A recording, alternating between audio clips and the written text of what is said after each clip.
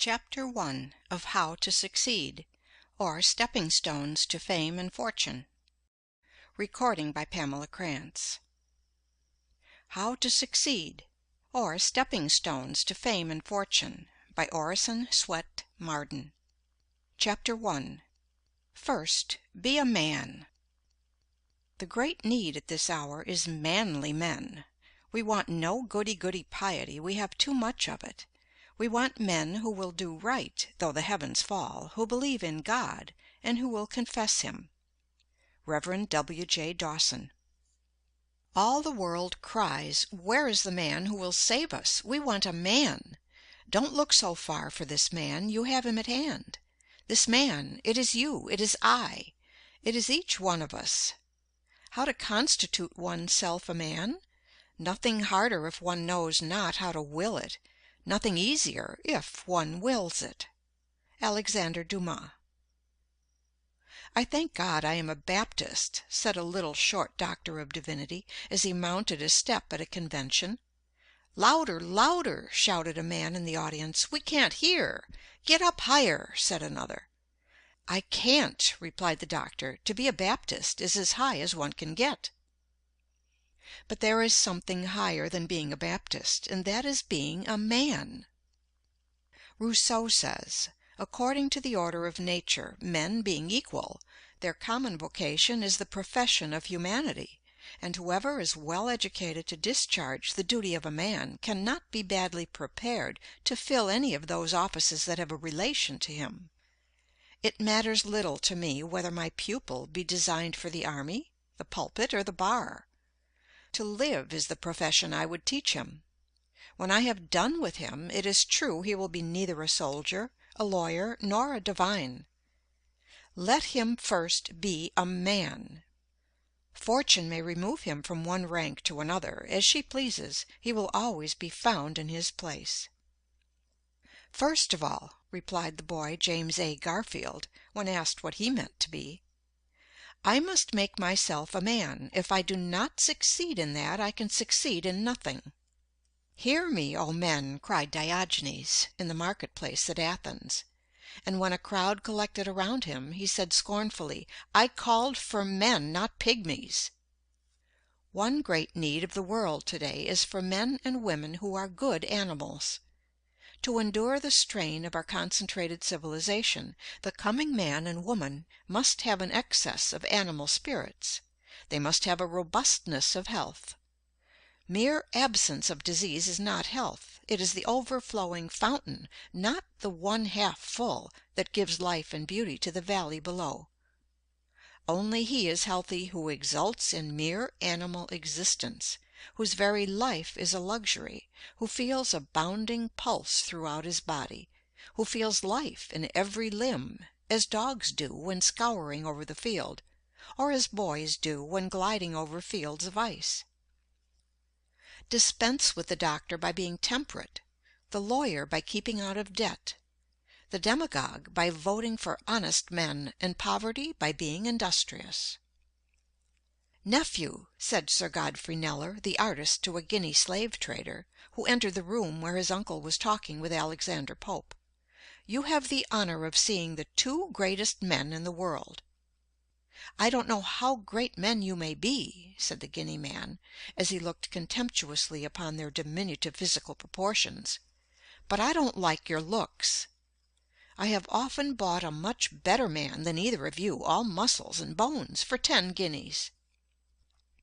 A man is never so happy as when he suffices to himself, and can walk without crutches or a guide. Said Jean Paul Richter, "I have made as much out of myself as could be made of the stuff, and no man should require more." "The body of an athlete and the soul of a sage," wrote Voltaire to Helvetius. "These are what we require to be happy." Although millions are out of employment in the United States, how difficult it is to find a thorough, reliable, self-dependent, industrious man or woman, young or old, for any position, whether as a domestic servant, an office boy, a teacher, a brakeman, a conductor, an engineer, a clerk, a bookkeeper, or whatever we may want.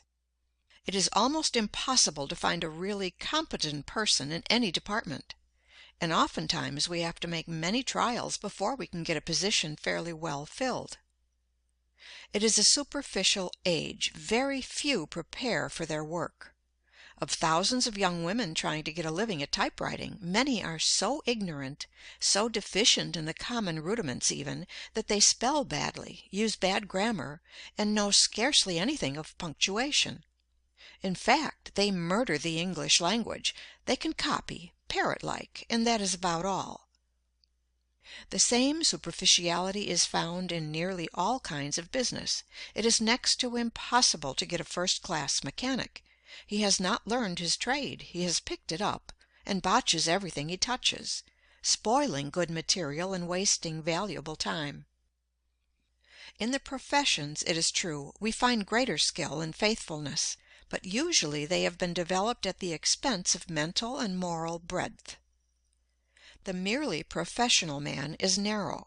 Worse than that, he is in a sense an artificial man, a creature of technicalities and specialties, removed alike from the broad truth of nature and from the healthy influence of human converse. In society, the most accomplished man of mere professional skill is often a nullity. He has sunk his personality in his dexterity.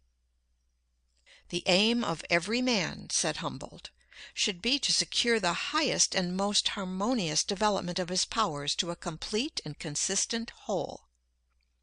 Some men impress us as immense possibilities.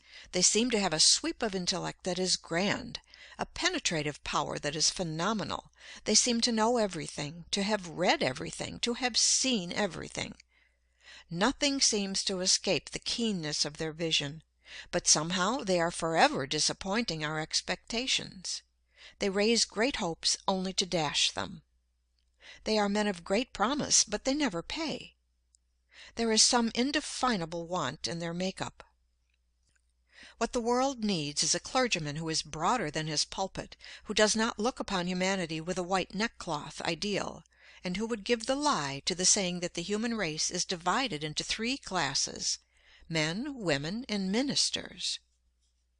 Wanted, a clergyman who does not look upon his congregation from the standpoint of old theological books and dusty cobweb creeds, but who sees the merchant as in his store, the clerk as making sales, the lawyer pleading before the jury, the physician standing over the sick bed.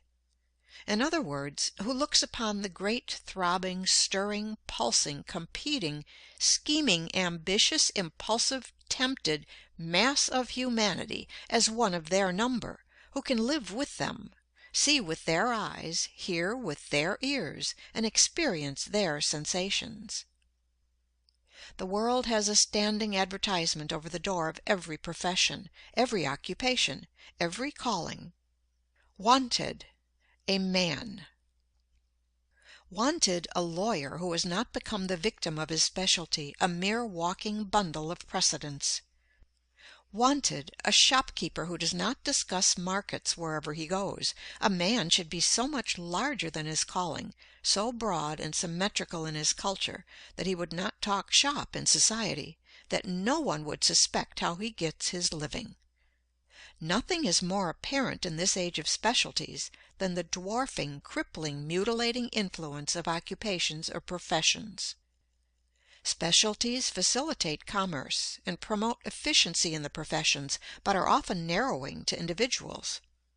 The spirit of the age tends to doom the lawyer to a narrow life of practice, the businessman to a mere money-making career. Think of a man, the grandest of God's creations, spending his lifetime standing beside a machine for making screws. There is nothing to call out his individuality, his ingenuity, his powers of balancing, judging, deciding. He stands there year after year until he seems but a piece of mechanism. His powers, from lack of use, dwindle to mediocrity, to inferiority, until finally he becomes a mere part of the machine he tends. Wanted, a man who will not lose his individuality in a crowd, a man who has the courage of his convictions, who is not afraid to say "no," though all the world say "yes." Wanted, a man who, though he is dominated by a mighty purpose, will not permit one great faculty to dwarf, cripple, warp, or mutilate his manhood, who will not allow the overdevelopment of one faculty to stunt or paralyze his other faculties. Wanted, a man who is larger than his calling, who considers it a low estimate of his occupation to value it merely as a means of getting a living. Wanted, a man who sees self-development, education and culture, discipline and drill, character and manhood in his occupation. As nature tries every way to induce us to obey her laws by rewarding their observance with health, pleasure and happiness, and punishes their violation by pain and disease, so she resorts to every means to induce us to expand and develop the great possibilities she has implanted within us. She nerves us to the struggle beneath which all great blessings are buried, and beguiles the tedious marches by holding up before us glittering prizes which we may almost touch, but never quite possess. She covers up her ends of discipline by trial, of character building through suffering, by throwing a splendor and glamour over the future, lest the hard dry facts of the present dishearten us and she fail in her great purpose. How else could nature call the youth away from all the charms that hang around young life, but by presenting to his imagination pictures of future bliss and greatness, which will haunt his dreams until he resolves to make them real? As a mother teaches her babe to walk by holding up a toy at a distance, not that the child may reach the toy, but that it may develop its muscles and strength, compared with which the toys are mere baubles, so nature goes before us through life, tempting us with higher and higher toys, but ever with one object in view, the development of the man. In every great painting of the masters there is one idea or figure which stands out boldly beyond everything else. Every other idea or figure on the canvas is subordinate to this idea or figure, and finds its real significance not in itself, but, pointing to the central idea, finds its true expression there. So in the vast universe of God every object of creation is but a guide board with an index finger pointing to the central figure of the created universe, man. Nature writes this thought upon every leaf. She thunders it in every creation. It exhales from every flower. It twinkles in every star. Open thy bosom, set thy wishes wide, and let in manhood, let in happiness. Admit the boundless theater of thought from nothing up to God, which makes a man. Young. End of Chapter 1. Recording by Pamela Krantz.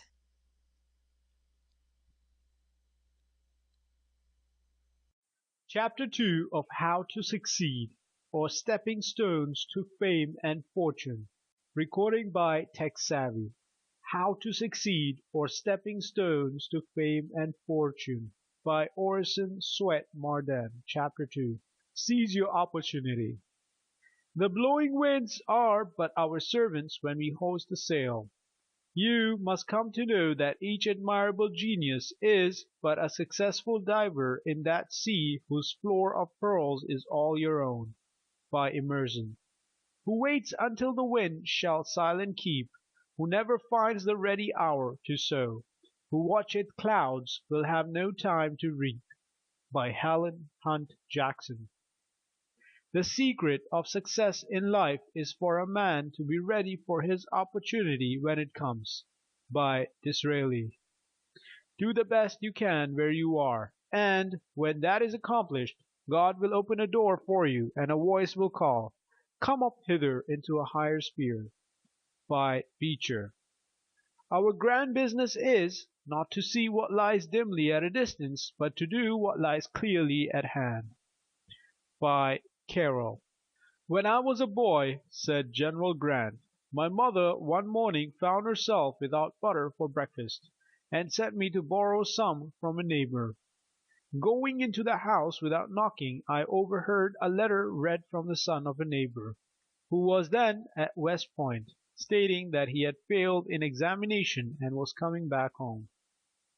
I got the butter, took it home, and without waiting for breakfast ran to the office of the congressman for our district. "Mr. Hammer," I said, "will you appoint me to West Point?" "No. Is there, and has 3 years to serve. But suppose he should fail, will you send me?" Mr. Hammer laughed. "If he don't go through, no use for you to try, you lie. Promise me you will give me the chance, Mr. Hammer, anyhow." Mr. Hammer promised. The next day the defeated lad came home, and the congressman, laughing at my sharpness, gave me the appointment. "Now," said Grant, "it was my mother's being without butter that made me general and president." But he was mistaken. It was his own shrewdness to see the chance, and the promptness to seize it, that urged him upward. "There is nobody," says a Roman cardinal, "whose fortune does not visit once in his life, but when she finds he is not ready to receive her, she goes in at the door and out through the window." Opportunity is coy. The careless, the slow, and the observant, the lazy fail to see it, or clutch at it when it has gone. The sharp fellows detect it instantly, and catch it when on the wing. The utmost which can be said about the matter is, that circumstances will and do combine to help men at some periods of their lives, and combine to thwart them at others. Thus much we freely admit, but there is no fatality in these combinations, neither any such thing as luck or chance, as commonly understood. They come and go like all other opportunities and occasions in life, and if they are seized upon and made the most of, the man whom they benefit is fortunate. But if they are neglected and allowed to pass by unimproved, he is unfortunate. "Charlie," says Moses H. Grinnell to a clerk born in New York City, "take my overcoat tip to my house on the Fifth Avenue." Mr. Charlie takes the coat, mutters something about, "I'm not an errand boy. I came here to learn business," and moves reluctantly. Mr. Grinnell sees it, and at the same time one of his New England clerks says, "I'll take it up." "That is right. Do so," says Mr. G. And to himself he says, "That boy is smart. He will work." And he gives him plenty to do. He gets promoted, gets the confidence of business men, as well as of his employers, and is soon known as a successful man. The youth who starts out in life determined to make the most of his eyes and let nothing escape him which he can possibly use for his own advancement, who keeps his ears open for every sound that can help him on his way, who keeps his hands open he may clutch every opportunity, who is ever on the alert for everything which can help him to get on in the world, who seizes every experience in life and grinds it up into paint for his great life's picture, who keeps his heart open that he may catch every noble impulse and everything which may inspire him, will be sure to live a successful life. There are no ifs or ands about it. If he has his health, nothing can keep him from success. Zion's Herald says that Isaac Rich, who gave 1,350,000 to found Boston University of the Methodist Episcopal Church, began business thus. At 18 he went from Cape Cod to Boston with $3 or $4 in his possession, and looked about for something to do, rising early, walking far, observing closely, reflecting much. Soon he had an idea. He bought 3 bushels of oysters, hired a wheelbarrow, found a piece of board, bought 6 small plates, 6 iron forks, a 3-cent pepper box, and 1 or 2 other things. He was at the oyster boat buying his oysters at 3 o'clock in the morning. Wheeled them in 3 miles, set up his board near a market, and began business. He sold out his oysters as fast as he could get them, at a good profit. In that same market he continued to deal in oysters and fish for 40 years, became king of the business, and ended by founding a college. His success was won by the industry and honesty. "Give me a chance," said Halliburton's stupid, "and I will show you." But most likely he has had his chance already and neglected it. "Well, boys," said Mr. A New York merchant, to his 4 clerks, one winter morning in 1815, "this is good news. Peace has been declared. Now we must be up and doing. We shall have our hands full, but we can do as much as anybody." He was owner and part owner of several ships lying dismantled during the war, 3 miles up the river, which was covered with ice and an inch thick. He knew that it would be a month before the ice yielded for the season, and that thus the merchants in other towns where the harbors were open would have time to be in the foreign markets before him. His decision therefore was instantly taken. "Reuben," he continued, addressing one of his clerks, "go and collect as many laborers as possible to go up in the river. Charles, do you find Mr. the rigger, and Mr. the sailmaker, and tell them I want them immediately. John, engage half a dozen truckmen for today and tomorrow. Stephen, do you hunt up as many gravers and caulkers as you can, and hire them to work for me." And Mr. A himself sallied forth to provide the necessary implements for ice breaking. Before 12 o'clock that day upward of 100 men were 3 miles up the river, clearing the ships and cutting away ice, which they sawed out in large squares, and then thrust under the mainmast to open up the channel. The roofing over the ships was torn off, and the clatter of the caulkers' mallets was like to the rattling of a hailstorm. Loads of rigging were passed up on the ice. Riggers went to and fro with belt and knife. Sailmakers busily plied their needles, and the whole presented an unusual scene of stir and activity and well-directed labor. Before night the ships were afloat, and moved some distance down the channel, and by the time they had reached the wharf, namely in some 8 or 10 days, their rigging and spars were aloft, their upper timbers caulked, and everything ready for them to go to sea. Thus Mr. A competed and on equal terms with the merchants of open seaports. Large and quick gains rewarded his enterprise, and his neighbors spoke depreciatingly of his good luck. But as the writer from whom we get the story says, Mr. A was equal to his opportunity, and this was the secret of his good fortune. A Baltimore lady lost a valuable diamond bracelet at a ball, and supposed it was stolen from the pocket of her cloak. Years afterward she walked the streets near the Peabody Institute to get money to purchase food. She cut up an old, worn-out, ragged cloak to make a hood of, when lo, in the lining of the cloak she discovered the diamond bracelet. During all her poverty she was worth $3,500, but did not know it. Many of us who think we are poor are rich in opportunities if we could only see them, in possibilities all about us, in faculties worth more than diamond bracelets, in power to do good. In our large Eastern cities it has been found that at least 94 out of every 100 found their first fortune at home or near at hand, and in meeting common everyday wants. It is a sorry day for a young man who cannot see any opportunities where he is, but thinks he can do better somewhere else.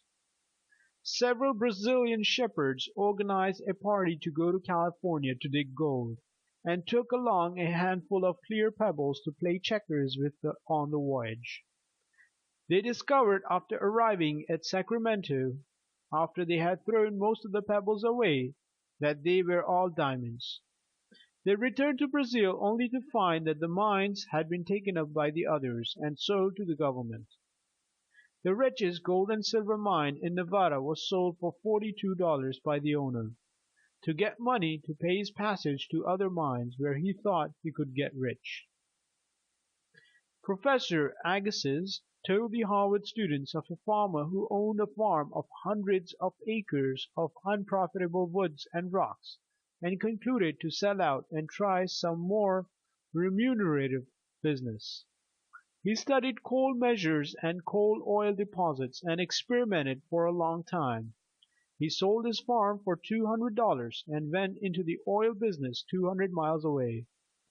Only a short time afterward, the man who bought the farm discovered a great flood of coal oil, which the farmer had ignorantly tried to drain off. A man was once sitting in an uncomfortable chair in Boston, talking with a friend as to what he could do to help mankind. "I should think it would be a good thing," said the friend, "to begin by getting up an easier and cheaper chair." "I will do it!" he exclaimed, leaping up and examining the chair. He found a great deal of rattan thrown away by the East India merchant ships, whose cargoes were wrapped in it. He began the manufacture of rattan chairs and other furniture, and has astonished the world by what he has done with what was before thrown away. While this man was dreaming about some far-off success, he at that very time had fortune awaiting only his ingenuity and industry. If you want to get rich, study yourself and your own wants. You will find millions of dollars have the same wants, the same demands. The safest business is always connected with men's prime necessities. They must have clothing, dwellings, they must eat. They want comforts, facilities of all kinds, for use and pleasure, luxury, education, culture. Any man who can supply a great want of humanity, improve any methods which men use, supply any demand, or contribute in any way to their well-being, can make a fortune. But it is detrimental to the highest success to undertake anything merely because it is profitable. If the vocation does not supply a human want, if it is not helpful, if it is degrading, if it is narrowing, don't touch it. A selfish vocation never pays. If it belittles the manhood, blights the affections, dwarfs the mental life, chills the charities, and shrivels the soul, don't touch it. Choose that occupation, if possible, which will be the most helpful to the largest number. It is estimated that 5 out of every 7 of the millionaire manufacturers began by making, with their own hands, the articles on which they made their fortune. One of the greatest hindrances to the advancement and promotion in life is the lack of observation and the disinclination to take pains. A keen, cultivated observation will see a fortune where others see only poverty. An observing man, the eyelets of whose shoes pulled out, but who could ill afford to get another pair, said to himself, "I will make a metallic lacing hook, which can be riveted into leather." He succeeded in doing so, and now he is a very rich man. An observing barber in Newark, N.J., thought he could make an improvement on shears for cutting hair, and invented clippers, and became very rich. A Maine man was called from the hayfield to wash out the clothes for his invalid wife. He had never realized that it was to wash before. He invented the washing machine and made a fortune. A man who was suffering terribly with toothache said to himself there must be some way of filling teeth to prevent them from aching. He invented gold filling for teeth. The great things of the world have not been done by men of large means. Want has been the great schoolmaster of the race. Necessity has been the mother of all great inventions. Ericsson began the construction of his screw propeller in a bathroom. John Harrison, the great inventor of the marine chronometer, began his career in the loft of an old barn. Parts of the first steamboat ever run in America were set up in the vestry of an old church in Philadelphia by Fitch. McCormick began to make his famous reaper in an old grist mill. The first model dry dock was made in an attic. Clark, the founder of Clark University of Worcester, Massachusetts, began his great fortune by making toy wagons in a horse shed. Opportunities! They crowd around us. Forces of nature plead to be used in the service of man. As lightning for ages tried to attract his attention to electricity, which would do his drudgery and leave him to develop the God-given powers within him. There is power lying latent everywhere, waiting for the observant eye to discover it. First, find out what the people need and then supply that want. An invention to make the smoke go the wrong way in a chimney might be a very ingenious thing, but it would be of no use to humanity. The Patent Office at Washington is full of wonderful devices, ingenious mechanism. Not one in hundreds is of earthly use to the inventor or to the world. And yet, how many families have been impoverished and have struggled for years mid want and woe, while the father has been working on useless inventions. These men did not study the wants of humanity. A.T. Stewart, as a boy, lost 87 cents when his capital was $1.50 in buying buttons and thread which people would not purchase. After that, he made it a rule never to buy anything which people did not want. The first thing a youth entering the city to make his home there needs to do is make himself a necessity to the person who employs him. According to the Boston Herald, whatever he may have been at home, it counts for nothing until he has done something that makes known the quality of the stuff that is in him. If he shirks work, however humble it may be, the work will soon be inclined to shirk him. But the youth who comes into a city to make his way in the world, and is not afraid of doing his best whether he is paid for it or not, is not long in finding remunerative employment. The people who seem so indifferent to employing young people from the country are eagerly watching for the newcomers, but they look for qualities of character and service in actual work before they manifest confidence or give recognition. It is the youth who is deserving that wins his way out to the front, and when once he has been tested, his promotion is only a question of time. It is the same with young women. There are seemingly no places for them where they can earn a decent living, but the moment they fill their places worthily, there is enough room for them, and progress is rapid. What the city people desire most is to find those who have the ability to take important places, and the question of gaining a position in the city resolves itself at once into the question of what the young persons have brought with them from home. It is the staying qualities that have been inwrought from childhood which are now in requisition, and the success of the boy or girl is determined by the amount of energetic character that has been developed in the early years at home. Take up the experience of every man and woman who has made a mark in the city for the last 100 years, and it has been the sterling qualities of the home training that have constituted the success of later years. Don't think you have no chance in life because you have no capital to begin with. Most of the rich men of today began poor. The chances are you would be ruined if you had capital. You can only use to advantage what has become a part of yourself by your earning it. It is estimated that not one rich man's son in 10,000 dies rich. God has given every man a capital to start with.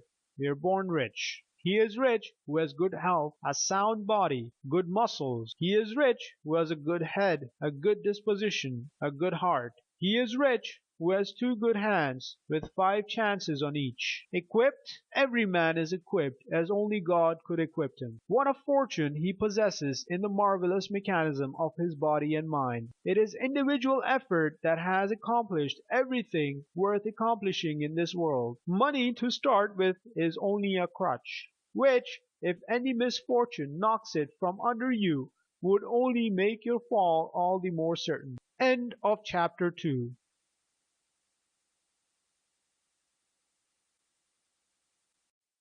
Chapter 3 of How to Succeed, or Stepping Stones to Fame and Fortune. How to Succeed, or Stepping Stones to Fame and Fortune, by Orison Swett Marden. Chapter 3. How did he begin? There can be no doubt that the captains of industry today, using that term in its broadest sense, are men who began life as poor boys. Seth Low.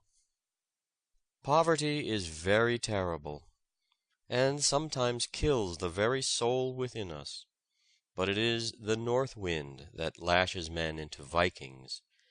It is the soft, luscious south wind which lulls them to lotus dreams. Ouida. 'Tis a common proof that lowliness is young ambition's ladder. Shakespeare. 50 years ago, said Hezekiah Conant, the millionaire manufacturer and philanthropist of Pawtucket, Rhode Island, I persuaded my father to let me leave my home in Dudley, Massachusetts, and strike out for myself.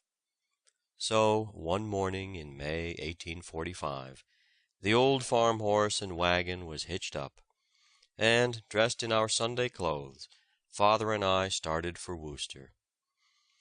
Our object was to get me the situation offered by an advertisement in the Worcester County Gazette, as follows: Boy wanted.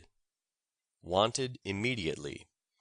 At the Gazette office, a well-disposed boy, able to do heavy rolling. Worcester, May 7.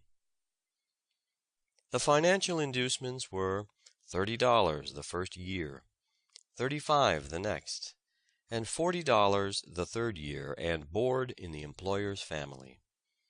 These conditions were accepted, and I began work the next day. The Gazette was an ordinary 4-page sheet. I soon learned what, quote, heavy rolling, unquote, meant, for the paper was printed on a Washington hand press, the edition of about 2,000 copies, requiring 2 laborious intervals of about 10 hours each every week. The printing of the outside was generally done Friday, and kept me very busy all day. The inside went to press about 3 or 4 o'clock Tuesday afternoon, and it was after 3 o'clock on Wednesday morning before I could go to bed, tired and lame from the heavy rolling. In addition, I also had the laborious task of carrying a quantity of water from the pump behind the block around to the entrance in front, and then up 2 flights of stairs, usually a daily job. I was at first everybody's servant. I was abused, called all sorts of nicknames, had to sweep out the office, build fires in winter, run errands, post bills, carry papers, wait on the editor. In fact, I led the life of a genuine printer's devil. But when I showed them at length that I had learned to set type and run the press, I got promoted, and another boy was hired to succeed in my task with all its decorations. That was my first success, and from that day to this I have never asked anybody to get me a job or situation, and never used a letter of recommendation. But when an important job was in prospect, the proposed employers were given all facilities to learn of my abilities and character. If some young men are easily discouraged, I hope they may gain encouragement and strength from my story. It is a long, rough road at first, but, like the ship on the ocean, you must lay your course for the place where you hope to land, and take advantage of all favoring circumstances. Don't go about the town any longer in that outlandish rig. Let me give you an order on the store. Dress up a little, Horace. Horace Greeley looked down on his clothes, as if he had never before noticed how seedy they were, and replied, "You see, Mr. Sterrett, my father is on a new place, and I want to help him all I can." He had spent but $6 for personal expenses in 7 months, and was to receive 135 from Judge J. M. Sterrett of the Erie Gazette for substitute work. He retained but $15, and gave the rest to his father, with whom he had moved from Vermont to western Pennsylvania, and for whom he had camped out many a night to guard the sheep from wolves. He was nearly 21, and, although tall and gawky, with tow-colored hair, a pale face, and whining voice, he resolved to seek his fortune in New York City.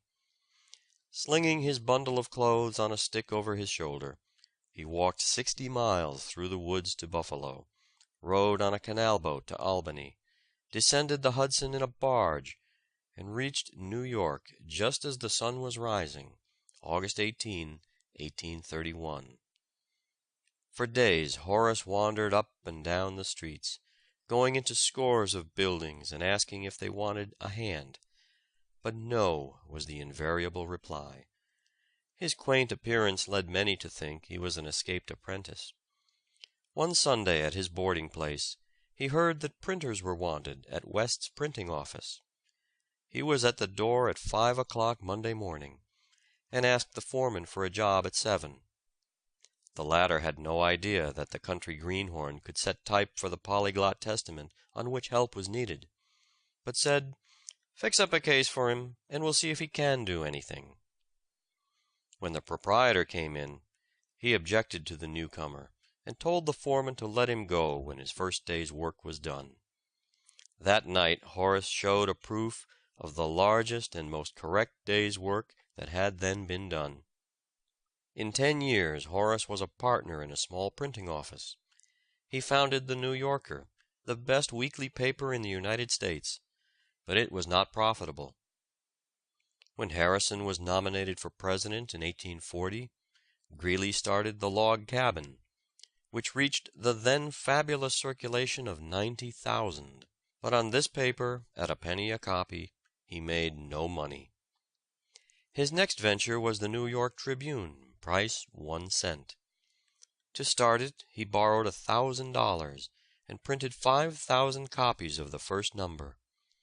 It was difficult to give them all away. He began with 600 subscribers, and increased the list to 11,000 in 6 weeks. The demand for the Tribune grew faster than new machinery could be obtained to print it. It was a paper whose editor always tried to be right. At the World's Fair in New York in 1853, President Pierce might have been seen watching a young man exhibiting a patent rat trap. He was attracted by the enthusiasm and diligence of the young man, but never dreamed that he would become one of the richest men in the world. It seemed like small business for Jay Gould to be exhibiting a rat trap, but he did it well and with enthusiasm. In fact, he was bound to do it as well as it could be done. Young Gould supported himself by odd jobs at surveying, paying his way by erecting sundials for farmers at $1 apiece, frequently taking his pay in board. Thus he laid the foundation for the business career in which he became so rich. Frederick Douglass started in life with less than nothing, for he did not own his own body, and he was pledged before his birth to pay his master's debts. To reach the starting point of the poorest white boy, he had to climb as far as the distance which the latter must ascend if he would become President of the United States. He saw his mother but 2 or 3 times, and then in the night, when she would walk 12 miles to be with him an hour, returning in time to go into the field at dawn. He had no chance to study, for he had no teacher, and the rules of the plantation forbade slaves to learn to read and write. But somehow, unnoticed by his master, he managed to learn the alphabet from scraps of paper and patent medicine almanacs, and no limits could then be placed to his career. He put to shame thousands of white boys. He fled from slavery at 21, went north and worked as a stevedore in New York and New Bedford. At Nantucket he was given an opportunity to speak in an anti-slavery meeting, and made so favorable an impression that he was made agent of the Anti-Slavery Society of Massachusetts. While traveling from place to lecture, he would study with all his might. He was sent to Europe to lecture, and won the friendship of several Englishmen, who gave him $750, with which he purchased his freedom. He edited a paper in Rochester, New York, and afterward conducted the New Era in Washington. For several years he was Marshal of the District of Columbia. He became the first colored man in the United States, the peer of any man in the country, and died honored by all in 1895. "What has been done can be done again," said the boy with no chance, who became Lord Beaconsfield, England's great Prime Minister. "I am not a slave, I am not a captive, and by energy I can overcome greater obstacles." Jewish blood flowed in his veins, and everything seemed against him. But he remembered the example of Joseph, who became Prime Minister of Egypt 4,000 years before, and that of Daniel, who was Prime Minister to the greatest despot of the world 5 centuries before the birth of Christ. He pushed his way up through the lower classes, up through the middle classes, up through the upper classes, until he stood a master, self-poised upon the topmost round of political and social power. Rebuffed, scorned, ridiculed, hissed down in the House of Commons, he simply said, "The time will come when you shall hear me." The time did come, and the boy with no chance but a determined will swayed the scepter of England for a quarter of a century. "I learned grammar when I was a private soldier on the pay of 6 pence a day," said William Cobbett. "The edge of my berth, or that of the guard bed, was my seat to study in. My knapsack was my bookcase. A bit of board lying on my lap was my writing table. And the task did not demand anything like a year of my life. I had no money to purchase candles or oil. In winter it was rarely that I could get any evening light but that of the fire, and only my turn even of that. To buy a pen or a sheet of paper, I was compelled to forego some portion of my food, though in a state of half starvation. I had no moment of time that I could call my own, and I had to read and write amidst the talking, laughing, singing, whistling, and bawling of at least a half a score of the most thoughtless of men, and that, too, in the hours of their freedom from all control. Think not lightly of the farthing I had to give, now and then, for pen, ink, or paper. That farthing was, alas, a great sum to me. I was as tall as I am now, and I had great health and great exercise. The whole of the money not expended for us at market was 2 pence a week for each man. I remember, and well I may, that upon one occasion I had, after all absolutely necessary expenses, on a Friday, made shift to have a halfpenny in reserve, which I had destined for the purchase of a red herring in the morning. But when I pulled off my clothes at night, so hungry then as to be hardly able to endure life, I found that I had lost my halfpenny. I buried my head under the miserable sheet and rug, and cried like a child. If I, under such circumstances, could encounter and overcome this task, he added, can there be in the world a youth to find any excuse for its non-performance? "I have talked with great men," Lincoln told his fellow clerk and friend, Greene, according to McClure's magazine, "and I do not see how they differ from others." He made up his mind to put himself before the public, and talked of his plans to his friends. In order to keep in practice in speaking, he walked 7 or 8 miles to debating clubs. Practicing polemics was what he called the exercise. He seems now for the first time to have begun to study subjects. Grammar was what he chose.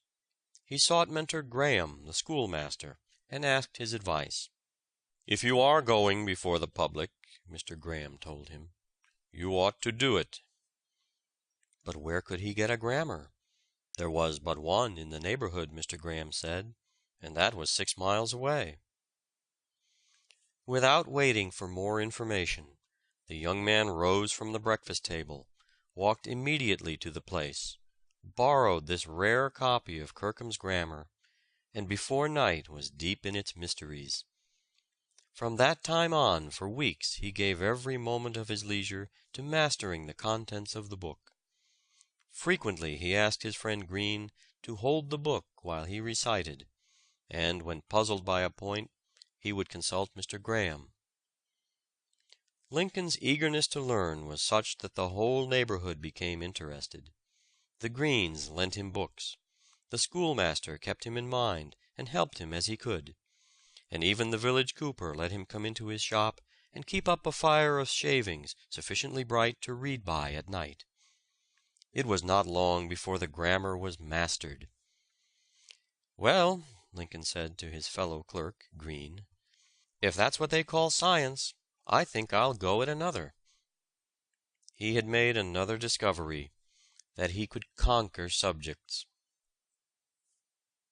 The poor and friendless lad, George Peabody, weary, footsore, and hungry, called at a tavern in Concord, New Hampshire, and asked to be allowed to saw wood for lodging and breakfast. Half a century later he called there again, but then George Peabody was one of the greatest millionaire bankers of the world. Bishop Fowler says, "It is one of the greatest encouragements of our age that ordinary men with extraordinary industry reach the highest stations." Greeley's father, because the boy tried to yoke the off ox on the near side, said, "That boy will never get along in the world. He'll never know enough to come in when it rains." He was too poor to wear stockings, but Horace persevered and became one of the greatest editors of his century. Handel's father hated music, and would not allow a musical instrument in the house. But the boy with an aim secured a little spinet, hid it in the attic where he practiced every minute where he could steal without detection, until he surprised the great players and composers of Europe by his wonderful knowledge of music. He was very practical in his work, and studied the taste and sensitiveness of audiences until he knew exactly what they wanted. Then he would compose something to supply the demand. He analyzed the effect of sounds and combinations of sounds upon the senses, and wrote directly to human needs. His greatest work, The Messiah, was composed in Dublin for the benefit of poor debtors who were imprisoned there. The influence of this masterpiece was tremendous.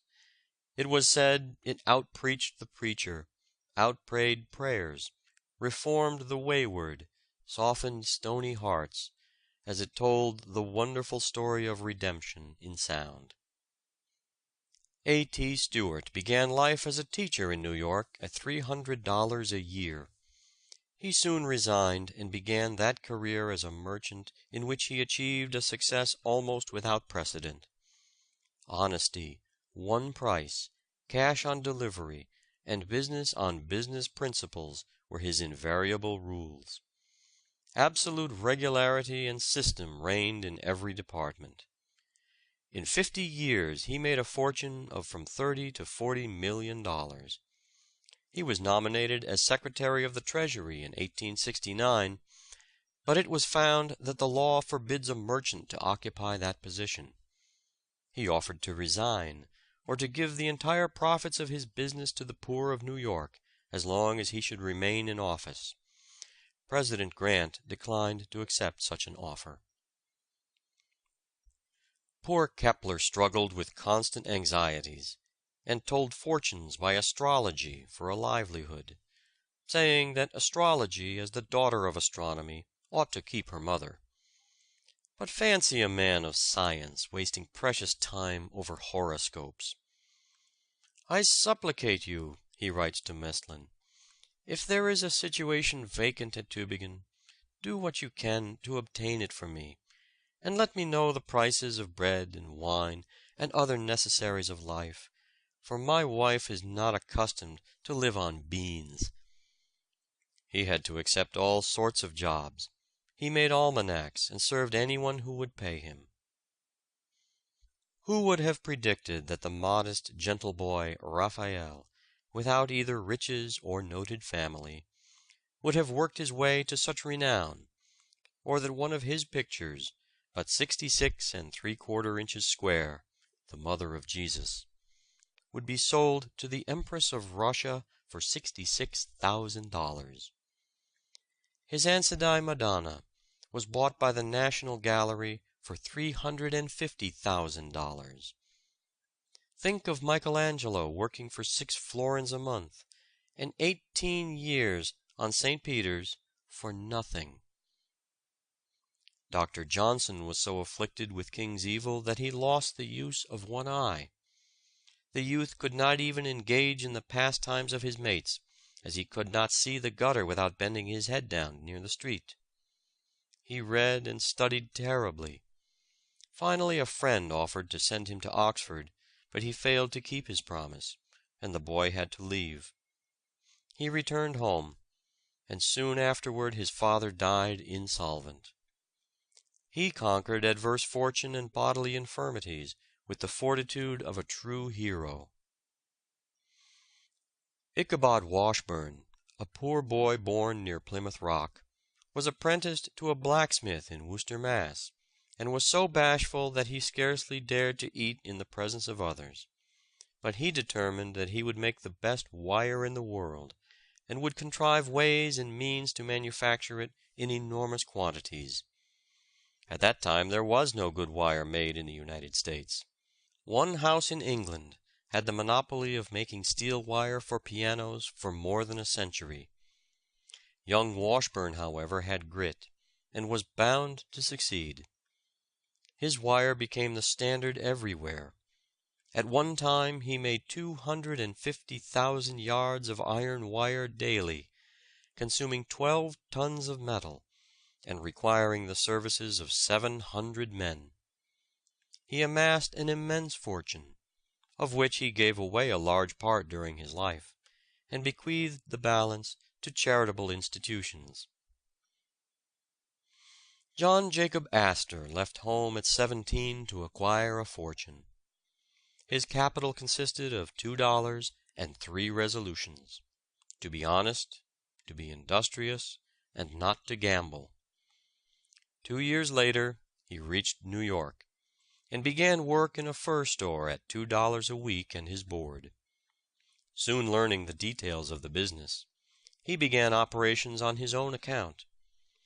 By giving personal attention to every purchase and sale, roaming the woods to trade with the Indians, or crossing the Atlantic to sell his furs at a great profit in England, he soon became the leading fur dealer in the United States. His idea of what constitutes a fortune expanded faster than his acquisitions. At 50 he owned millions. At 60 his millions owned him. He invested in land, becoming in time the richest owner of real estate in America. Generous to his family, he seldom gave much for charity. He once subscribed $50 for some benevolent purpose, when one of the committee of solicitation said, "We did hope for more, Mr. Astor. Your son gave us $100. "Ah," chuckled the rich furrier, "William has a rich father. Mine was poor." Elihu Burritt wrote in a diary kept at Worcester, whither he went to enjoy its library privileges, such entries as these: Monday, June 18. Headache. 40 pages Cuvier's Theory of the Earth. 64 pages of French. 11 hours forging. Tuesday, June 19, 60 lines Hebrew, 30 Danish, 10 lines Bohemian, 9 lines Polish, 15 names of stars, 10 hours forging. Wednesday, June 20, 25 lines Hebrew, 8 lines Syriac, 11 hours forging. He mastered 18 languages and 32 dialects. He became eminent as the learned blacksmith, and for his noble work in the service of humanity. Edward Everett said of the manner in which this boy with no chance acquired great learning, "It is enough to make one who has had good opportunities for education hang his head in shame." "I was born in poverty," said Vice President Henry Wilson. "Want sat by my cradle. I know what it is to ask a mother for bread when she has none to give.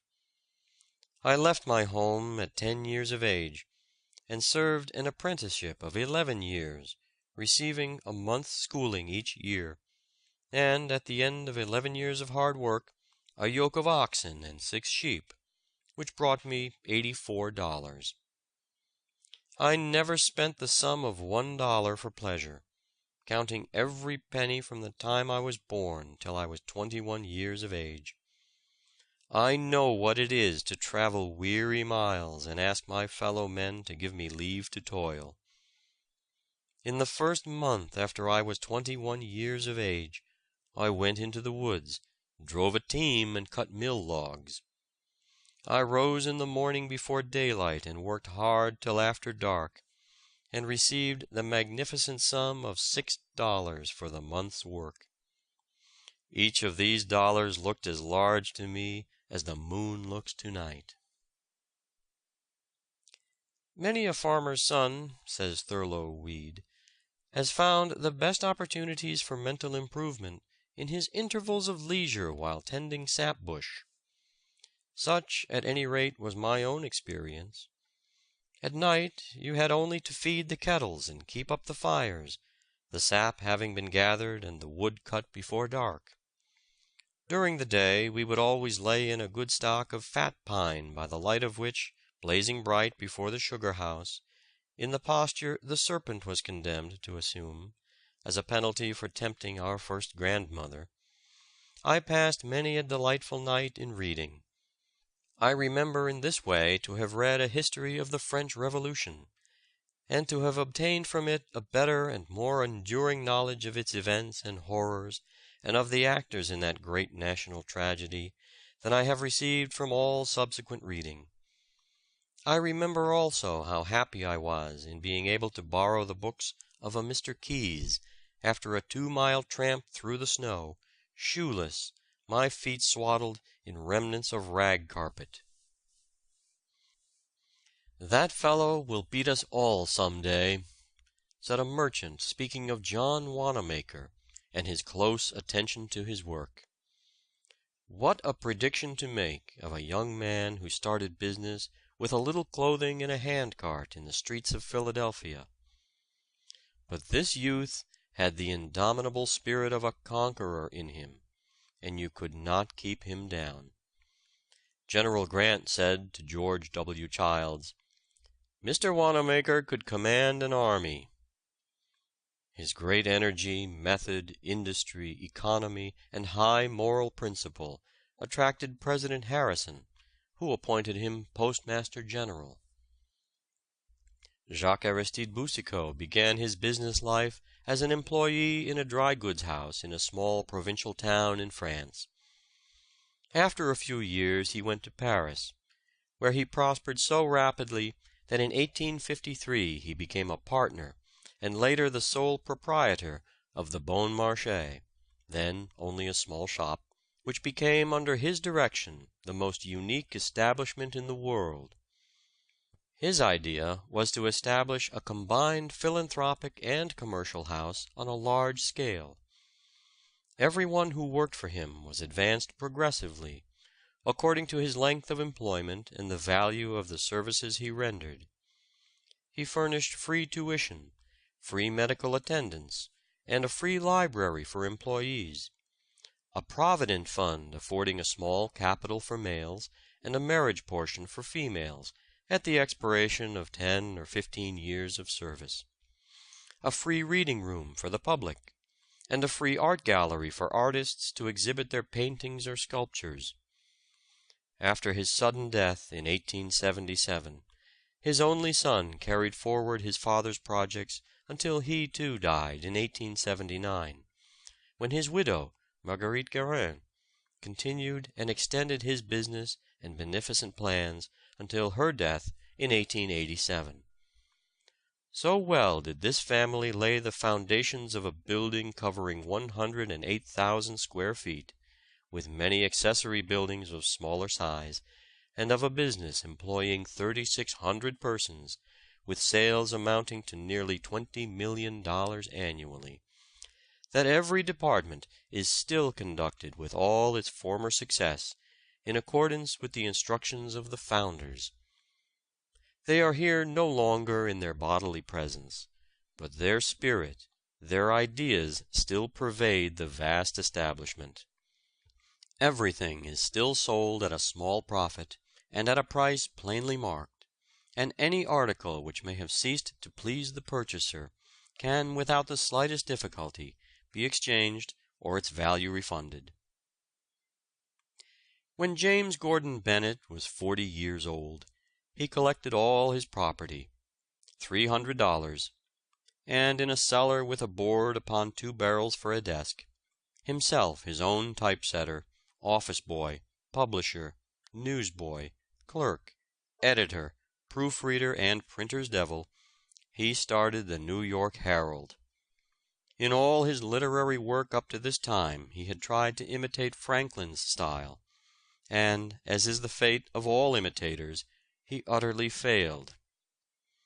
He lost 20 years of his life trying to be somebody else. He first showed the material he was made of in the salutatory of the Herald, viz., "Our only guide shall be good, sound, and practical common sense, applicable to the business and bosoms of men engaged in everyday life. We shall support no party, be the organ of no faction or coterie, and care nothing for any election or any candidate, from president down to constable. We shall endeavor to record facts upon every public and proper subject, stripped of verbiage and coloring, with comments when suitable, just, independent, fearless, and good-tempered." Joseph Hunter was a carpenter, Robert Burns a plowman, Keats a druggist, Thomas Carlyle a mason, Hugh Miller a stonemason. Rubens the artist was a page, Swedenborg a mining engineer, Dante and Descartes were soldiers. Ben Jonson was a bricklayer, and worked at building Lincoln Inn in London, with trowel in hand and a book in his pocket. Jeremy Taylor was a barber. Andrew Johnson was a tailor. Cardinal Wolsey was a butcher's son. So were Defoe and Kirk White. Michael Faraday was the son of a blacksmith. He even excelled his teacher, Sir Humphrey Davy, who was an apprentice to an apothecary. Virgil was the son of a porter, Homer of a farmer, Pope of a merchant, Horace of a shopkeeper, Demosthenes of a cutler, Milton of a money scrivener, Shakespeare of a wool stapler, and Oliver Cromwell of a brewer. John Wanamaker's first salary was $1.25 per week. A.T. Stewart began his business life as a school teacher. James Keene drove a milk wagon in a California town. Joseph Pulitzer, proprietor of the New York World, once acted as a stoker on a Mississippi steamboat. When a young man, Cyrus Field was a clerk in a New England store. George W. Childs was an errand boy for a bookseller at $4 a month. Andrew Carnegie began work in a Pittsburgh telegraph office at $3 a week. C.P. Huntington sold butter and eggs for what he could get a pound or dozen. Whitelaw Reid was once a correspondent of a newspaper in Cincinnati at $5 per week. Adam Forepaugh was once a butcher in Philadelphia. Sarah Bernhardt was a dressmaker's apprentice. Adelaide Nielsen began life as a child's nurse. Miss Braddon, the novelist, was a utility actress in the provinces. Charlotte Cushman was the daughter of poor people. Mr. W. O. Stoddard, in his Men of Business, tells a characteristic story of the late Leland Stanford. When 18 years of age, his father purchased a tract of woodland, but had not the means to clear it as he wished. He told Leland that he could have all he could make from the timber if he would leave the land clear of trees. A new market had just then been created for cordwood, and Leland took some money that he had saved, hired other choppers to help him, and sold over 2,000 cords of wood to the Mohawk and Hudson River Railroad at a net profit of $2,600. He used this sum to start him in his law studies, and thus, as Mr. Stoddard says, chopped his way to the bar. It is said that the career of Benjamin Franklin is full of inspiration for any young man. When he left school for good, he was only 12 years of age. At first he did little but read.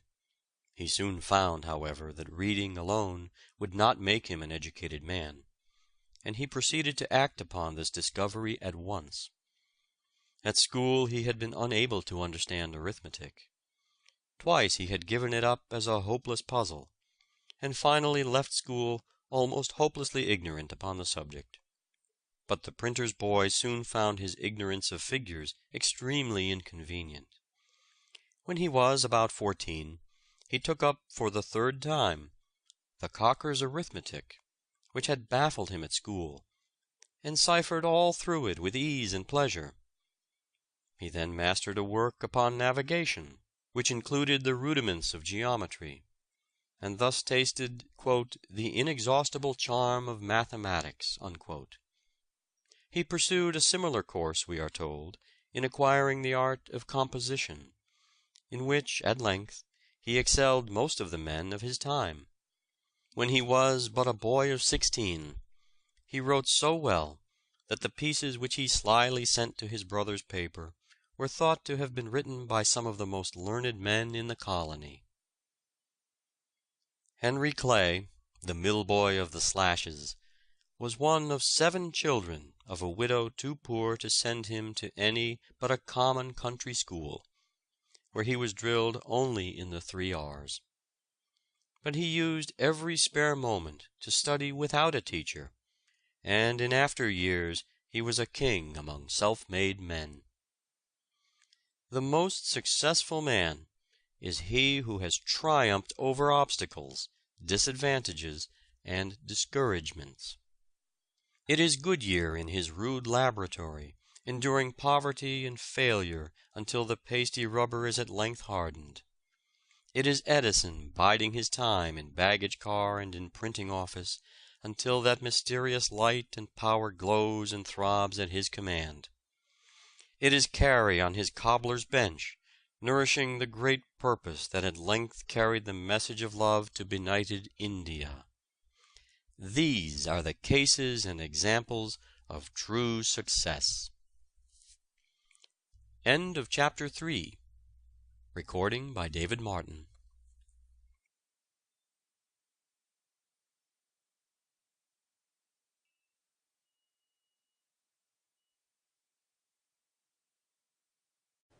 Chapter 4 of How to Succeed, or Stepping Stones to Fame and Fortune. How to Succeed, or Stepping Stones to Fame and Fortune, by Orison Swett Marden. Chapter 4, Out of Place. The high prize of life, the crowning fortune of a man, is to be born with a bias to some pursuit which finds him in employment and happiness. Emerson. The art of putting the right man in the right place is perhaps the first in the science of government, but the art of finding a satisfactory position for the discontented is the most difficult. Talleyrand. It is a celebrated thought of Socrates that if all the misfortunes of mankind were cast into a public stock, in order to be equally distributed among the whole species, those who now think themselves the most unhappy would prefer the share they are already possessed of, before that which would fall to them by such a division. Addison. I was born to other things. Tennyson. How many a rustic Milton has passed by, stifling the speechless longings of his heart, in unremitting drudgery and care. How many a vulgar Cato has compelled his energies, no longer tameless then, to mould a pin or fabricate a nail. Shelley. But I'm good for something, pleaded a young man whom a merchant was about to discharge for his bluntness. You are good for nothing as a salesman, said his employer. I am sure I can be useful, said the youth. How? Tell me how. I don't know, sir, I don't know. Nor do I, said the merchant, laughing at the earnestness of his clerk. Only don't put me away, sir, don't put me away. Try me at something besides selling. I cannot sell, I know I cannot sell. I know that too, said the principal. That is what's wrong. But I can make myself useful somehow, persisted the young man. I know I can. He was placed in the counting-house, where his aptitude for figures soon showed itself, and in a few years he became not only chief cashier in the large store, but an eminent accountant. Out of an art, says Bulwer, a man may be so trivial you would mistake him for an imbecile, at best a grown infant. Put him into his art, and how high he soars above you! How quietly he enters into a heaven of which he has become a denizen, and unlocking the gates with his golden key, admits you to follow, an humble, reverent visitor. A man out of place is like a fish out of water. Its fins mean nothing, they are only a hindrance. The fish can do nothing but flounder out of its element, but as soon as the fins feel the water, they mean something. 52% of our college graduates studied law, not because in many cases they have the slightest natural aptitude for it, but because it is put down as the proper road to promotion. A man never grows in personal power and moral stamina when out of his place.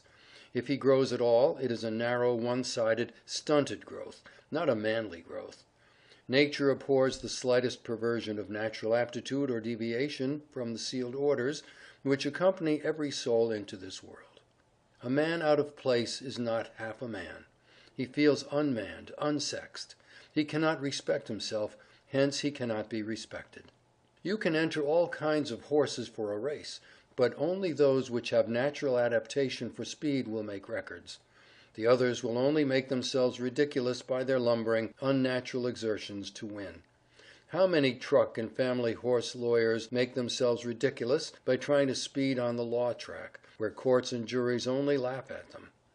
The effort to redeem themselves from scorn may enable them by unnatural exertions to become fairly passable, but the same efforts along the line of their strength or adaptation would make them kings in their line.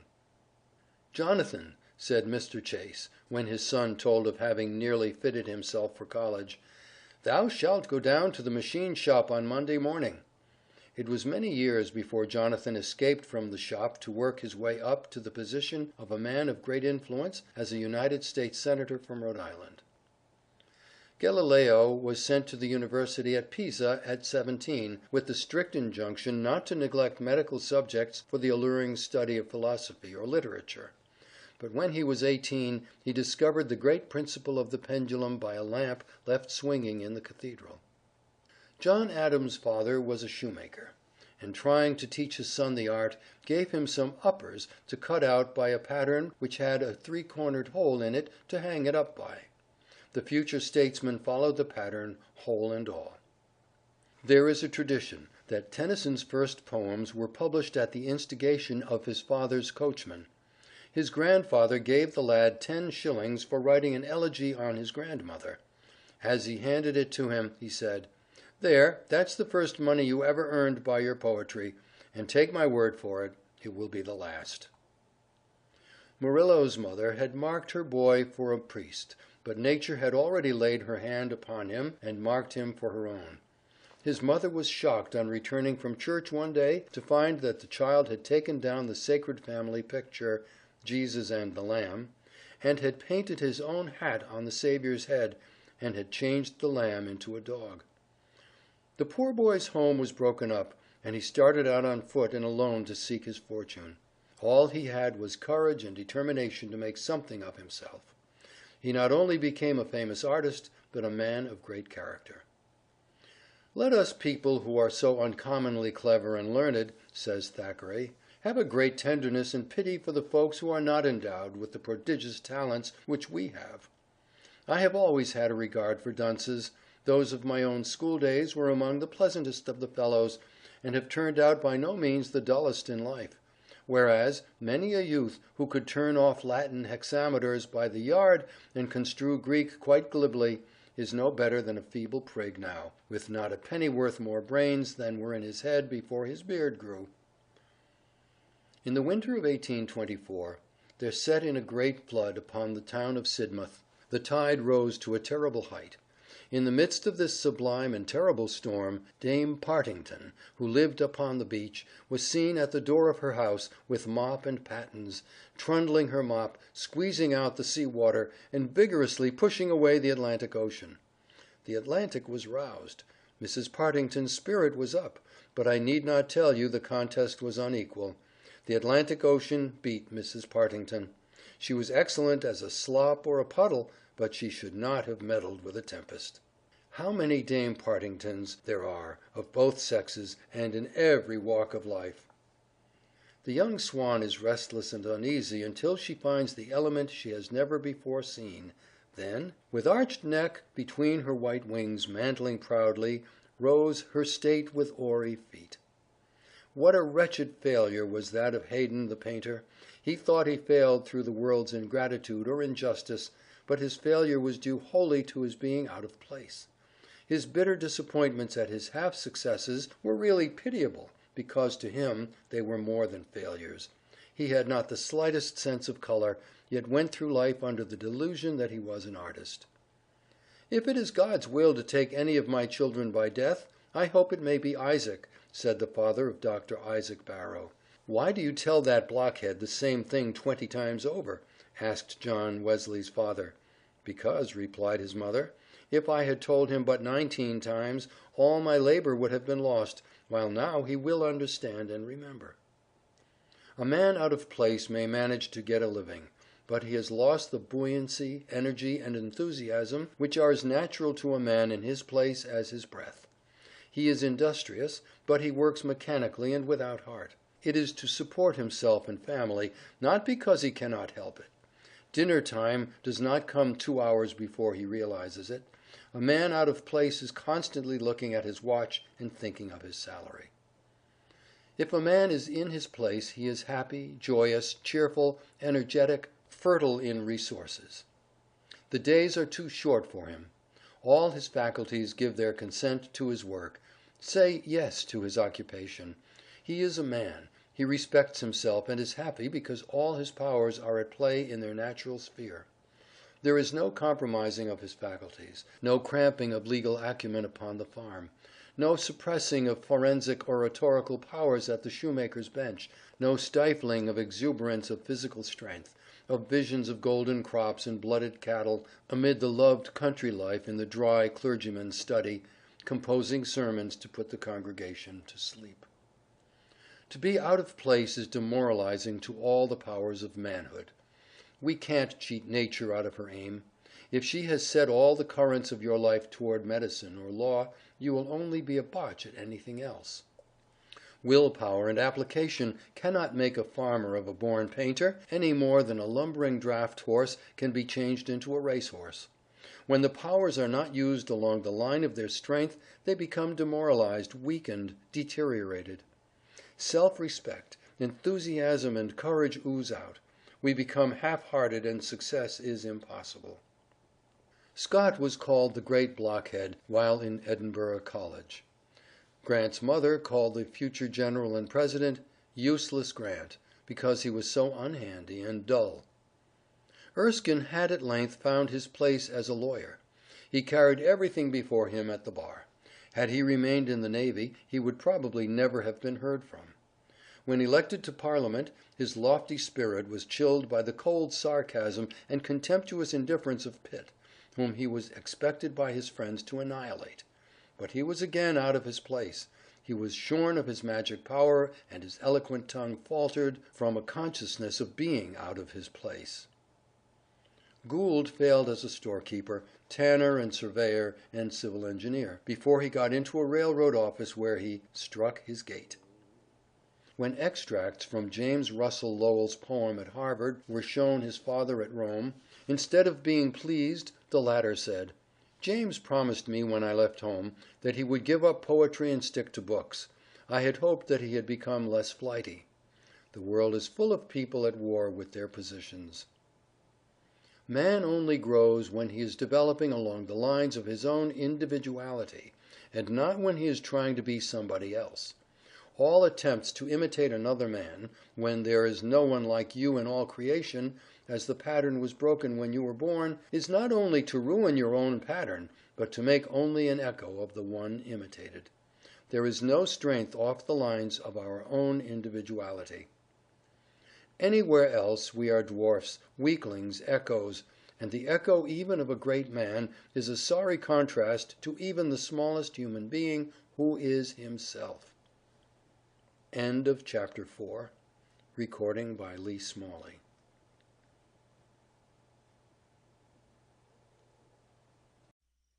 Chapter 5 of How to Succeed, or Stepping Stones to Fame and Fortune. Recording by Pamela Krantz. How to Succeed, or Stepping Stones to Fame and Fortune, by Orison Swett Marden. Chapter 5. What Shall I Do?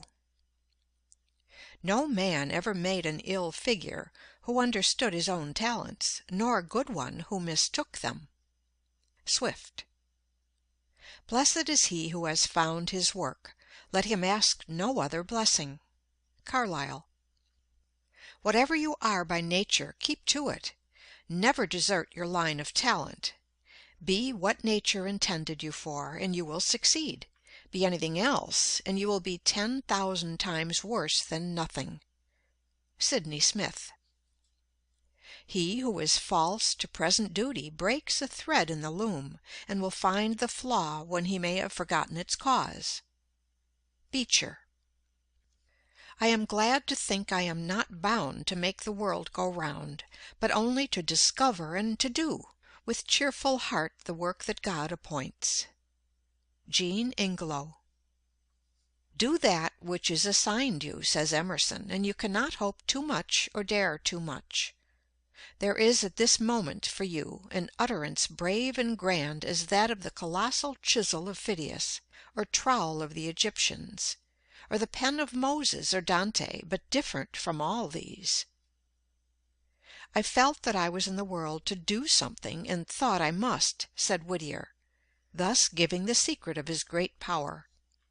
It is the man who must enter law, literature, medicine, the ministry, or any other of the overstocked professions, who will succeed. His certain call, that is, his love for it, and his fidelity to it, are the imperious factors of his career. If a man enters a profession simply because his grandfather made a great name in it, or his mother wants him to, with no love or adaptability for it, it were far better for him to be a day laborer. In the humbler work, his intelligence may make him a leader. In the other career he might do as much harm as a boulder rolled from its place upon a railroad track, a menace to the next express. Lowell said, "It is the vain endeavor to make ourselves what we are not that has strewn history with so many broken purposes and lives left in the rough."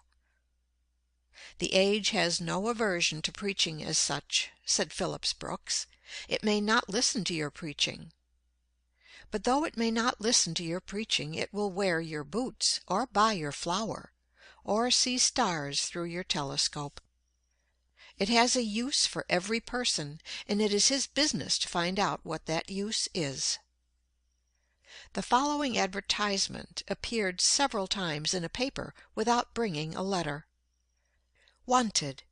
Situation by a practical printer, who is competent to take charge of any department in a printing and publishing house. Would accept a professorship in any of the academies. Has no objection to teach ornamental painting and penmanship, geometry, trigonometry, and many other sciences. Has had some experience as a lay preacher. Would have no objection to form a small class of young ladies and gentlemen to instruct them in the higher branches. To a dentist or chiropodist he would be invaluable, or he would cheerfully accept a position as bass or tenor singer in a choir.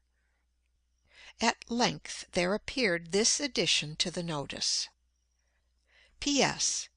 Will accept an offer to saw and split wood at less than the usual rates. This secured a situation at once, and the advertisement was seen no more. Don't wait for a higher position or a larger salary. Enlarge the position you already occupy. Put originality of method into it. Fill it as it never was filled before. Be more prompt, more energetic, more thorough, more polite than your predecessor or fellow workman. Study your business, devise new modes of operation, be able to give your employer points. The art lies not in giving satisfaction merely, not in simply filling your place, but in doing better than was expected, in surprising your employer, and the reward will be a better place and a larger salary. He that hath a trade, says Franklin, hath an estate, and he that hath a calling hath a place of profit and honor. A plowman on his legs is higher than a gentleman on his knees. Follow your bent. You cannot long fight successfully against your aspirations. Parents, friends, or misfortune may stifle and suppress the longings of the heart, by compelling you to perform unwelcome tasks. But, like a volcano, the inner fire will burst the crusts which confine it and pour forth its pent-up genius and eloquence in song, in art, or in some favorite industry. Beware of a talent which you cannot hope to practice in perfection. Nature hates all botched and half-finished work, and will pronounce her curse upon it. Your talent is your call. Your legitimate destiny speaks in your character. If you have found your place, your occupation has the consent of every faculty of your being. If possible, choose that occupation which focuses the largest amount of your experience and tastes. You will then not only have a congenial vocation, but will utilize largely your skill and business knowledge, which is your true capital. There is no doubt that every person has a special adaptation for his own peculiar part in life. A very few, the geniuses we call them, have this marked in an unusual degree and very early in life. A man's business does more to make him than anything else. It hardens his muscles, strengthens his body, quickens his blood, sharpens his mind, corrects his judgment, wakes up his inventive genius, puts his wits to work, starts him on the race of life, arouses his ambition, makes him feel that he is a man and must fill a man's shoes, do a man's work, bear a man's part in life, and show himself a man in that part. No man feels himself a man who is not doing a man's business. A man without employment is not a man. He does not prove by his works that he is a man. 150 pounds of bone and muscle do not make a man. A good cranium full of brains is not a man. The bone and muscle and brain must know how to do a man's work, think a man's thoughts, mark out a man's path, and bear a man's weight of character and duty before they constitute a man. Whatever you do in life, be greater than your calling. Most people look upon an occupation or calling as a mere expedient for earning a living. What a mean, narrow view to take of what was intended for the great school of life, the great man-developer, the character-builder, that which should broaden, deepen, heighten, and round out into symmetry, harmony, and beauty, all the God-given faculties within us. How we shrink from the task and evade the lessons which were intended for the unfolding of life's great possibilities into usefulness and power, as the sun unfolds into beauty and fragrance the petals of the flower. "Girls, you cheapen yourselves by lack of purpose in life," says Rena L. Miner. "You show commendable zeal in pursuing your studies. Your alertness in comprehending and ability in surmounting difficult problems have become proverbial. 9 times out of 10 you outrank your brothers thus far, but when the end is attained, the goal reached, whether it be the graduating certificate from a graded school or a college diploma, for 9 out of every 10 it might as well be added thereto, dead to further activity, or sleeping until marriage shall resurrect her." Crocheting, placking, dressing, visiting, music, and flirtations make up the sum total for the expense and labor expended for your existence. If forced to earn your support, you are content to stand behind a counter, or teach school term after term in the same grade, while the young men who graduated with you walk up the grades, as up a ladder, to professorship and good salary, from which they swing off into law, physics, or perhaps the legislative firmament, leaving difficulties and obstacles like nebula in their wake. You girls, satisfied with mediocrity, have an eye mainly for the main chance, marriage. If you marry wealthy, which is marrying well according to the modern popular idea, you dress more elegantly, cultivate more fashionable society, leave your thinking for your husband and your minister to do for you, and become in the economy of life but a sentient nonentity. If you are true to the grand passion and accept with it poverty, you bake, brew, scrub, spank the children, and talk with your neighbor over the back fence for recreation, spending the years literally like the horse in a treadmill, all for the lack of a purpose sufficiently potent to convert the latent talent into a gem of living beauty, a creative force which makes all adjuncts secondary, like planets to their central sun. Choose some one course or calling, and master it in all its details. Sleep by it, swear by it, work for it, and if marriage crowns you, it can but add new glory to your labor. Dr. Hall says that the world has urgent need of girls who are mother's right hand, girls who can cuddle the little ones next best to mamma, and smooth out the tangles in the domestic skein when things get twisted, girls whom father takes comfort in for something better than beauty, and the big brothers are proud of for something that outranks the ability to dance or shine in society. Next, we want girls of sense. Girls who have a standard of their own regardless of conventionalities, and are independent enough to live up to it. Girls who simply won't wear a trailing dress on the street to gather up microbes and all sorts of defilement. Girls who don't wear a high hat to the theater, or lacerate their feet with high heels and endanger their health with corsets. Girls who will wear what is pretty and becoming, and snap their fingers at the dictates of fashion when fashion is horrid and silly. And we want good girls, girls who are sweet, right straight out from the heart to the lips, innocent and pure and simple girls, with less knowledge of sin and duplicity and evil doing at 20 than the pert little schoolgirl of 10 has all too often. And we want careful girls and prudent girls who think enough of the generous father who toils to maintain them in comfort, and of the gentle mother who denies herself much that they may have so many pretty things, to count the cost and draw the line between the essentials and non-essentials. Girls who strive to save and not to spend. Girls who are unselfish and eager to be a joy and a comfort in the home, rather than an expense and a useless burden.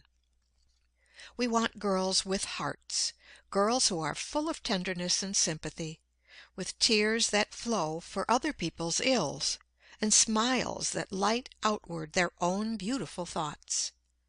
We have lots of clever girls and brilliant girls and witty girls. Give us a consignment of jolly girls, warm-hearted and impulsive girls, kind and entertaining to their own folks, and with little desire to shine in the garish world. With a few such girls scattered around, life would freshen up for all of us, as the weather does under the spell of summer showers. End of Chapter 5. Recording by Pamela Krantz.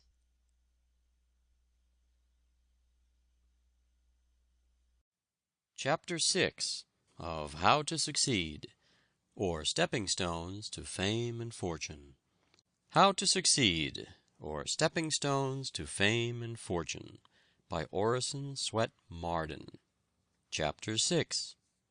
Will you pay the price? The gods sell anything, and to everybody at a fair price. Emerson. All desire knowledge, but no one is willing to pay the price.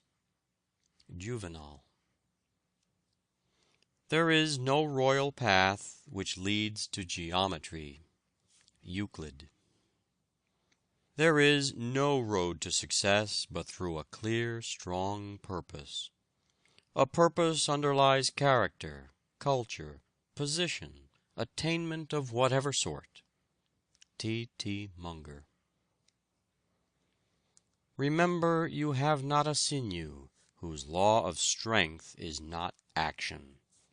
You have not a faculty of body, mind, or soul whose law of improvement is not energy. E. B. Hall. We have but what we make, and every good is locked by nature in a granite hand. Sheer labor must unclench. Oh, if I could thus put a dream on canvas, exclaimed an enthusiastic young artist, pointing to a most beautiful painting.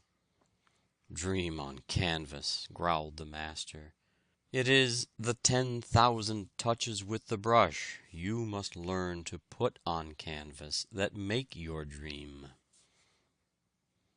There is but one method of attaining excellence, said Sidney Smith, and that is hard labor. If only Milton's imagination could have conceived his visions, says Waters, his consummate industry alone could have carved the immortal lines which enshrine them. If only Newton's mind could reach out to the secrets of nature, even his genius could only do it by the homeliest toil. The works of Bacon are not Midsummer Night's Dreams, but like coral islands they have risen from the depths of truth, and formed their broad surfaces above the ocean by the minutest accretions of persevering labor. The conceptions of Michelangelo would have perished like a night's fantasy, had not his industry given them permanence. Salvini contributes the following to the Century as to his habits of study before he had established himself as a past master of tragedy. I imposed upon myself a new method of study. While I was busying myself with the part of Saul, I read and reread the Bible, so as to become impregnated with the appropriate sentiments, manners, and local color.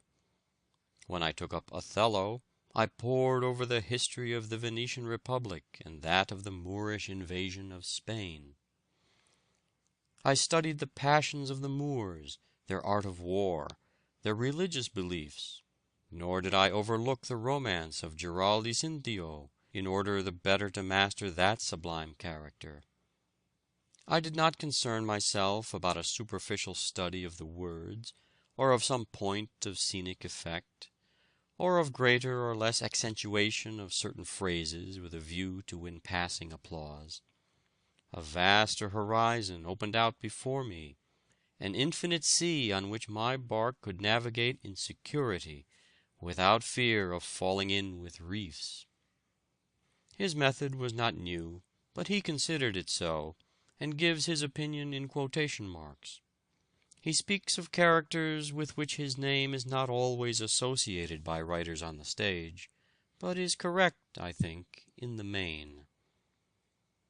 Many years ago, a little boy entered Harrow School and was put in a class beyond his years, wherein all the other boys had the advantage of previous instruction.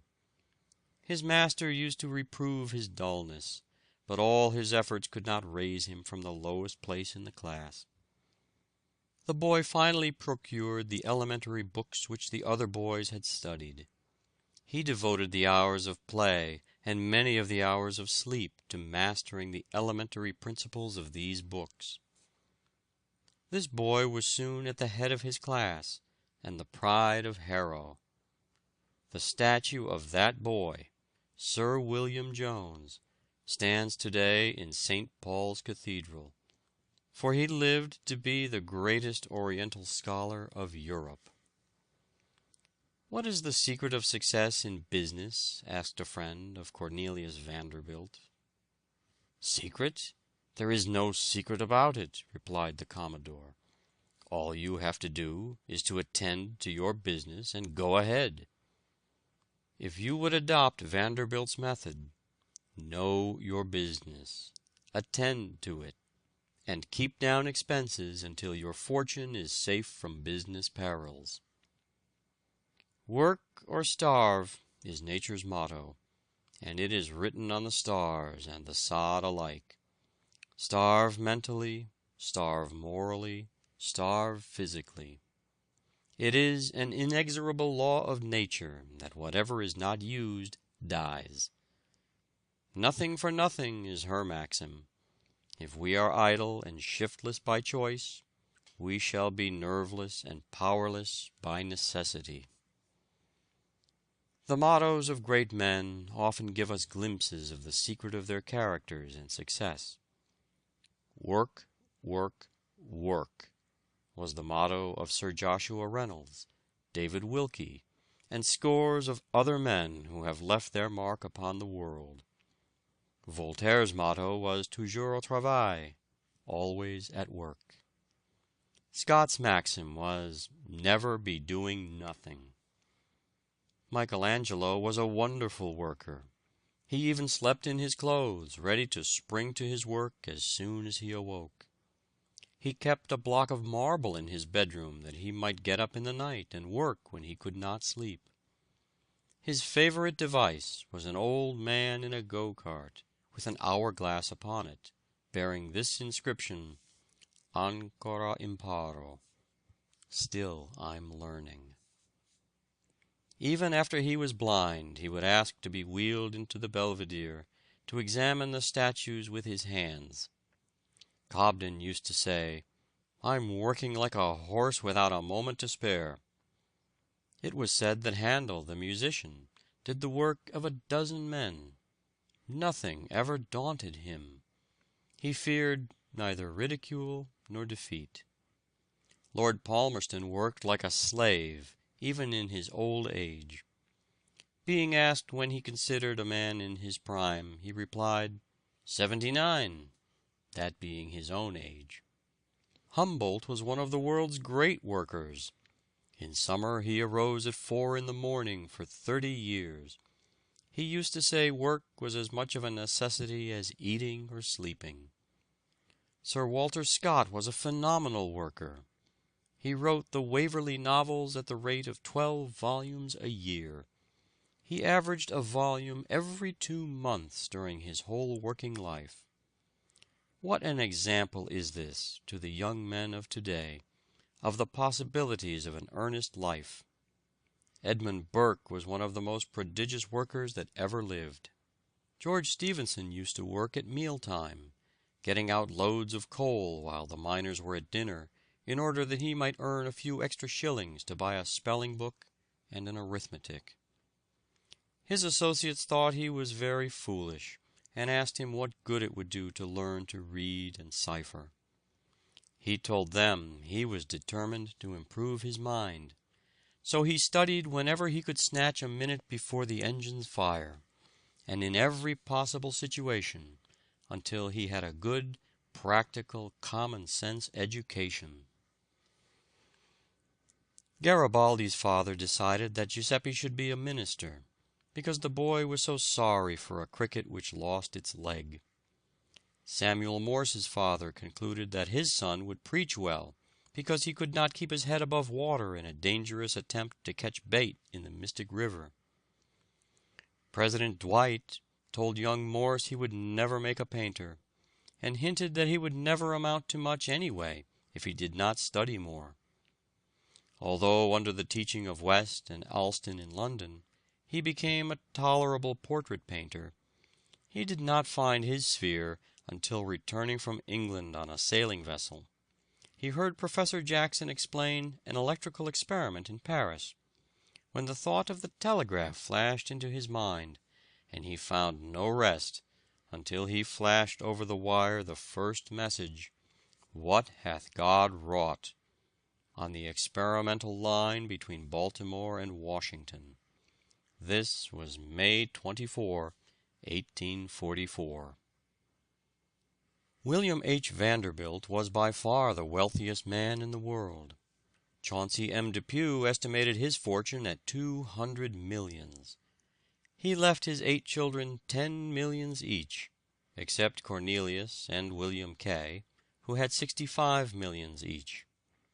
Commodore Vanderbilt, his father, amassed a fortune of $80 millions in his own lifetime, and that too at a time when it was more difficult to make money than it is now. Mr. C. P. Huntington is a good example of a self-made man. His father was a Connecticut farmer.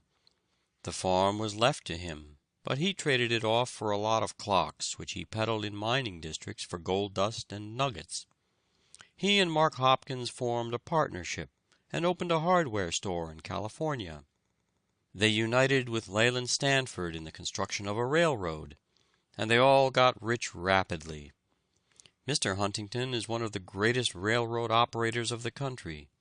He always acted upon the principle that he would control the stock of any road in which he was interested. He is one of the most methodical men of all the millionaires of this country. He is very plain in his manner, strictly temperate, and very abstemious in his living. He said he never knew what it was to be tired. Russell Sage used to keep a grocery store in Troy, New York. He finally associated himself with Jay Gould, who used to be a constant borrower of money of him. Mr. Sage probably keeps more ready money on hand than any other millionaire. He can nearly always control 10 millions or more at call. He has never speculated in stocks to any extent. Mr. Sage's word is as good as any bond. He has no taste for ordinary diversions except driving. Philip D. Armour, who has the appearance of a prosperous farmer, was born on a farm near Watertown, New Jersey. He became fired with a desire to see the, quote, boundless West, unquote.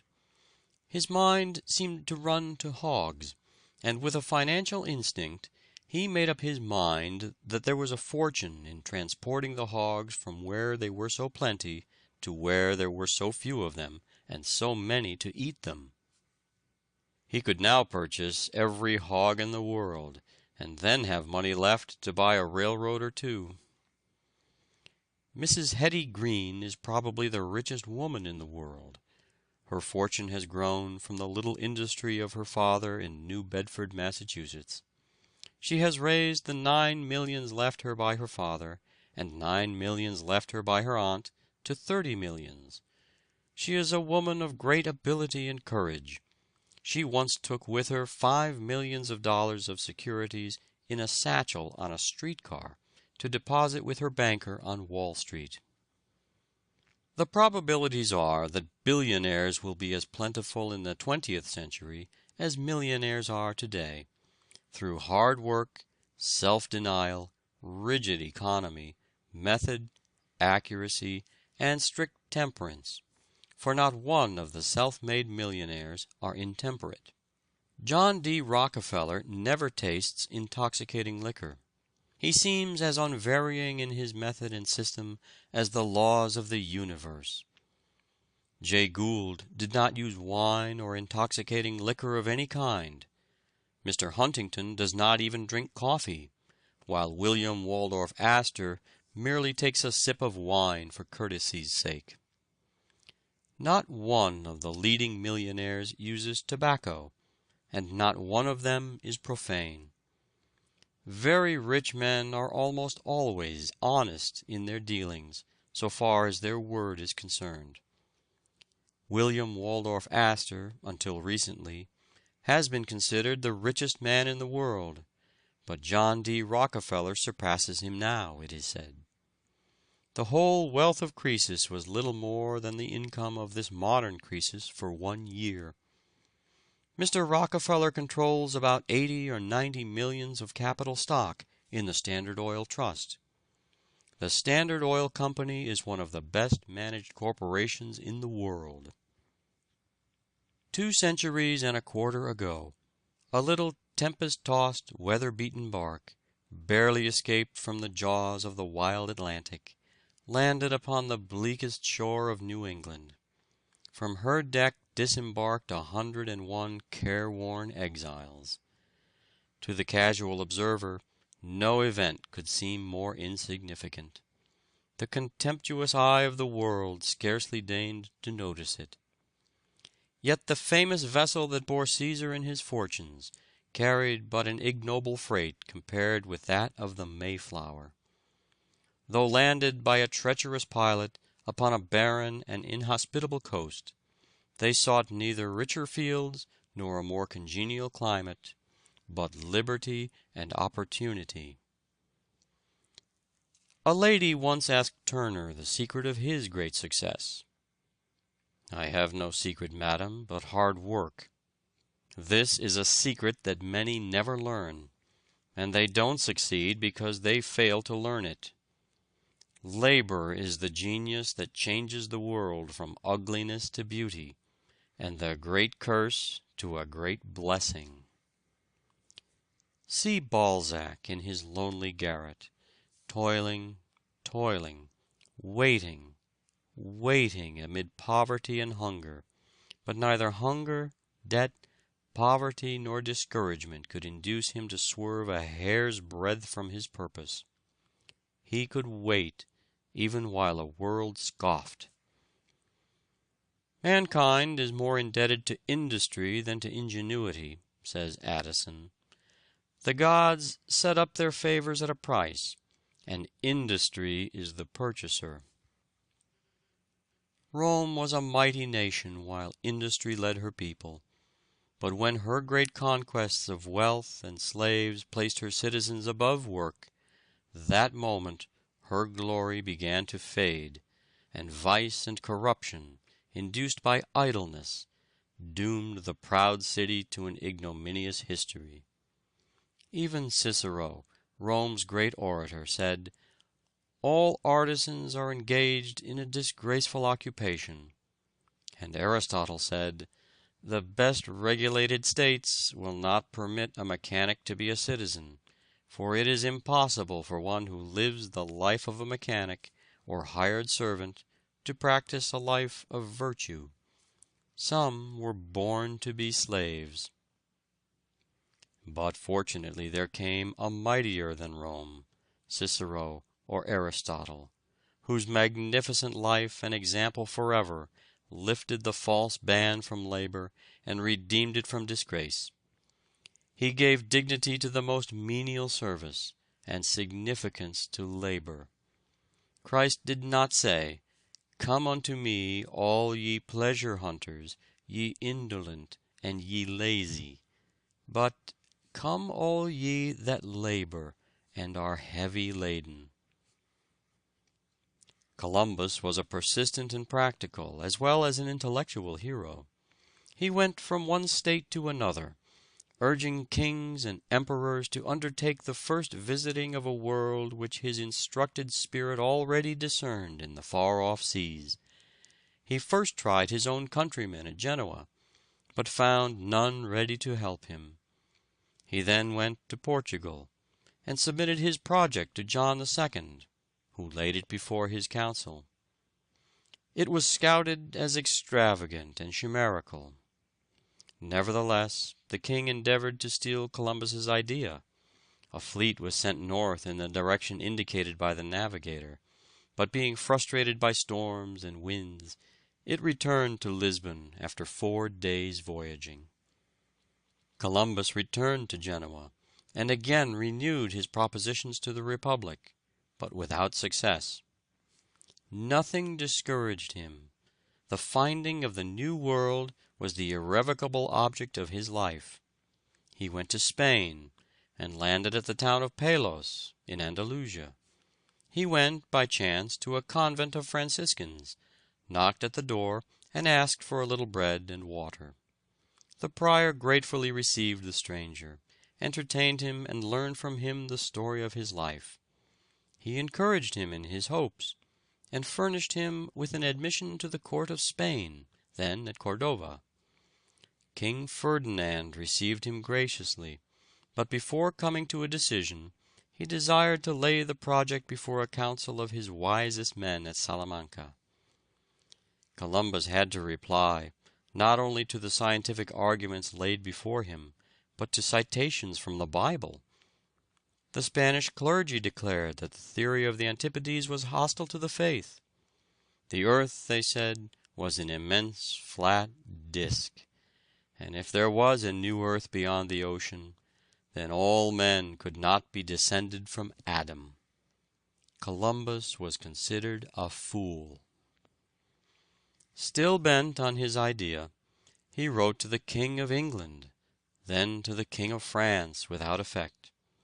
At last, in 1492, Columbus was introduced by Louis de Saint-Angel to Queen Isabella of Spain. The friends who accompanied him pleaded his cause with so much force and conviction that he at length persuaded the Queen to aid him. Lord Ellenborough was a great worker. He had a very hard time in getting a start at the bar, but was determined never to relax his industry until success came to him. When he was worked down to absolute exhaustion, he had this card which he kept constantly before his eyes, lest he might be tempted to relax his efforts. Quote, "Read or starve." Unquote. Show me a man who has made $50,000, and I will show you in that man an equivalent of energy, attention to detail, trustworthiness, punctuality, professional knowledge, good address, common sense, and other marketable qualities. The farmer respects his savings bank book not unnaturally, for it declares with all the solemnity of a sealed and stamped document that for a certain length of time he rose at 6 o'clock each morning to oversee his labors, that he patiently waited upon seasonable weather, that he understood buying and selling. To the medical man, his fee serves as a medal to indicate that he was brave enough to face smallpox and other infectious diseases, and his self-respect is fostered thereby. The barrister's brief is marked with the price of his legal knowledge, of his eloquence, or of his brave endurance during a period of hope-deferred brieflessness. A rich man asked Howard Burnett to do a little thing for his album. Burnett complied and charged 1,000 francs. "But it took you only 5 minutes," objected the rich man. "Yes, but it took me 30 years to learn how to do it in 5 minutes." "I prepared that sermon," said a young sprig of divinity, "in half an hour, and preached it at once, and thought nothing of it." "In that," said an older minister, "your hearers are at one with you, for they also thought nothing of it." Virgil seems to have accomplished about 4 lines a week, but then they have lasted 1,800 years, and will last 1,800 more. 7 years Virgil is said to have expended in the composition of the Georgics, and they could all be printed in about 7 columns of an ordinary newspaper. Tradition reports that he was in the habit of composing a few lines in the morning, and spending the rest of the day in polishing them. Campbell used to say that if a poet made 1 good line a week, he did very well indeed. But Moore thought that if a poet did his duty, he could get a line done every day. What an army of young men enters the success contest every year as raw recruits. Many of them are country youths flocking to the cities to buy success. Their young ambitions have been excited by some book, or fired by the story of some signal success, and they dream of becoming Astors or Gerards, Stuarts or Wanamakers, Vanderbilts or Goulds, Lincolns or Garfields, until their innate energy impels them to try their own fortune in the magic metropolis. But what are you willing to pay for, quote, success, unquote, as you call it, young man?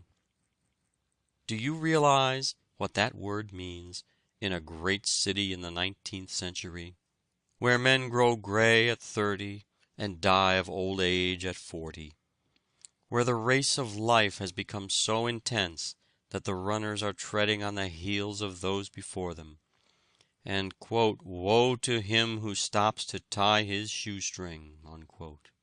Do you know that only 2 or 3 out of every 100 will ever win permanent success, and only because they have kept everlastingly at it, and that the rest will sooner or later fail, and many die in poverty because they have given up the struggle?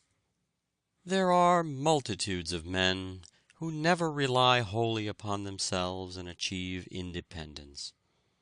They are like summer vines which never grow even ligneous, but stretch out 1,000 little hands to grasp the stronger shrubs, and if they cannot reach them, they lie dishevelled in the grass, hoof-trodden and beaten of every storm. It will be found that the first real movement upward will not take place until, in a spirit of resolute self-denial, indolence so natural to almost everyone is mastered. Necessity is, usually, the spur that sets the sluggish energies in motion. Poverty, therefore, is often of inestimable value as an incentive to the best endeavors of which we are capable. End of chapter 6. Recording by David Martin.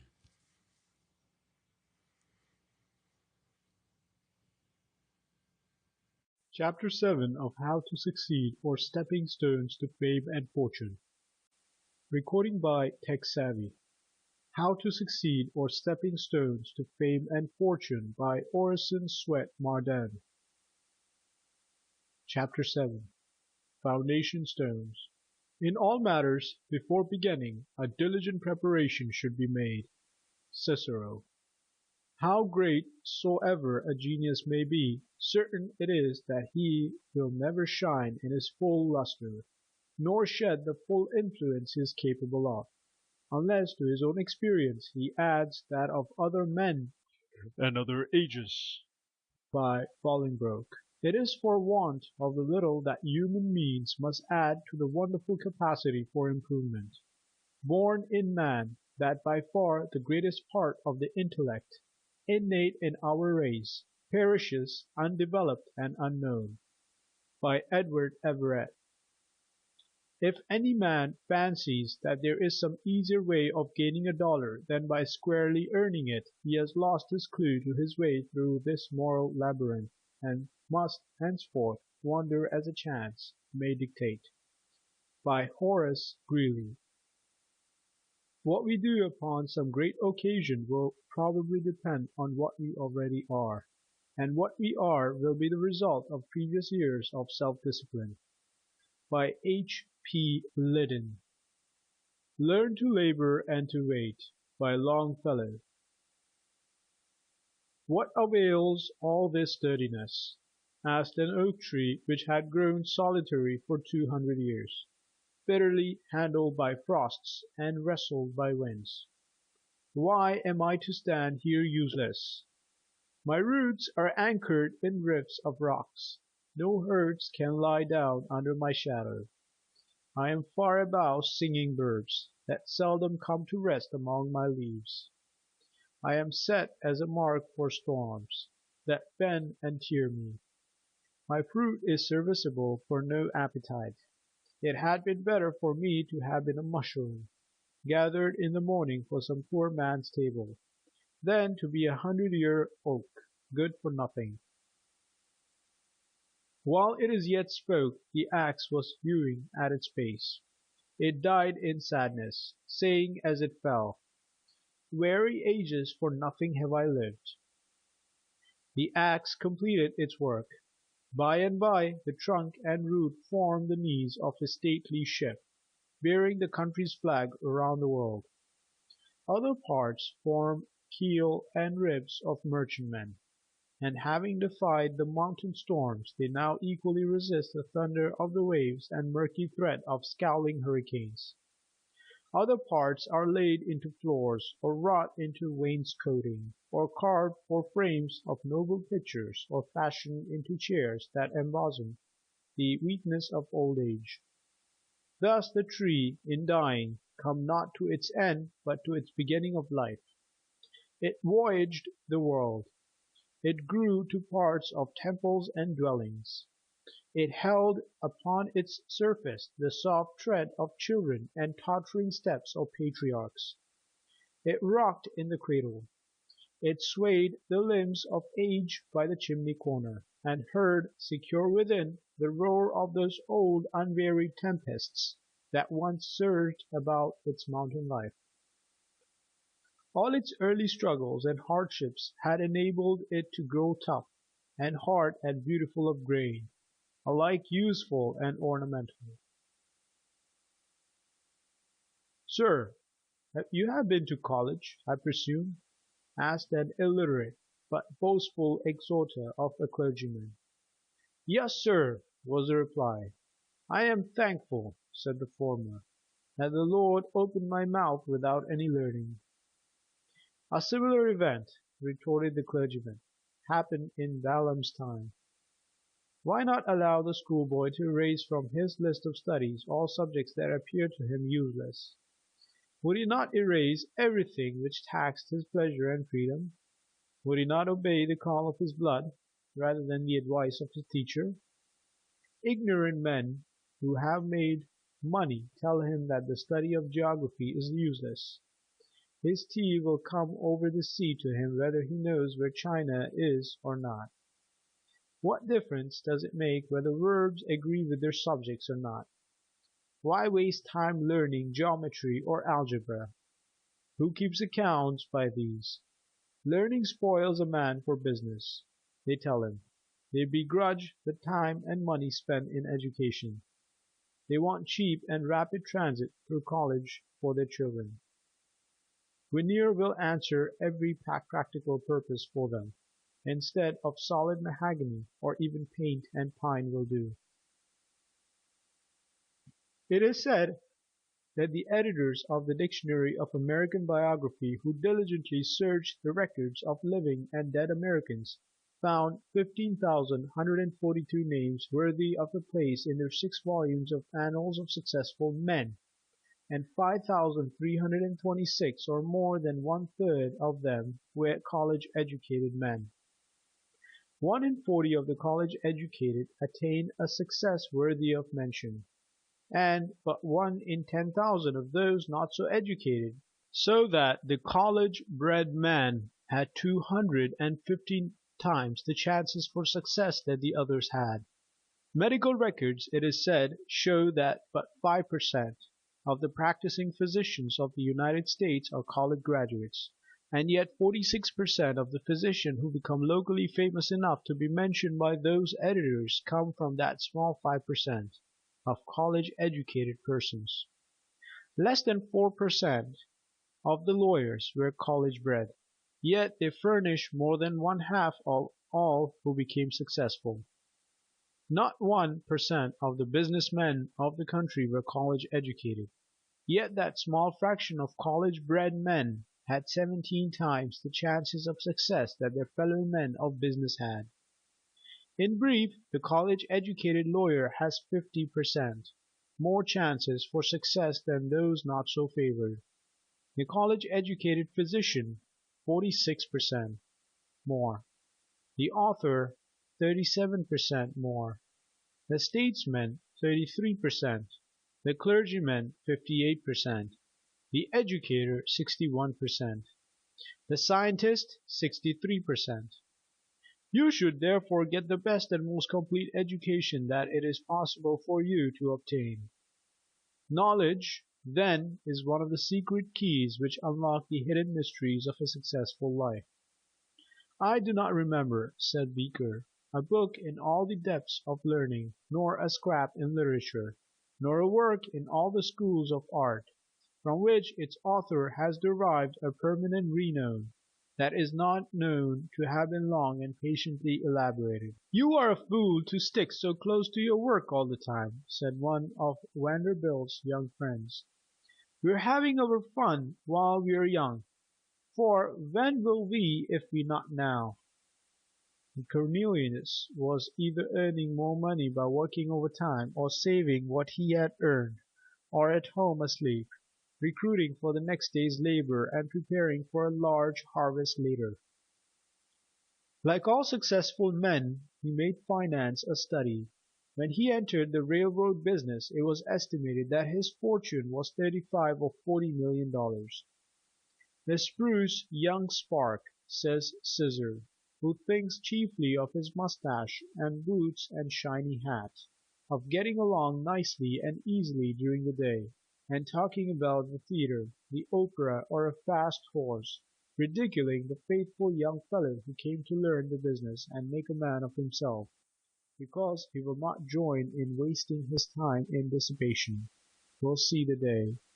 If his useless life is not earlier blasted by vicious indulgences, when he will be glad to accept a situation from his fellow clerk, whom he now ridicules and affects to despise, when the latter shall stand in the firm, dispensing benefits and acquiring fortune. When a man has done his work, says Ruskin, and nothing can any way be materially altered in his fate, let him forget his toil and jest with his fate if he will. But what excuse can you find for wilfulness of thought at the very time when every crisis of fortune hangs on decisions? A youth thoughtless, when all the happiness of his home forever depends on the chances or the passions of the hour. A youth thoughtless, when the career of all his days depends on the opportunity of a moment. A youth thoughtless, when his every action is a foundation stone of future conduct, and every imagination a foundation of life or death. Be thoughtless in any after years, rather than now, though, indeed, there is only one place where a man may be nobly thoughtless, his deathbed. Nothing should ever be left to be done there. "On to Berlin!" was the shout of the French army in July, 1870.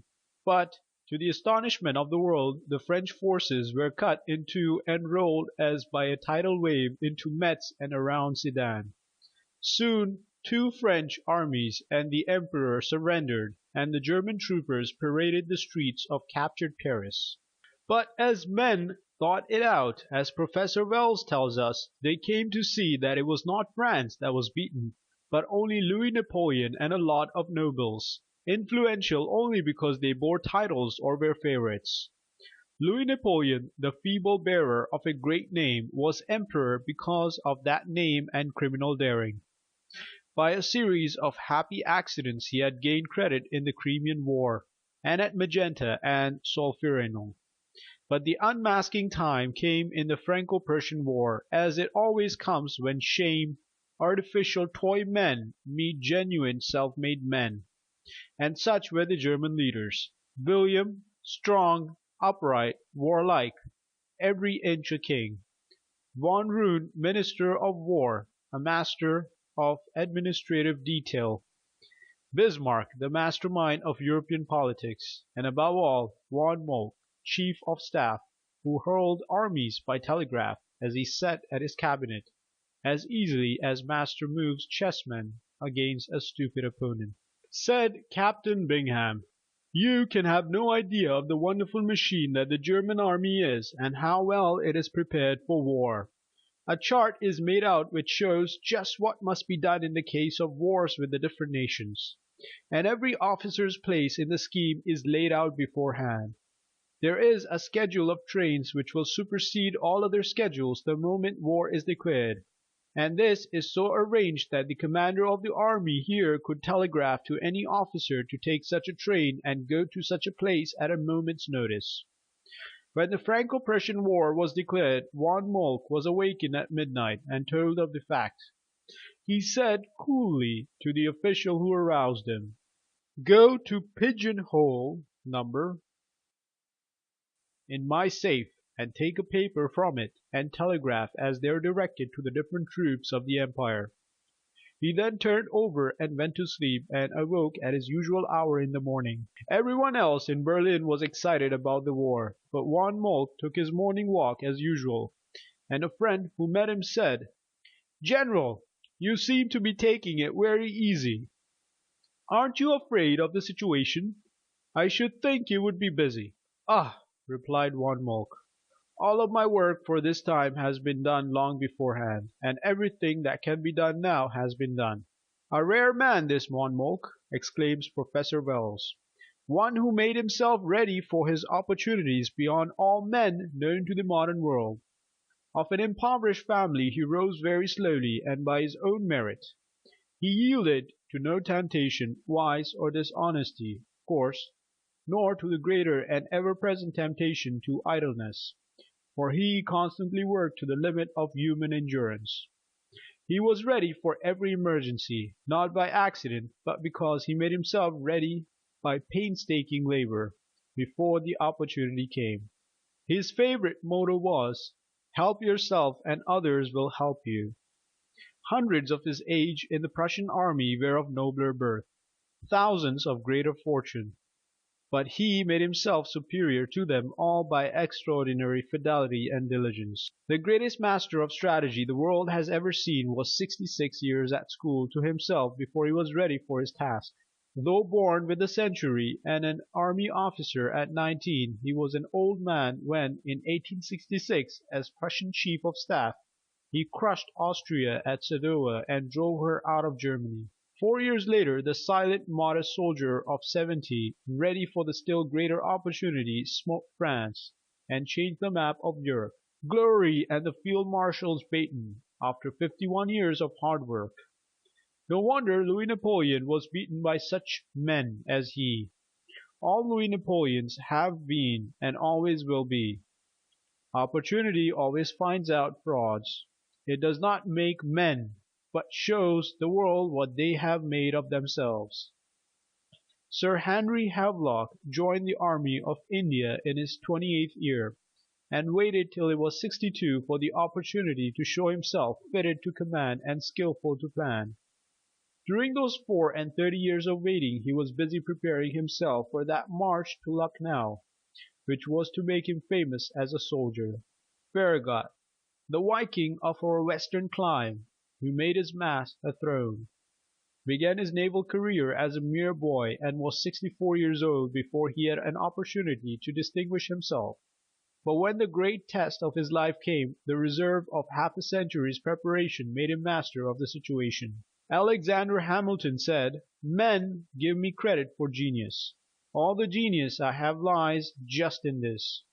When I have a subject in hand I study it profoundly. Day and night it is before me. I explore it in all its bearings. My mind becomes pervaded with it. Then the effort which I make the people are pleased to call the fruit of genius. It is the fruit of labor and thought. The law of labor is equally binding on genius and mediocrity." "Fill up the cask! Fill up the cask!" said old Dr. Bellamy, when asked by a young clergyman for advice about the composition of sermons. "Fill up the cask, and then if you tap it anywhere you will get a good stream. But if you put it but little it will dribble, dribble, dribble, and you must tap, tap, tap, and then you get but a small stream after all." The merchant is in a dangerous position, says Dr. W. W. Paton, whose means are in goods trusted out all over the country on long credits, and who in an emergency has no money in the bank upon which to withdraw. A heavy deposit, subject to a side draft, is the only position of strength, and he only is intellectually strong who has made heavy deposits in the banks of memory, and can draw upon his faculties at any time, according to the necessities of the case. They say that more life, if not more labor, was spent on the piles beneath the St. Petersburg Church of St. Isaac's to get a foundation, than on all the magnificent marbles and malachite which have since been lodged in it. 50 feet of Bunker Hill Monument is underground, unseen and unappreciated by the thousands who tread about that historic shaft. The rivers of India run underground, unseen, unheard by the millions who tramp about, but are therefore lost? Ask the golden harvest waving above them if it feels the water flowing beneath. The superstructure of a lifetime cannot stand upon a foundation of a day. C. H. Parkhurst says that in manhood as much as in house building, the foundation keeps asserting itself all the way from the first floor to the roof. The stones laid in the underpinning may be coarse and inelegant, but even so, each such stone perpetuates itself in silent echo clear up through the pineal. The body is in that respect like an old Stradivarius violin, the ineffable sweetness of whose music is outcome and quotation from the coarse fibre of the case upon which its strings are strung. It is a very pleasant illusion that what we call the higher qualities and energies of a person maintain that self-centered kind of existence that enables them to discard and contemn all dependence upon what is lower and less refined than themselves. But it is a delusion that always builds in an atmosphere of fact. Climb high as we like, our ladder will still require to rest on the ground. And it is probable that the keenest intellectual intuition and the most delicate throb of passion would, if analysis could be carried so far, be discovered to have its connections with a rather material affair than we know as body. Lincoln took the postmastership for the sake of reading all the papers that came to town. He read everything he could lay his hands on: the Bible, Shakespeare, Pilgrim's Progress, Life of Washington and Life of Franklin, Life of Henry Clay, Aesop's fables. He read them over and over again until he could almost repeat them by heart. But he never read a novel in his life. His education came from the newspapers and from his contact with men and things. After he read a book he would write out an analysis of it. What a grand sight to see this long lank backwoods student lying before the fire in a log cabin without floor or windows, after everybody else was abed, devouring books he had borrowed but could not afford to buy. I have been watching the careers of young men by thousands in this busy city of New York for over 30 years, says Dr. Keeler. And I find that chief differences between the successful and the failures lies in the single element of staying power. Permanent success is oftener won by holding on than by sudden dash, however brilliant. The easily discouraged, who are pushed back by a straw, are all the time dropping to the rear, to perish or to be carried along on the stretcher of charity. They who understand and practice Abraham Lincoln's homely maxim of pegging away have achieved the soldiest success. It is better to deserve success than to merely have it. Few deserve it who do not attain it.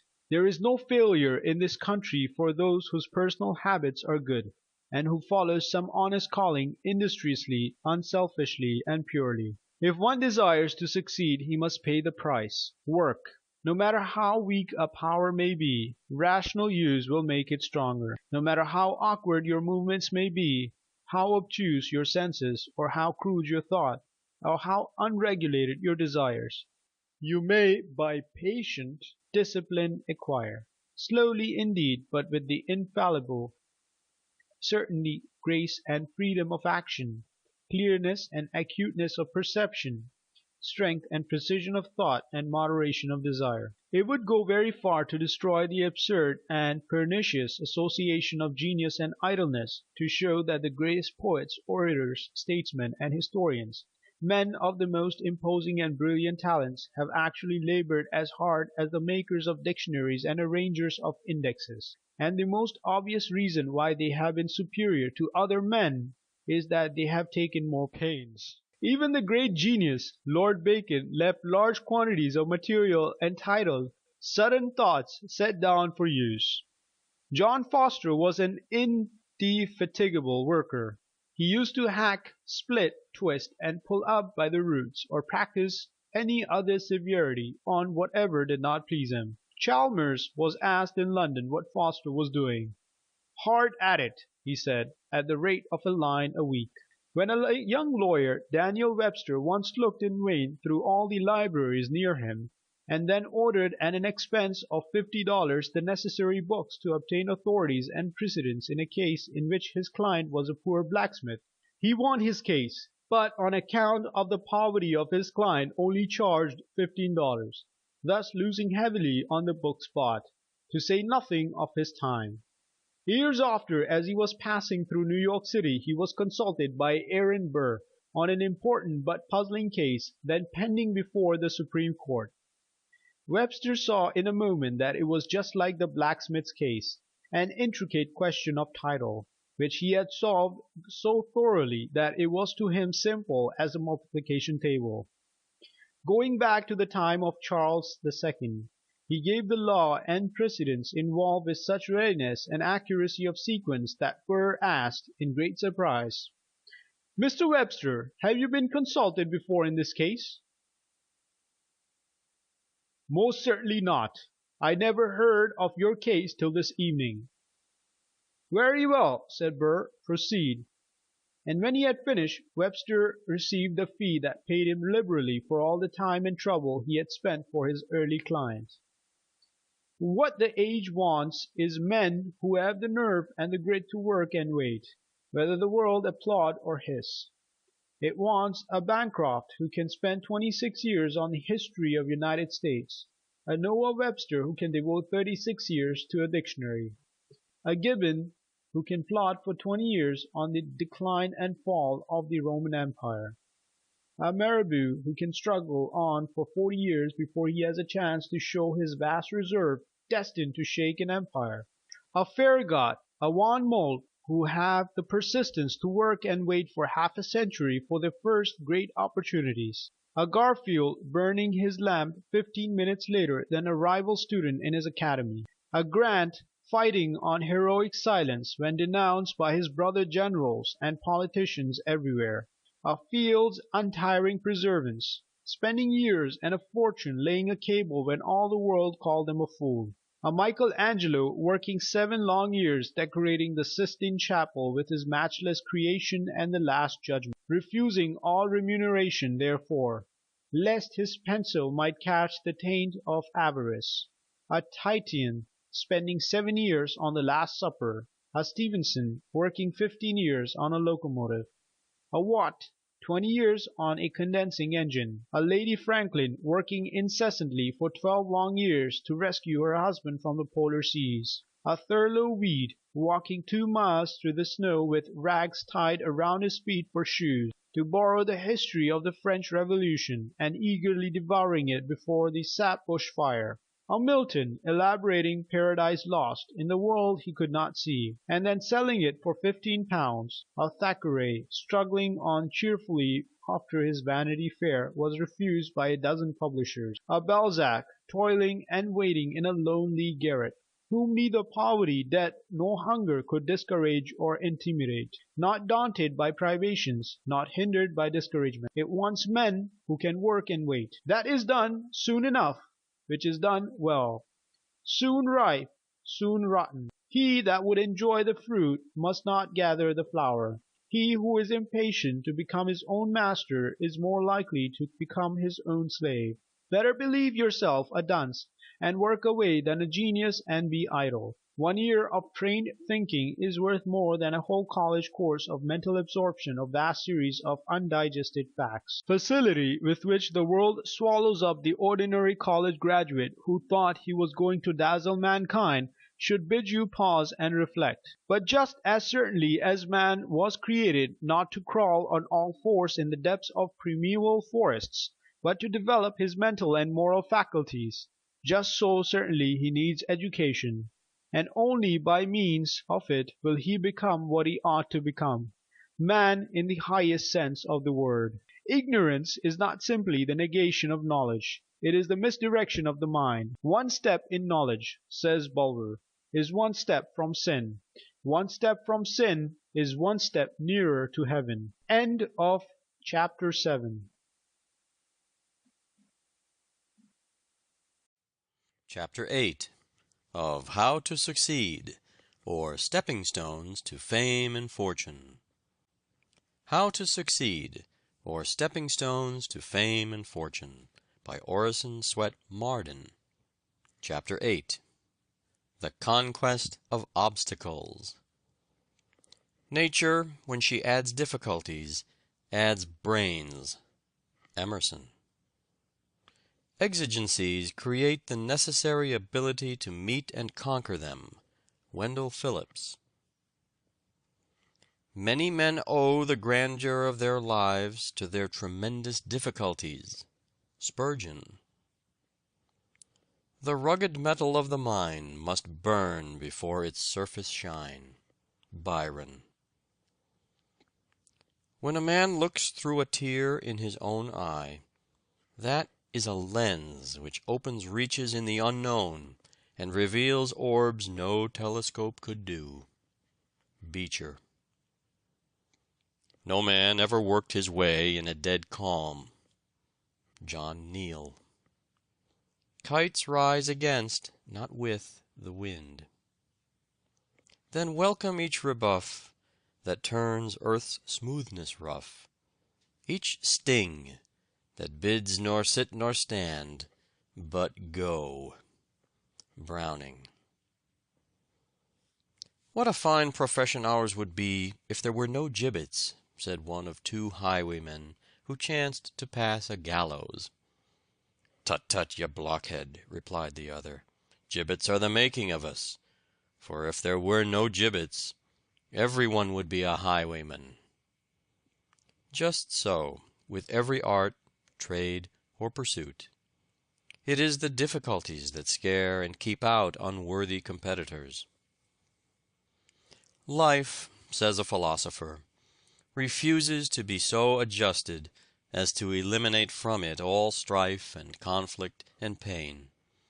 There are 1,000 tasks that, in larger interests than ours, must be done, whether we want them or no.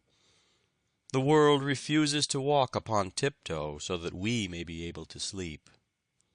It gets up very early and stays up very late, and all the while there is the conflict of myriads of hammers and saws and axes with the stubborn material that in no other way can be made to serve its use and do its work for man.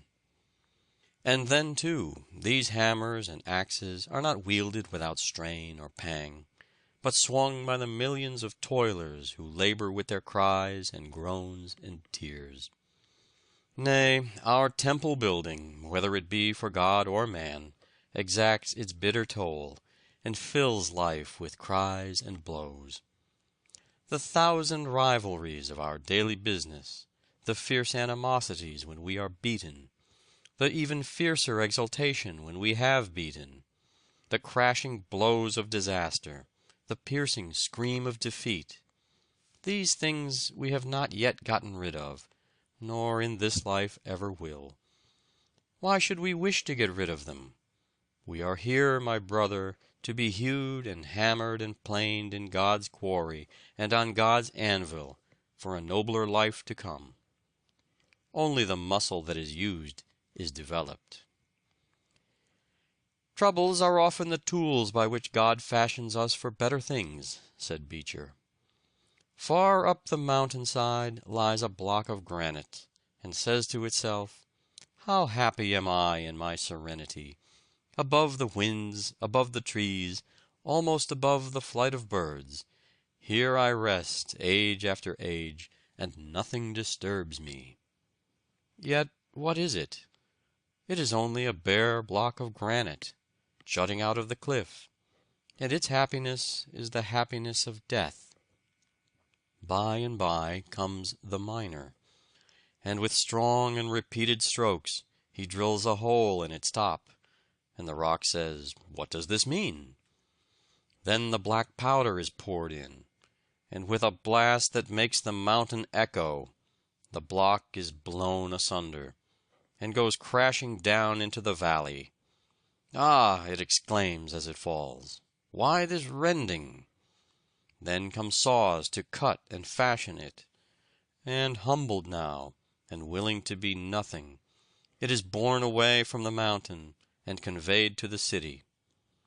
Now it is chiseled and polished, till at length, finished in beauty, by block and tackle it is raised, with mighty hoistings, high in the air, to be the top stone on some monument of the country's glory.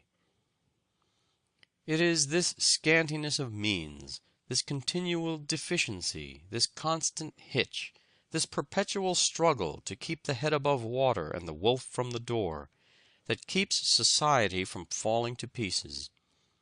Let every man have a few more dollars than he wants, and anarchy would follow. "Do you wish to live without a trial?" asks a modern teacher. "Then you wish to die but half a man. Without trial you cannot guess at your own strength. Men do not learn to swim on a table. They must go into deep water and buffet the waves. Hardship is the native soil of manhood and self-reliance. Trials are rough teachers, but rugged schoolmasters make rugged pupils. A man who goes through life prosperous, and comes to his grave without a wrinkle, is not half a man. Difficulties are God's errands, and when we are sent upon them, we should esteem it a proof of God's confidence. We should reach after the highest good." Suddenly, with much jarring and jolting, an electric car came to a standstill just in front of a heavy truck that was headed in an opposite direction. The huge truck wheels were sliding uselessly round on the car tracks that were wet and slippery from rain. All the urging of the teamster and the straining of the horses were in vain, until the motorman quietly tossed a shovelful of sand on the track under the heavy wheels, and then the truck lumbered on its way. "Friction is a very good thing," remarked a passenger. There is a beautiful tale of Scandinavian mythology. A hero, under the promise of becoming a demigod, is bidden in the celestial halls to perform 3 test acts of prowess. He is to drain the drinking horn of Thor. Then he must run a race with a courser so fleet that he fairly spurns the ground under his flying footsteps. Then he must wrestle with a toothless old woman, whose sinewy hands, as wiry as eagle claws in the grapple, make his very flesh to quiver. He is victorious in them all. But as the crown of success is placed upon his temples, he discovers for the first time that he has had for his antagonist the 3 greatest forces of nature. He raced with thought. He wrestled with old age. He drank the sea. Nature, like the God of nature, wrestles with us as a friend, not an enemy, wanting us to gain the victory, and wrestles with us that we may understand and enjoy her best blessings. Every greatest and highest earthly good has come to us unfolded and enriched by this terrible wrestling with nature. A curious society still exists in Paris, composed of dramatic authors who meet once a month and dine together. Their number has no fixed limit, only every member to be eligible must have been hissed. An eminent dramatist is selected for chairman and holds the post for 3 months. His election generally follows close upon a splendid failure. Some of the world-famous ones have enjoyed this honor. Dumas Jr., Zola, and Offenbach have all filled this chair and presided at the monthly dinner. These dinners are given on the last Friday of the month, and are said to be extraordinarily hilarious. "I do believe God wanted a grand poem of that man," said George MacDonald of Milton, "and so blinded him that he might be able to write it."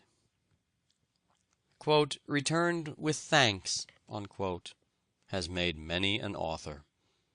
Failure often leads a man to success by arousing his latent energy, by firing a dormant purpose, by awakening powers which were sleeping. Men of metal turn disappointments into helps, as the oyster turns into pearls the sand which annoys it. Let the adverse breath of criticism be to you only what the blast of the storm wind is to the eagle, a force against him that lifts him higher. I do not see, says Emerson, how any man can afford, for the sake of his nerves and his nap, to spare any action in which he can partake.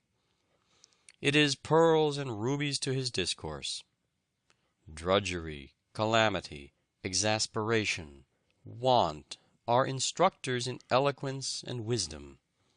The true scholar grudges every opportunity of action passed by as a loss of power. Adversity is a severe instructor, says Edmund Burke, set over us by one who knows us better than we do ourselves, as he loves us better too. He that wrestles with us strengthens our nerves and sharpens our skill. Our antagonist is our helper. This conflict with difficulty makes us acquainted with our object, and compels us to consider it in all its relations. It will not suffer us to be superficial. Strong characters, like the palm tree, seem to thrive best when most abused.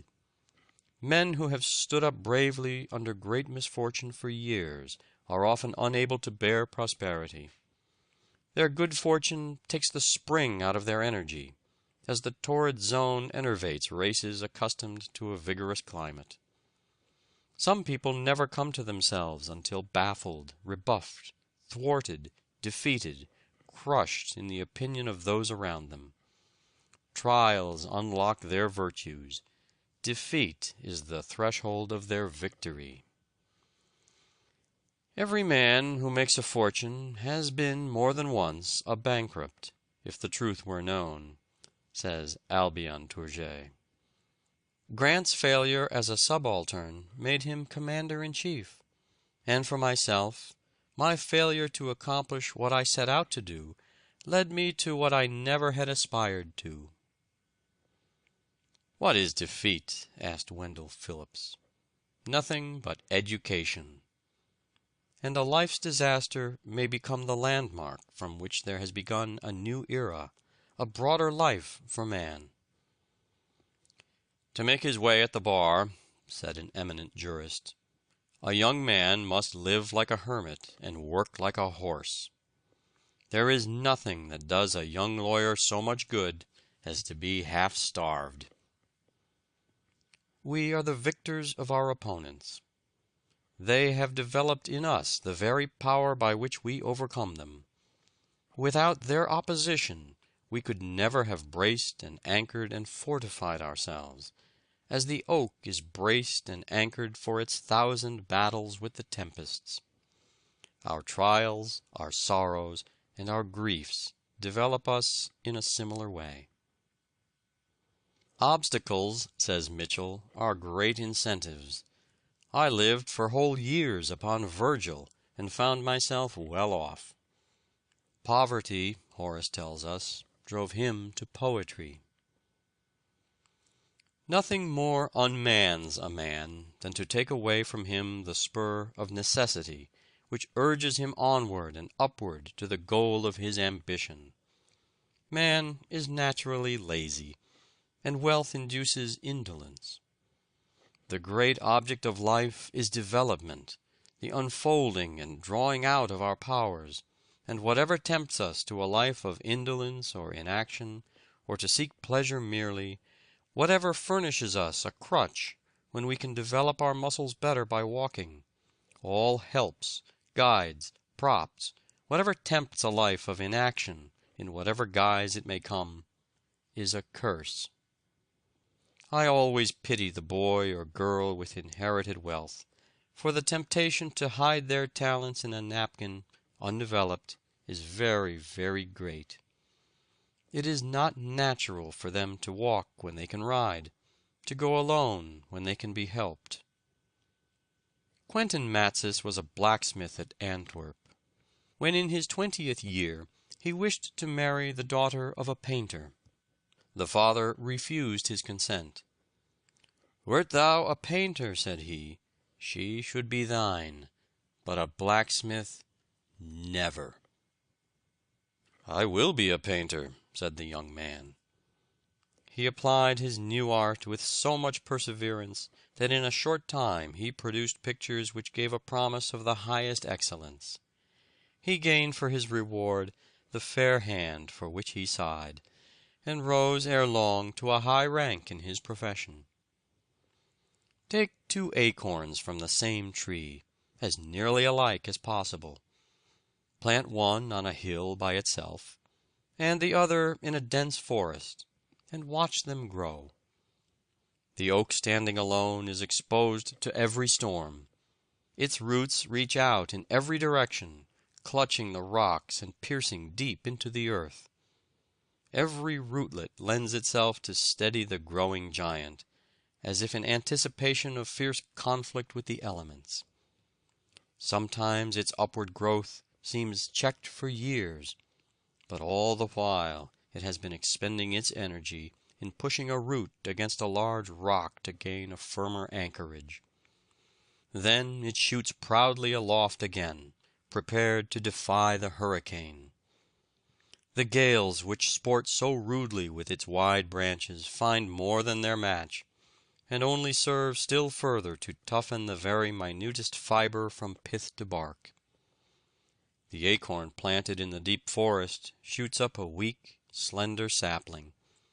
Shielded by its neighbors, it feels no need of spreading its roots far and wide for support. Take 2 boys, as nearly alike as possible. Place one in the country away from the hothouse culture and refinements of the city, with only the district school, the Sunday school, and a few books. Remove wealth and props of every kind, and if he has the right kind of material in him, he will thrive. Every obstacle overcome lends him strength for the next conflict. If he falls, he rises with more determination than before. Like a rubber ball, the harder the obstacle he meets, the higher he rebounds. Obstacles and opposition are but apparatus of the gymnasium in which the fibers of his manhood are developed. He compels respect and recognition from those who have ridiculed his poverty. Put the other boy in a Vanderbilt family. Give him French and German nurses. Gratify every wish. Place him under the tutelage of great masters and send him to Harvard. Give him thousands a year for spending money, and let him travel extensively. The 2 meet. The city lad is ashamed of his country brother. The plain, threadbare clothes, hard hands, tawny face, and awkward manner of the country boy make sorry contrast with the genteel appearance of the other. The poor boy bemoans his hard lot, regrets that he has, quote, "no chance in life," unquote, and envies the city youth. He thinks that it is a cruel providence that places such a wide gulf between them. They meet again as men, but how changed! It is as easy to distinguish the sturdy, self-made man from the one who has been propped up all his life by wealth, position, and family influence, as it is for the shipbuilder to tell the difference between the plank from the rugged mountain oak and one from the sapling of the forest. If you think there is no difference, place each plank in the bottom of a ship and test them in a hurricane at sea. The athlete does not carry the gymnasium away with him, but he carries the skill and muscle which gave him his reputation. The lessons you learn at school will give you strength and skill in after life, and power just in proportion to the accuracy, the clearness of perception with which you learn your lessons. The school was your gymnasium. You do not carry away the Greek and Latin textbooks, the geometry and algebra into your occupations any more than the athlete carries the apparatus of the gymnasium. But you carry away the skill and the power if you have been painstaking, accurate, and faithful. It is in me, and it shall come out. And it did. For Richard Brinsley Sheridan became the most brilliant, eloquent, and amazing statesman of his day. Yet if his first efforts had been but moderately successful, he might have been content with mere mediocrity. It was his defeats that nerved him to strive for eminence and win it. But it took hard, persistent work in his case to secure it, just as it did in that of so many others. Byron was stung into a determination to go to the top by a scathing criticism of his first book, Hours of Idleness, published when he was but 19 years of age. Macaulay said, "There is scarce an instance in history of so sudden a rise to so dizzy an eminence as Byron reached. In a few years he stood by the side of such men as Scott, Southey, and Campbell.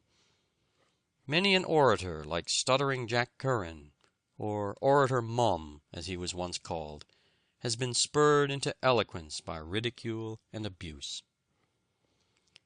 Where the sky is gray and the climate unkindly, where the soil yields nothing save to the diligent hand, and life itself cannot be supported without incessant toil, man has reached his highest range of physical and intellectual development.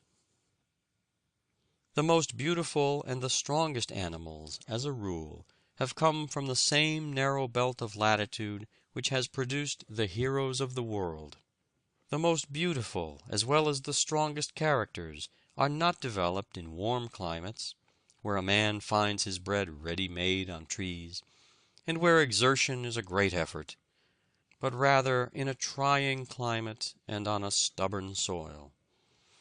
It is no chance that returns to the Hindu ryot a penny, and to the American laborer $1 for his daily toil, that makes Mexico with her mineral wealth poor, and New England with its granite and ice rich.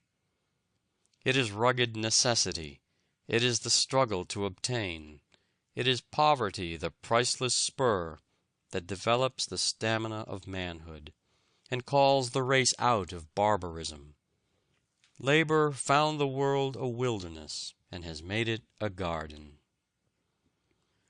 The law of adaptation by which conditions affect an organism is simple and well known. It is that which calluses the palm of the oarsman, strengthens the waist of the wrestler, fits the back to its burden. It inexorably compels the organism to adapt itself to its conditions, to like them, and so to survive them. As soon as young eagles can fly, the old birds tumble them out, and tear the down and feathers from their nest. The rude and rough experience of the eaglet fits him to become the bold king of birds, fierce and expert in pursuing his prey. Benjamin Franklin ran away, and George Law was turned out of doors. Thrown upon their own resources, they early acquired the energy and skill to overcome difficulties.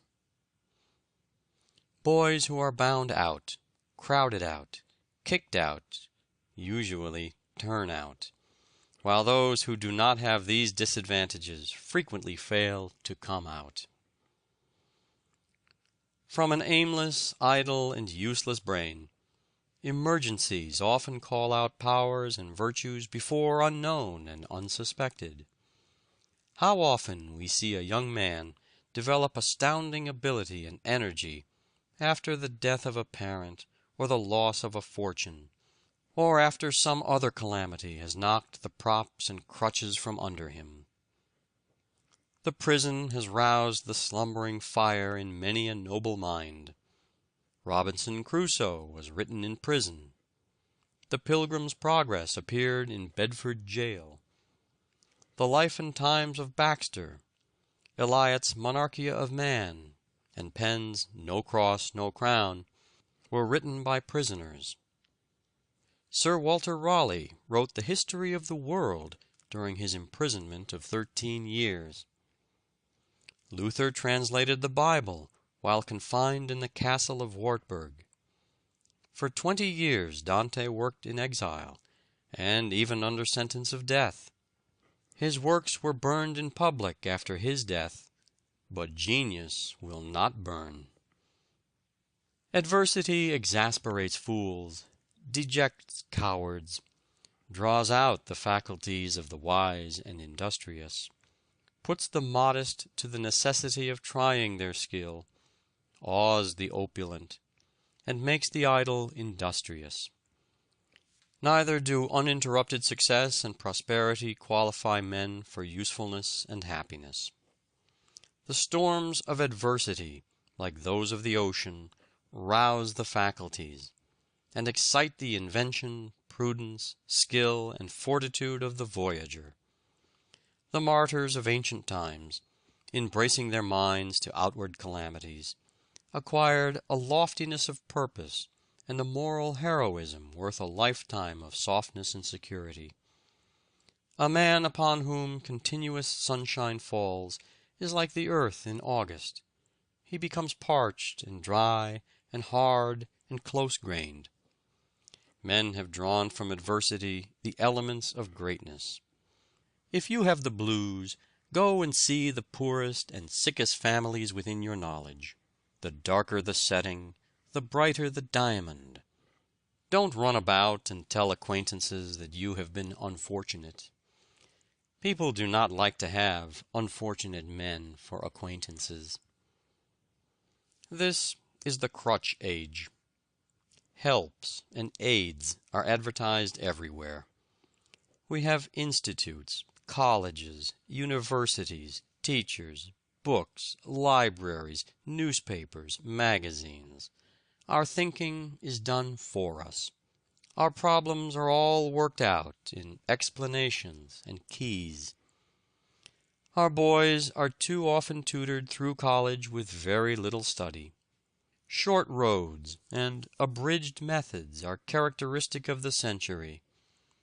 Ingenious methods are used everywhere to get the drudgery out of the college course.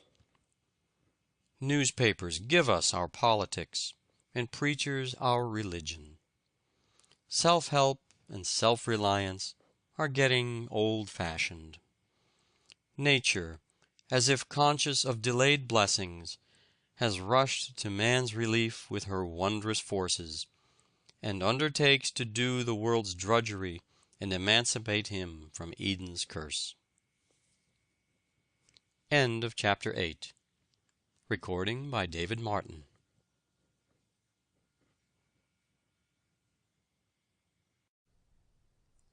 How to Succeed, or Stepping Stones to Fame and Fortune, by Orison Swett Marden. Chapter 9. Dead in Earnest. It is the live coal that kindles others, not the dead. What made Demosthenes the greatest of all orators was that he appeared the most entirely possessed by the feelings he wished to inspire.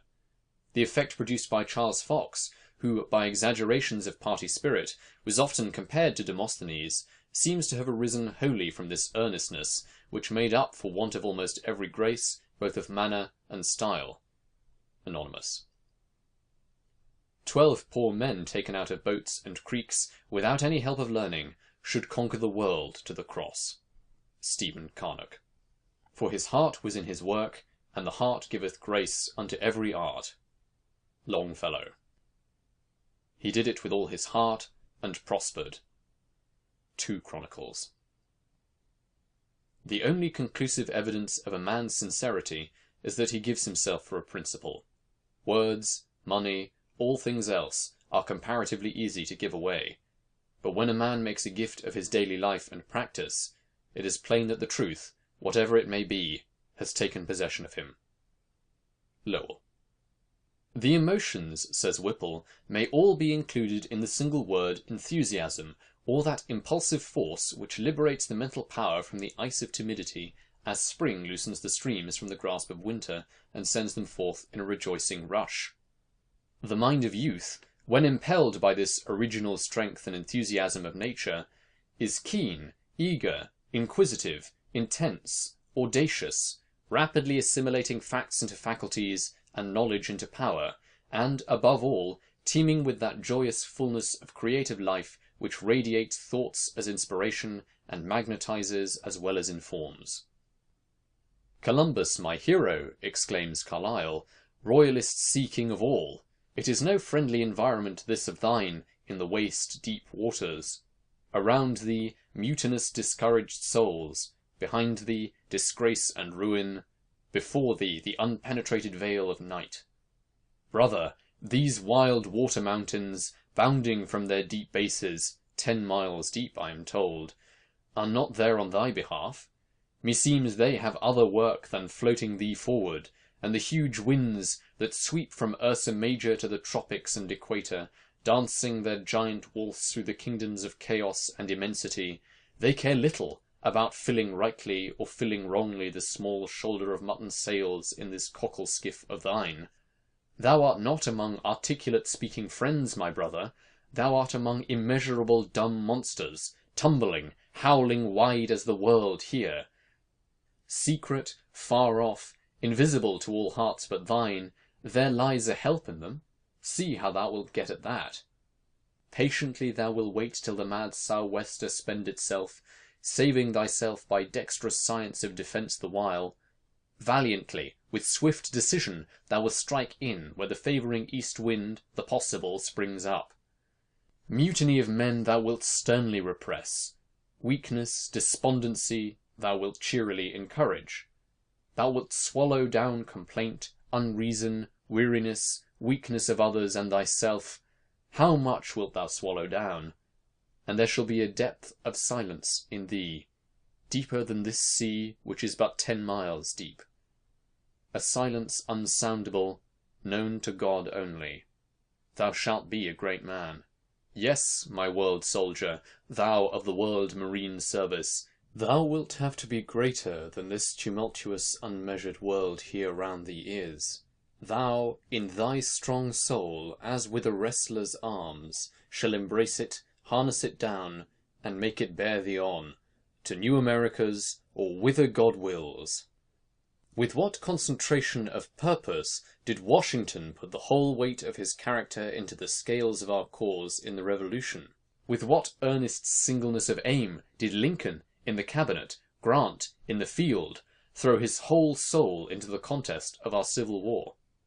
The power of Phillips Brooke, at which men wondered, lay in his tremendous earnestness. No matter what your work is, says Emerson, let it be yours.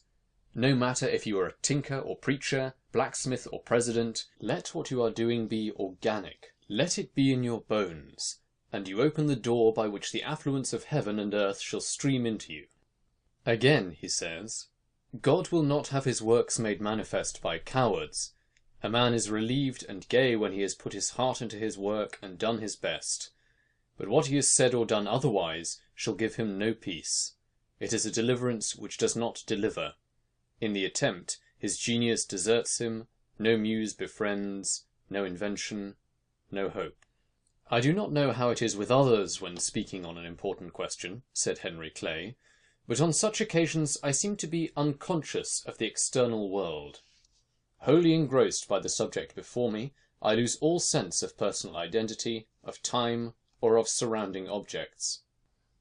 I have been so busy for 20 years trying to save the souls of other people, said Livingstone, that I had forgotten that I had one of my own until a savage auditor asked me if I felt the influence of the religion I was advocating. Well, I've worked hard enough for it, said Malibran when a critic expressed his admiration of her D in alt, reached by running up 3 octaves from low D. I've been chasing it for a month. I pursued it everywhere, when I was dressing, when I was doing my hair, and at last I found it on the toe of a shoe that I was putting on. People smile at the enthusiasm of youth, said Charles Kingsley, that enthusiasm which they secretly look back at with a sigh, perhaps unconscious that it is partly their own fault that they ever lost it. Should I die this minute, said Nelson at an important crisis, Want of frigates would be found written on my heart. Said Dr. Arnold, the celebrated instructor, I feel more and more the need of intercourse with men who take life in earnest. It is painful to me to be always on the surface of things. Not that I wish for much of what is called religious conversation. That is often apt to be on the surface. But I want a sign which one catches by a sort of masonry, that a man knows what he is about in life. When I find this, it opens my heart with as fresh a sympathy as when I was 20 years younger. Archimedes, the greatest geometer of antiquity, was consulted by the king in regard to a gold crown suspected of being fraudulently alloyed with silver. While considering the best method of detecting any fraud, he plunged into a full bathing tub, and, with the thought that the water that overflowed must be equal in weight to his body, he discovered the method of obtaining the bulk of the crown compared with an equally heavy mass of pure gold. Excited by the discovery, he ran through the streets undressed, crying, "I have found it!" Equally celebrated is his remark, "Give me where to stand, and I will move the world." His only remark to the Roman soldier who entered his room while engaged in geometrical study was, "Don't step on my circle." Refusing to follow the soldier to Marcellus, who had captured the city, he was killed on the spot. He is said to have remarked, "My head, but not my circle." Every great and commanding moment in the annals of the world, says Emerson, is the triumph of some enthusiasm. The victories of the Arabs after Mahomet, who in a few years, from a small and mean beginning, established a larger empire than that of Rome, is an example. They did they knew not what. The naked Derar, horsed on an idea, was found an overmatch for a troop of cavalry. The women fought like men, and conquered the Roman men. They were miserably equipped, miserably fed. They were temperance troops. There was neither brandy nor flesh needed to feed them. They conquered Asia and Africa and Spain on barley. Caliph Omar's walking stick struck more terror into those who saw it than another man's sword. Horace Vernet's enthusiasm and devotion to one idea of his life knew no bounds. He had himself lashed to the mast in a terrible gale on the Mediterranean, when all others on board were seized with terror, and with great delight sketched the towering waves which threatened every minute to swallow the vessel. Several writers tell the story that a great artist, Giotto, about to paint the Crucifixion, induced a poor man to let him bind him upon a cross, in order that he might get a better idea of the terrible scene that he was about to put upon the canvas. He promised faithfully that he would release his model in an hour, but, to the latter's horror, the painter seized a dagger and plunged it into his heart, and while the blood was streaming from the ghastly wound, painted his death agony. Beecher was a very dull boy, and the last member of the family of whom anything was expected. He had a weak memory, and disliked study. He shunned society, and wanted to go to sea. Even when he went to college, many of his classmates stood ahead of him, who have fallen into oblivion. But when he was converted, his whole life changed. He was full of enthusiasm, hopefulness, and zeal. Nothing was too menial for him to undertake to carry his purpose. He chopped wood, built the fire in his little church in Lawrenceburg, Indiana, of only 18 members, cleaned the lamps, swept the floor, and washed the windows. He built the fire, baked, washed when his wife was ill. The pent-up enthusiasm of his ambitious life burst the barriers of his inhospitable surroundings until he blossomed out into America's greatest pulpit orator. When Handel was a little boy, he bought a clavichord, hid it in the attic, and went there at night to play upon it, muffling the strings with small pieces of fine woolen cloth, so that the sound should not waken the family. Michelangelo neglected school to copy drawings which he dared not carry home. Murillo filled the margin of his schoolbook with drawings. Dryden read Polybius before he was 10 years old. Lebrun, when a boy, drew with a piece of charcoal on the walls of the house. Pope wrote excellent verses at 14. Blaise Pascal, the French mathematician, composed at 16 a tract on the conic sections.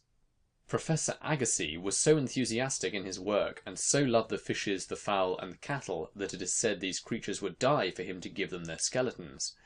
His father wanted him to fit for commercial life, but the fish haunted him day and night. Confucius said that he was so eager in the pursuit of knowledge that he forgot his food, and that, in the joys of its attainment, he forgot his sorrows. and that he did not even perceive that old age was coming on. "The boy that tries to make himself useful," said an employer of the errand boy, George W. Childs. "It is this trying to be useful and helpful that promotes us in life." Once when Mr. Harvey, an accomplished mathematician, was in a bookseller's shop, he saw a poor lad of mean appearance enter and write something on a slip of paper and give it to the proprietor. On inquiry, he found this was a poor deaf boy, Kitto, who afterwards became one of the most noted biblical scholars in the world, and who wrote his first book in the poorhouse.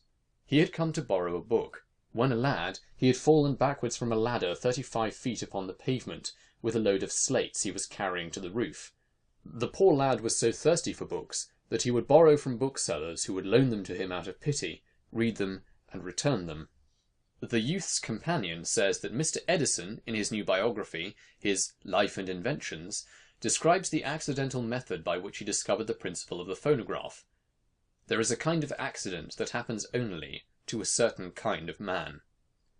"I was singing to the mouthpiece of a telephone," Mr. Edison says, "when the vibrations of the voice sent the fine steel point into my finger. That set me to thinking. If I could record the actions of the point, and send the point over the same surface afterward, I saw no reason why the thing would not talk. I tried the experiment first on a slip of telegraph paper, and found that the point made an alphabet. I shouted the words, 'Halloo, halloo,' into the mouthpiece, ran the paper back over the steel point, and heard a faint 'halloo, halloo' in return. I determined to make a machine that would work accurately, and gave my assistants instructions, telling them what I had discovered. They laughed at me. That's the whole story. The phonograph is the result of the pricking of a finger." It is one thing to hit upon an idea, however, and another thing to carry it out to perfection. The machine would talk, but like many young children, it had difficulty with certain sounds, in the present case with aspirants and sibilants. Mr. Edison's biographers say, but the statement is somewhat exaggerated, he has frequently spent from 15 to 20 hours daily, for 6 or 7 months on a stretch, dinning the word spezia, for example, into the stubborn surface of the wax. "Spezia!" roared the inventor. "Petzia!" lisped the phonograph in tones of ladylike reserve, and so on through the thousands of graded repetitions till the desired results were obtained. The primary education of the phonograph was comical in the extreme. To hear those grave and reverend signors, rich in scientific honours, patiently reiterating, "Mary had a little lamb, lamb, lamb," and elaborating that point with anxious gravity, was to receive a practical demonstration of the eternal unfitness of things. Milton, when blind, old, and poor, showed a royal cheerfulness, and never bated one jot of heart or hope, but steered right onward. Dickens's characters seemed to possess him, and haunt him day and night until properly portrayed in his stories. At a time when it was considered dangerous to society in Europe for the common people to read books and listen to lectures on any but religious subjects, Charles Knight determined to enlighten the masses by cheap literature. He believed that a paper could be instructive and not be dull, cheap without being wicked. He started the Penny Magazine, which acquired a circulation of 200,000 the first year. Knight projected the Penny Cyclopedia, the library of entertaining knowledge, half-hours with the best authors, and other useful books at a low price. His whole adult life was spent in the work of elevating the common people by cheap yet wholesome publications. He died in poverty, but grateful people have erected a noble monument over his ashes. Demosthenes roused the torpid spirits of his countrymen to a vigorous effort to preserve their independence against the designs of an ambitious and artful prince, and Philip had just reason to say he was more afraid of that man than of all the fleets and armies of the Athenians. Horace Greeley was a hampered genius who never had a chance to show himself until he started the Tribune, into which he poured his whole individuality, life, and soul. Emerson lost the first years of his life trying to be someone else. He finally came to himself and said, "If a single man plant himself indomitably on his instincts, and there abide, the whole world will come round to him in the end. Though we travel the world over to find the beautiful, we must carry it with us, or we find it not. The man that stands by himself the universe stands by him also. Take Michelangelo's course, to confide in oneself and be something of worth and value. None of us will ever accomplish anything excellent or commanding, except when he listens to this whisper, which is heard by him alone. Many unknown writers would make fame and fortune if, like Bunyan and Milton and Dickens and George Eliot and Scott and Emerson, they would write down their own lives in their manuscripts, if they would write about things they have seen, that they have felt, that they have known. It is the life thoughts that stir and convince, that move and persuade, that carry their very iron particles into the blood. The real heaven has never been outdone by the ideal. Neither poverty nor misfortune could keep Linnaeus from his botany. The English and Austrian armies called Napoleon the 100,000 man. His presence was considered equal to that force in battle. The lesson he teaches is that which vigour always teaches, that there is always room for it. To what heap of cowardly doubts is not that man's life an answer? End of Chapter 9. Dead in Earnest. Recording by Lucas Balding.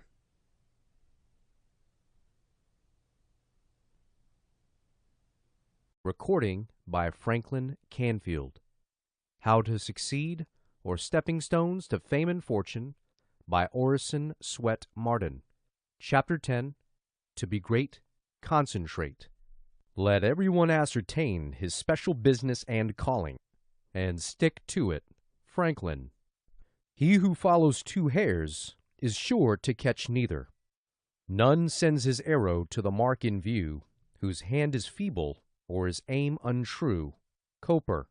He who wishes to fulfill his mission must be a man of one idea, that is, of one great overmastering purpose, overshadowing all of his aims and guiding and controlling his entire life. Bate. The shortest way to do anything is to do only one thing at a time. Cecil. The power of concentration is one of the most valuable of intellectual attainments. Horace Mann. The power of a man increases steadily by continuance in one direction. Emerson. Careful attention to one thing often proves superior to genius and art. Cicero. It puffed like a locomotive, said a boy of the donkey engine. It whistled like the steam cars, but it didn't go anywhere. The world is full of donkey engines, of people who can whistle and puff and pull, but they don't go anywhere. They have no definite aim, no controlling purpose. The great secret of Napoleon's power lay in his marvelous ability to concentrate his forces upon a single point. After finding the weak place in the enemy's ranks, he would mass his men and hurl them upon the enemy like an avalanche until he made a breach. What a lesson of the power of concentration there is in that man's life! He was such a master of himself that he could concentrate his powers upon the smallest detail as well as upon an empire. When Napoleon had anything to say, he always went straight to his mark. He had a purpose in everything he did. There was no dilly-dallying nor shilly-shallying. He knew what he wanted to say and said it. It was the same with all of his plans. What he wanted to do, he did. He always hit the bullseye. His great success in war was due largely to his definiteness of aim. He knew what he wanted to do and did it. He was like a great burning glass, concentrating the rays of the sun upon a single spot. He burned a hole wherever he went. The sun's rays scattered do no execution, but concentrated in a burning glass, they melt solid granite. Yes, a diamond even. There are plenty of men who have ability enough. The rays of their faculties taken separately are all right, but they are powerless to collect them, to concentrate them upon a single object. They lack the burning glass of a purpose to focalize upon one spot the separate rays of their ability. Versatile men, universal geniuses, are usually weak because they have no power to concentrate the rays of their ability, to focalize them upon one point until they burn a hole in whatever they undertake. This power to bring all of one's scattered forces into one focal point makes all the difference between success and failure. The sun might blaze out upon the earth forever, without burning a hole in it, or setting anything on fire, whereas a very few of these rays, concentrated in a burning glass, would, as stated, transform a diamond into vapor. Sir James Mackintosh was a man of marvelous ability. He excited in everybody who knew him great expectations, but there was no purpose in his life to act as a burning glass to collect the brilliant rays of his intellect, by which he might have dazzled the world. Most men have ability enough, if they could only focalize it into one grand, central, all-absorbing purpose to accomplish great things.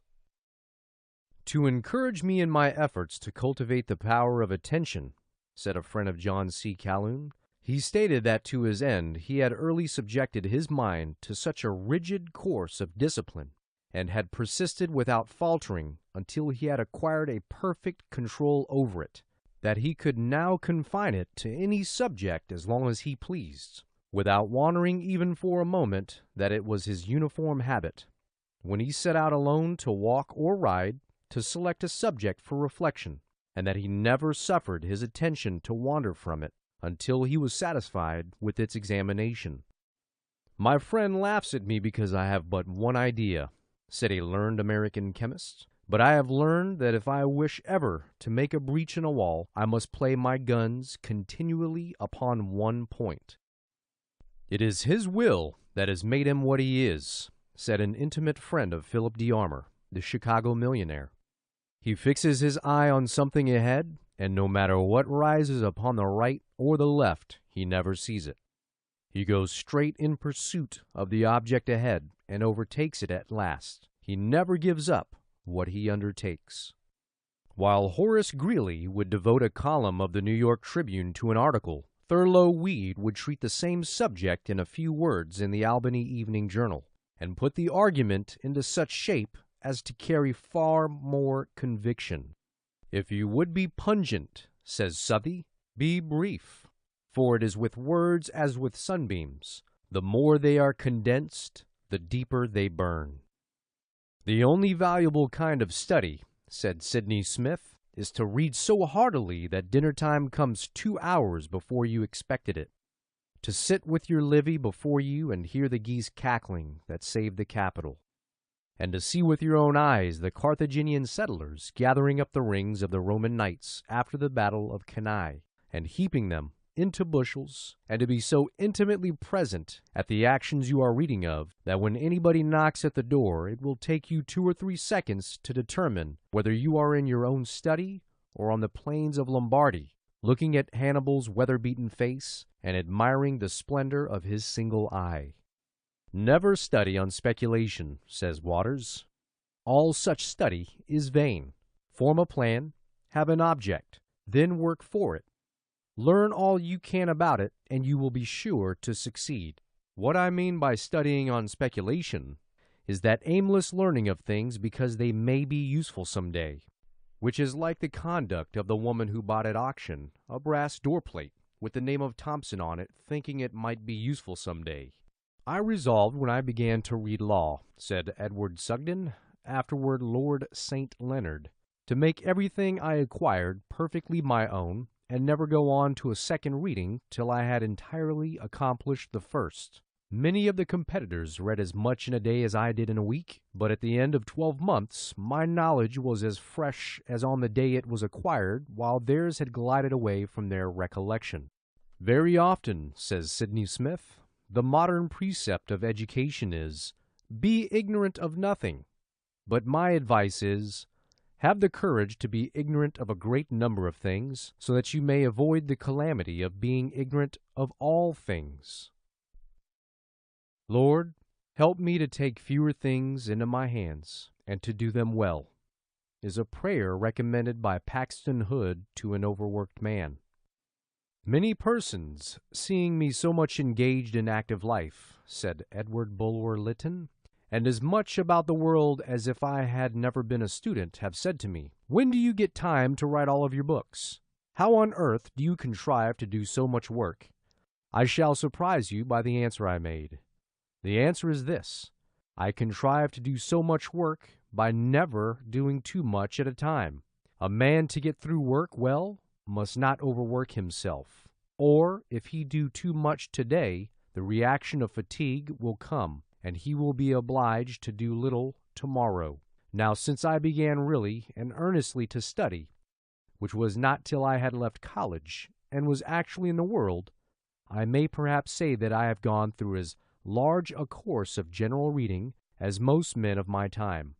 I have traveled much, and I have seen much. I have mixed much in politics, and in the various businesses of life. And, in addition to all of this, I have published somewhere about 60 volumes, some upon subjects requiring much special research. And what time do you think, as a general rule, I have devoted to study, to reading, and writing? Not more than 3 hours a day. And when Parliament is sitting, not always that. But then, during these 3 hours, I have given my whole attention to what I was about. The things that are crowded out of a life are the test of that life. Not what we would like, but what we long for and strive for with all our might we attain. One great cause of failure of young men in business, says Carnegie, is lack of concentration. They are prone to seek outside investments. The cause of many a surprising failure lies in so doing. Every dollar of capital and credit, every business thought, should be concentrated upon the one business upon which a man has embarked. He should never scatter his shot. It is a poor business which would not yield better returns for increased capital than any outside investment. No man or set of men or corporation can manage a businessman's capital as well as he can manage it himself. The rule, do not put all your eggs in one basket, does not apply to a man's life work. Put all your eggs in one basket and then watch that basket is the true doctrine, the most valuable rule of all. A man must not only desire to be right, said Beecher, he must be right. You may say, I wish to send this ball so as to kill the lion crouching yonder, ready to spring upon me. My wishes are all right, and I hope Providence will direct the ball. Providence won't. You must do it, and if you do not, you are a dead man. The ruling idea of Milton's life and the key to his mental history is his resolve to produce a great poem. Not that the aspiration in itself is singular, for it is probably shared in by every poet in his turn. As every clever schoolboy is destined by himself or his friends to become Lord Chancellor, and every private in the French army carries in his haversack the baton of a marshal, so it is a necessary ingredient of the dream of Parnassus that it should embody itself in a form of surpassing brilliance. What distinguishes Milton from the crowd of youthful literary aspirants, au juventa, is his consistency of resolve. He not only nourished through manhood the dream of youth, keeping under the importunate instincts which carry off most ambitions in middle life into the pursuit of place, profit, honor, the thorns which spring up and smother the wheat, but carried out his dream in its integrity in old age. He formed himself for this achievement and no other. Study at home, travel abroad, the arena of political controversy, the public service, the practice of the domestic virtues were so many parts of the schooling which was to make a poet. Bismarck adopted it as the aim of his public life, to snatch Germany from the Austrian oppression, and to gather round Prussia in a North German confederation, all the states whose tone of thought, religion, manners, and interest were in harmony with those of Prussia. To attain this end, he once said in conversation, I would brave all dangers, exile, the scaffold itself. What matter if they hang me, provided the rope with which I am hung binds this new Germany firmly to the Prussian throne. It is related of Greeley that when he was writing his American conflict, he found it necessary to conceal himself somewhere to prevent constant interruptions. He accordingly took a room in the Bible house, where he worked from 10 in the morning till 5 in the afternoon, and then appeared in the sanctum, seemingly as fresh as ever. Cooper Institute is the evening school which Peter Cooper, as long ago as 1810, resolved to found some day, when he was looking about as an apprentice for a place where he could go to school evenings. Through all his career in various branches of business, he never lost sight of this object, and as his wealth increased, he was pleased that it brought nearer the realization of his dream.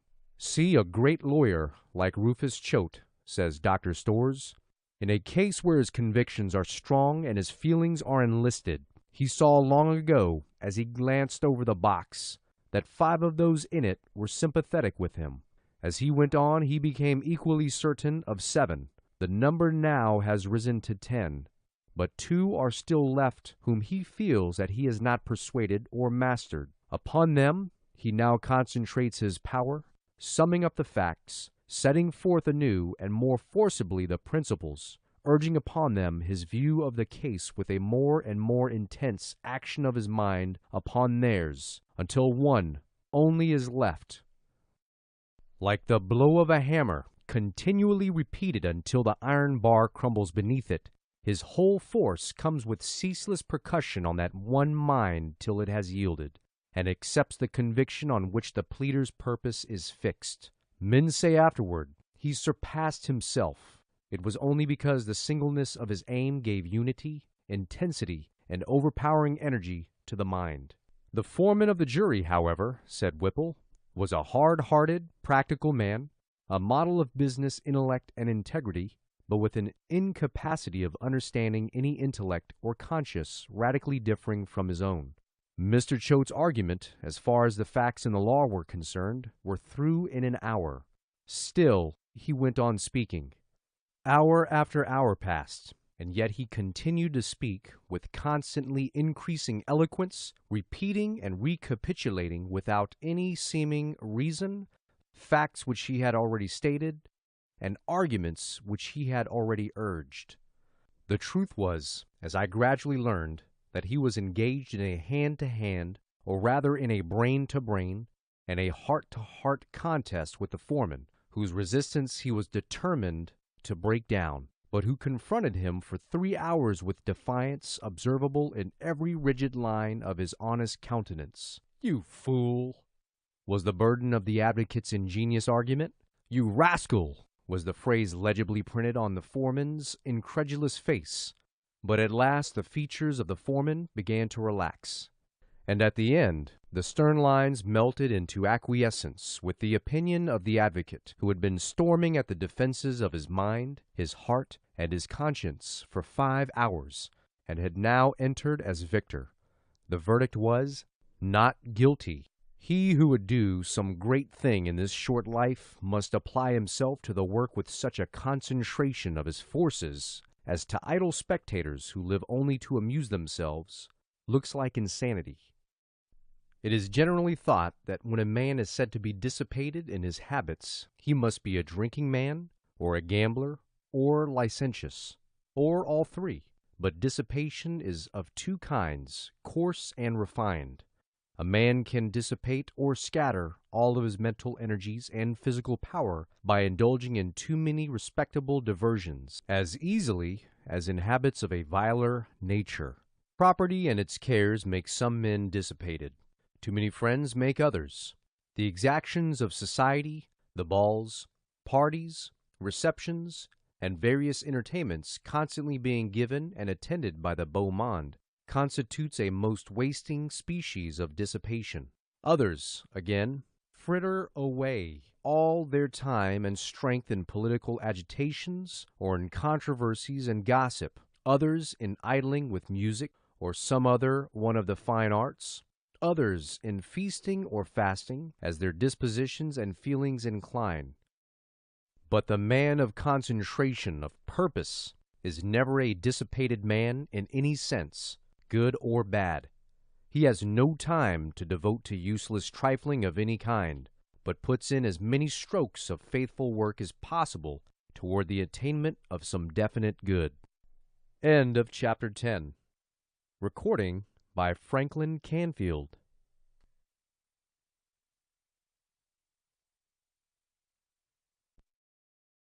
Recording by Tech Savvy. How to Succeed or Stepping Stones to Fame and Fortune by Orison Swett Marden. Chapter 11. At Once. Note: The sublime precision that leads the earth over a circuit of 500 million miles back to the solstice at the appointed moment without the loss of 1 second. No, not the millionth part of a second, for ages and ages which it traveled that imperial road. By Edward Everett. Dispatch is the soul of business. By Chesterfield. Unfaithfulness in the keeping of an appointment is an act of clear dishonesty. You may as well borrow a person's money as his time. By Horace Mann. By the street of by and by one arrives at the house of never. By Cervantes. The greatest thief this world has ever produced is procrastination, and he is still at large. By H. W. Shaw.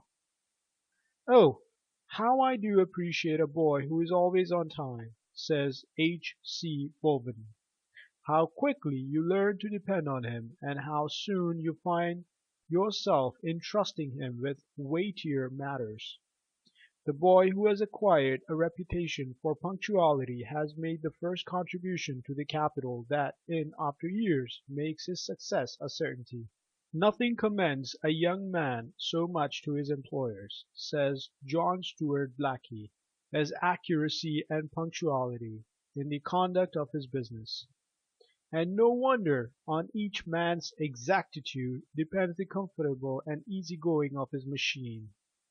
If the clock goes fitfully, nobody knows the time of day, and if your task is a link in the chain of another man's work, you are his clock, and he ought to be able to rely on you.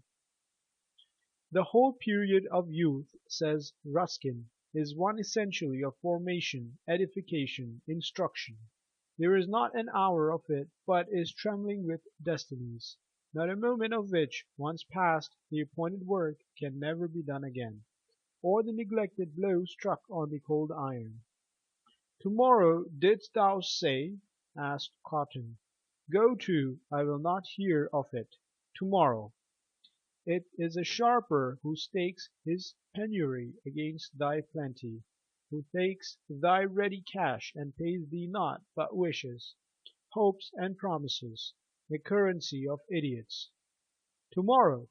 It is a period nowhere to be found in all the hoary registers of time, unless, perchance, in the fool's calendar. Wisdom disclaims the word, nor holds society with those that own it. This fancy's child, and folly is its father, wrought of such stuffs as dreams are, and baseless as the fantastic visions of the evening. Oh, how many a wreck on the road to success could say, I have spent all my life in the pursuit of tomorrow, being assured that tomorrow has some vast benefit or other in store for me. I give it as my deliberate and solemn conviction, said Dr. Fitch, that the individual who is tardy in meeting an appointment will never be respected or successful in life. If a man has no regard for the time of other men, said Horace Greeley, why should he have for their money? What is the difference between taking a man's hour and taking his $5? There are many men to whom each hour of business day is worth more than $5. A man who keeps his time will keep his word.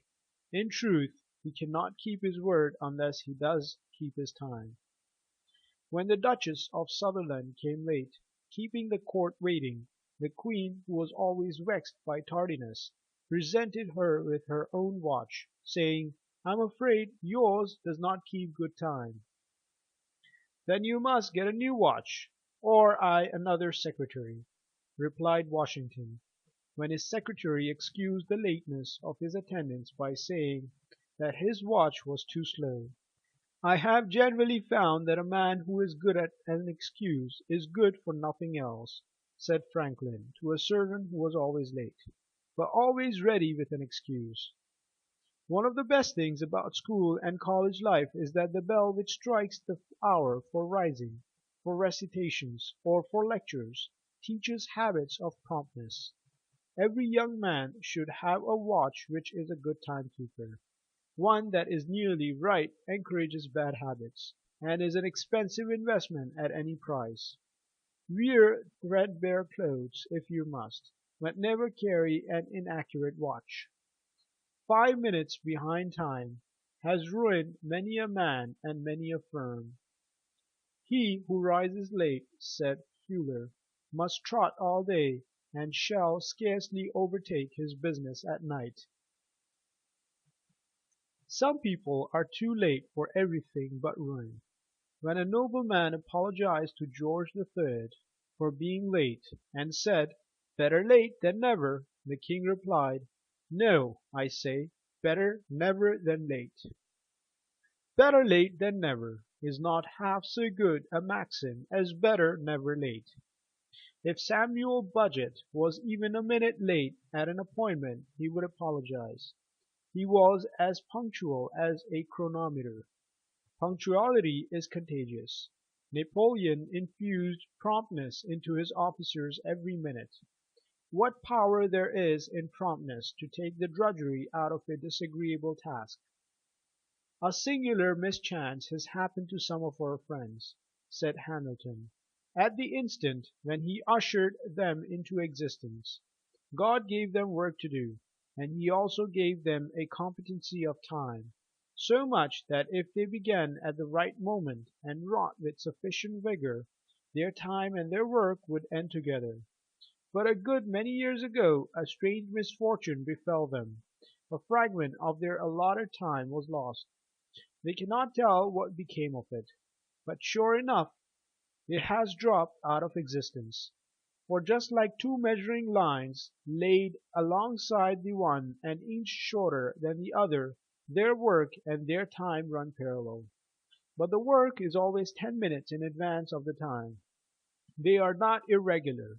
They are never too soon. Their letters are posted the very minute after the mall is closed. They arrive at the wharf just in time to see the steamboat off. They come in sight of the terminus precisely as the station gates are closing. They do not break any engagement nor neglect any duty, but they systematically go about it too late, and usually too late by about the same fatal interval. Of Tours, the wealthy New Orleans ship owner, it is said that he was as methodical and regular as a clock, and that his neighbors were in the habit of judging of the time of the day by his movements. "How," asked the man of Sir Walter Raleigh, "do you accomplish so much and in so short a time?" "When I have anything to do, I go and do it," was the reply. The man who always acts promptly, even if he makes occasional mistakes, will succeed when a procrastinator will fail, even if he have a better judgment. When asked how he got through so much work, Lord Chesterfield replied, "Because I never put off till tomorrow what I can do today." Dewitt, Pensionary of Holland, answered the same question. Nothing is more easy. Never do but one thing at a time, and never put off until tomorrow what can be done today. Walter Scott was a very punctual man. This was the secret of his enormous achievements. He made it a rule to answer all letters the day they were received. He rose at 5. By breakfast time he had broken the neck of the day's work, as he used to say. Writing to a youth who had obtained a situation and asked him for advice, he gave this counsel: "Beware of stumbling over a propensity which easily besets you from not having your time fully employed. I mean what the women call dawdling. Do instantly whatever is to be done, and take the hours of recreation after business, never before it." Frederick the Great had a maxim: "Time is the only treasure of which it is proper to be avaricious." Leibnitz declared that the loss of an hour is the loss of a part of life. Napoleon, who knew the value of time, remarked that it was the quarter hours that won battles. The value of minutes has been often recognized, and any person watching a railway clerk handing out tickets and change during the last few minutes available must have been struck with how much could be done in these short periods of time. At the appointed hour the train starts and by is carrying passengers at the rate of 60 miles an hour. In a second you are carried 29 yards. In 1/29th of a second you pass over 1 yard. Now 1 yard is quite an appreciable distance, but 1/29th of a second is a period which cannot be appreciated. The father of the Webster brothers, before going away to be gone for a week, gave his boys a stint to cut a field of corn, telling them that after it was done, if they had any time left, they might do what they pleased. The boys looked the field over on Monday morning and concluded they could do all the work in 3 days. So they decided to play the first 3 days. Thursday morning they went to the field, but it looked so much larger than it did on Monday morning, that they decided they could not possibly do it in 3 days, and rather than not do it all, they would not touch it. When the angry father returned, he called Ezekiel to him and asked him why they had not harvested the corn. "What have you been doing?" asked the stern father. "Nothing, father." "And what have you been doing, Daniel?" "Helping Zeki, sir." "How many boys, and men too, waste hours and days helping Zeki?" "Remember, the world was created in 6 days," said Napoleon to one of his officers. "Ask for whatever you please except time." Railroads and steamboats have been wonderful educators in promptness. No matter who is late, they live right on the minute.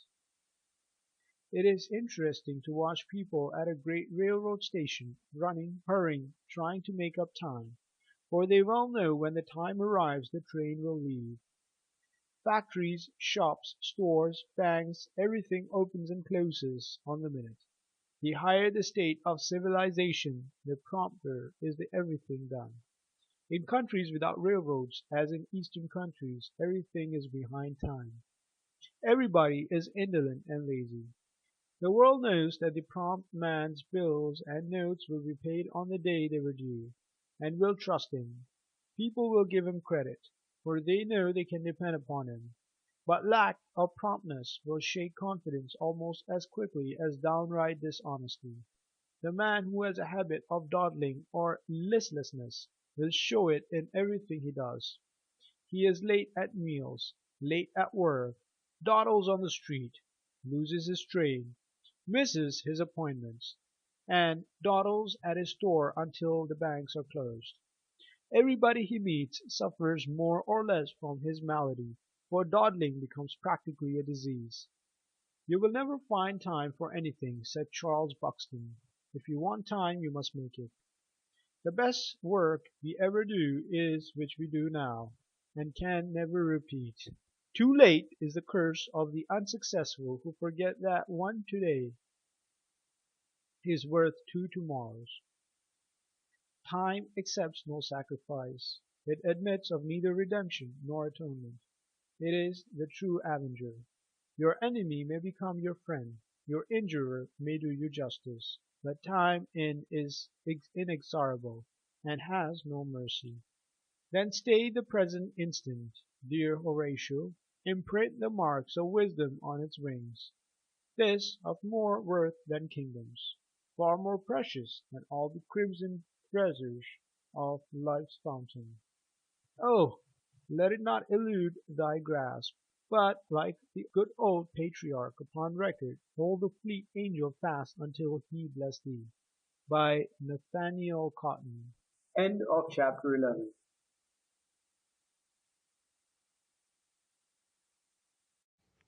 How to Succeed, or Stepping Stones to Fame and Fortune, by Orison Swett Marden. Chapter 12. Thoroughness. Doing well depends upon doing completely. Persian proverb. He who does well will always have patrons enough. Plautus. If a man can write a better book, preach a better sermon, or make a better mousetrap than his neighbor, though he build his house in the woods, the world will make a beaten path to his door. Emerson. I hate a thing done by halves. If it be right, do it boldly. If it be wrong, leave it undone. Gilpin. No two things differ more than hurry and dispatch.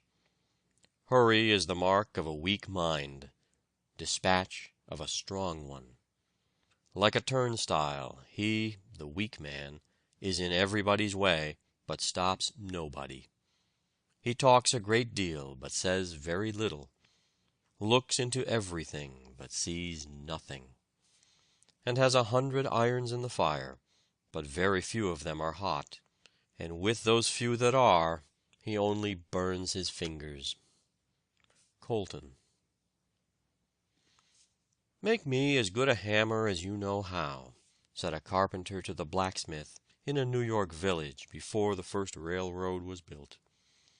"6 of us have come to work on the new church, and I've left mine at home." "As good a one as I know how?" asked David Maydole doubtfully. "But perhaps you don't want to pay for as good a one as I know how to make." "Yes, I do," said the carpenter. "I want a good hammer." It was indeed a good hammer that he received, the best, probably, that had ever been made.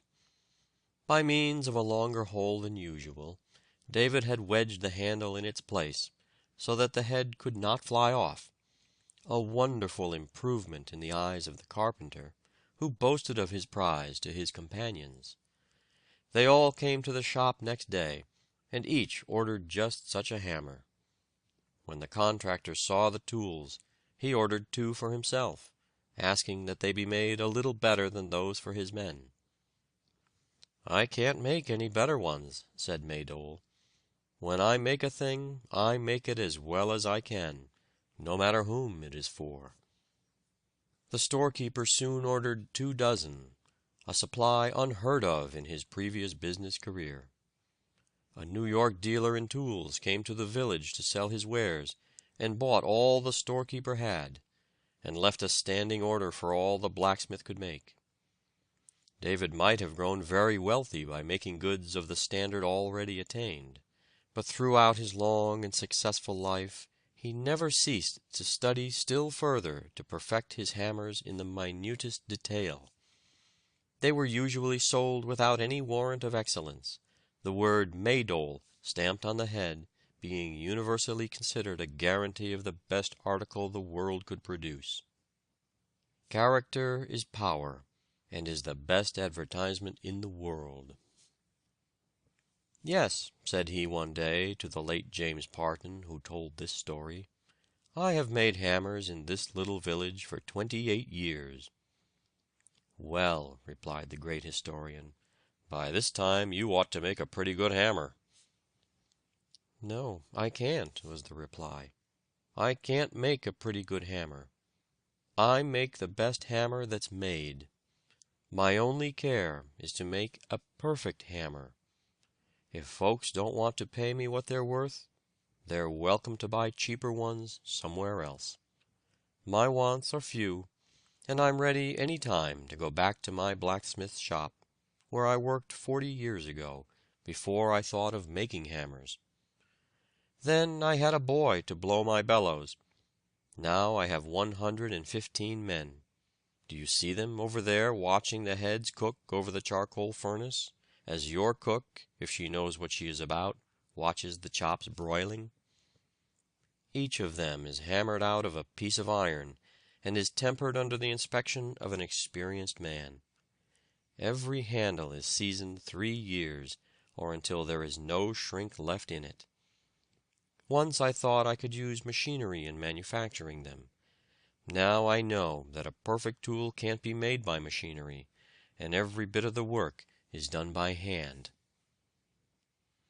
"In telling this little story," said Parton, "I have told thousands of stories.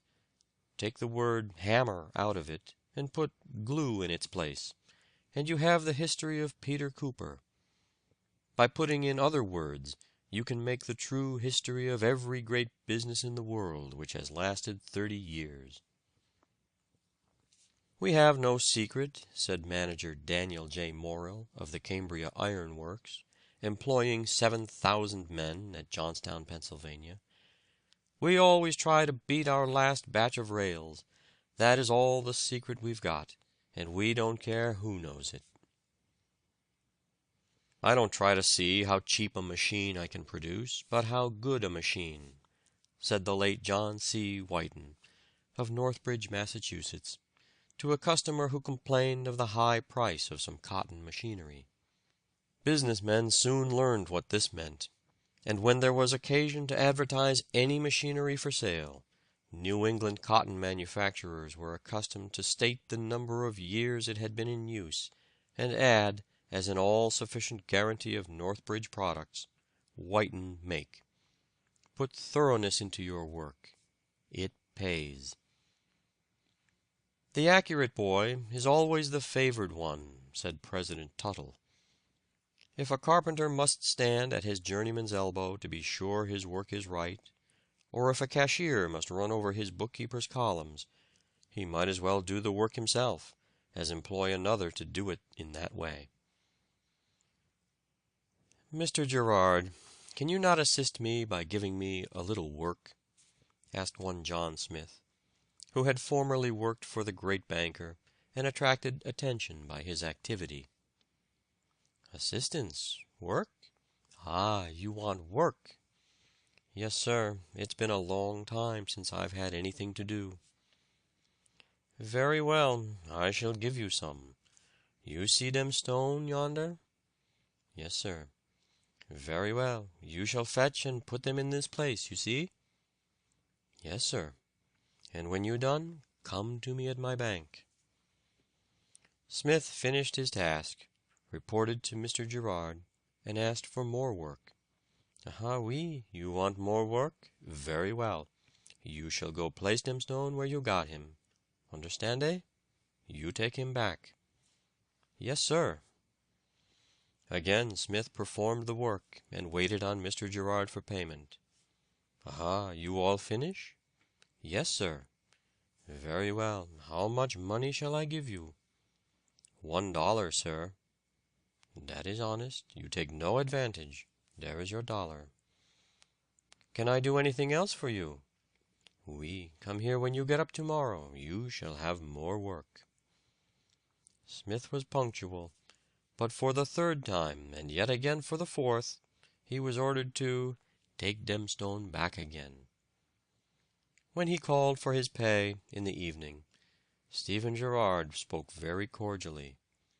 "Ah, Monsieur Smith, you shall be my man. You mind your business and do it. Ask no questions. You do not interfere. You got one wife?" "Yes, sir." "Ah, that is bad. One wife is bad. Any little chicks?" "Yes, sir, 5 living." "5, that is good. I like 5. I like you, Monsieur Smith. You like to work. You mind your business. Now I do something for your 5 little chicks. There, take these 5 pieces of paper for your 5 little chicks. You shall work for them. You shall mind your own business, and your little chicks shall never want 5 more." In a few years Mr. Smith became one of the wealthiest and most respected merchants of Philadelphia. It is difficult to estimate the great influence upon a life of the early formed habit of doing everything to a finish, not leaving it half done, or pretty nearly done, but completely done. Nature finishes every little leaf, even to every little rib, its edges and stem, as exactly and perfectly as though it were the only leaf to be made that year. Even the flower that blooms in the mountain dell, where no human eye will ever behold it, is finished with the same perfection and exactness of form and outline, with the same delicate shade of color, with the same completeness of beauty, as though it was made for royalty in the Queen's garden. Perfection to the finish is a motto which every youth should adopt. "How did you attain such excellence in your profession?" was asked of Sir Joshua Reynolds. "By observing one simple rule, namely to make each picture the best," he replied. The discipline of being exact is uplifting, Progress is never more rapid than it is when we are studying to be accurate. The effort educates all the powers. Arthur Helps says, "I do not know that there is anything, except it be humility, which is so valuable as an incident of education as accuracy, and accuracy can be taught. Direct lies told to the world are as dust in the balance when weighed against the falsehoods of inaccuracy." Too many youths enter upon their business in a languid, half-hearted way, and do their work in a slipshod manner. The consequence is that they inspire neither admiration nor confidence on the part of their superiors, and cut off almost every chance of success. There is a loose, perfunctory method of doing one's work that never merits advance, and very rarely wins it. Instead of buckling to their task with all the force they possess, they merely touch it with the tips of their fingers, their rule apparently being the maximum of ease with the minimum of work. The principle of Strafford, the great minister of Charles I, is indicated by his motto, the one word, thorough. It was said of King Hezekiah, "In every work that he began, he did it with all his heart, and prospered." The stonecutter goes to work on a stone, and most patiently shapes it. He carves that bit of fern, putting all his skill and taste into it.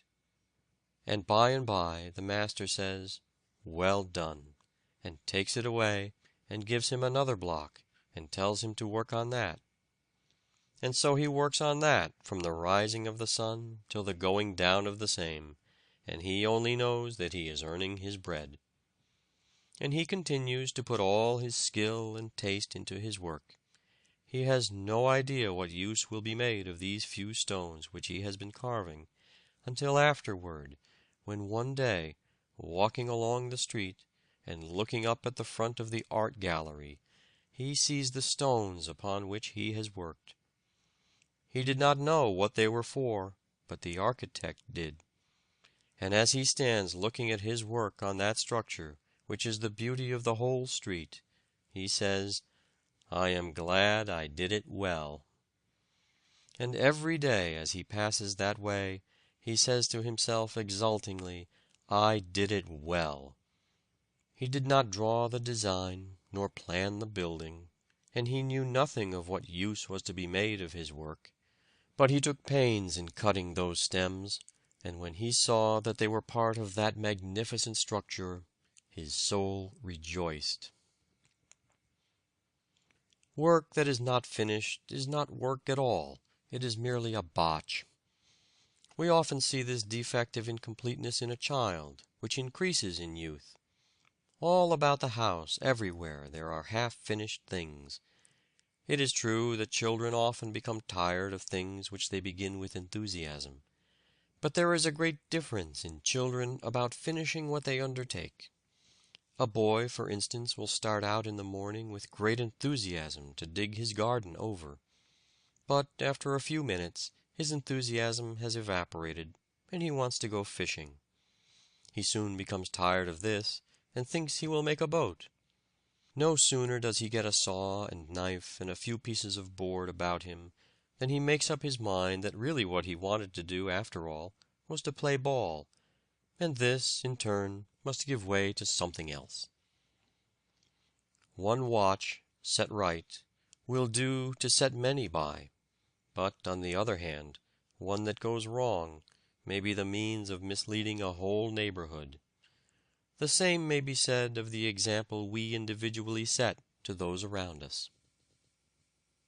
"Whatever I have tried to do in life," said Dickens, "I have tried with all my heart to do well.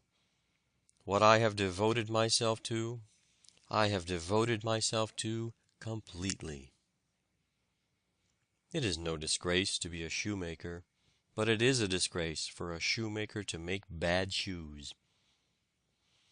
A traveler, recently returned from Jerusalem, found, in conversation with Humboldt, that the latter was as conversant with the streets and houses of Jerusalem as he was himself. On being asked how long it was since he had visited it, the aged philosopher replied, "I have never been there, but I expected to go 60 years since, and I prepared myself."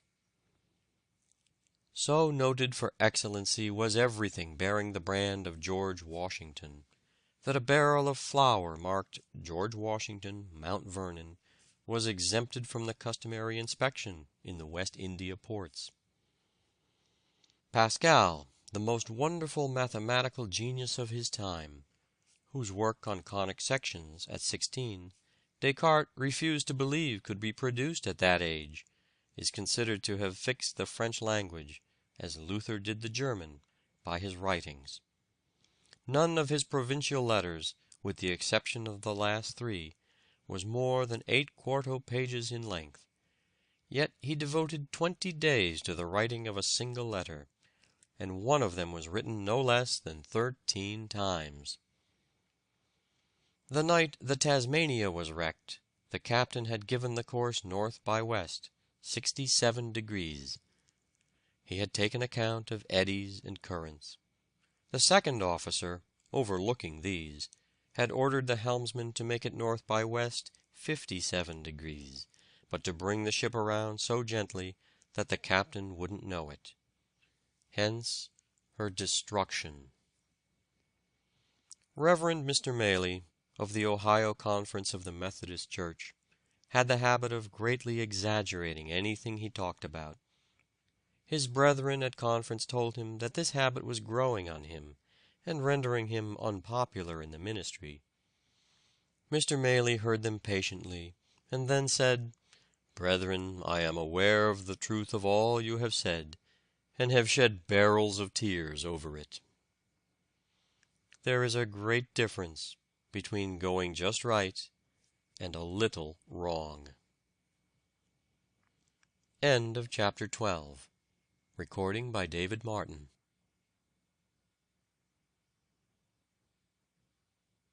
Recording by Alex. How to Succeed, or Stepping Stones to Fame and Fortune by Orison Swett Marden. Chapter 13. Trifles. In the elder days of art, builders wrought with greatest care, each minute an unseen part, for the gods see everywhere.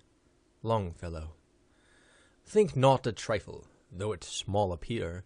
Small sands the mountain, moments make the year, and trifles life. Young. The smallest hair throws its shadow. Goethe. He that despiseth small things shall fall little by little. Ecclesiastes. It is the little rift within the lute that by and by will make the music mute, and ever widening slowly silence all. Tennyson. A pebble in the streamlet scant has turned the course of many a river. A dewdrop on the baby plant has warped the giant oak forever. It is the close observation of little things which is the secret of success in business, in art, in science, and in every pursuit of life. Smiles. Only, but then the onlys, make up the mighty all. My rule of conduct has been that whatever is worth doing at all is worth doing well, said Nicolas Poussin, the great French painter. When asked the reason why he had become so eminent in a land of famous artists, he replied, "Because I have neglected nothing." Do little things now, says a Persian proverb, so shall big things come to thee by and by, asking to be done. God will take care of the great things if we do not neglect the little ones. A gentleman advertised for a boy to assist him in his office, and nearly 50 applicants presented themselves to him. Out of the whole number, he in a short time selected one and dismissed the rest. "I should like to know," said a friend, "on what ground you selected that boy, who had not a single recommendation." "You are mistaken," said the gentleman. "He had a great many. He wiped his feet when he came in, and closed the door after him, showing that he was careful. He gave up his seat instantly to that lame old man, showing that he was kind and thoughtful. He took off his cap when he came in, and answered my questions promptly and respectfully, showing that he was polite and gentlemanly. He picked up the book, which I had purposely laid upon the floor, and replaced it on the table, while all the rest stepped over it or shoved it aside. And he waited quietly for his turn, instead of pushing and crowding, showing that he was honest and orderly. When I talked to him, I noticed that his clothes were carefully brushed, his hair in nice order, and his teeth as white as milk. And when he wrote his name, I noticed that his fingernails were clean, instead of being tipped with jet, like that handsome little fellow's, in the blue jacket. Don't you call those letters of recommendation? I do, and I would give more for what I can tell about a boy by using my eyes 10 minutes than for all the fine letters he can bring me. Least of all seeds, greatest of all harvests, seems to be one of the great laws of nature. All life comes from microscopic beginnings.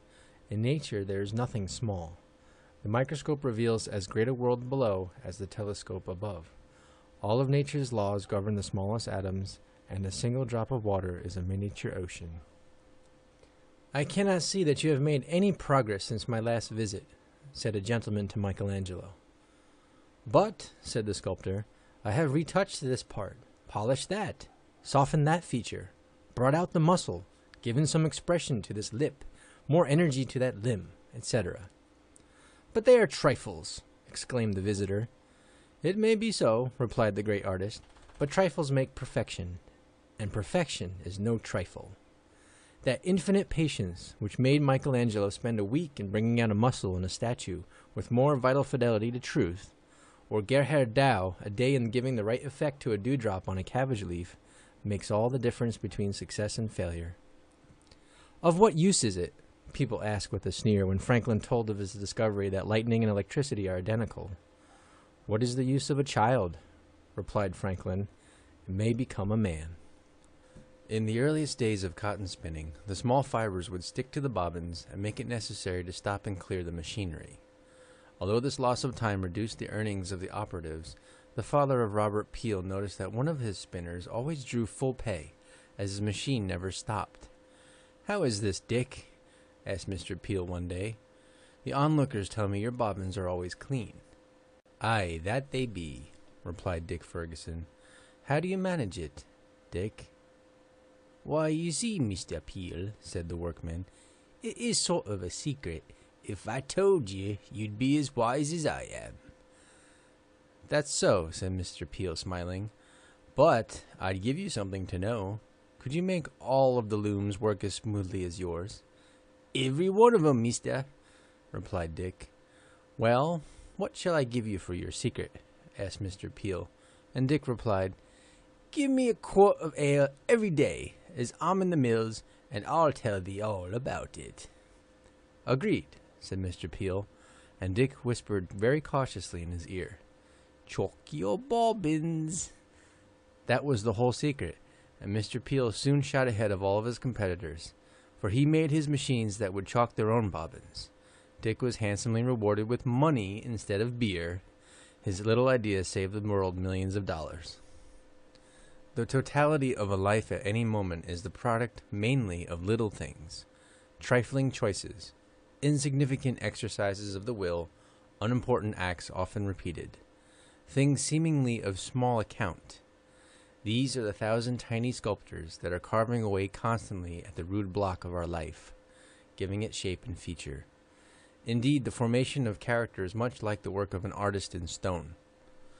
The sculptor takes a rough, unshapen mass of marble, and with strong, rapid strokes of mallet and chisel, quickly brings into view the rude outline of his design.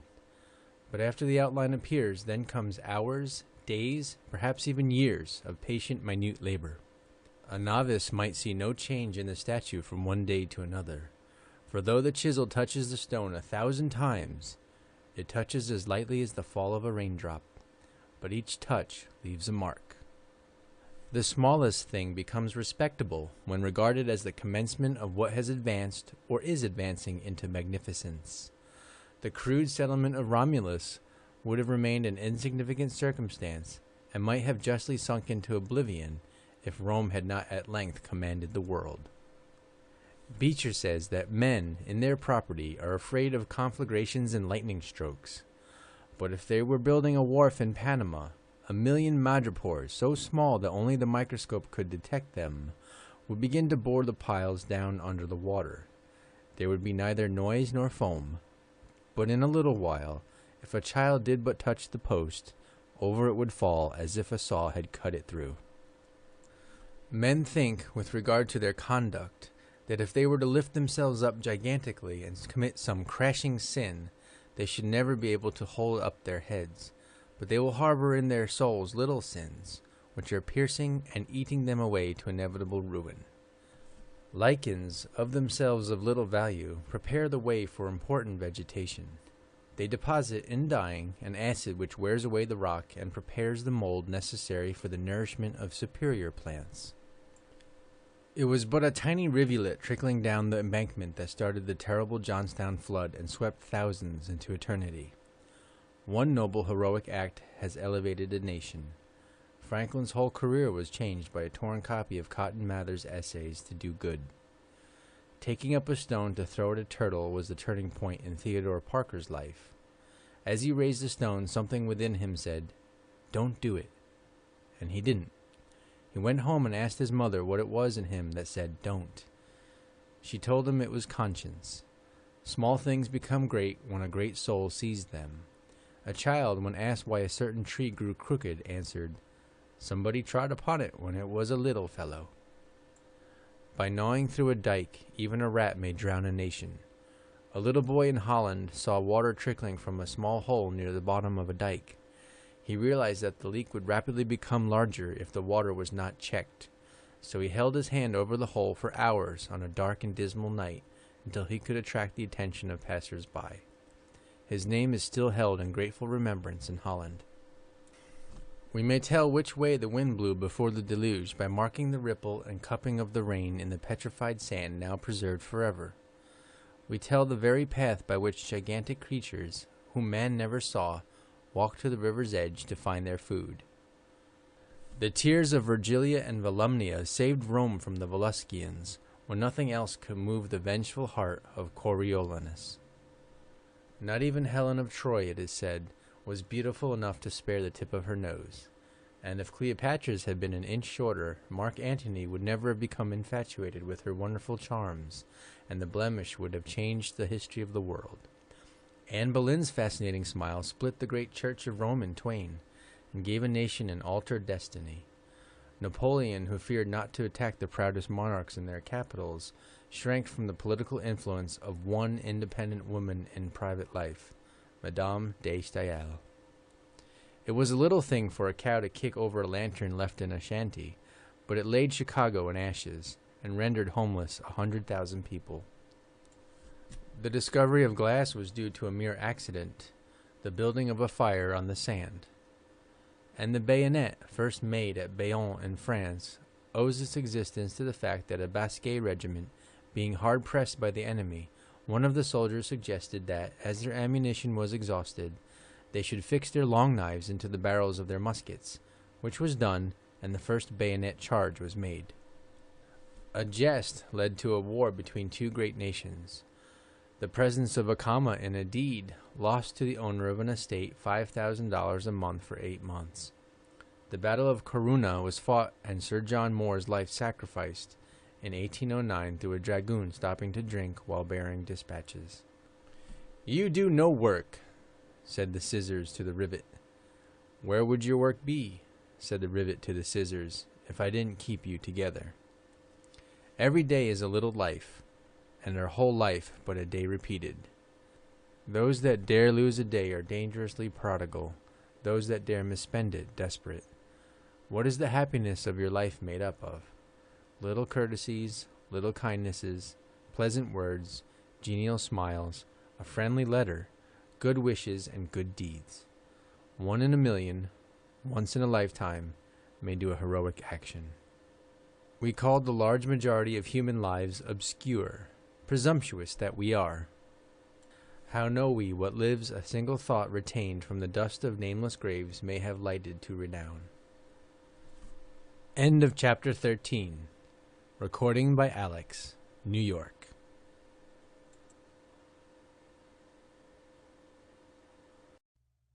How to Succeed, or Stepping Stones to Fame and Fortune, by Orison Swett Marden.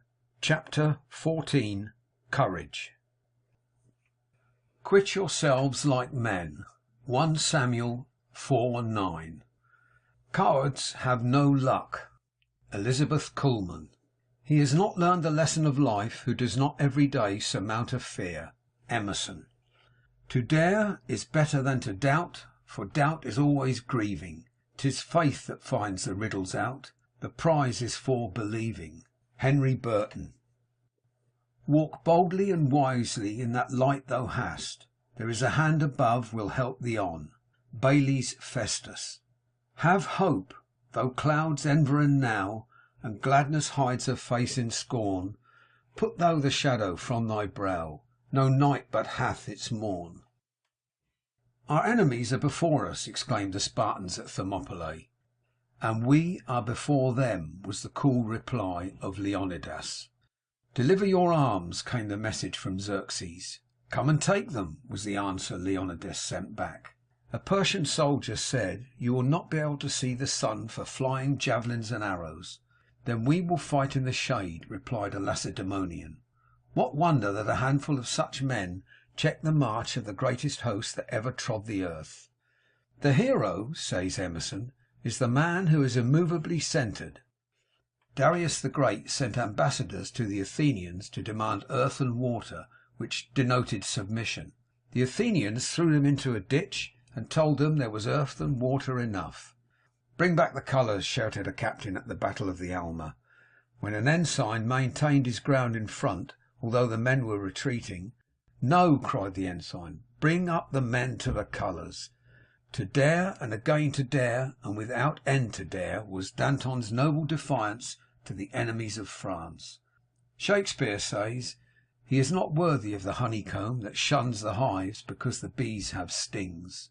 It is a bad omen, said Eric the Red, when his horse slipped and fell on the way to his ship, moored on the coast of Greenland, in readiness for a voyage of discovery. Ill fortune would be mine should I dare venture now upon the sea. So he returned to his house, but his young son, Leif, decided to go, and with a crew of 35 men, sailed southward in search of the unknown shore upon which Captain Bjarni had been driven by a storm while sailing in another Viking ship 2 or 3 years before. The first land that they saw was probably Labrador, a barren, rugged plain. Leif called this country Helluland, or the land of flat stones. Sailing onward many days, he came to a low level coast, thickly covered with woods, on account of which he called the country Markland, probably the modern Nova Scotia. Sailing onward, they came to an island which they named Vinland, on account of the abundance of delicious wild grapes in the woods. This was in the year 1000. Here is where the city of Newport, R.I., stands. They spent many months and then returned to Greenland with their vessel loaded with grapes and strange kinds of wood. The voyage was successful, and no doubt Eric was sorry he had been frightened by the bad omen. Not every vessel that sails from Tashish will bring back the gold of Ophir, but shall it therefore rot in the harbour? No, give its sails to the wind. Men who have dared have moved the world, often before reaching the prime of life. It is astonishing what daring to begin and perseverance have enabled even youths to achieve. Alexander, who ascended the throne at 20, had conquered the whole known world before dying at 33. Julius Caesar captured 800 cities, conquered 300 nations, and defeated 3 million men, became a great orator and one of the greatest statesmen known, and still was a young man. Washington was appointed adjutant general at 19. He was sent at 21 as an ambassador to treat with the French, and won his first battle as a colonel at 22. Lafayette was made a general of the whole French army at 20. Charlemagne was a master of France and Germany at 30. Condé was only 22 when he conquered at Rocroi. Galileo was but 18 when he saw the principle of the pendulum in the swinging lamp in the cathedral at Pisa. Peel was in Parliament at 21. Gladstone was in Parliament before he was 22, and at 24 he was a Lord of the Treasury. Elizabeth Barrett Browning was proficient in Greek and Latin at 12. De Quincey at 11. Robert Browning wrote at 11 poetry of no mean order. Cowley, who sleeps in Westminster Abbey, published a volume of poems at 15. N.P. Willis won lasting fame as a poet before leaving college. Macaulay was a celebrated author before he was 23. Luther was but 29 when he nailed his famous thesis to the door of the bishop and defied the Pope. Nelson was a lieutenant in the British Navy before he was 20. He was but 47 when he received his death wound at Trafalgar. Charles XII was only 19 when he gained the Battle of Narva. At 36, Cortes was the conqueror of Mexico. At 32, Clive had established the British power in India. Hannibal, the greatest of military commanders, was only 30 when, at Cannae, he dealt an almost annihilating blow to the Republic of Rome. And Napoleon was only 27 when, on the plains of Italy, he outgeneralled and defeated, one after another, the veteran marshals of Austria. Equal courage and resolution are often shown by men who have passed the allotted time of life. Victor Hugo and Wellington were both in their prime after they had reached the age of 80 years and 10. George Bancroft wrote some of his best historical work when he was 85. Gladstone ruled England with a strong hand at 84, and was a marvel of literary and scholarly ability. "Your Grace has not the organ of animal courage largely developed," said a phrenologist who was examining Wellington's head. "You are right," replied the Iron Duke, "and but for my sense of duty I should have retreated in my first fight." That first fight on an Indian field was one of the most terrible on record. Grant never knew when he was beaten. When told that he was surrounded by the enemy at Belmont, he quietly replied, "Well then, we must cut our way out." When General Jackson was a judge and was holding a court in a small settlement, a border ruffian, a murderer and a desperado came into the courtroom with brutal violence and interrupted the court. The judge ordered him to be arrested. The officer did not dare approach him. "Call a posse," said the judge, "and arrest him." But they also shrank with fear from the ruffian. "Call me then," said Jackson. "This court is adjourned for 5 minutes." He left the bench, walked straight up to the man, and with his eagle eye actually cowed the ruffian, who dropped his weapons, afterwards saying, "There was something in his eye I could not resist." Lincoln never shrank from espousing an unpopular cause when he believed it to be right. At the time when it almost cost a young lawyer his bread and butter to defend the fugitive slave, and when other lawyers had refused, Lincoln would always plead the cause of the unfortunate whenever an opportunity presented. "Go to Lincoln," people would say when these bounded fugitives were seeking protection. "He's not afraid of any cause if it's right." Abraham Lincoln's boyhood was one long struggle with poverty, with little education and no influential friends. When at last he had begun the practice of law, it required no little daring to cast his fortune with the weaker side in politics, and thus imperil what small reputation he had gained.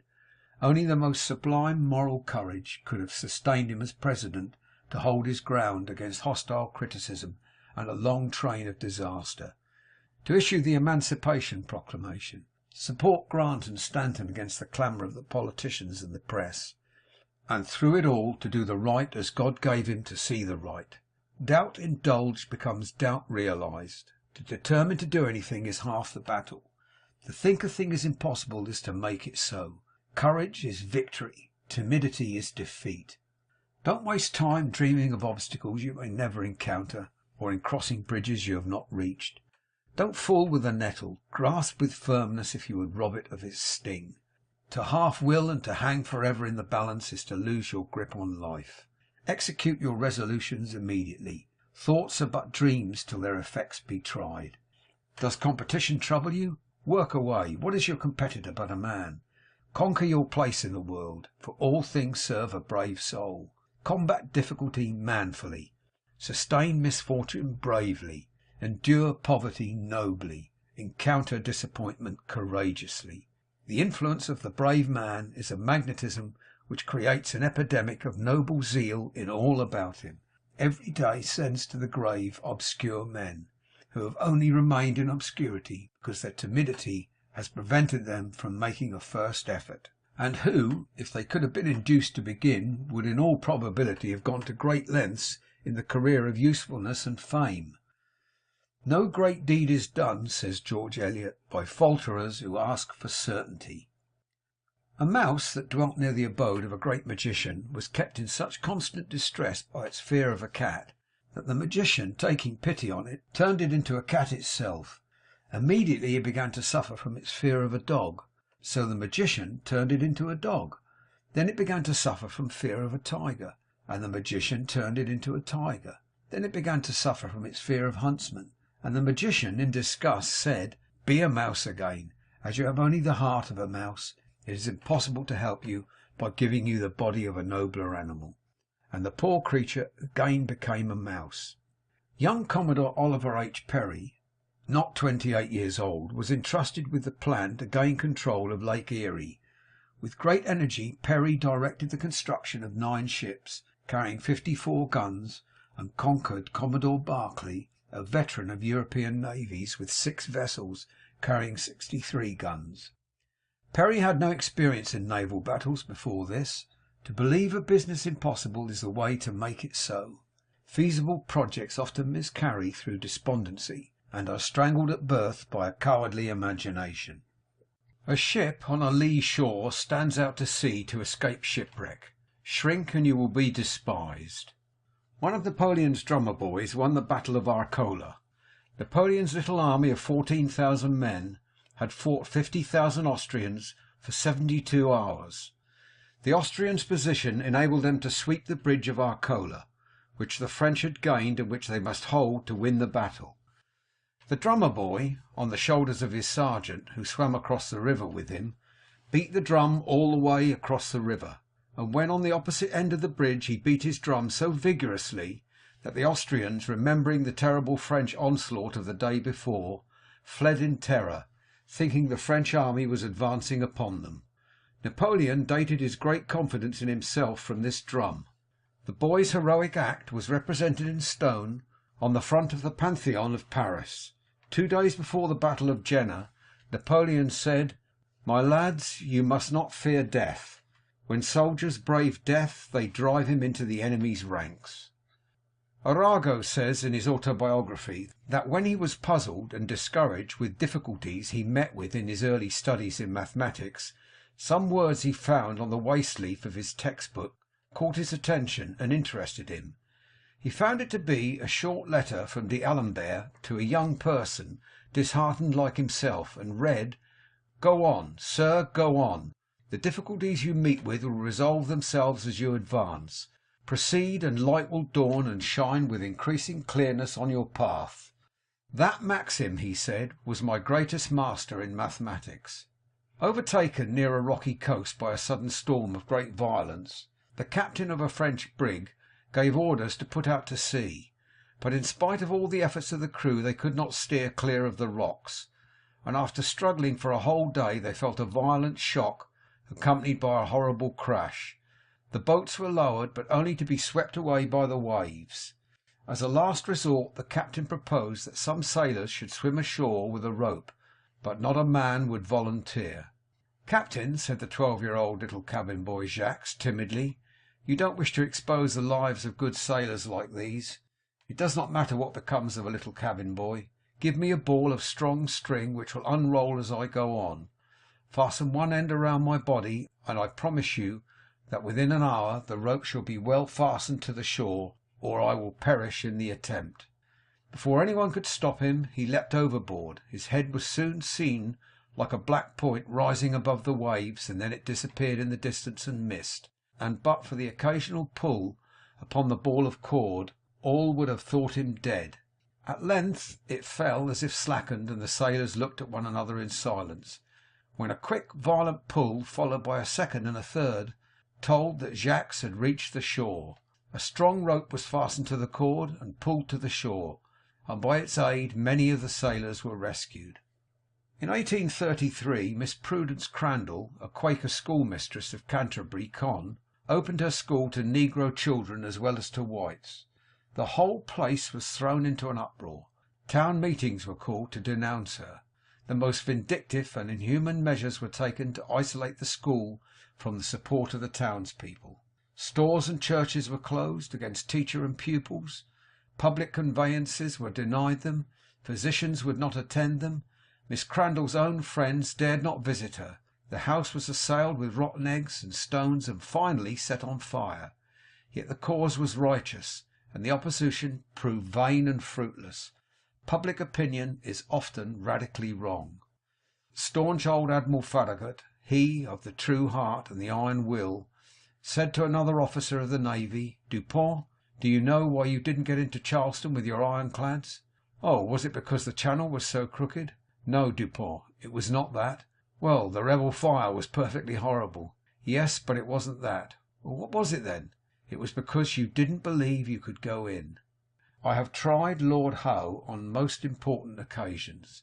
He never asked me how he was to execute any service entrusted to his charge, but always went straight forward and did it. So answered Sir Edward Hawke, when his appointment of Howe for some peculiarly responsible duty was criticised on the ground that Howe was the junior admiral in the fleet.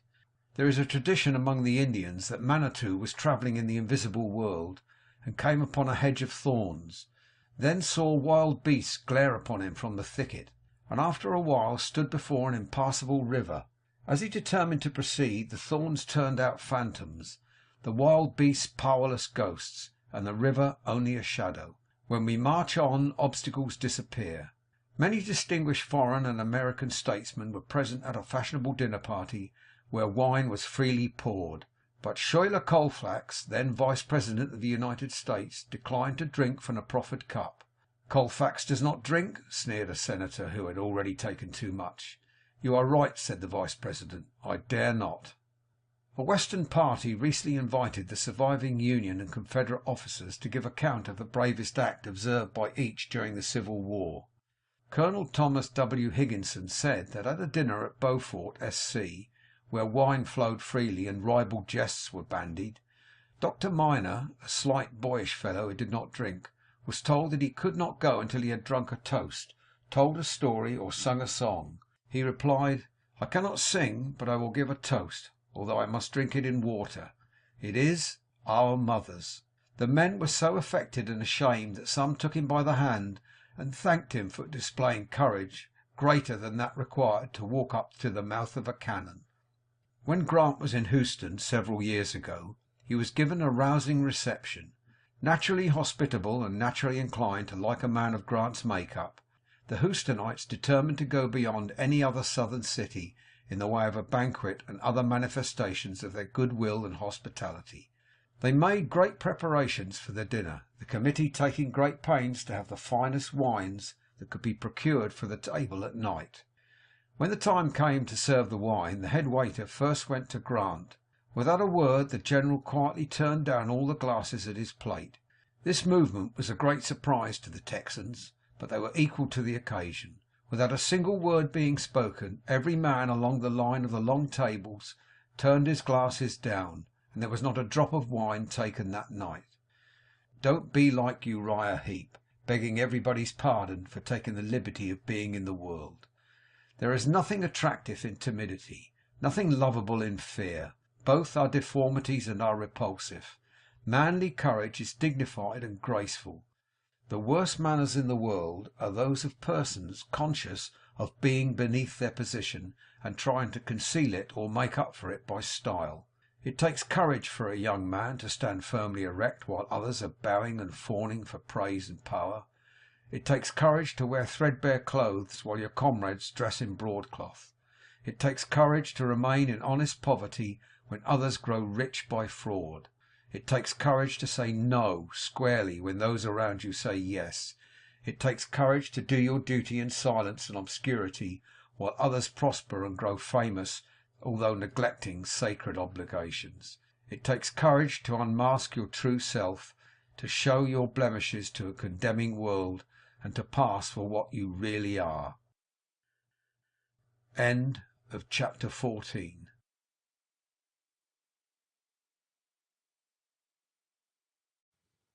How to Succeed, or Stepping Stones to Fame and Fortune, by Orison Swett Marden. Chapter 15. Willpower.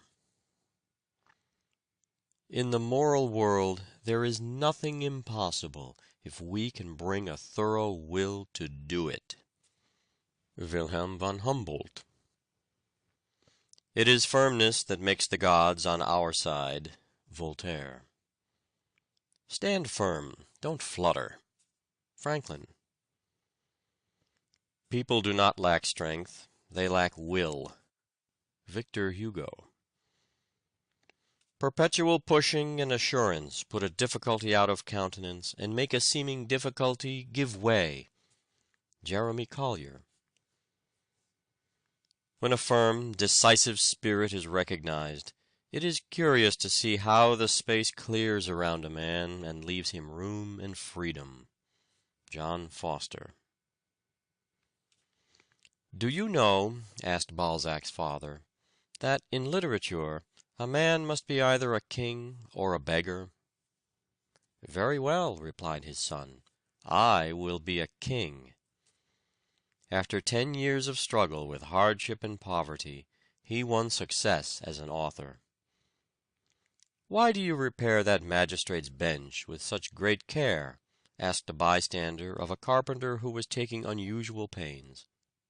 "Because I wish to make it easy against the time when I come to sit on it myself," replied the other. He did sit on that bench as a magistrate a few years later.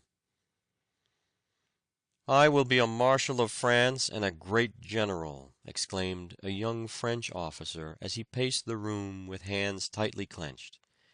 He became a successful general and a Marshal of France.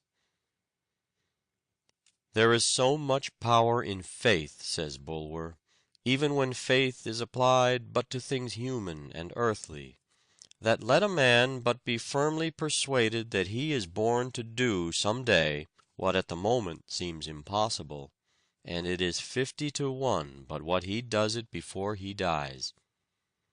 There is about as much chance of idleness and incapacity winning real success, or a high position in life, as there would be in producing a Paradise Lost by shaking up promiscuously the separate words of Webster's dictionary and letting them fall at random on the floor.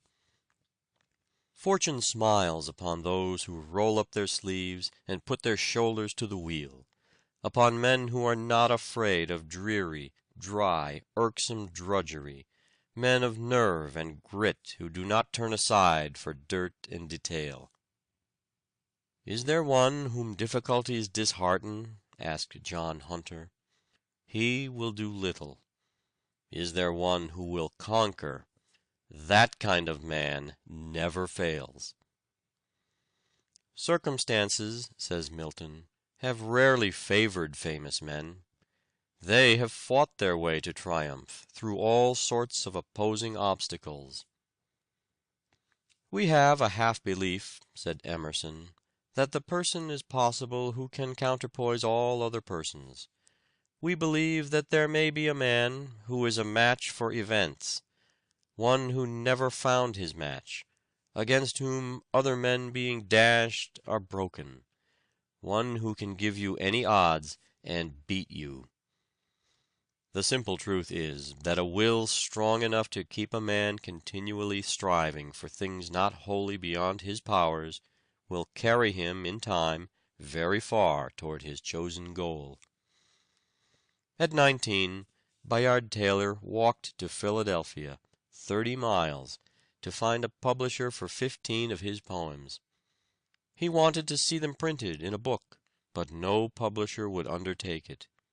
He returned to his home whistling, however, showing that his courage and resolution had not abated. In Europe he was often forced to live on 20 cents a day for weeks on account of his poverty. He returned to London with only 30 cents left. He tried to sell a poem of 1,200 lines, which he had in his knapsack, but no publisher wanted it. Of that time he wrote, "My situation was about as hopeless as it is possible to conceive." But his will defied circumstances, and he rose above them. For 2 years he lived on $250 a year in London, earning every dollar of it with his pen. His untimely death in 1879, at 54, when minister to Berlin, was lamented by the learned and great of all countries. We are told of a young New York inventor, who about 20 years ago spent every dollar he was worth in an experiment which, if successful, would introduce his invention to public notice and ensure his fortune, and, what he valued more, his usefulness. The next morning the daily papers heaped unsparing ridicule upon him. Hope for the future seemed vain. He looked around the shabby room where his wife, a delicate little woman, was preparing breakfast. He was without a penny. He seemed like a fool in his own eyes. All these years of hard work were wasted. He went into his chamber, sat down, and buried his face in his hands. At length, with a fiery heat flashing through his body, he stood erect. "It shall succeed," he said, shutting his teeth. His wife was crying over the papers when he went back. "They are very cruel," she said. "They don't understand." "I'll make them understand," he replied cheerfully. "It was a fight for 6 years," he said afterward. "Poverty, sickness, and contempt followed me. I had nothing left but the dogged determination that it should succeed." It did succeed. The invention was a great and useful one. The inventor is now a prosperous and happy man. Napoleon was a terrible example of what the power of will can accomplish. He always threw his whole force of body and mind direct upon his work. Imbecile rulers and the nations they governed went down before him in succession. He was told that the Alps stood in the way of his armies. "There shall be no Alps," he said, and the road across the Simplon was constructed, through a district formerly almost inaccessible. "Impossible," said he, "is a word only to be found in the dictionary of fools." He was a man who toiled terribly, sometimes employing and exhausting 4 secretaries at a time. He spared no one, not even himself. His influence inspired other men, and put a new life into them. "I made my generals out of mud," he said. To think we are able is almost to be so. To determine upon attainment is frequently attainment itself. Thus earnest resolution has often seemed to have about it almost a savor of omnipotence. The strength of Suwarrow's character lay in his power of willing, and like most resolute persons, he preached it up as a system. Before Pizarro, d'Almagro, and De Luc obtained any associates, or arms, or soldiers, and with a very imperfect knowledge of the country or the powers they were to encounter, they celebrated a solemn mass in one of the great churches, dedicating themselves to the conquest of Peru. The people expressed their contempt at such a monstrous project, and were shocked at such sacrilege. But these decided men continued the service, and afterward retired for their great preparation, with an entire insensibility to the expressions of contempt. Their firmness was absolutely invincible. The world has deplored the results of this expedition, but there is a great lesson for us in the firmness of decision of its leaders. Such firmness would keep to its course, and retain its purpose unshaken amidst the ruins of the world. At the Battle of Marengo, the French army was supposed to be defeated, but while Bonaparte and his staff were considering their next move, Desailly suggested that there was yet time to retrieve their disaster, as it was only about the middle of the afternoon. Napoleon rallied his men, renewed the fight, and won a great victory over the Austrians, though the unfortunate Desailly lost his own life in that field. What has chance ever done in the world? Has it built any cities? Has it invented any telephones, any telegraphs? Has it built any steamships, established any universities, any asylums, any hospitals? Was there any chance in Caesar's crossing the Rubicon? What had chance to do with Napoleon's career, with Wellingtons or Grants or von Moltkes. Every battle was won before it was begun. What had luck to do with Thermopylae, Trafalgar, Gettysburg? Our successes we ascribe to ourselves, our failures to destiny. A vacillating man, no matter what his abilities, is invariably pushed to the wall in the race of life by a determined will. It is he who resolves to succeed, and who at every fresh rebuff begins resolutely again, that reaches the goal.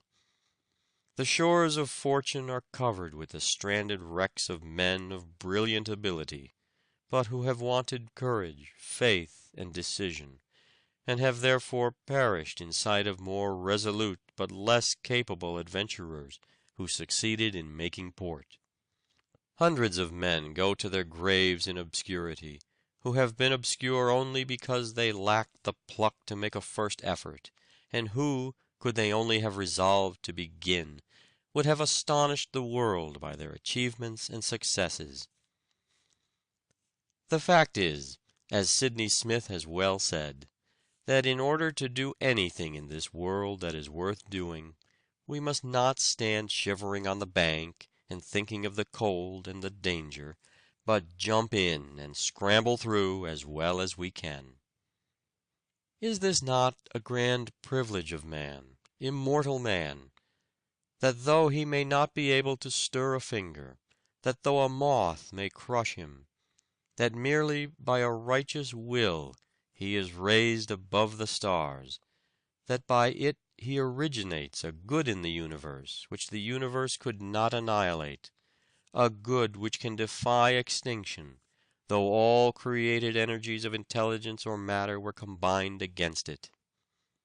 A man whose moral nature is ascendant is not the subject, but the superior of circumstances. He is free, nay, more, he is a king. And though this sovereignty may have been won by many desperate battles, once on the throne, and holding the scepter with a firm grasp, he has a royalty of which neither time nor accident can strip him. What can you do with a man who has an invincible purpose in him, who never knows when he is beaten, and who, when his legs are shot off, will fight on the stumps? Difficulties and opposition do not daunt him. He thrives on persecution. It only stimulates him to more determined endeavor. Give a man the alphabet and an iron will, and who shall place bounds to his achievements? Imprison a Galileo for his discoveries in science, and he will experiment with the straw in his cell. Deprive Euler of his eyesight, and he but studies harder upon mental problems, thus developing marvelous powers of mathematical calculation. Lock up the poor Bedford tinker in jail, and he will write the finest allegory in the world, or will leave his imperishable thoughts upon the walls of his cell. Burn the body of Wycliffe and throw the ashes into the Severn, but they will be swept to the ocean, which will carry them, permeated with his principles, to all lands. The world always listens to a man with a will in him. You might as well snub the sun as such men as Bismarck and Grant. Hope would storm the castle of despair. It gives courage when despondency would give up the battle of life. He is the best doctor who can implant hope and courage in the human soul. So he is the greatest man who can inspire us to the grandest achievements. Our remedies oft in ourselves do lie, which we ascribe to heaven. The fated sky gives us free scope, and only backward pulls our slow designs when we ourselves are dull. How much I could do if I only tried. End of chapter 15. Recording by David Martin.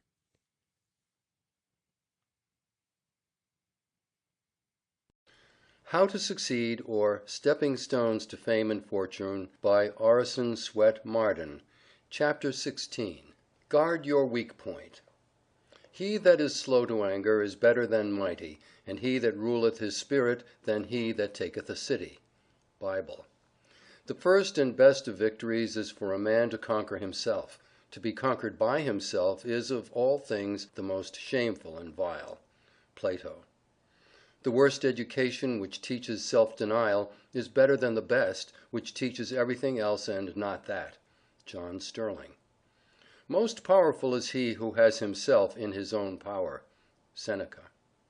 The energy which issues in growth or assimilates knowledge must originate in self and be self-directed. Thomas J. Morgan. The foes with which they waged their strife were passion, self, and sin. The victories that laureled life were fought and won within. Edward H. Duart. "I'll sign it after a while," a drunkard would reply when repeatedly urged by his wife to sign the pledge, "but I don't like to break off at once. The best way is to get used to a thing." "Very well, old man," said his wife, "see if you don't fall into a hole one of these days with no one to help you out." Not long after, when intoxicated, he did fall into a shallow well, but his shouts for help were fortunately heard by his wife. "Didn't I tell you so? It's lucky I was in hearing, or you might have drowned." He took hold of the bucket, and she tugged at the windlass, but when he was near the top her grasp slipped, and down he went into the water again. This was repeated until he screamed, "Look here, you're doing that on purpose, I know you are." "Well, now I am," admitted the wife. "Don't you remember telling me it's best to get used to a thing by degrees? I'm afraid if I bring you up sudden you would not find it wholesome." Finding that his case was becoming desperate, he promised to sign the pledge at once. His wife raised him out immediately, but warned him that if ever he became intoxicated and fell into the well again, she would leave him there. A man captured a young tiger and resolved to make a pet of it. It grew up like a kitten, fond and gentle.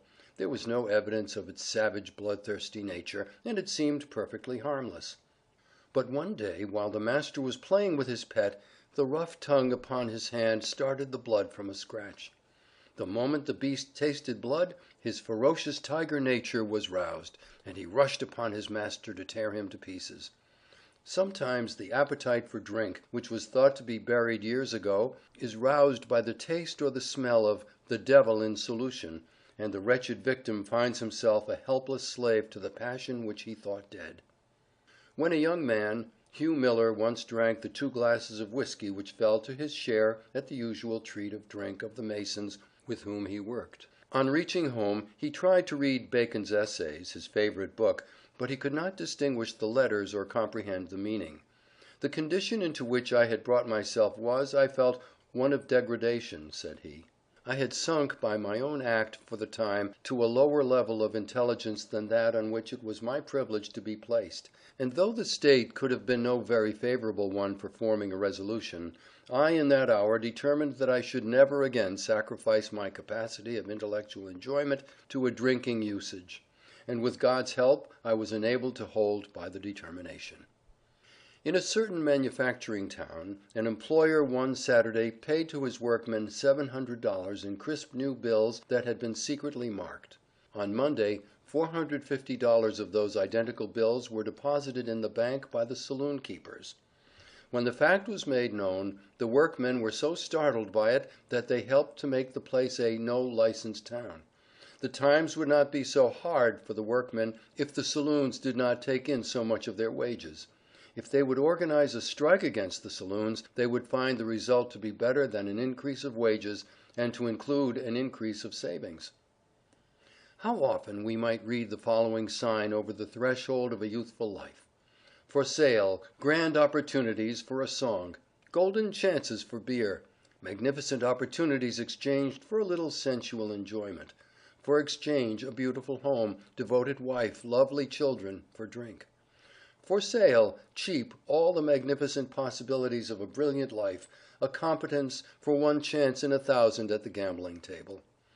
For exchange, bright prospects, a brilliant outlook, a cultivated intelligence, a college education, a skilled hand, an observant eye, valuable experience, great tact, all exchanged for rum, for a muddled brain, a bewildered intellect, a shattered nervous system, poisoned blood, a diseased body, for fatty degeneration of the heart, for Bright's disease, for a drunkard's liver. With almost palsied hand, at a temperance meeting, John B. Gough signed the pledge. For 6 days and nights, in a wretched garret, without a mouthful of food, with scarcely a moment's sleep, he fought the fearful battle with appetite. Weak, famished, almost dying, he crawled into the sunlight. But he had conquered the demon which had almost killed him. Gough used to describe the struggles of a man who tried to leave off using tobacco. He threw away what he had, and said that was the end of it. But no, it was only the beginning of it. He would chew chamomile, gentian, toothpicks, but it was of no use. He bought another plug of tobacco and put it in his pocket. He wanted to chew awfully, but he looked at it and said, "You are a weed, and I am a man. I'll master you if I die for it." And he did, while carrying it in his pocket daily. There was an abbot that desired a piece of ground that lay conveniently for him. The owner refused to sell, yet with much persuasion he was contented to let it. The abbot hired it, and covenanted only to farm it for 1 crop. He had his bargain, and sowed it with acorns, a crop that lasted 300 years. So Satan asks to get possession of our souls by asking us to permit some small sin to enter, some one wrong that seems of no great account. But when once he has entered, and planted the seeds and beginnings of evil, he holds his ground.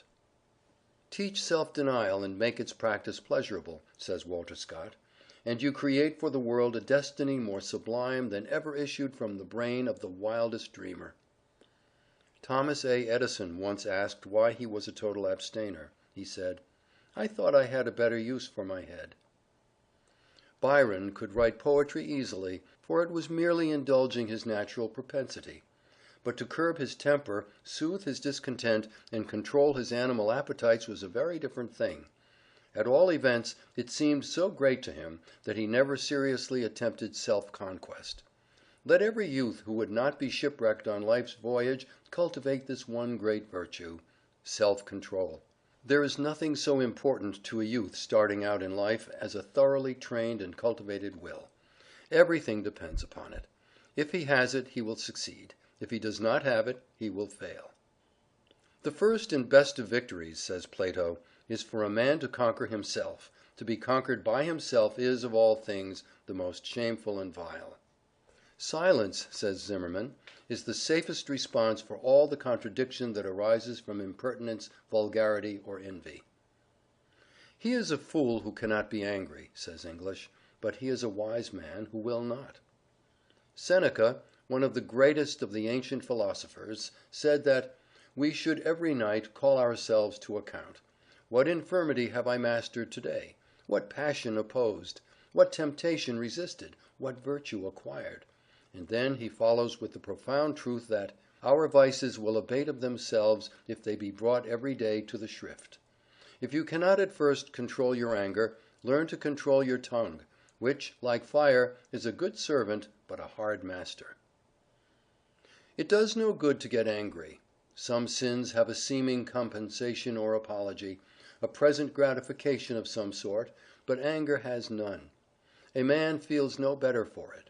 It is really a torment, and when the storm of passion is cleared away, it leaves one to see that he has been a fool. And he has made himself a fool in the eyes of others too. The wife of Socrates, Xanthippe, was a woman of a most fantastical and furious spirit. At one time, having vented all the reproaches upon Socrates her fury could suggest, he went out and sat before the door. His calm and unconcerned behavior but irritated her so much the more, and, in the excess of her rage, she ran upstairs and emptied a vessel upon his head, at which he only laughed, and said that so much thunder must needs produce a shower. Alcibiades, his friend, talked with him about his wife, told him he wondered how he could bear such an everlasting scold in the same house with him. He replied, "I have so accustomed myself to expect it, that it now offends me no more than the noise of carriages in the street." It is said of Socrates that whether he was teaching the rules of an exact morality, whether he was answering his corrupt judges, or was receiving sentence of death, or swallowing the poison, he was still the same man. That is to say, calm, quiet, undisturbed, intrepid, in a word, wise to the last. It is not enough to have great qualities, says La Rochefoucauld. We should also have the management of them. No man can call himself educated until every voluntary muscle obeys his will. You ask whether it would not be manly to resent a great injury, said Eardley Wilmot. I answer that it would be manly to resent it, but it would be godlike to forgive it. He who, with strong passions, remains chaste, he who, keenly sensitive, with manly power of indignation in him, can be provoked, and yet restrain himself and forgive, these are strong men, the spiritual heroes. To feel provoked or exasperated at a trifle, when the nerves are exhausted, is perhaps natural to us in our imperfect state. But why put into the shape of speech the annoyance which, once uttered, is remembered, which may burn like a blistering wound, or rankle like a poisoned arrow? If a child be crying, or a friend capricious, or a servant unreasonable, be careful what you say. Do not speak while you feel the impulse of anger, for you will be almost certain to say too much, to say more than your cooler judgment will approve, and to speak in a way that you will regret. Be silent until the sweet by and by, when you will be calm, rested, and self-controlled. But self-respect must be accompanied by self-conquest, or our strong feelings may prove but runaway horses. He who would command others must first learn to obey, and he who would command his own powers must learn to be submissive to the still small voice within. Discipline the passions, curb pride and impatience, restrain all hasty impulses. Deny yourself the gratification of any desire not sanctioned by reason. Shame and its consequent degradation follow the loss of our own good opinion rather than the esteem of others. Too many yield in the perpetual conflict between temptation to gratify the coarser appetites and aspiration for the good, the true, and the beautiful. Voices unheard by those around us whisper, "Don't," but too often self-respect is lost, the will lies prostrate, and the debauch goes on. Such battles must be fought by all. Be ours the victory born of self-control, aided by that heaven which always helps him who prays while putting his own shoulder to the wheel. No man had a better heart or more thoroughly hated oppression than Edmund Burke. He possessed neither experience in affairs, nor a tranquil judgment, nor the rule over his own spirit, so that his genius, under the impulse of his bewildering passions, wrought much evil to his country and to Europe, even while he rendered noble service to the cause of commercial freedom, to Ireland and to America. Burns could not resist the temptation to utter his clever sarcasms at another's expense, and one of his biographers had said that he made 100 enemies for every 10 jokes he made. But Burns could no more control his appetite than his tongue. Thus thoughtless follies laid him low, and stained his name. Xantus, the philosopher, told his servant that on the morrow he was going to have some friends to dine, and asked him to get the best thing he could find in the market. The philosopher and his guests sat down the next day at the table. They had nothing but tongue, 4 or 5 courses of tongue cooked in this way and tongue cooked in that way, and the philosopher lost his patience, and said to his servant, "Didn't I tell you to get the best thing in the market?" He said, "I did get the best thing in the market. Isn't the tongue the organ of sociality, the organ of eloquence, the organ of kindness, the organ of worship?" Then Xantus said, "Tomorrow I want you to get the worst thing in the market." And on the morrow the philosopher sat at the table, and there was nothing there but tongue. 4 or 5 courses of tongue in this shape and tongue in that shape, and the philosopher again lost his patience, and said, "Didn't I tell you to get the worst thing in the market?" The servant replied, "I did, for isn't the tongue the organ of blasphemy, the organ of defamation, the organ of lying?" "I can reform my people," said Peter the Great, "but I cannot reform myself." He forbade all Russians to wear beards, and to quell the insurrection which resulted.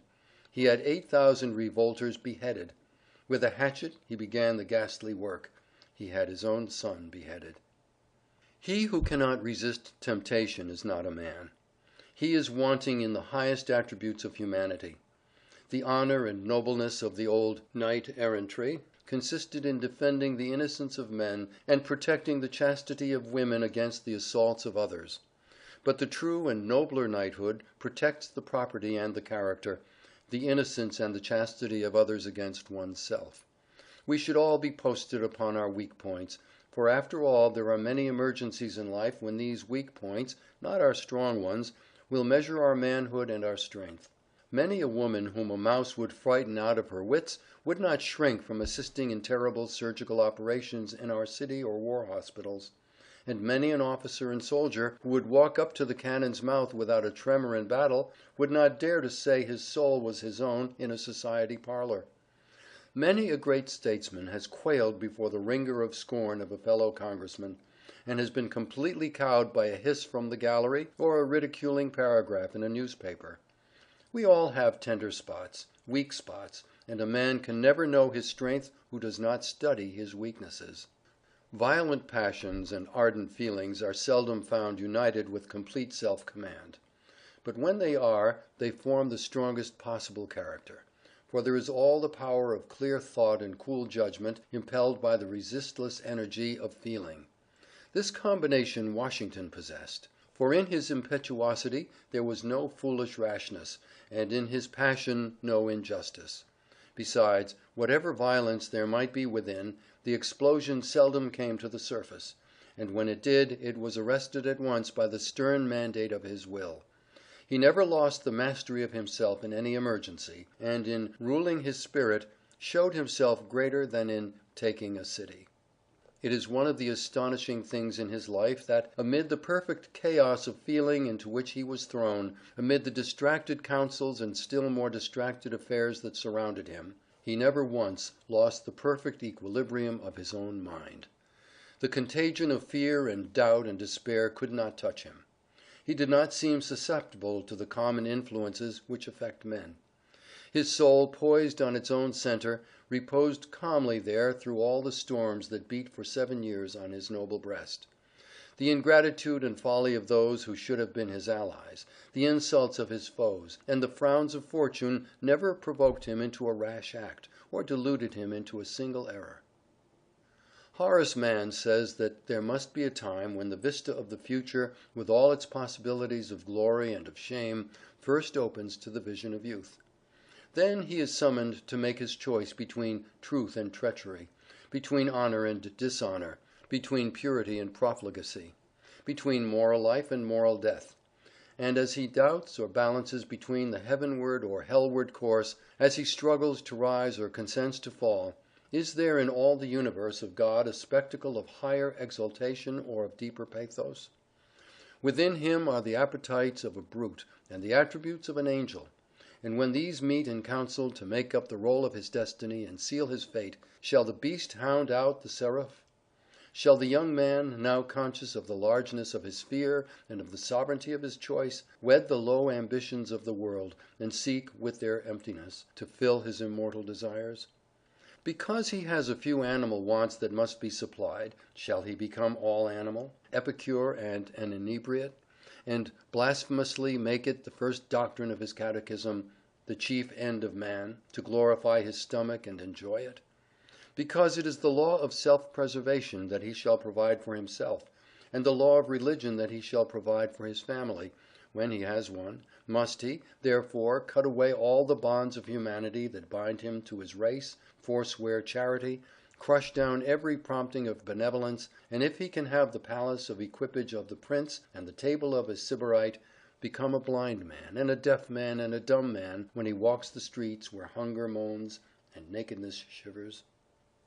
The strong man is the one who ever keeps himself under strict discipline, who never once allows the lower to usurp the place of the higher in him, who makes his passions his servants and never allows them to be his master, who is ever led by his mind and not by his inclinations. He drills and disciplines his desires, and keeps the roots of his life underground, and never allows them to interfere with his character. He is never the slave of his inclinations, nor the sport of impulse. He is the commander of himself, and heads his ship due north even in the wildest tempests of passion. He is never the slave of his strongest desire. A noted teacher has said that the propensities and habits are as teachable as Latin and Greek, while they are infinitely more essential to happiness.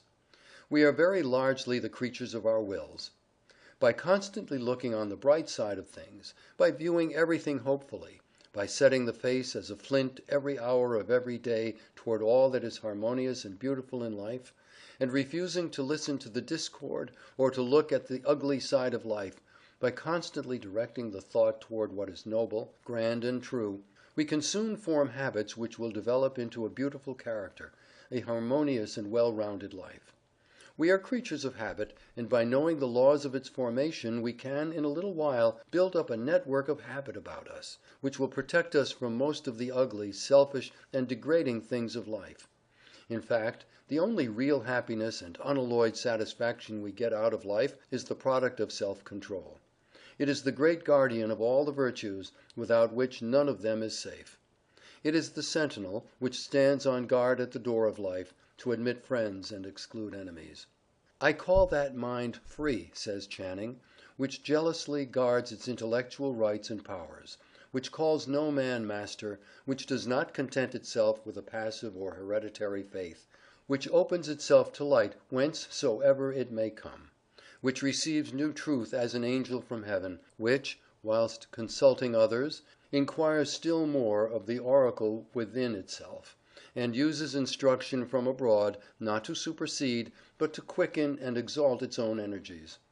I call that mind free which is not passively framed by outward circumstances, which is not swept away by the torrent of events, which is not the creature of accidental impulse, but which bends events to its own improvement, and acts from an inward spring, from immutable principles which it has deliberately espoused. I call that mind free which protects itself against the usurpations of society, which does not cower to human opinion, which feels itself accountable to a higher tribunal than man's, which respects a higher law than fashion, which respects itself too much to be the slave or tool of the many or the few. I call that mind free, which, through confidence in God and in the power of virtue, has cast off all fear but that of wrongdoing, which no menace or peril can enthrall, which is calm in the midst of tumults, and possesses itself though all else be lost.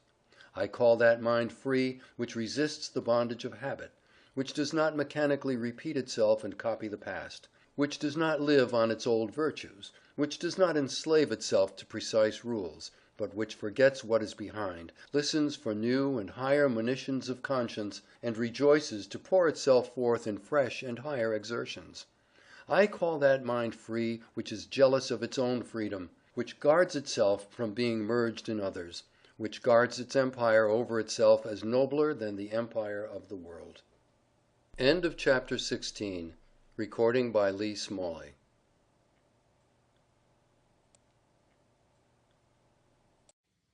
How to Succeed, or Stepping Stones to Fame and Fortune, by Orison Swett Marden. Chapter 17. Stick.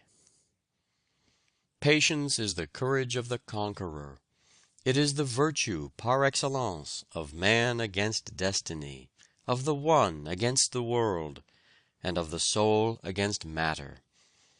Therefore, this is the courage of the gospel, and its importance in a social view, its importance to races and institutions, cannot be too earnestly inculcated. Bulwer. Perpetual pushing and assurance put a difficulty out of countenance, and make a seeming impossibility give way. Jeremy Collier. To bear is to conquer fate. Campbell. The nerve that never relaxes, the eye that never blenches, the thought that never wanders, these are the masters of victory. Burke. Let us then be up and doing, with a heart for any fate, still achieving, still pursuing, learn to labor and to wait. Longfellow. How long did it take you to learn to play? Asked a young man of Gerardini. 12 hours a day, "For 20 years," replied the great violinist. Laman Beecher's father, when asked how long it took him to write his celebrated sermon on the government of God, replied, "About 40 years." "If you will study a year, I will teach you to sing well," said an Italian music teacher to a pupil who wished to know what can be hoped for with study. "If 2 years, you may excel. If you will practice the scale constantly for 3 years, I will make you the best tenor in Italy. If for 4 years, you may have the world at your feet." Perceiving that Caffarelli had a fine tenor voice and unusual talent, a teacher offered to give him a thorough musical education free of charge, provided the pupil would promise never to complain of the course of instruction given. The first year the master gave nothing but the scales, compelling the youth to practice them over and over again. The second year it was the same, the third, and the fourth, the conditions of the bargain being the only reply to any question in relation to a change from such monotonous drill.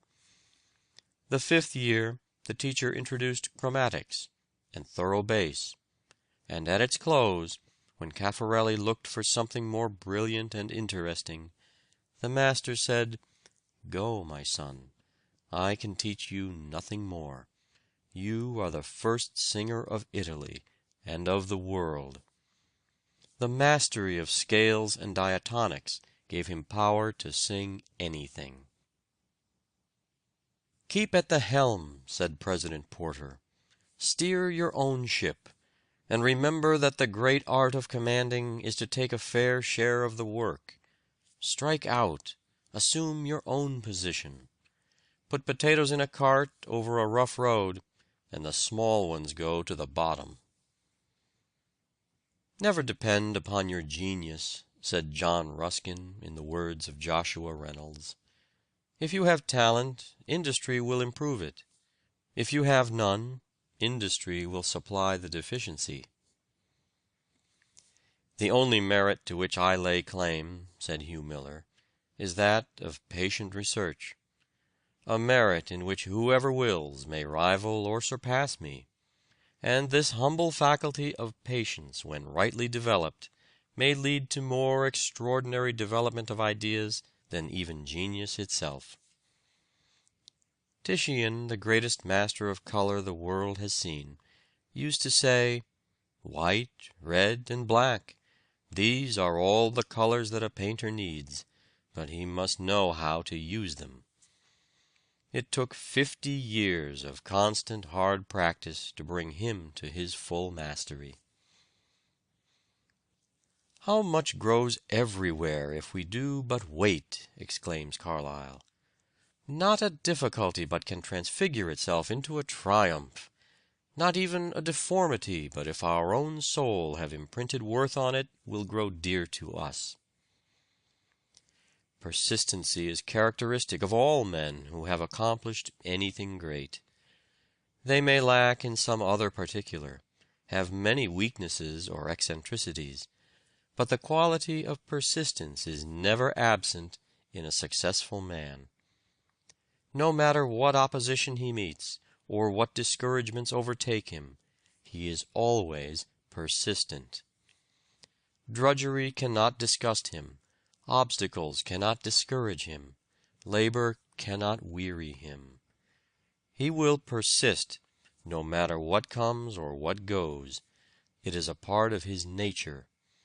He could almost as easily stop breathing. It is not so much brilliancy of intellect or fertility of resource as persistency of effort, constancy of purpose, that makes a great man. Persistency always gives confidence. Everybody believes in the man who persists. He may meet misfortunes, sorrows, and reverses, but everybody believes that he will ultimately triumph, because they know there is no keeping him down. Does he keep at it? Is he persistent? Is the question which the world asks of a man.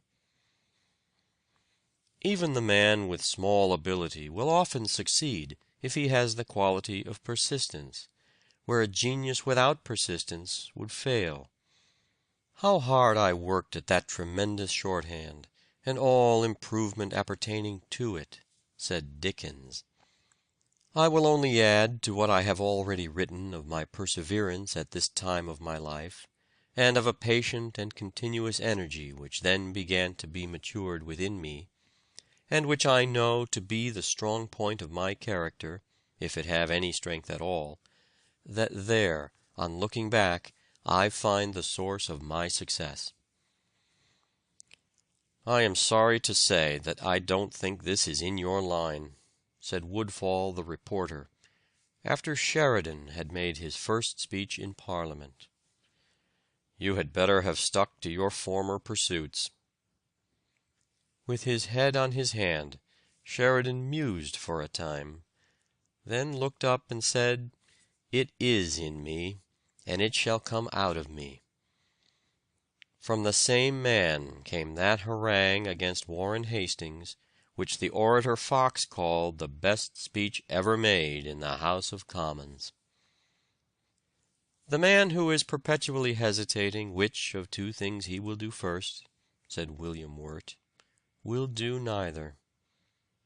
The man who resolves, but suffers his resolution to be changed by the first counter-suggestion of a friend, who fluctuates from opinion to opinion, from plan to plan, and veers like a weathercock to every point of the compass, with every breath of caprice that blows, can never accomplish anything great or useful. Instead of being progressive in anything, he will be at best stationary, and more probably retrograde in all. Great writers have ever been noted for their tenacity of purpose. Their works have not been flung off from minds aglow with genius, but have been elaborated and elaborated into grace and beauty, until every trace of their efforts has been obliterated. Bishop Butler worked 20 years incessantly on his Analogy, and even then was so dissatisfied that he wanted to burn it. Rousseau says he obtained the ease and grace of his style only by ceaseless inquietude, by endless botches and erasures. Virgil worked 11 years on the Aeneid. The notebooks of great men like Hawthorne and Emerson are telltales of enormous drudgery, of the years put into a book which may be read in an hour. Montesquieu was 25 years writing his Esprit de Loi, yet you can read it in 60 minutes. Adam Smith spent 10 years on his Wealth of Nations. A rival playwright once laughed at Euripides for spending 3 days on 3 lines, when he had written 500 lines.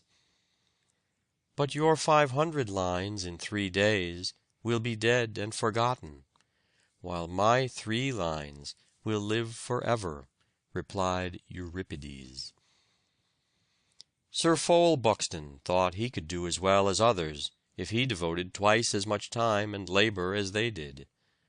Ordinary means and extraordinary application have done most of the great things in the world. Defoe offered the manuscript of Robinson Crusoe to many booksellers, and all but one refused it. Addison's first play, Rosamond, was hissed off the stage, but the editor of the Spectator and Tatler was made of stern stuff, and was determined that the world should listen to him, and it did. David Livingstone said, "Those who have never carried a book through the press can form no idea of the amount of toil it involves. The process has increased my respect for authors 1,000-fold. I think I would rather cross the African continent again than undertake to write another book."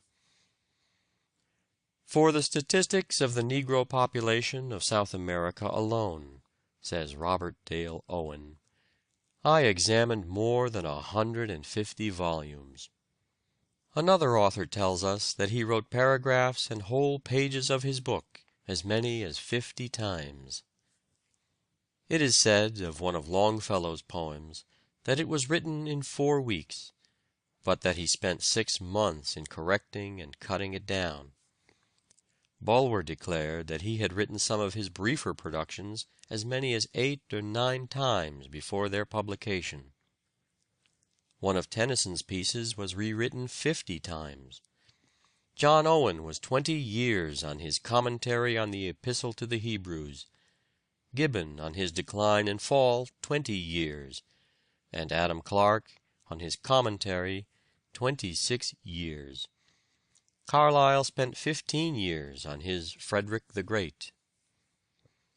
A great deal of time is consumed in reading before some books are prepared.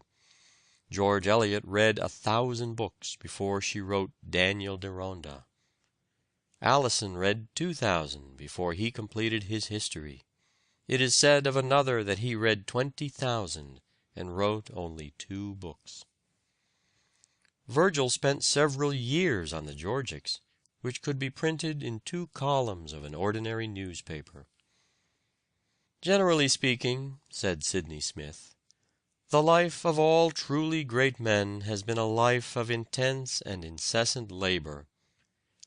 They have commonly passed the first half of life in the gross darkness of indigent humility, overlooked, mistaken, condemned by weaker men, thinking while others slept, reading while others rioted, feeling something within them that told them that they should not always be kept down among the dregs of the world. And then, when their time has come, and some little accident has given them their first occasion, they have burst out into the light and glory of public life, rich with the spoils of time, and mighty in all the labors and struggles of the mind. Malibran said, "If I neglect my practice a day, I see the difference in my execution. If for 2 days, my friends see it. And if for a week, all the world knows my failure." Constant, persistent struggle she found to be the price of her marvelous power. "If I am building a mountain," said Confucius, "and stop before the last basketful of earth is placed on the summit, I have failed." "Young gentlemen," said Francis Wayland, "remember that nothing can stand day's work." America will never produce any great art until our resources are developed and we get more time. As a people we have not yet learned the art of patience. We do not know how to wait. Think of an American artist spending 7, 8, 10, and even 12 years on a single painting, as did Titian, Michelangelo, and many of the other old masters. Think of an American sculptor spending years and years upon a single masterpiece, as did the Greeks and Romans. We have not yet learned the secret of working and waiting. "The single element in all the progressive movements of my pencil," said the great David Wilkie, "was persevering industry." The kind of ability which most men rank highest is that which enables its possessor to do what he undertakes, and attain the object of his ambition or desire. The reader of a newspaper does not see the first insertion of an ordinary advertisement, says a French writer. The second insertion he sees but does not read. The third insertion he reads. The fourth insertion he looks at the price. The fifth insertion he speaks of it to his wife. The sixth insertion he is ready to purchase, and the seventh insertion he purchases. The large fees which make us envy the great lawyer or doctor are not remuneration for the few minutes' labor of giving advice, but for the mental stores gathered during the precious spare moments of many a year while others were sleeping or enjoying holidays. A client will frequently object to paying $50 for an opinion written in 5 minutes. But such an opinion could be written only by one who has read 100 law books. If the lawyer had not previously read those books, but should keep a client waiting until he could read them with care, there would be fewer complaints that fees of this kind are not earned. We are told that Perseverance built the pyramids on Egypt's plains, erected the gorgeous temple at Jerusalem, enclosed in adamant the Chinese Empire, scaled the stormy cloud-capped Alps, opened a highway through the watery wilderness of the Atlantic, leveled the forests of the New World, and reared in its stead a community of states and nations. Perseverance has wrought from the marble block the exquisite creations of genius, painted on canvas the gorgeous mimicry of nature, and engraved on a metallic surface the viewless substance of the shadow. Perseverance has put in motion millions of spindles, winged as many flying shuttles, harnessed thousands of iron steeds to as many freighted cars, and sent them flying from town to town and nation to nation, tunneled mountains of granite, and annihilated space with the lightning's speed. Perseverance has whitened the waters of the world with the sails of 100 nations, navigated every sea, and explored every land. Perseverance has reduced nature in her 1,000 forms to as many sciences, taught her laws, prophesied her future movements, measured her untrodden spaces, counted her myriad hosts of worlds, and computed their distances, dimensions, and velocities. Whoever is resolved to excel in painting, or indeed in any other art, said Reynolds, must bring all his mind to bear upon that one object from the moment that he rises till he goes to bed. If you work hard 2 weeks without selling a book, wrote a publisher to an agent, you will make a success of it. Know thy work and do it, said Carlyle, and work at it like a Hercules. One monster there is in the world, an idle man. End of chapter 17. Recording by David Martin.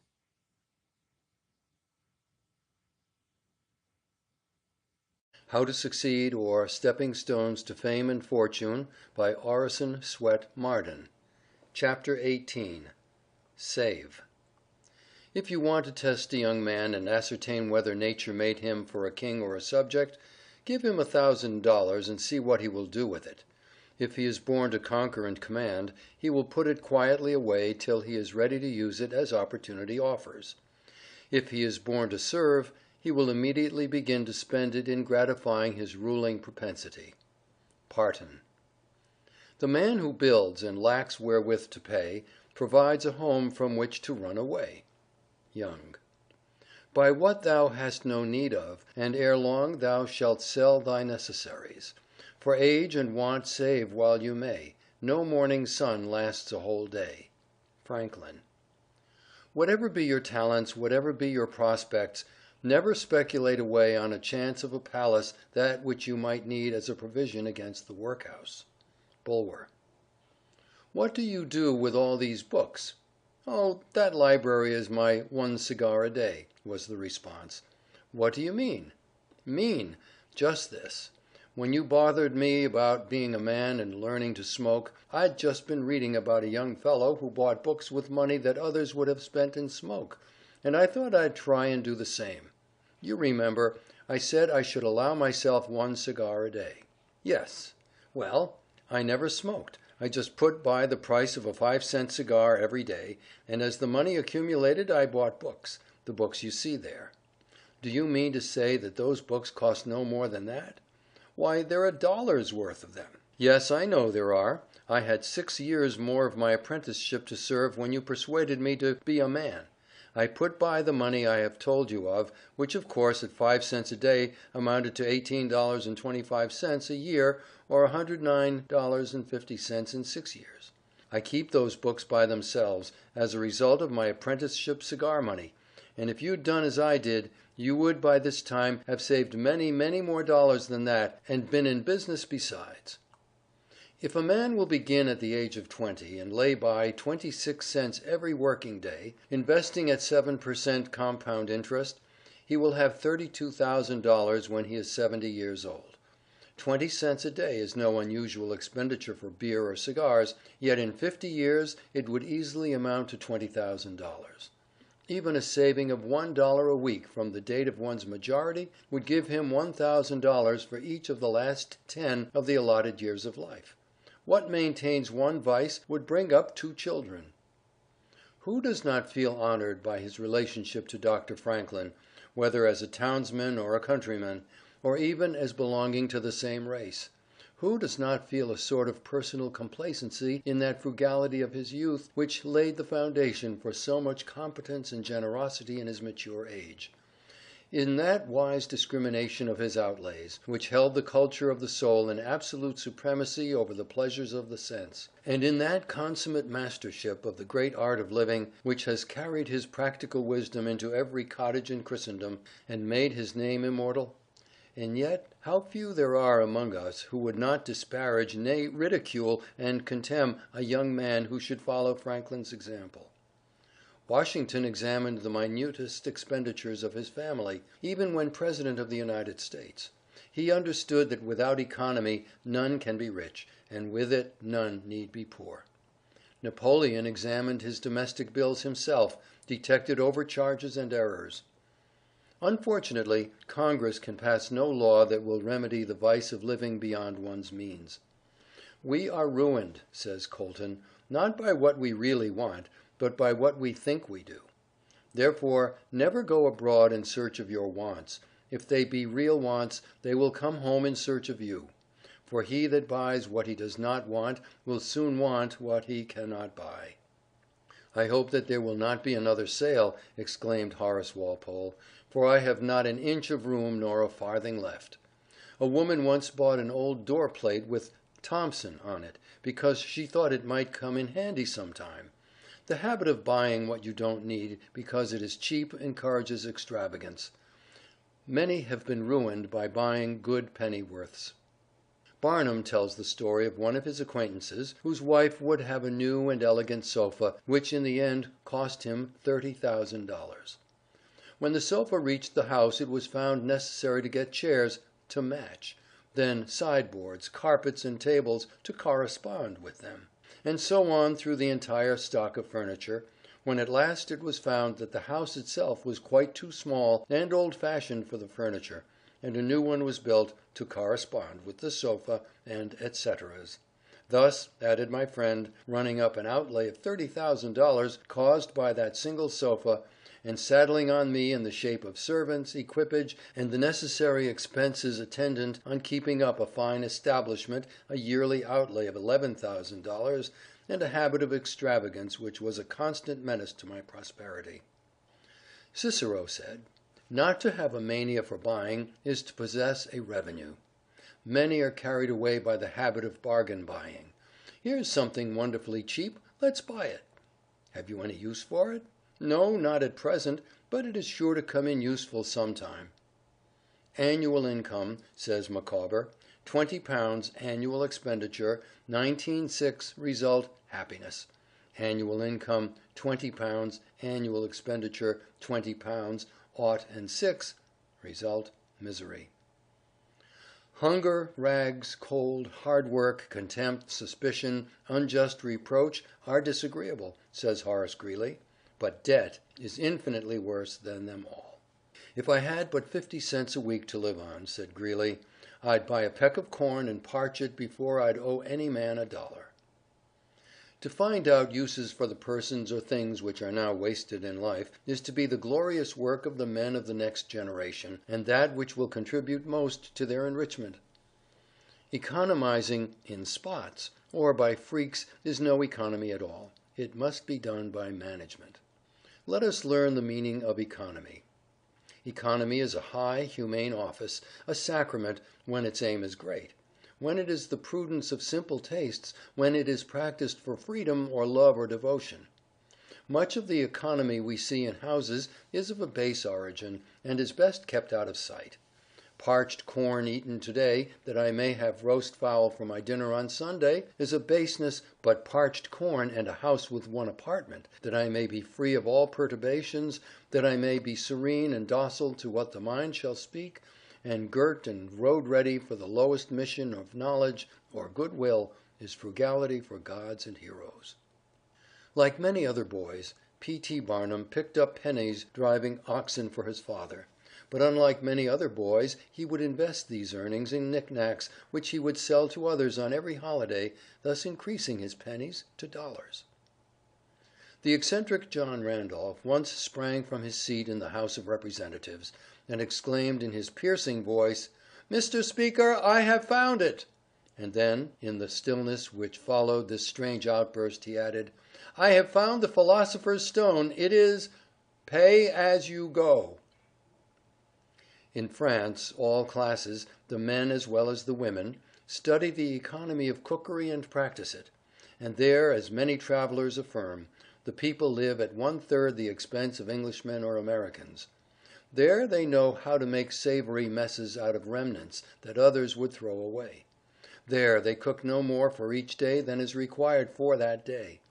With them the art ranks with the fine arts, and a great cook is as much honored and respected as a sculptor or a painter. The consequence is, as ex-Secretary McCulloch thinks, a French village of 1,000 inhabitants could be supported luxuriously on the waste of one of our large American hotels, and he believes that the entire population of France could be supported on the food which is literally wasted in the United States. Professor Blott, who resided for some years in the United States, remarks pathetically that here, where the markets rival the best markets of Europe, it is really a pity to live as many do live. There are thousands of families in moderately good circumstances who have never eaten a loaf of really good bread, nor tasted a well-cooked steak, nor sat down to a properly prepared meal. There are many who think that economy consists in saving cheese parings and candle ends, in cutting off 2d. from the laundress bill, and doing all sorts of little, mean, dirty things. Economy is not meanness. The misfortune is also that this class of persons let their economy apply only in one direction. They fancy that they are so wonderfully economical in saving a halfpenny, where they ought to spend 2d., that they think they can afford to squander in other directions. Punch, in speaking of this one idea class of people, says, "They are like a man who bought a penny herring for his family's dinner, and then hired a coach and four to take it home. I never knew a man to succeed by practicing this kind of economy. True economy consists in always making the income exceed the outgo. Wear the old clothes a little longer, if necessary. Dispense with the new pair of gloves, live on plainer food if need be, so that under all circumstances, unless some unforeseen accident occurs, there will be a margin in favor of the income. A penny here and a dollar there placed at interest go on accumulating, and in this way the desired result is obtained." "I wish I could write all across the sky in letters of gold," says Rev. William Marsh, "the one word, Savings Bank." Boston savings banks have $130,000,000 on deposit, mostly saved in driblets. Josiah Quincy used to say that the servant girls built most of the palaces on Beacon Street. "Nature uses a grinding economy," says Emerson, "working up all that is wasted today into tomorrow's creation, not a superfluous grain of sand for all the ostentation she makes of expense and public works. She flung us out in her plenty, but we cannot shed a hair or a paring of a nail, but instantly she snatches at the shred and appropriates it to her general stock. Last summer's flowers and foliage decayed in autumn only to enrich the earth this year for other forms of beauty. Nature will not even wait for our friends to see us unless we die at home. The moment the breath has left the body, she begins to take us to pieces, that the parts may be used again for other creations. So apportion your wants that your means may exceed them, says Bulwer. With £100 a year I may need no man's help.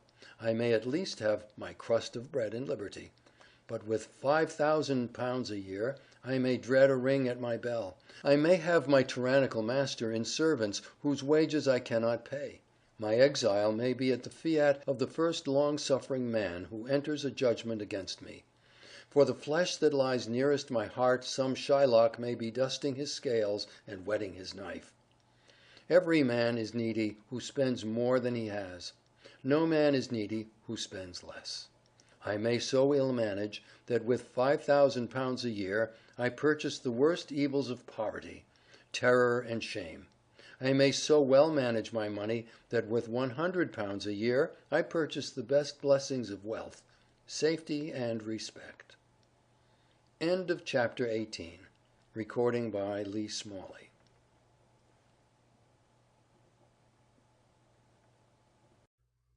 How to Succeed, or Stepping Stones to Fame and Fortune, by Orison Swett Marden. Chapter 19. Live Upward. Do what thou dost, as if the stake were heaven, and this thy last deed ere the judgment day. If you wish to reach the highest, begin at the lowest. Publius Syrius. What is a man, if his chief good and market of his time be but to sleep and feed? A beast, no more. Sure, he that made us with such large discourse, looking before and after, gave us not that capability and godlike reason to rust in us unused. Shakespeare.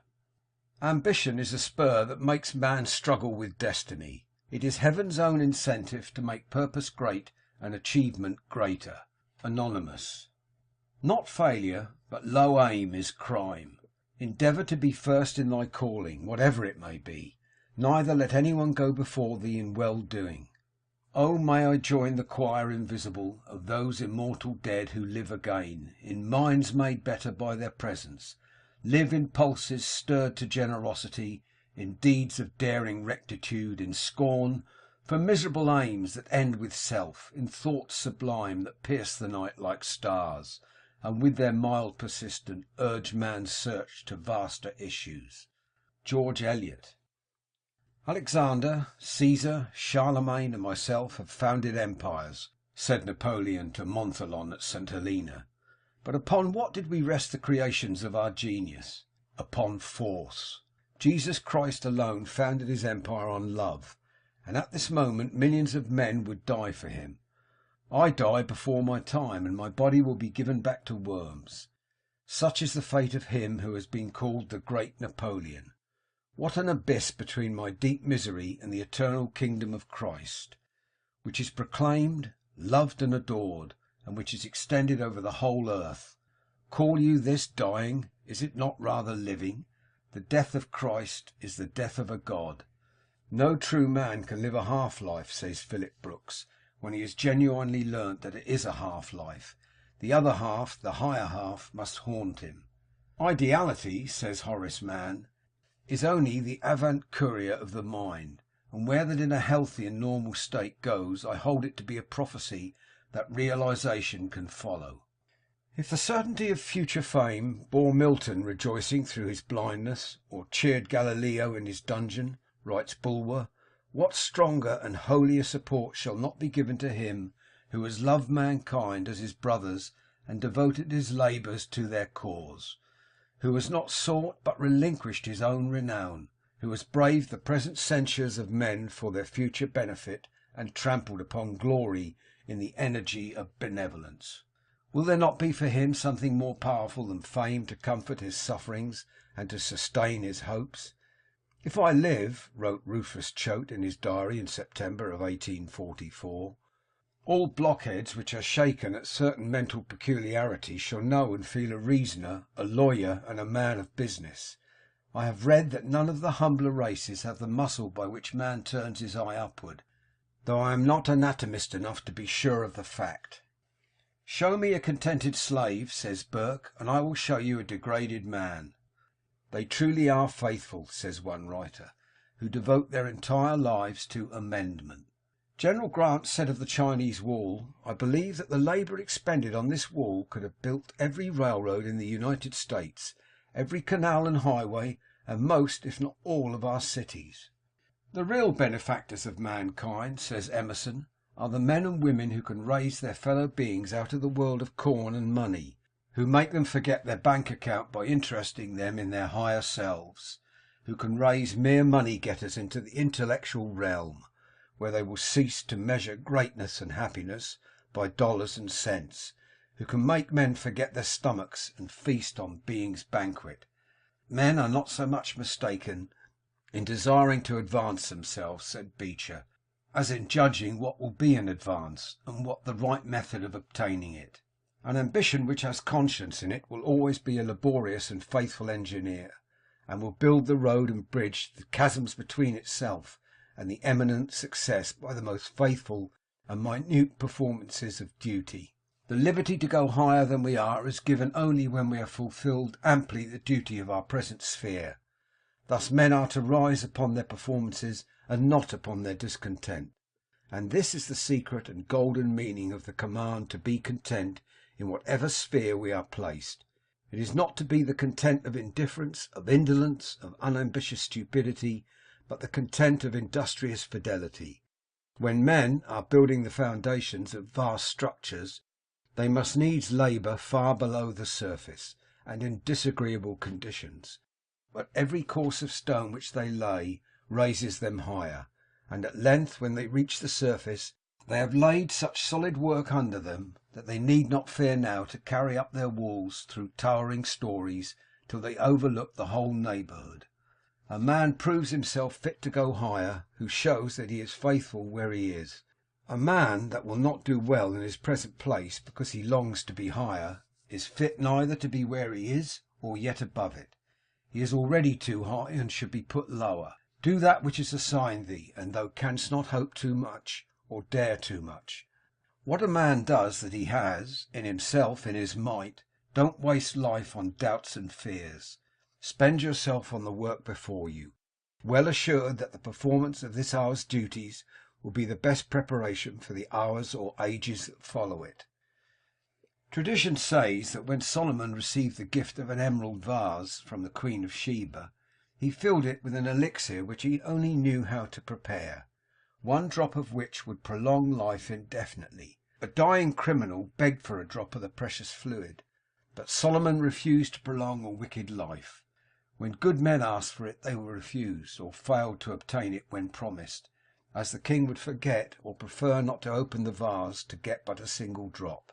When at last the king became ill and bade his servants bring the vase, he found that the contents had all evaporated. So it is often with our hope, our faith, our ambition, our aspiration. A man cannot aspire if he looks down. God has not created us with aspirations and longings for heights to which we cannot climb. Live upward. The unattained still beckons us towards the summit of life's mountains, into the atmosphere where great souls live and breathe and have their being. Even hope is but a promise of the possibility of its own fulfilment. Life should be lived in earnest. It is no idle game, no farce to amuse and be forgotten. It is a stern reality, fuller of duties than the sky of stars.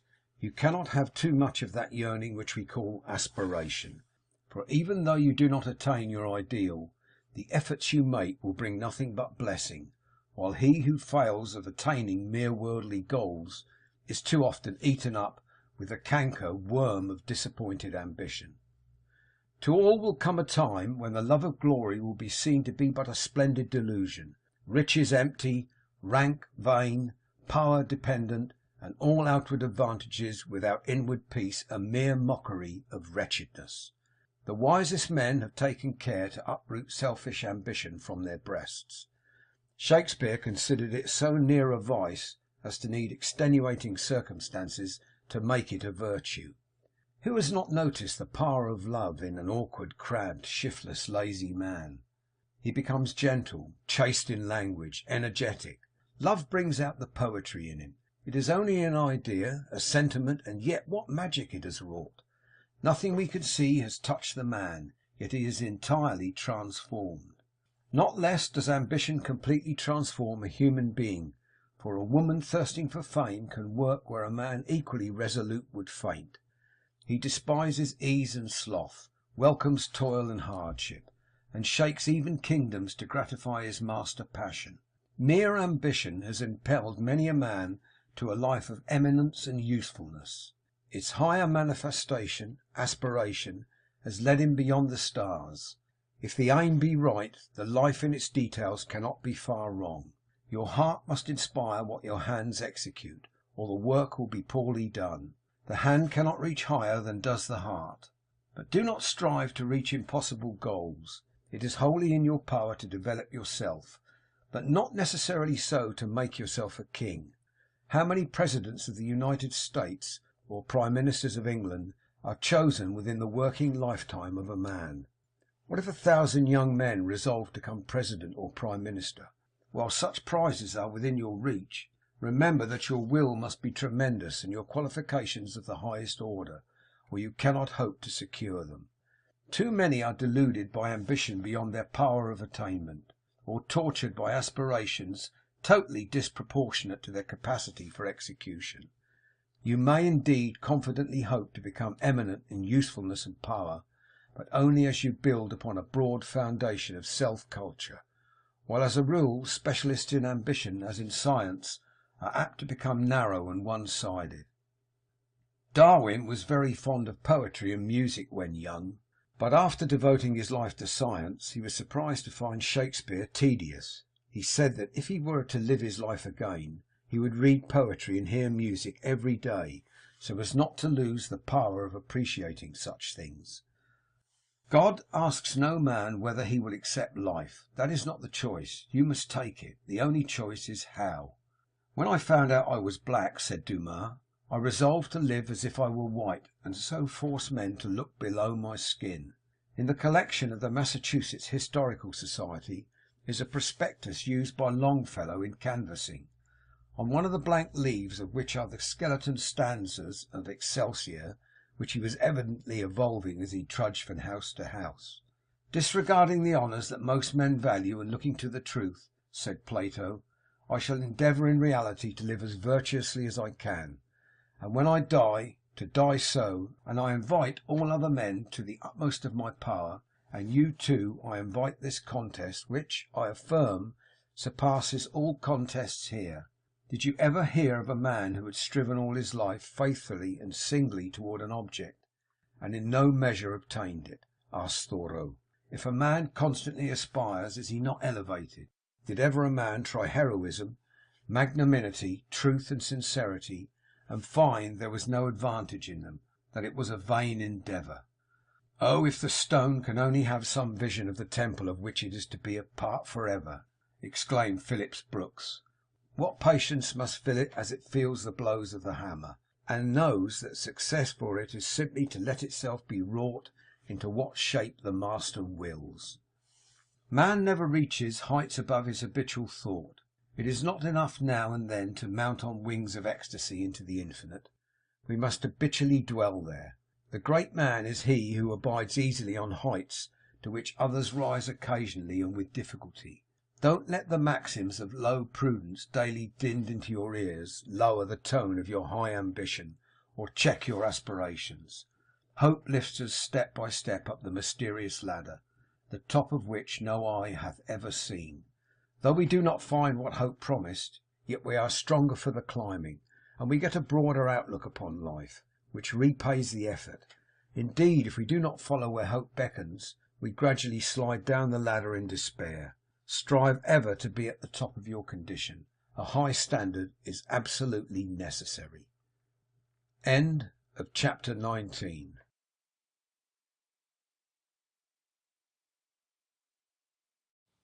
How to Succeed, or Stepping Stones to Fame and Fortune, by Orison Swett Marden. Chapter 20. Sand. I shall show the cinders of my spirits through the ashes of my chance. Shakespeare. Perseverance is a virtue that wins each godlike act, and plucks success even from the spear-proofed crest of rugged danger. William Harvard. Never say fail again. Richelieu. It is the one neck nearer that wins the race and shows the blood, the one pull more of the oar that proves the beefiness of the fellow, as Oxford men say. It is the one march more that wins the campaign, the 5 minutes more persistent courage that wins the fight. Though your force be less than another's, you equal and outmaster your opponent if you continue it longer and concentrate it more. Smiles. I know no such unquestionable badge and ensign of a sovereign mind as that tenacity of purpose which through all changes of companions or parties or fortunes changes never, bates no jot of heart or hope, but wearies out opposition and arrives at its port. "Well done, Tommy Brooks!" exclaimed his teacher in pleased surprise, when the dunce of the school spoke his piece without omitting a single word.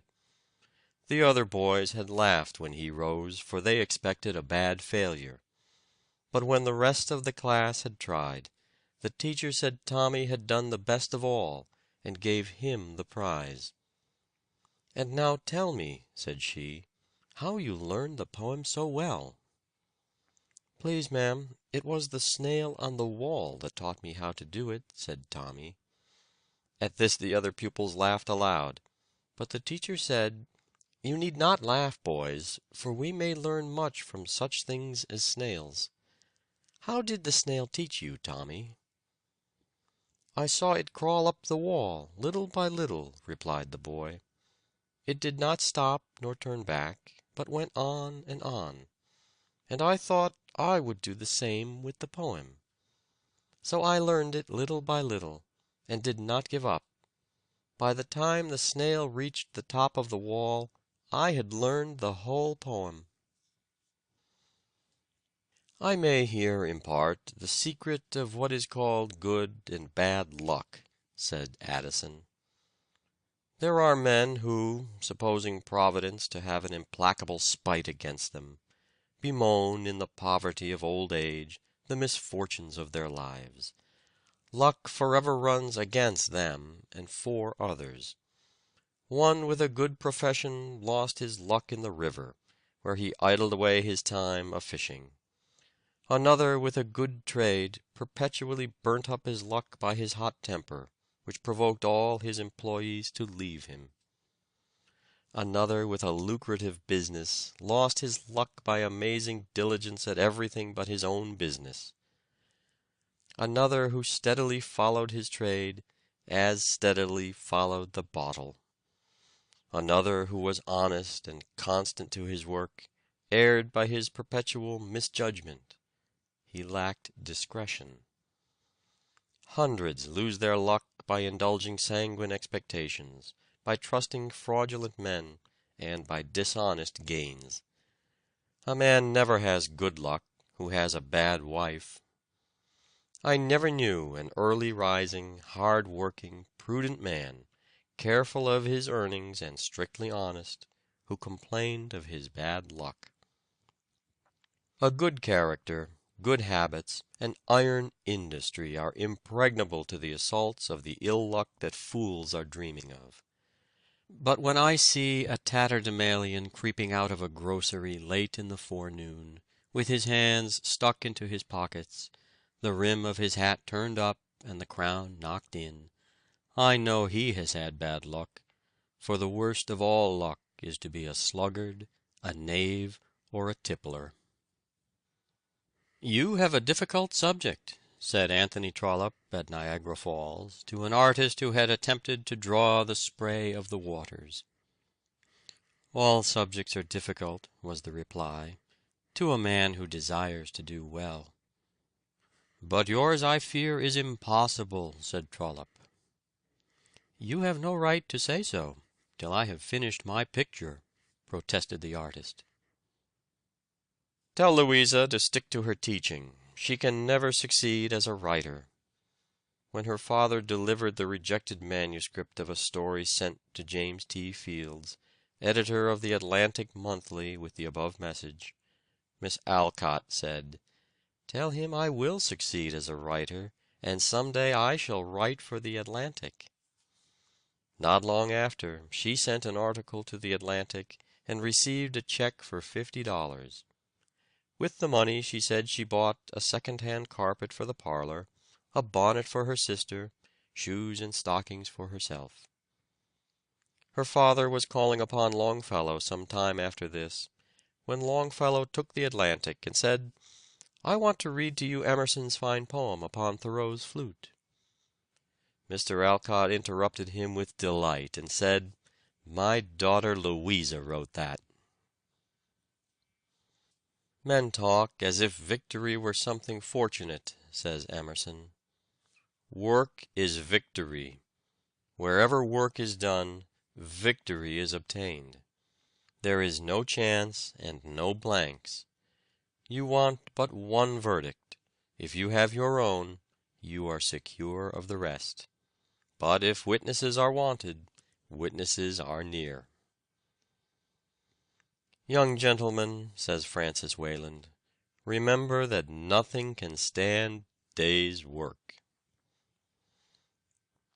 Alexander the Great exclaimed to his soldiers, disaffected after a long campaign, "Go home, and tell them that you left Alexander to conquer the world alone." "We discount only our own bills, and not those of private persons," said the cashier of the Bank of England, when a large bill was drawn by Anselm Rothschild of Frankfort on Nathan Rothschild of London. "Private persons!" exclaimed Nathan, when told of the cashier's remark. "I will make these gentlemen see what sort of private persons we are." 3 weeks later he presented a £5 note at the bank at the opening of the office. The teller counted out 5 sovereigns, looking surprised that Baron Rothschild should have troubled himself about such a trifle. The Baron examined the coins one by one, weighing them in the balance, as he said the law gave him the right to do, put them into a little canvas bag, and offered a second, and then a third, fourth, 50th, 1000th note. When a bag was full, he handed it to a clerk in waiting, and proceeded to fill another. In 7 hours he had changed £21,000, and with 9 employees of his house similarly engaged, had occupied the tellers so busily in changing $1,050,000 worth of notes that no one else could receive attention. The bankers laughed, but the next morning Rothschild appeared with his 9 clerks and several drays to carry away the gold, remarking, "These gentlemen refuse to pay my bills. I have sworn not to keep theirs. They can pay at their leisure, only I notify them that I have enough to employ them for 2 months." The smiles faded from the features of the bank officials as they thought of a draft of $55 million in gold which they did not hold. Next morning notice was given in the newspapers that the Bank of England would pay Rothschild's bills as well as its own. "Well," said Barnum to a friend in 1841, "I am going to buy the American Museum." "Buy it!" exclaimed the astonished friend, who knew that the showman had not a dollar. "What do you intend buying it with?"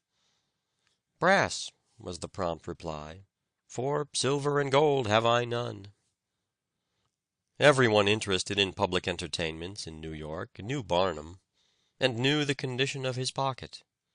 But Francis Olmsted, who owned the museum building, consulted numerous references, all telling of "a good showman who would do as he agreed," and accepted a proposition to give security for the purchaser.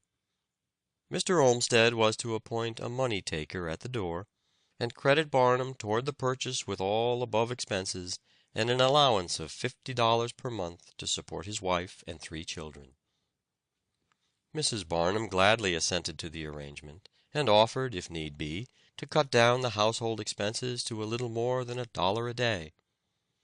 Some 6 months later Mr. Olmsted happened to enter the ticket office at noon, and found Barnum eating for dinner a few slices of bread and some corned beef. "Is this the way you eat your dinner?" he asked. "I have not eaten a warm dinner since I bought the museum, except on the Sabbath. And I intend never to eat another until I get out of debt." "Ah, you are safe, and will pay for the museum before the year is out," said Mr. Olmsted, slapping the young man approvingly on the shoulder. He was right, for in less than a year Barnum had paid every cent out of the profits of the establishment. A noted philosopher said, "The favors of fortune are like steep rocks. Only eagles and creeping things mount to the summit."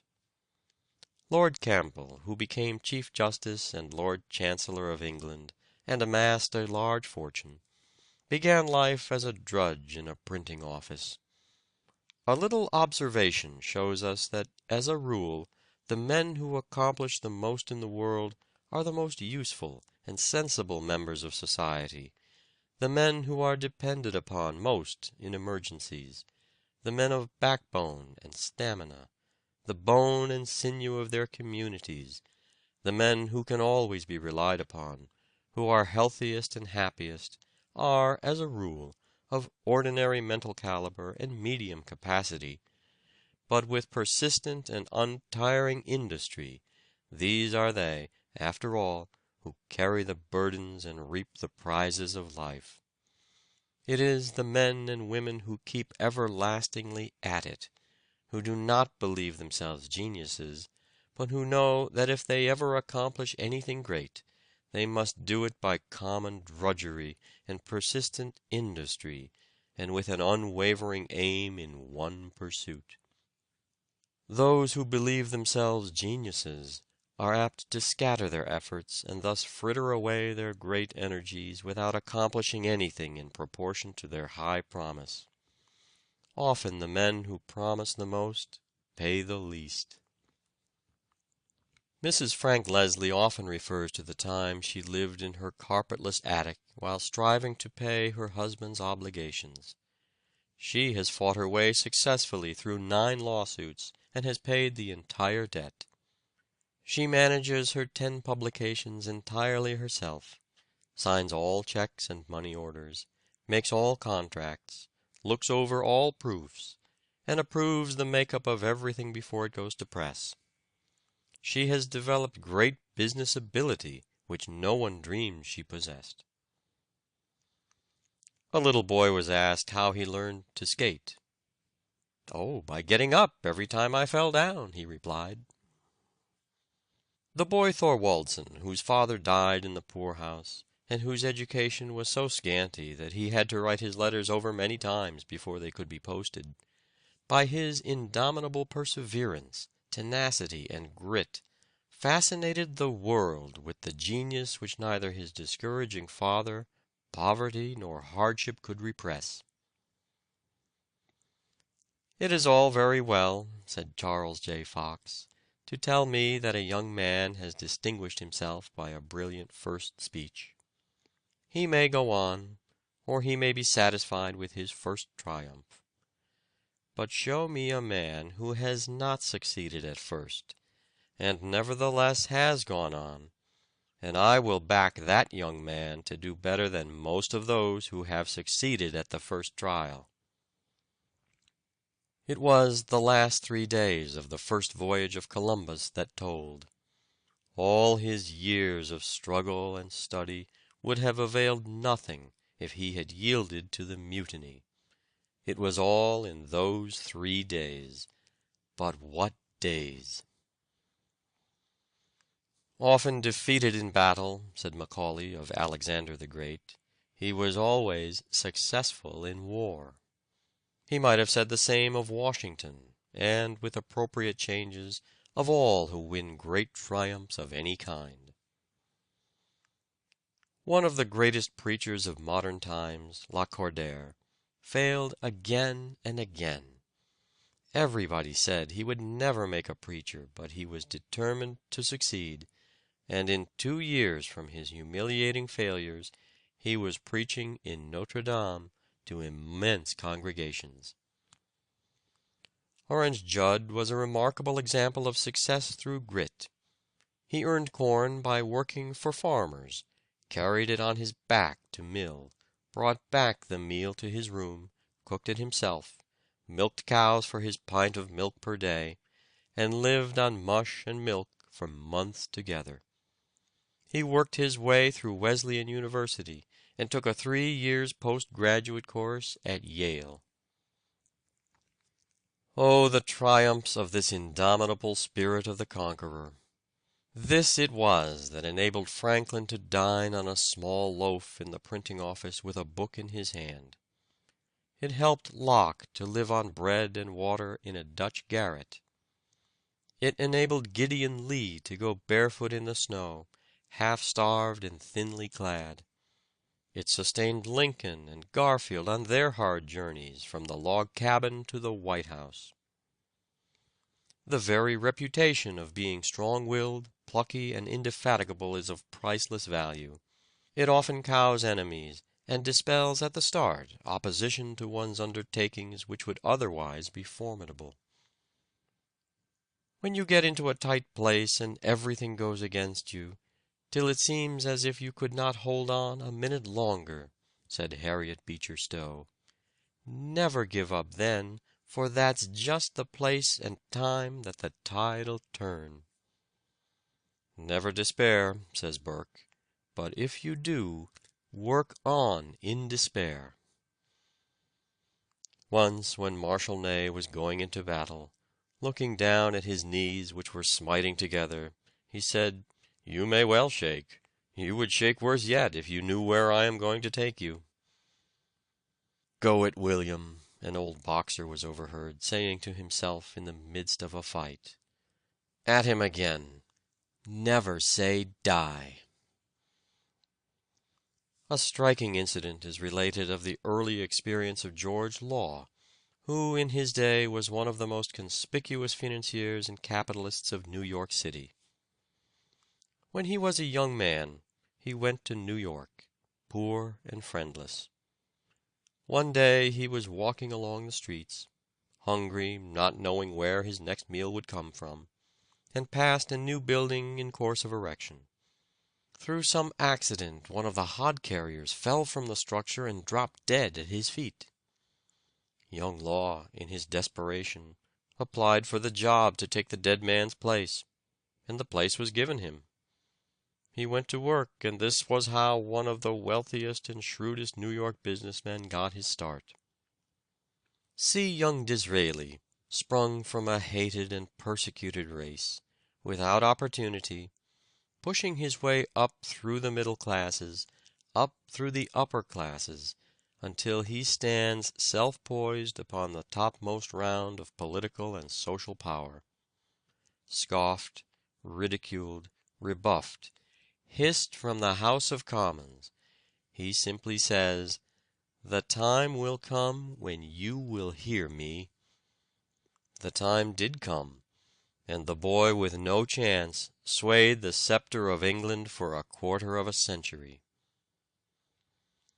If impossibilities ever exist, popularly speaking, they ought to have been found somewhere between the birth and the death of Kitto, that deaf pauper and master of Oriental learning. But Kitto did not find them there. In the presence of his decision and imperial energy, they melted away. Kitto begged his father to take him out of the poorhouse, even if he had to subsist like the Hottentots. He told him that he would sell his books and pawn his handkerchief, by which he thought he could raise about 12 shillings. He said he could live upon blackberries, nuts, and field turnips, and was willing to sleep on a hayrick. Here was real grit. What were impossibilities to such a resolute will? Patrick Henry voiced that decision which characterized the great men of the Revolution when he said, "Is life so dear, or peace so sweet, as to be purchased at the price of chains and slavery? Forbid it, Almighty God! I know not what course others may take, but as for me, give me liberty or give me death." Look at Garrison reading this advertisement in a Southern paper. $5,000 will be paid for the head of W.L. Garrison by the governor of Georgia. Behold him again. A broadcloth mob is leading him through the streets of Boston by a rope. He is hurried to jail. See him return calmly and unflinchingly to his work, beginning at the point at which he was interrupted.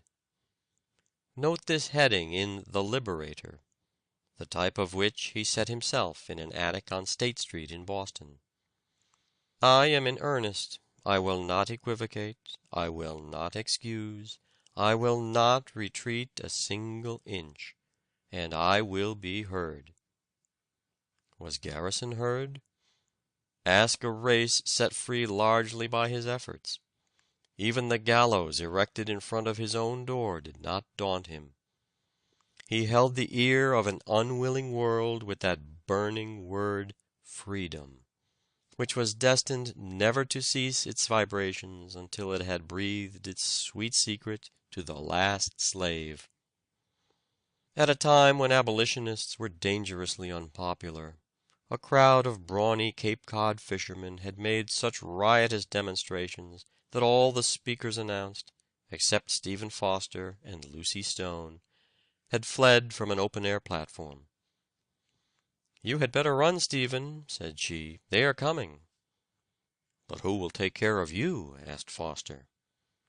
"This gentleman will take care of me," she replied, calmly laying her hand within the arm of a burly rioter with a club, who had just sprung upon the platform. "What did you say?" stammered the astonished rowdy, as he looked at the little woman. "Yes, I'll take care of you, and no one shall touch a hair of your head." With this, he forced a way for her through the crowd, and, at her earnest request, placed her upon a stump, and stood guard with his club while she delivered an address so effective that the audience offered no further violence, and even took up a collection of $20 to repay Mr. Foster for the damage his clothes had received when the riot was at its height. "Luck is ever waiting for something to turn up," says Cobden. "Labor, with keen eyes and strong will turn up something. Luck lies in bed and wishes the postman would bring him the news of a legacy. Labor turns out at 6 o'clock, and with busy pen or ringing hammer lays the foundation of a competence. Luck whines. Labor whistles. Luck relies on chance. Labor on character. There is no luck, for all practical purposes, to him who is not striving, and whose senses are not all eagerly attent. What are called accidental discoveries are almost invariably made by those who are looking for something. A man incurs about as much risk of being struck by lightning as by accidental luck. There is perhaps an element of luck in the amount of success which crowns the efforts of different men, but even here it will usually be found that the sagacity with which the efforts are directed and the energy with which they are prosecuted measure pretty accurately the luck contained in the results achieved. Apparent exceptions will be found to relate almost wholly to single undertakings, while in the long run the rule will hold good. Two pearl divers, equally expert, dive together and work with equal energy. One brings up a pearl, while the other returns empty-handed. But let both persevere, and at the end of 5, 10, or 20 years, it will be found that they succeeded almost in exact proportion to their skill and industry. Lincoln, being asked by an anxious visitor what he would do after 3 or 4 years if the rebellion was not subdued, replied, "Oh, there is no alternative but to keep pegging away." "It is in me, and it shall come out," said Sheridan, when told that he would never make an orator, as he had failed in his first speech in Parliament. He became known as one of the foremost orators of his day. It takes great courage to fight a lost cause when there is no hope even of victory.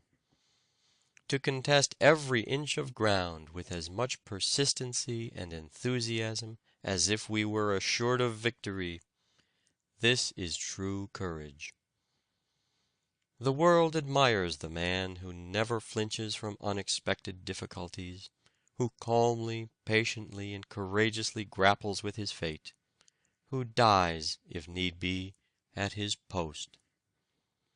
President Chadbourne put grit in place of his lost lung, and worked 35 years after his funeral had been planned. Henry Fawcett put grit in place of eyesight, and became the greatest Postmaster General England ever had. Prescott also put grit in place of eyesight, and became one of America's greatest historians. Francis Parkman put grit in place of health and eyesight, and became the greatest historian of America in his line. Thousands of men have put grit in place of health, eyes, ears, hands, legs, and yet have achieved marvelous success. Indeed, most of the great things of the world have been accomplished by grit and pluck. You cannot keep a man down who has these qualities. He will make stepping stones out of his stumbling blocks, and lift himself to success. Grit and pluck are not always exhibited only by poor boys who have no chance, for there are many notable examples of pluck, persistence, and real grit among youth in good circumstances, who never have to fight their way to their own loaf. Mr. Mifflin, who has recently become the head of the celebrated publishing firm of Houghton, Mifflin and Company, is a notable example of persistency, push, and grit. After graduating at Harvard and traveling abroad, he was determined, although not obliged, to work for a living, to get a position at the Riverside Press in Cambridge. He called upon the late Mr. Houghton and asked him for a situation. Mr. Houghton told him that he had no opening, and that even if he had, he did not believe that a graduate from Harvard, who had money and who had traveled abroad, would ever be willing to begin at the bottom and do the necessary drudgery for boy's pay. Mr. Mifflin protested that he was not afraid of hard work, and that he was willing to do anything and take any sort of a position if he could only learn the business. But Mr. Houghton would not give him any encouragement. Again and again Mr. Mifflin came to the Riverside Press and pressed his suit, but to no purpose. Mr. Mifflin persuaded his father to intercede for him, but Mr. Houghton succeeded in convincing him that it would be very unwise for his son to attempt it. But young Mifflin was determined not to give up. Finally, Mr. Houghton, out of admiration for his persistence and pluck, made a place for him, which had been occupied by a boy, for $5 a week. Young Mifflin took hold of the work with such earnestness, and showed so much pluck and determination, that Mr. Houghton soon called him into the office and raised his pay to $9 a week from the time he began. Although the young man lived in Boston, he was always at the Riverside Press in Cambridge early in the morning, and would frequently remain after all the others had gone. Mr. Houghton happened to go in late one night, after everybody had gone as he supposed, and was surprised to find Mr. Mifflin there taking one of the presses apart. Of course such a young man would be advanced. These are the boys who become the heads of firms. It is victory after victory with the soldier, lesson after lesson with the scholar, blow after blow with the laborer, crop after crop with the farmer, picture after picture with the painter, and mile after mile with the traveler, that secures what all so much desire: success. Stick to the thing and carry it through. Believe you were made for the place you fill, and that no one else can fill it as well. Put forth your whole energies. Be awake, electrify yourself, go forth to the task. Only once learn to carry a thing through in all its completeness and proportion, and you will become a hero. You will think better of yourself. Others will think better of you. The world in its very heart admires the stern, determined doer. End of chapter 20. Recording by David Martin.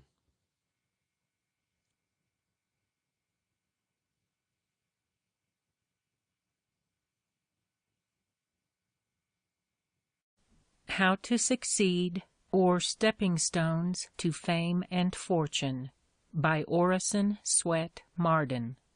Chapter 21. Above Rubies. The best way to settle the quarrel between capital and labor is by allopathic doses of Peter Cooperism. Talmage. In the sublimest flights of the soul, rectitude is never surmounted, love is never outgrown. Emerson. One ruddy drop of manly blood the surging sea outweighs. Virtue alone outbuilds the pyramids. Her monuments shall last when Egypt's fall. Young. He believed that he was born, not for himself, but for the whole world. Lucan. Wherever man goes to dwell, his character goes with him. African proverb. The spirit of a single mind makes that of multitudes take one direction, as roll the waters to the breathing wind. Byron.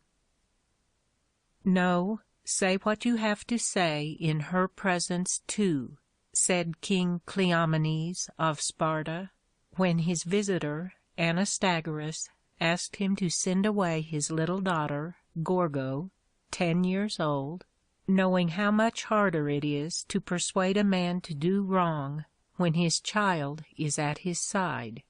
So Gorgo sat at her father's feet and listened while the stranger offered more and more money if Cleomenes would aid him to become king in a neighboring country. She did not understand the matter, but when she saw her father look troubled and hesitate, she took hold of his hand and said, "Papa, come away. Come, or this strange man will make you do wrong." The king went away with the child, and saved himself and his country from dishonor. Character is power, even in a child. When grown to womanhood, Gorgo was married to the hero Leonidas. One day a messenger brought a tablet sent by a friend who was a prisoner in Persia, but the closest scrutiny failed to reveal a single word or line on the white waxen surface, and the king and all his noblemen concluded that it was sent as a jest. "Let me take it," said Queen Gorgo, and, after looking it all over, she exclaimed, "There must be some writing underneath the wax." They scraped away the wax and found a warning to Leonidas from the Grecian prisoner, saying that Xerxes was coming with his immense host to conquer all Greece. Acting on this warning, Leonidas and the other kings assembled their armies and checked the mighty host of Xerxes, which is said to have shaken the earth as it marched. I fear John Knox's prayers more than an army of 10,000 men, said Mary, Queen of Scotland. The man behind the sermon, said William M. Evarts, is the secret of John Hall's power. In fact, if there is not a man with a character behind it, nothing about it is of the slightest consequence. Thackeray says, "Nature has written a letter of credit upon some men's faces, which is honored wherever presented. You cannot help trusting such men. Their very presence gives confidence. There is a promise to pay in their very faces which gives confidence, and you prefer it to another man's endorsement. Character is credit. In the great monetary panic of 1857, a meeting was called of the various bank presidents of New York City. When asked what percentage of specie had been drawn during the day, some replied 50%, some even as high as 75%. But Moses Taylor of the City Bank said, "We had in the bank this morning $400,000, this evening $470,000." While other banks were badly run, the confidence in the City Bank under Mr. Taylor's management was such that people had deposited in that institution what they had drawn from other banks. Character gives confidence. "There is no such thing as a small country," said Victor Hugo. "The greatness of a people is no more affected by the number of its inhabitants than the greatness of an individual is measured by his height." "It is the nature of party in England," said John Russell, "to ask the assistance of men of genius, but to follow the guidance of men of character." "A handful of good life," says George Herbert, "is worth a bushel of learning." "I have read," Emerson says, "that they who listened to Lord Chatham felt that there was something finer in the man than anything which he said. It has been complained of Carlyle that when he has told all his facts about Mirabeau, they do not justify his estimate of the latter's genius. The Gracchi, Agis, Cleomenes, and others of Plutarch's heroes do not in the record of facts equal their own fame. Sir Philip Sidney and Sir Walter Raleigh are men of great figure and of few deeds. We cannot find the smallest part of the personal weight of Washington in the narrative of his exploits. The authority of the name of Schiller is too great for his books. This inequality of the reputation to the works or the anecdotes is not accounted for by saying that the reverberation is longer than the thunderclap, but something resided in these men which begot an expectation that outran all their performance. The largest part of their power was latent. This is that which we call character, a reserved force which acts directly by presence and without means. What others effect by talent or eloquence, the man of character accomplishes by some magnetism. Half his strength he puts not forth. His victories are by demonstration of superiority, and not by crossing bayonets. He conquers because his arrival alters the face of affairs. O Iole, how didst thou know that Hercules was a god? Because, answered Iole, I was content the moment my eyes fell on him. When I beheld Theseus, I desired that I might see him offer battle, or at least drive his horses in a chariot race. But Hercules did not wait for a contest. He conquered whether he stood or walked or sat or whatever else he did.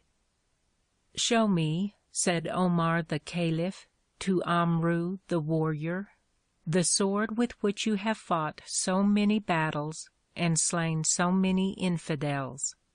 Ah, replied Amru, the sword without the arm of the master is no sharper nor heavier than the sword of Pharezdak the poet. So 150 pounds of flesh and blood without character is of no great value. No man throws away his vote, says Francis Willard, when he places it in the ballot box with his conviction behind it.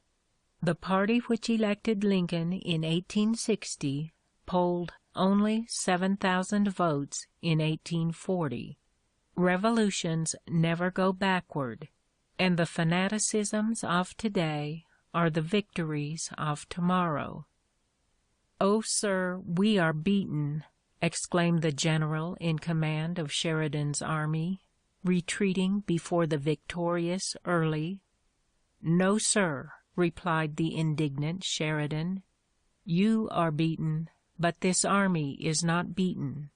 Drawing his sword, he waved it above his head, and pointed it at the pursuing host, while his clarion voice rose above the horrid din in a command to charge once more.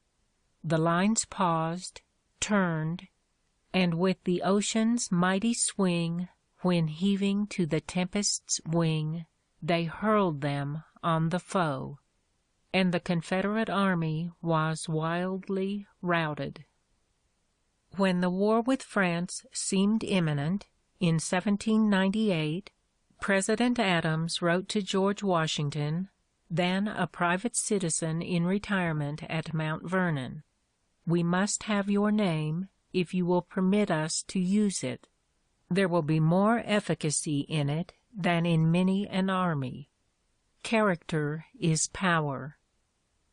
When Pope Paul IV heard of the death of Calvin, he exclaimed with a sigh, "Ah, the strength of that proud heretic lay in riches? No. Honors? No. But nothing could move him from his course. Holy Virgin, with two such servants, our church would soon be mistress of both worlds." 1800 years ago, when night closed over the city of Pompeii, a lady sat in her house nursing her son of 10 years of age. The child had been ill for some days.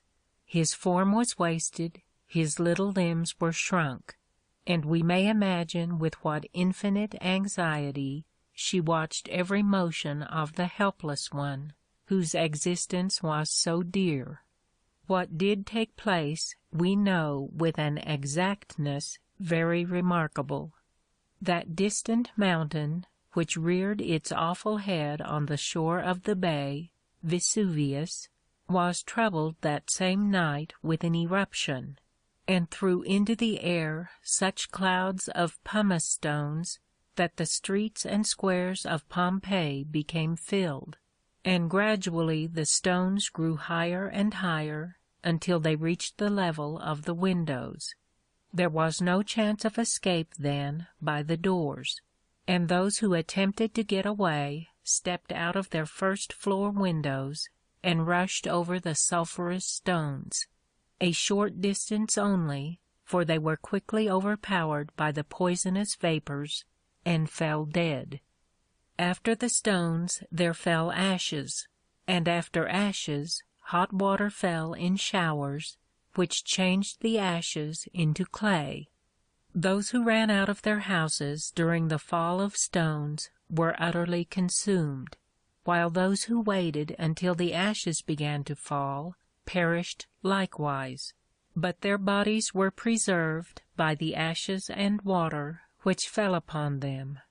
The Pompeian mother we have mentioned opened the window of her house when she thought the fall of stones was over, and with the child in her arms took a few hurried steps forward, when, overpowered by the sulphur, she fell forward, at which moment the shower of ashes began to fall, and quickly buried mother and child.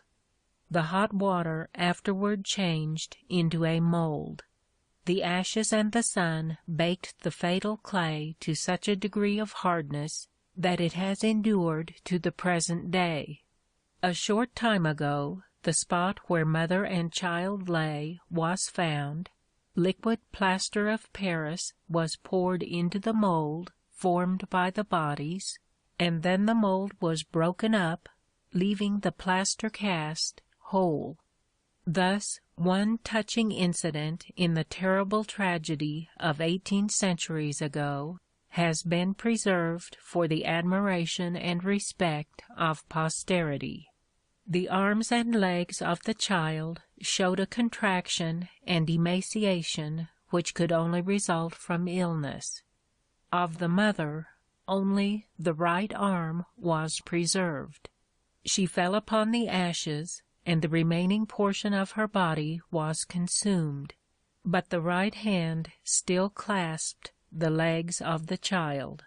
On her arm were 2 gold bracelets, and on her fingers were 2 gold rings, one set with an emerald, the other with a cut amethyst. This touching illustration of a mother's love now rests in the museum of the celebrated city. "I was sitting with Grant once," says General Fisk, "when a major general entered, dressed in the uniform of his rank, who said, 'Boys, I have a good story to tell you. I believe there are no ladies present.' Grant said, 'No, but there are gentlemen present.'" Mr. George W. Childs, in referring to this trait, said, "Another great trait of his character was his purity in every way. I never heard him express or make an indelicate allusion in any way or shape. There is nothing I ever heard that man say that could not be repeated in the presence of women." The writer has heard of several incidents illustrating his answer to impure stories. On one occasion, when Grant formed one of a dinner party of American gentlemen in a foreign city, conversation drifted into references to questionable affairs, when he suddenly rose and said, "Gentlemen, please excuse me, I will retire." When Attila, flushed with conquest, appeared with his barbarian horde before the gates of Rome in 452, Pope Leo alone of all the people dared go forth and try to turn his wrath aside. A single magistrate followed him. The Huns were awed by the fearless majesty of the unarmed old man, and led him before their chief, whose respect was so great that he agreed not to enter the city, provided a tribute should be paid to him. Wellington said that Napoleon's presence in the French army was equivalent to 40,000 additional soldiers, and Richter said of the invincible Luther, his words were half battles. "I know of no great men," says Voltaire, "except those who have rendered great services to the human race. Men are measured by what they do, not by what they seem or possess."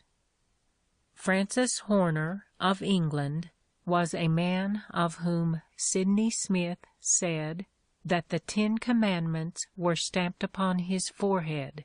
The valuable and peculiar light in which Horner's history is calculated to inspire every right-minded youth is this: he died at the age of 38, possessed of greater influence than any other private man, and admired, beloved, trusted, and deplored by all except the heartless and the base.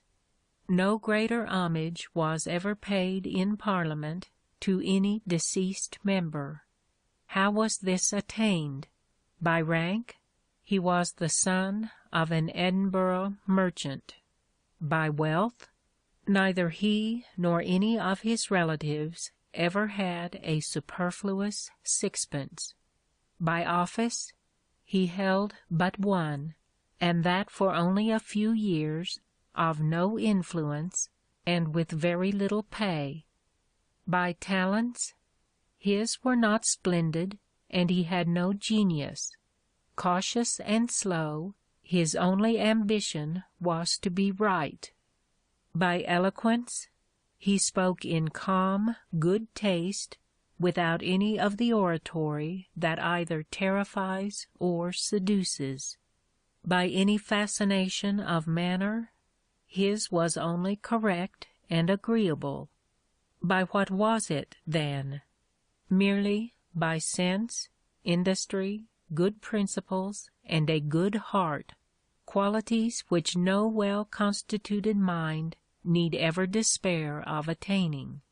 It was the force of his character that raised him, and this character was not impressed on him by nature, but formed, out of no peculiarly fine elements, by himself. There were many in the House of Commons of far greater ability and eloquence, but no one surpassed him in the combination of an adequate portion of these with moral worth.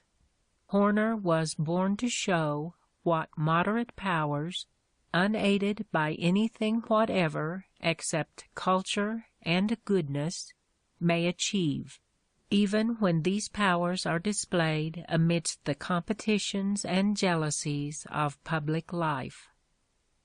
100 years hence, what difference will it make whether you were rich or poor, a peer or a peasant? But what difference may it not make whether you did what was right or what was wrong? At a large dinner party given by Lord Stratford after the Crimean War, it was proposed that everyone should write on a slip of paper the name which appeared most likely to descend to posterity with renown. When the papers were opened, every one of them contained the name of Florence Nightingale. Professor Blackie of the University of Edinburgh said to a class of young men, "Money is not needful. Power is not needful. Liberty is not needful. Even health is not the one thing needful. But character alone is that which can truly save us. And if we are not saved in this sense, we certainly must be damned." It has been said that when poverty is your inheritance, virtue must be your capital. Hence it was, said Franklin, speaking of the influence of his known integrity of character, that I had so much weight with my fellow citizens. I was but a bad speaker, never eloquent, subject to much hesitation in my choice of words, hardly correct in language, and yet I generally carried my point. When a man's character is gone, all is gone. All peace of mind, all complacency in himself is fled forever. He despises himself. He is despised by his fellow men. Within is shame and remorse. Without, neglect and reproach. He is of necessity a miserable and useless man. He is so, even though he be clothed in purple and fine linen, and fare sumptuously every day. It is better to be poor. It is better to be reduced to beggary. It is better to be cast into prison, or condemned to perpetual slavery, than to be destitute of a good name, or endure the pains and the evils of a conscious worthlessness of character. The time is soon coming when, by the common consent of mankind, it will be esteemed more honorable to have been John Pounds, putting new and beautiful souls into the ragged children of the neighborhood while he mended his father's shoes, than to have sat upon the British throne. The time now is when, if Queen Victoria, in one of her magnificent progresses through her realms, were to meet that more than American queen, Miss Dix, in her circumnavigation of charity among the insane, the former should kneel and kiss the hand of the latter, and the ruler over more than 100 millions of people should pay homage to the angel whom God has sent to the maniac. At your age, said to a youth, an old man who had honorably held many positions of trust and responsibility, both position and wealth appear enduring things, but at mine a man sees that nothing lasts but character. Several eminent clergymen were discussing the qualities of self-made men. They each admitted that they belonged to that class, except a certain bishop, who remained silent, and was intensely absorbed in the repast. The host was determined to draw him out, and so, addressing him, said, "All at this table are self-made men, unless the bishop is an exception." The bishop promptly replied, "I am not made yet." And the reply contained a profound truth. So long as life lasts, with its discipline of joy or sorrow, its opportunities for good or evil, so long our characters are being shaped and fixed. Milton said, "He who would write heroic poems must make his whole life an heroic poem." We are responsible for our thoughts, and unless we could command them, mental and moral excellence would be impossible. Charles Kingsley has well said, "Let anyone set his heart to do what is right and nothing else, and it will not be long ere his brow is stamped with all that goes to make up the heroic expression, with noble indignation, noble self-restraint, great hopes, great sorrows, perhaps even with the print of the martyr's crown of thorns." Said James Martineau, "God insists on having a concurrence between our practice and our thoughts. If we proceed to make a contradiction between them, he forthwith begins to abolish it. And if the will not rise to the reason must be degraded to the will."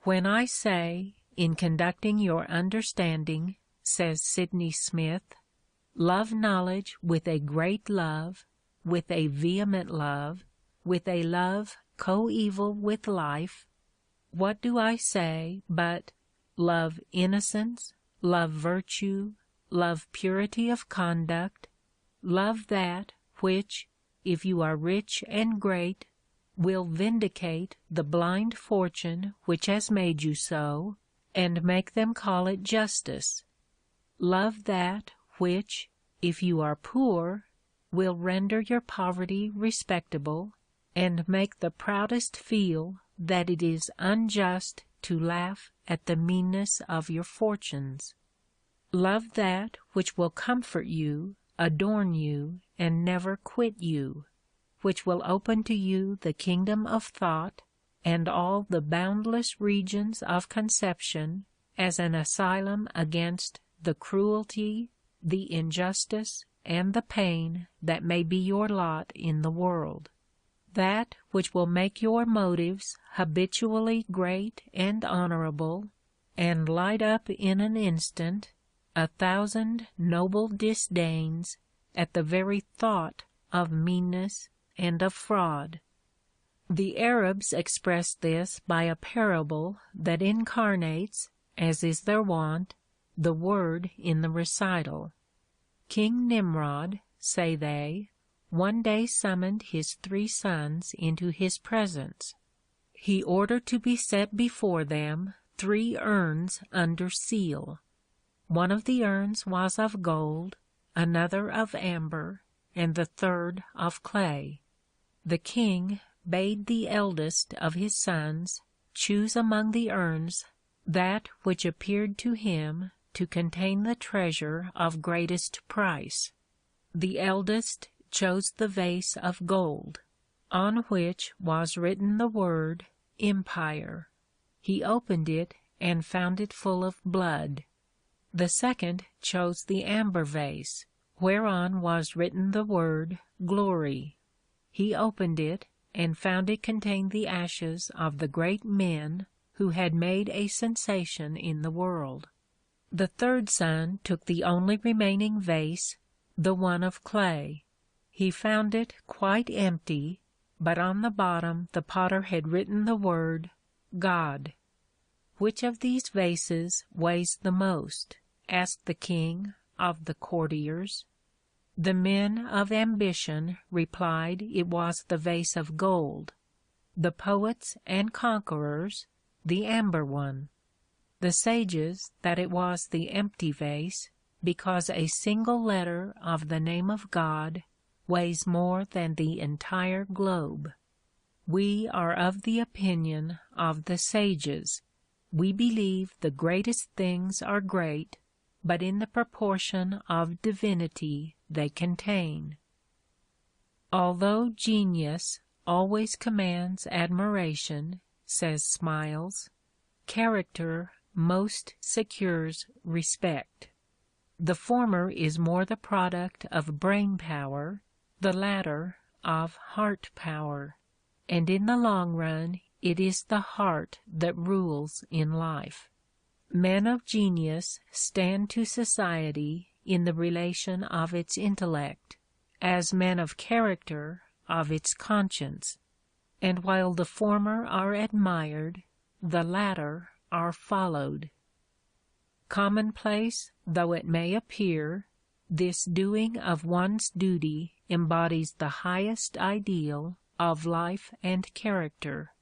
There may be nothing heroic about it, but the common lot of men is not heroic, and though the abiding sense of duty upholds man in his highest attitudes, it also equally sustains him in the transaction of the ordinary affairs of everyday existence. The most influential of all the virtues are those which are the most in request for daily use. They wear the best and last the longest. We can always better understand and appreciate a man's real character by the manner in which he conducts himself toward those who are the most nearly related to him, and by his transaction of the seemingly commonplace details of daily duty, than by his public exhibition of himself as an author, an orator, or a statesman. Intellectual culture has no necessary relation to purity or excellence of character. On the contrary, a condition of comparative poverty is compatible with character in its highest form. A man may possess only his industry, his frugality, his integrity, and yet stand high in the rank of true manhood. Character is property. It is the noblest of possessions.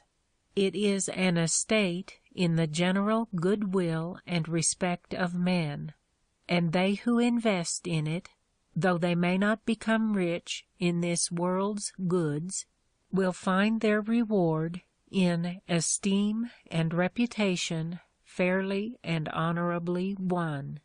Without principles, a man is like a ship without rudder or compass, left to drift hither and thither with every wind that blows. What a contrast is afforded by the lives of Bacon and More! Bacon sought office with as much desire as More avoided it. Bacon used as much solicitation to obtain it as More endured to accept it, and each, when in it, was equally true to his character. More was simple, as Bacon was ostentatious. More was as incorruptible as Bacon was venal. More spent his private fortune in office, and Bacon spent the wages of corruption there. Both left office poor in worldly goods, but while More was rich in honor and good deeds, Bacon was poor in everything, poor in the mammon for which he bartered his integrity, poor in the God for which he sacrificed his peace, poor in the presence of the worthless, covered with shame in the midst of the people, trusting his fame to posterity, of which posterity is only able to say that the wisest of men was adviser to the silliest of kings, yet that such a king had a sort of majesty when morally compared with the official director of his conscience. Both More and Bacon served each a great purpose for the world. More illustrated the beauty of holiness. Bacon expounded the infinitude of science. Bacon became the prophet of intellect, More the martyr of conscience.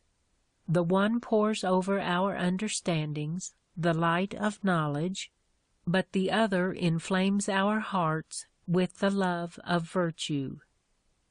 All have read of the proud Egyptian king who ordered a colossal staircase built in his new palace, and was chagrined to find that he required a ladder to climb from one step to the next.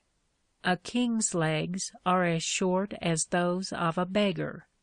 So too, a prince's ability to enjoy the pleasures of life is no greater than that of a pauper. All that is valuable in this world is to be had for nothing. Genius, beauty, health, piety, love, are not bought and sold. The richest man on earth would vainly offer a fortune to be qualified to write a verse like Milton, or to compose a melody like Mozart. You may summon all the physicians, but they cannot procure for you the sweet, healthful sleep which the tired laborer gets without price. Let no man, then, call himself a proprietor. He owns but the breath as it traverses his lips, and the idea as it flits across his mind, and of that breath he may be deprived by the sting of a bee, and that idea, perhaps, truly belongs to another. We live in deeds, not years; in thoughts, not breaths; in feelings, not in figures on a dial. We should count time by heart throbs. He most lives who thinks most, feels the noblest, acts the best, and he whose heart beats quickest lives the longest. End of chapter 21. Recording by Lucretia B.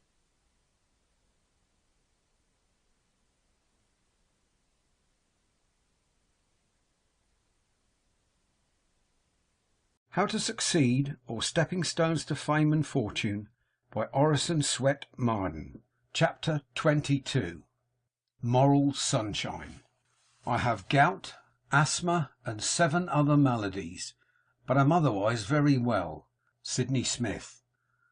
The inborn geniality of some people amounts to genius. Whipple. This one sits shivering in Fortune's smile, taking his joy with bated, doubtful breath. This other, gnawed by hunger all the while, laughs in the teeth of death. T.B. Aldrich. There is no real life, but cheerful life. Addison. Next to the virtue, the fun in this world is what we can least spare. Agnes Strickland. Joy in one's work is the consummate tool. Phillips Brooks. Joy is the mainspring in the whole of endless nature's calm rotation. Joy moves the dazzling wheels that roll in the great timepiece of creation. Schiller. He is as stiff as a poker, said a friend of a man who could never be coaxed or tempted to smile. Stiff as a poker, exclaimed another. Why, he would set an example to a poker. Even Christians are not celebrated for entering into the joy of their Lord. We are told that Pascal would not permit himself to be conscious of the relish of his food. He prohibited all seasonings and spices, however much he might wish for and need them, and he actually died because he forced his diseased stomach to receive at each meal a certain amount of aliment, neither more nor less, whatever might be his appetite at the time, or his utter want of appetite. He wore a girdle armed with iron spikes, which he was accustomed to drive in upon his body, his fleshless ribs, as often as he thought himself in need of such admonition. He was annoyed and offended if any in his hearing might chance to say that they had just seen a beautiful woman. He rebuked a mother who permitted her own children to give her their kisses. Toward a loving sister who devoted herself to his comfort, he assumed an artificial harshness of manner for the express purpose, as he acknowledged, of revolting her sisterly affection. And all this sprung from the simple principle that earthly enjoyment was inconsistent with religion. We should fight against every influence which tends to depress the mind, as we would against a temptation to crime. A depressed mind prevents the free action of the diaphragm and the expansion of the chest. It stops the secretions of the body, interferes with the circulation of the blood in the brain, and deranges the entire functions of the body. Scrofula and consumption often follow protracted depressions of mind. That fateful murmur, which is heard in the upper lobes of the lungs in the first stages of consumption, often follows depressed spirits after some great misfortune or sorrow. Victims of suicide are almost always in a depressed state from exhausted vitality, loss of nervous energy, dyspepsia, worry, anxiety, trouble, or grief. Mirth is God's medicine, says a wise writer. Everybody ought to bathe in it. Grim care, moroseness, anxiety, all the rust of life ought to be scoured off by the oil of mirth.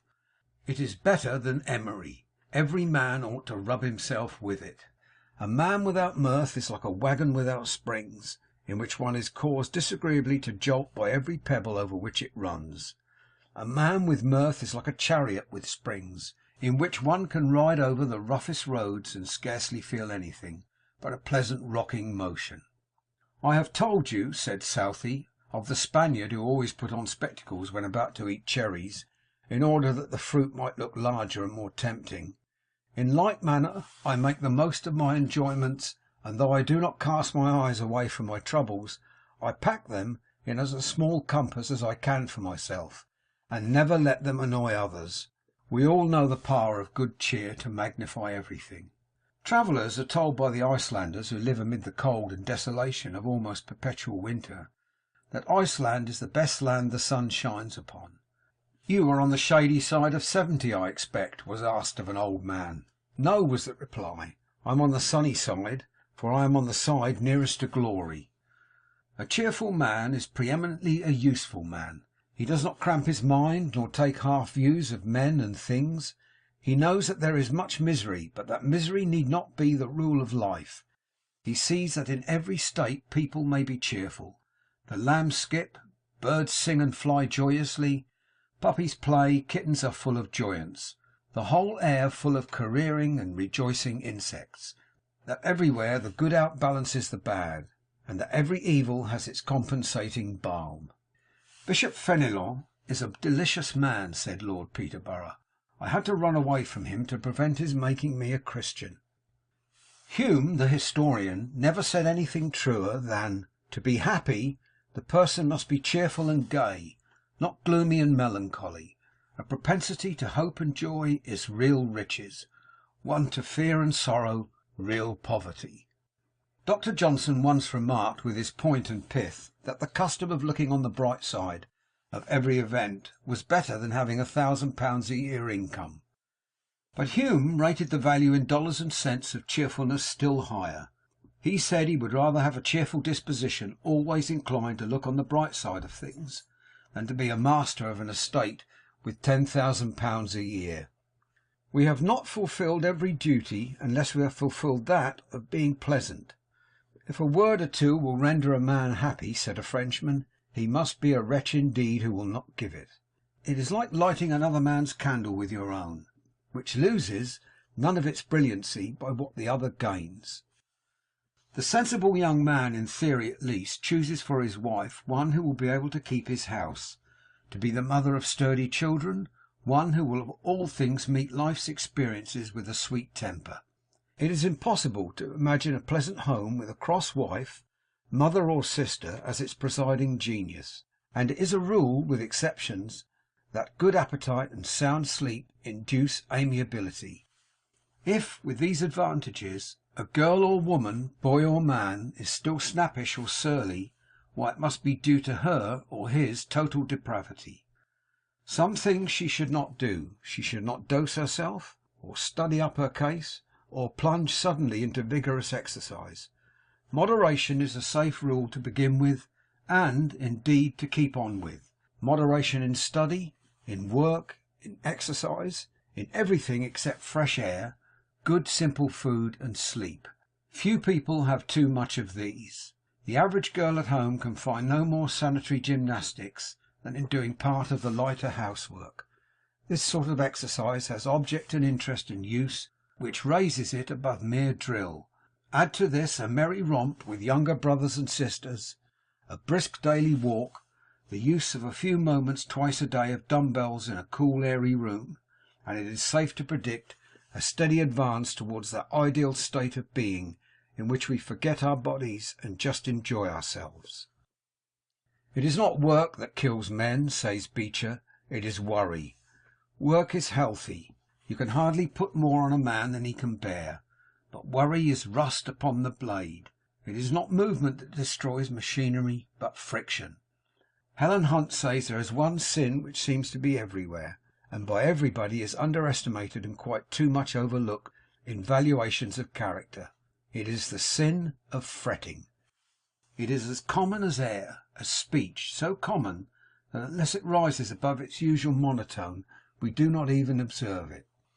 Watch any ordinary coming together of people, and we see how many minutes it will be before somebody frets, that is, makes more or less complaint of something or other, which probably every one in the room or car or the street corner knew before, and which most probably nobody can help.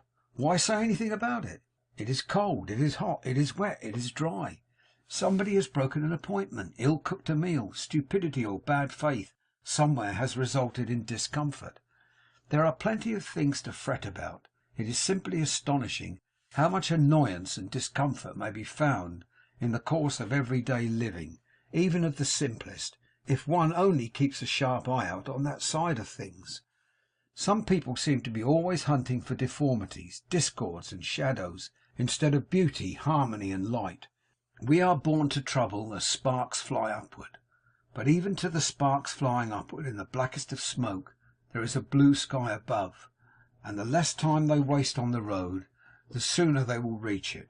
Fretting is all time wasted on the road. About two things we should never fret, that which we cannot help, and that which we can help. Better to find one of your own faults than 10 of your neighbours'. It is not the troubles of today, but those of tomorrow and next week and next year, that whiten our heads and wrinkle our faces. Every man we meet looks as if he'd gone out to borrow trouble, with plenty of it on hand, said a French lady driving in New York. The pendulum of a certain clock began to calculate how often it would have to swing backward and forward in the week and the month to come. Then, looking further into the future, it made a calculation for a year, etc. The pendulum got frightened and stopped. Do one day's work at a time. Do not worry about the trouble of tomorrow. Most of the trouble in life is borrowed trouble, which never actually comes. As all healthy action, physical, intellectual, and moral, depends primarily on cheerfulness, says E.P. Whipple, and as every duty, whether it be to follow a plough or to die at the stake, should be done in a cheerful spirit, the exploration of the sources and conditions of this most vigorous, exhilarating, and creative of the virtues may be as useful as the exposition of any topic of science or system of prudential art. Christ, the great teacher, did not shut himself up with monks, away from the temptation of the great world outside. He taught no long-faced, gloomy theology. He taught the gospel of gladness and good cheer. His doctrines are touched with the sunlight and flavoured with the flowers of the fields. The birds of the air and the beasts of the field and happy romping children are in them. True piety is cheerful as the day. Cranmer cheers his brother martyrs, and Latimer walks with a face shining with cheerfulness to the stake, upholds his fellow spirits, and seasons all his sermons with pleasant anecdotes. Nothing will supply the want of sunshine to peaches, said Emerson, and to make knowledge valuable you must have the cheerfulness of wisdom. In answer to the question, how shall we overcome temptation, a noted writer said, cheerfulness is the first thing, cheerfulness is the second, and cheerfulness is the third.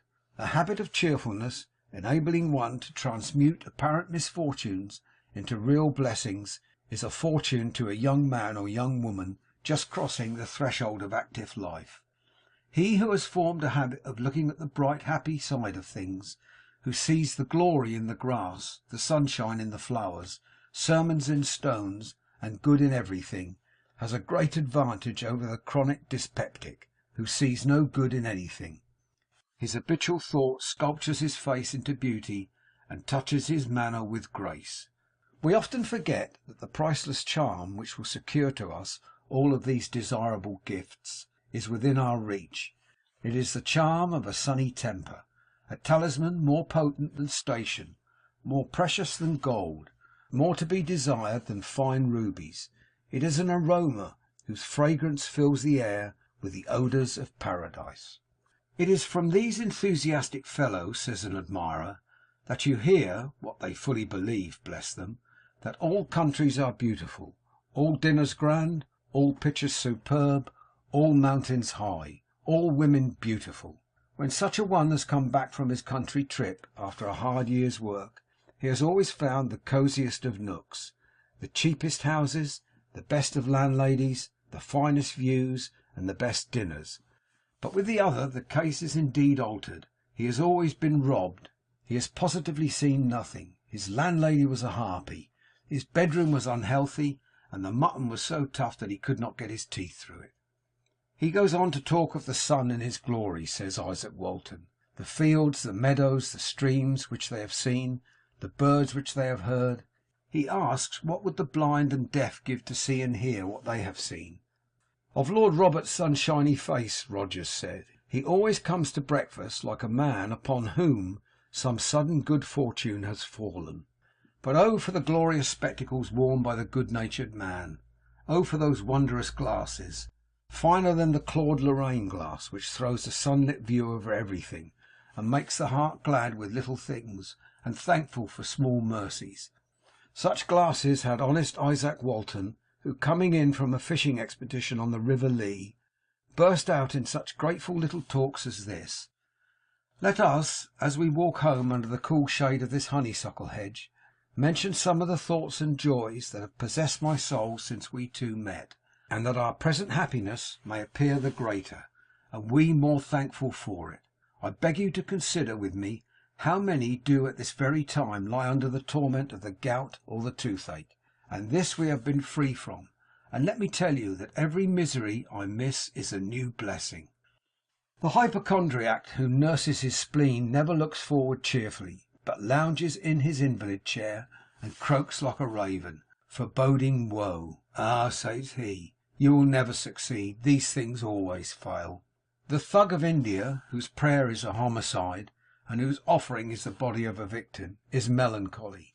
The Fijian, waiting to smash the skull of a victim and to prepare a bacola for his gods, is gloomy as fear and death.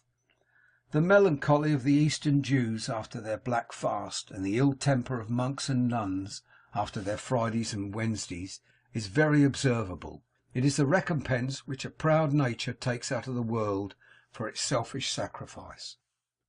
Melancholia is the black bile which the Greeks presumed overran and pervaded the bodies of such persons, and fasting does undoubtedly produce this. I once talked with a Rosicrucian about the great secret, said Addison. He talked of it as a spirit that lived in an emerald and converted everything that was near it to the highest perfection. It gives lustre to the sun, said he, and water to the diamond. It irradiates every metal, and enriches lead with the property of gold. It brightens smoke into flame, flame into light, and light into glory. A single ray dissipates pain and care from the person on whom it falls. Then I found his great secret was content. My crown is in my heart, not on my head, not decked with diamonds and Indian stones, nor to be seen. My crown is called content. A crown it is that seldom kings enjoy. Shakespeare. Yet with a heart that's ever kind, a gentle spirit gay, you've spring perennial in your mind, and round you make a May. Thackeray. End of chapter 22.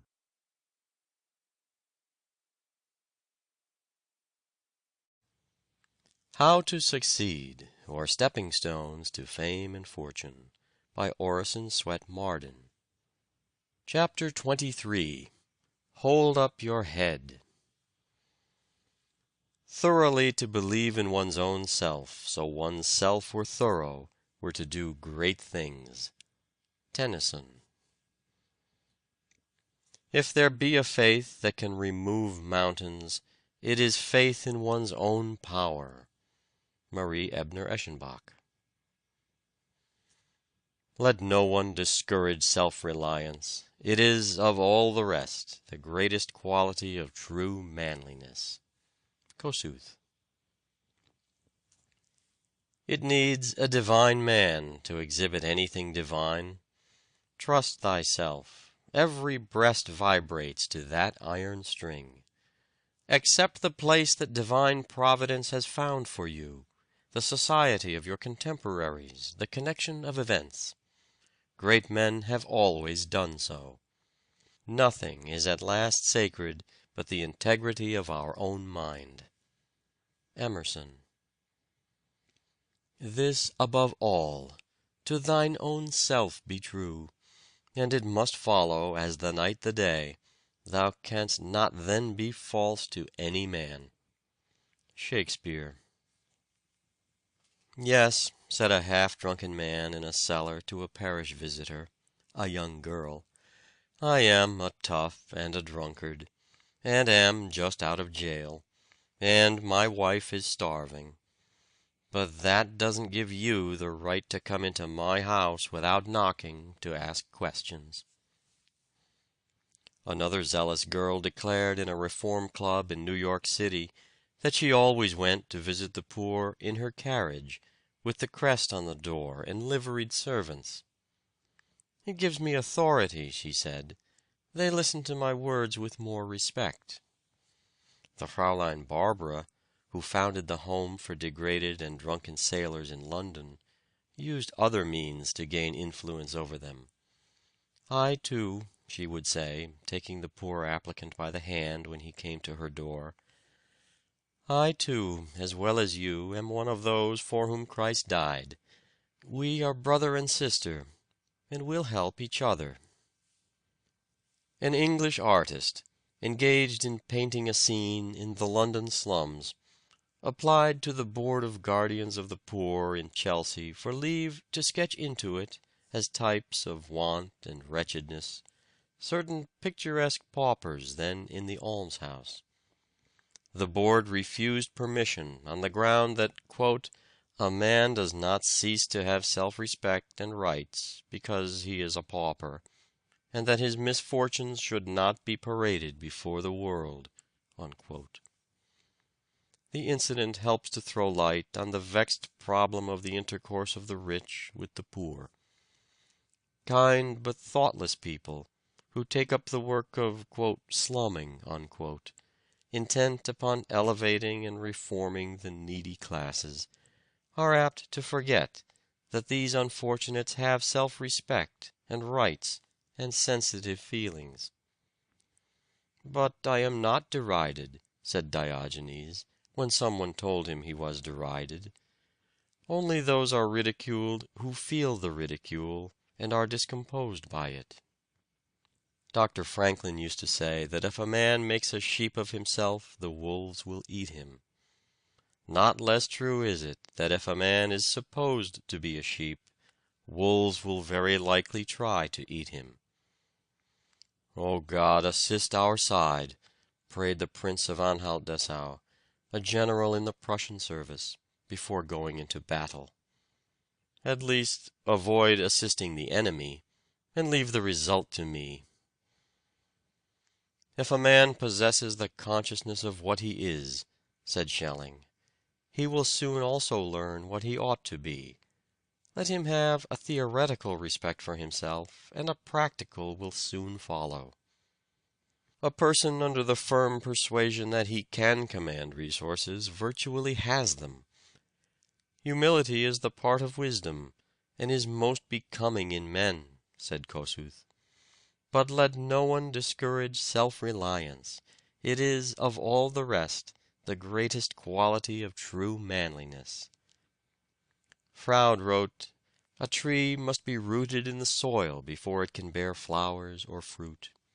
A man must learn to stand upright upon his own feet, to respect himself, to be independent of charity or accident. It is on this basis only that any superstructure of intellectual cultivation worth having can possibly be built." "I think he is a most extraordinary man," said John J. Ingalls, speaking of Grover Cleveland. While the Senate was in session to induct Hendricks into office, I had an opportunity to study Cleveland as he sat there like a sphinx. He occupied a seat immediately in front of the vice president's stand, and from where I sat I had an unobstructed view of him. I wanted to fathom, if possible, what manner of a man it was who had defeated us and taken the patronage of the government over to the democracy. We had a new master, so to speak, and a Democrat at that, and I looked him over with a good deal of curiosity. There sat a man, the President of the United States, beginning his rule over the destinies of 60 millions of people, who less than 3 years before was an obscure lawyer, scarcely known outside of Erie County, shut up in a dingy office over a livery stable. He had been mayor of the city of Buffalo at a time when a crisis in its affairs demanded a courageous head and a firm hand, and he supplied them. The little prestige thus gained made him the Democratic nominee for governor, and at a time, his luck still following him, when the Republican party of the state was rent with dissensions. He was elected, and, still more luck, by the unprecedented and unheard-of majority of nearly 200,000 votes. 2 years later his party nominated him for president, and he was elected. There sat this man before me, wholly undisturbed by the pageantry of the occasion, calmly waiting to perform his part in the drama, just as an actor awaits his cue to appear on a stage. It was his first visit to Washington. He had never before seen the Capitol, and knew absolutely nothing of the machinery of government. All was a mystery to him, but a stranger not understanding the circumstances would have imagined that the proceedings going on before him were a part of his daily life. The man positively did not move a limb, shut an eye, or twitch a muscle during the entire hour he sat in the Senate chamber. Nor did he betray the faintest evidence of self-consciousness or emotion. And as I thought of the dingy office over the livery stable but 3 years before, he struck me as a remarkable illustration of the possibilities of American citizenship. But the most marvelous exhibition of the man's nerve and of the absolute confidence he has in himself was yet to come. After the proceedings in the Senate chamber, Cleveland was conducted to the east end of the Capitol to take the oath of office and deliver his inaugural address. He wore a close-buttoned Prince Albert coat, and between the buttons he thrust his right hand, while his left he carried behind him. In this position he stood until the applause which greeted him had subsided, when he began his address. I looked for him to produce a manuscript, but he did not, and as he progressed in clear and distinct tones, without hesitation, I was amazed. With 60 millions of people, yes, with the entire civilized world looking on, this man had the courage to deliver an inaugural address making him President of the United States, as coolly and as unconcernedly as if he were addressing a ward meeting. It was the most remarkable spectacle this or any other country has ever beheld. Believe in yourself. You may succeed when others do not believe in you, but never when you do not believe in yourself. "Ah, John Hunter's still hard at work," exclaimed a physician on finding the old anatomist at the dissecting table.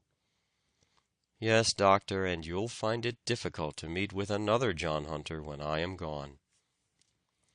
Heaven takes 100 years to form a great genius for the regeneration of an empire, and afterward rests 100 years," said Kaunitz, who had administered the affairs of his country with great success for half a century. "This makes me tremble for the Austrian monarchy after my death." "Isn't it beautiful that I can sing so?" asked Jenny Lind naively of a friend. "My lord," said William Pitt in 1757 to the Duke of Devonshire, "I am sure that I can save this country, and that nobody else can." He did save it. What seems to us disagreeable egotism in others is often but a strong expression of confidence in their ability to attain.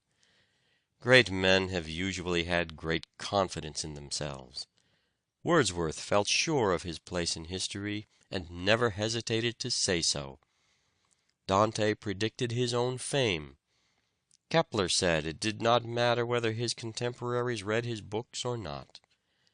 I may well wait a century for a reader, since God has waited 6,000 years for an observer like myself.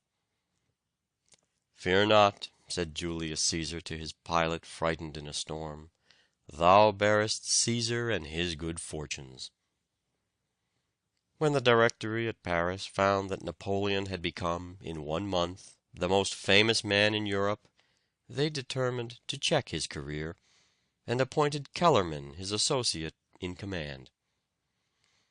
Napoleon promptly but respectfully tendered his resignation, saying, "1 bad general is better than 2 good ones. War, like government, is mainly decided by tact."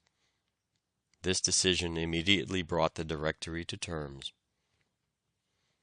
Emperor Francis was extremely anxious to prove the illustrious descent of his prospective son-in-law. Napoleon refused to have the account published, remarking, "I had rather be the descendant of an honest man than of any petty tyrant of Italy. I wish my nobility to commence with myself, and derive all my titles from the French people. I am the Rudolph of Habsburg of my family. My patent of nobility dates from the Battle of Montenot." When Napoleon was informed that the British government had decreed that he should be recognized only as a general, he said, "They cannot prevent me from being myself." An Englishman asked Napoleon at Elba who was the greatest general of the age, adding, "I think Wellington." To which the Emperor replied, "He has not yet measured himself against me." "Well-matured and well-disciplined talent is always sure of a market," said Washington Irving, "but it must not cower at home and expect to be sought for. There is a good deal of cant, too, about the success of forward and impudent men, while men of retiring worth are passed over with neglect. But it usually happens that those forward men have that valuable quality of promptness and activity, without which worth is a mere inoperative property. A barking dog is often more useful than a sleeping lion. Self-respect is the early form in which greatness appears. "You may deceive all the people some of the time," said Lincoln. "Some of the people all the time, but not all the people all the time. We cannot deceive ourselves any of the time, and the only way to enjoy our own respect is to deserve it. What would you think of a man who would neglect himself and treat his shadow with the greatest respect?" Self-reliance is a grand element of character, says Michael Reynolds. It has won Olympic crowns and Isthmian laurels. It confers kinship with men who have vindicated their divine right to be held in the world's memory. End of chapter 23. Recording by David Marden.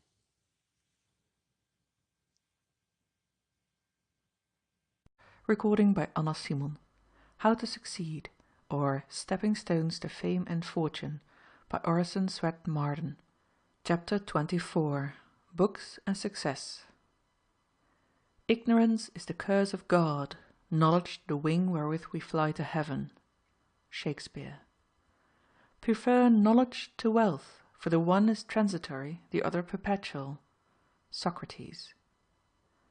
If a man empties his purse into his head, no man can take it away from him. An investment in knowledge always pays the best interest. Franklin.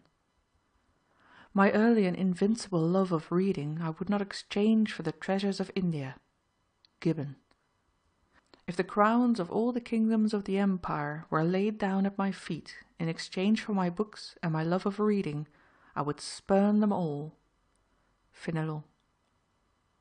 Who of us can tell what he had been had Cadmus never taught the art that fixes into form the thought, had Plato never spoken from his cell, or his high harp blind Homer never strung? Bulwer. When friends grow cold, and the converse of intimates languishes into vapid civility and commonplace, these only continue the unaltered countenance of happier days, and cheer us with that true friendship which never deceived hope, nor deserted sorrow. Washington Irving. Do you want to know, asks Robert Collier, how I managed to talk to you in this simple Saxon? I read Bunyan, Crusoe, and Goldsmith when I was a boy, morning, noon, and night. All the rest was task work. These were my delight, with the stories in the Bible, and with Shakespeare, when at last the mighty master came within our doors. The rest were as senna to me. These were like a well of pure water, and this is the first step I seem to have taken of my own free will toward the pulpit. I took to these as I took to milk, and, without the least idea of what I was doing, got the taste for simple words into the very fibre of my nature. There was day school for me until I was 8 years old, and then I had to turn in and work 13 hours a day. From the days when we used to spell out Crusoe and old Bunyan, there had grown up in me a devouring hunger to read books. It made small matter what they were, so they were books. Half a volume of an old encyclopedia came along, the first I'd ever seen. How many times I went through that I cannot even guess.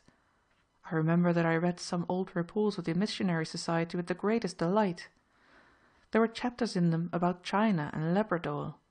Yet I think it is in reading as it is in eating. When the first hunger is over, you begin to be a little critical, and will by no means take to garbage if you are of a wholesome nature. And I remember this because it touches this beautiful valley of the Hudson. I could not go home for the Christmas of 1839, and was feeling very sad about it all, for I was only a boy, and sitting by the fire, an old farmer came in and said, "I noticed thou's fond of reading, so I brought thee summat to read." It was Irving's sketch-book. I had never heard of the work. I went at it, and was as them that dream. No such delight had touched me since the old days of Crusoe. I saw the Hudson and the Catskills, took poor Rip at once into my heart, as everybody has, pitied Ichabod while I laughed at him, thought the old Dutch feast a most admirable thing, and long before I was through, all regret at my lost Christmas had gone down with the wind, and I had found out there are books and books. That vast hunger to read never left me. If there was no candle, I poked my head down to the fire, read while I was eating, blowing the bellows, or walking from one place to another. I could read and walk 4 miles an hour. The world centred in books. There was no thought in my head of any good to come out of it. The good lay in the reading. I had no more idea of being a minister than you elder men, who were boys then in this town, had that I should be here tonight to tell this story. Now, give a boy a passion like this for anything, books or business, painting or farming, mechanism or music, and you give him thereby a lever to lift his world, and a patent of nobility, if the thing he does is noble. There were 2 or 3 of my mind about books. We became companions, and gave the roughs a wide berth. The books did their work too about that drink, and fought the devil with a finer fire. In education, says Herbert Spencer, the process of self-development should be encouraged to the fullest extent. Children should be led to make their own investigations, and to draw their own inferences. They should be told as little as possible, and induced to discover as much as possible. Humanity has progressed solely by self-instruction, and that to achieve the best results each mind must progress somewhat after the same fashion is continually proved by the marked success of self-made men. My books, said Thomas Hood, kept me from the ring, the dog-pit, the tavern, and the saloon. The associate of Pope and Addison, the mind accustomed to the noble though silent discourse of Shakespeare and Milton, will hardly seek or put up with low or evil company or slaves. When I get a little money, said Erasmus, I buy books, and if any is left, I buy food and clothes. Hundreds of books read once, says Robertson, have passed as completely from us as if we had never read them, whereas the discipline of mind got by writing down, not copying, an abstract of a book which is worth the trouble, fixes it on the mind for years, and, besides, enables one to read other books with more attention and more profit. This habit of reading, I make bold to tell you, says Trollope, is your path to the greatest, the purest, and the most perfect pleasures that God has prepared for his creatures. Other pleasures may be more ecstatic, but the habit of reading is the only enjoyment I know in which there is no alloy. The Bible was begun in the desert in Arabia ages before Homer sang and flourished in Asia Minor. Millions of books have since gone into oblivion. Empires have risen and fallen. Revolutions have swept over and changed the earth. It has always been subject to criticism and obloquy. Mighty men have sought its overthrow. Works of Greek poets who catered to men's depraved tastes have, in spite of everything, perished. The Bible is a book of religion, and can be tried by no other standard. Read Plutarch, said Emerson, and the world is a proud place, peopled with men of positive quality, with heroes and demigods standing around us who will not let us sleep. There is no business, no avocation whatever, says Wittenbach, which will not permit a man who has an inclination to give a little time every day to the studies of his youth. All the sport in the park, said Lady Jane Grey, is but a shadow of that pleasure I find in Plato. In the lap of eternity, said Heinsius, among so many divine souls I take my seat with so lofty a spirit and such sweet content, that I pity all the great ones and rich men that have not this happiness. Death itself divides not the wise, says Bulwer. Thou meetest Plato when thine eyes moisten over the Phaedo. May Homer live with all men for ever. When a man reads, says President Porter, he should put himself into the most intimate intercourse with his author, so that all his energies of apprehension, judgment, and feeling may be occupied with and aroused by what his author furnishes, whatever it may be. If repetition or review will aid him in this, as it often will, let him not disdain or neglect frequent reviews. If the use of the pen, in brief or full notes, in catchwords or other symbols, will aid him, let him not shrink from the drudgery of the pen and the commonplace book. Reading is to the mind, says Addison, what exercise is to the body. As by the one health is preserved, strengthened, and invigorated, by the other virtue, which is the health of the mind, is kept alive, cherished, and confirmed. There is a world of science necessary in choosing books, said Bulwer. I have known some people in great sorrow fly to a novel or the last light book in fashion. One might as well take a rose draught for the plague. Light reading does not do when the heart is really heavy. I am told that Goethe, when he lost his son, took to study a science that was new to him. Ah, Goethe was a physician who knew what he was about. When I served, when a young man, in India, said a distinguished English soldier and diplomatist, when it was the turning point in my life, when it was a mere chance whether I should become a mere card-playing, hookah-smoking lounger, I was fortunately quartered for 2 years in the neighbourhood of an excellent library, which was made accessible to me. Books, says E. P. Whipple, are lighthouses erected in the great sea of time. As a rule, said Benjamin Disraeli, the most successful man in life is the man who has the best information. You get into society in the widest sense, says Geikie, in a great library, with the huge advantage of needing no introductions and not dreading repulses. From that great crowd you can choose what companions you please, for in the silent levees of the immortals there is no pride, but the highest is at the service of the lowest, with a grand humility. You may speak freely with any without a thought of your inferiority, for books are perfectly well bred and hurt no one's feelings by any discriminations. Sir William Waller observed, "In my study I am sure to converse with none but wise men, but abroad it is impossible for me to avoid the society of fools." It is the glorious prerogative of the empire of knowledge, says Webster, that what it gains it never loses. On the contrary, it increases by the multiple of its own power. All its ends become means, all its attainments help to new conquests.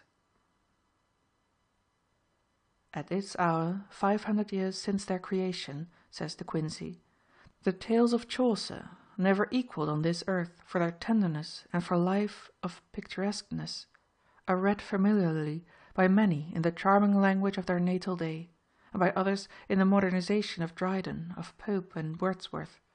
At this hour, 1,800 years since their creation, the pagan tales of Ovid, never equalled on this earth for the gaiety of their movement and the capricious graces of their narrative, are read by all Christendom.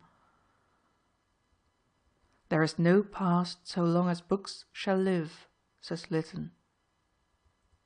No wonder Cicero said that he would part with all he was worth so he might live and die among his books, says Geikie. No wonder Petrarch was among them to the last and was found dead in their company. It seems natural that Bede should have died dictating, and that Leibniz should have died with a book in his hand, and Lord Clarendon at his desk. Buckle's last words, "My poor book," tell a passion that forgot death, and it seemed only a fitting farewell when the tears stole down the manly cheeks of Scott as they wheeled him into his library when he had come back to Abbotsford to die. Southey, white-haired, a living shadow, sitting stroking and kissing the books he could no longer open or read, is altogether pathetic. No entertainment is so cheap as reading, says Mary Wortley Montague, nor any pleasure so lasting. Good books elevate the character, purify the taste, take the attractiveness out of low pleasures, and lift us upon a higher plane of thinking and living. It is not easy to be mean directly after reading a noble and inspiring book. The conversation of a man who reads for improvement or pleasure will be flavored by his reading, but it will not be about his reading. Perhaps no other thing has such power to lift the poor out of his poverty, the wretched out of his misery, to make the burden-bearer forget his burden, the sick his sufferings, the sorrower his grief, the downtrodden his degradation, as books. They are friends to the lonely, companions to the deserted, joy to the joyless, hope to the hopeless, good cheer to the disheartened, a helper to the helpless. They bring light into darkness and sunshine into shadow. 25 years ago, when I was a boy, said Rev. J. A. James, a schoolfellow gave me an infamous book which he lent me for only 15 minutes. At the end of that time it was returned to him, but that book has haunted me like a spectre ever since. I have asked God on my knees to obliterate that book from my mind, but I believe that I shall carry down with me to the grave the spiritual damage I received during those 15 minutes. Did Homer and Plato and Socrates and Virgil ever dream that their words would echo through the ages and aid in shaping men's lives in the 19th century? They were mere infants when on earth in comparison with the mighty influence and power they now yield. Every life on the American continent has in some degree been influenced by them. Christ, when on earth, never exerted 1/1,000,000th part of the influence he wields today. While he reigns supreme in few human hearts, he touches all more or less, the atheist as well as the saint. On the other hand, who shall say how many crimes were committed the past year by wicked men buried long ago? Their books, their pictures, their terrible examples live in all they reach and incite to evil deeds. How important, then, is the selection of books which are to become a part of your being. Knowledge cannot be stolen from us. It cannot be bought or sold.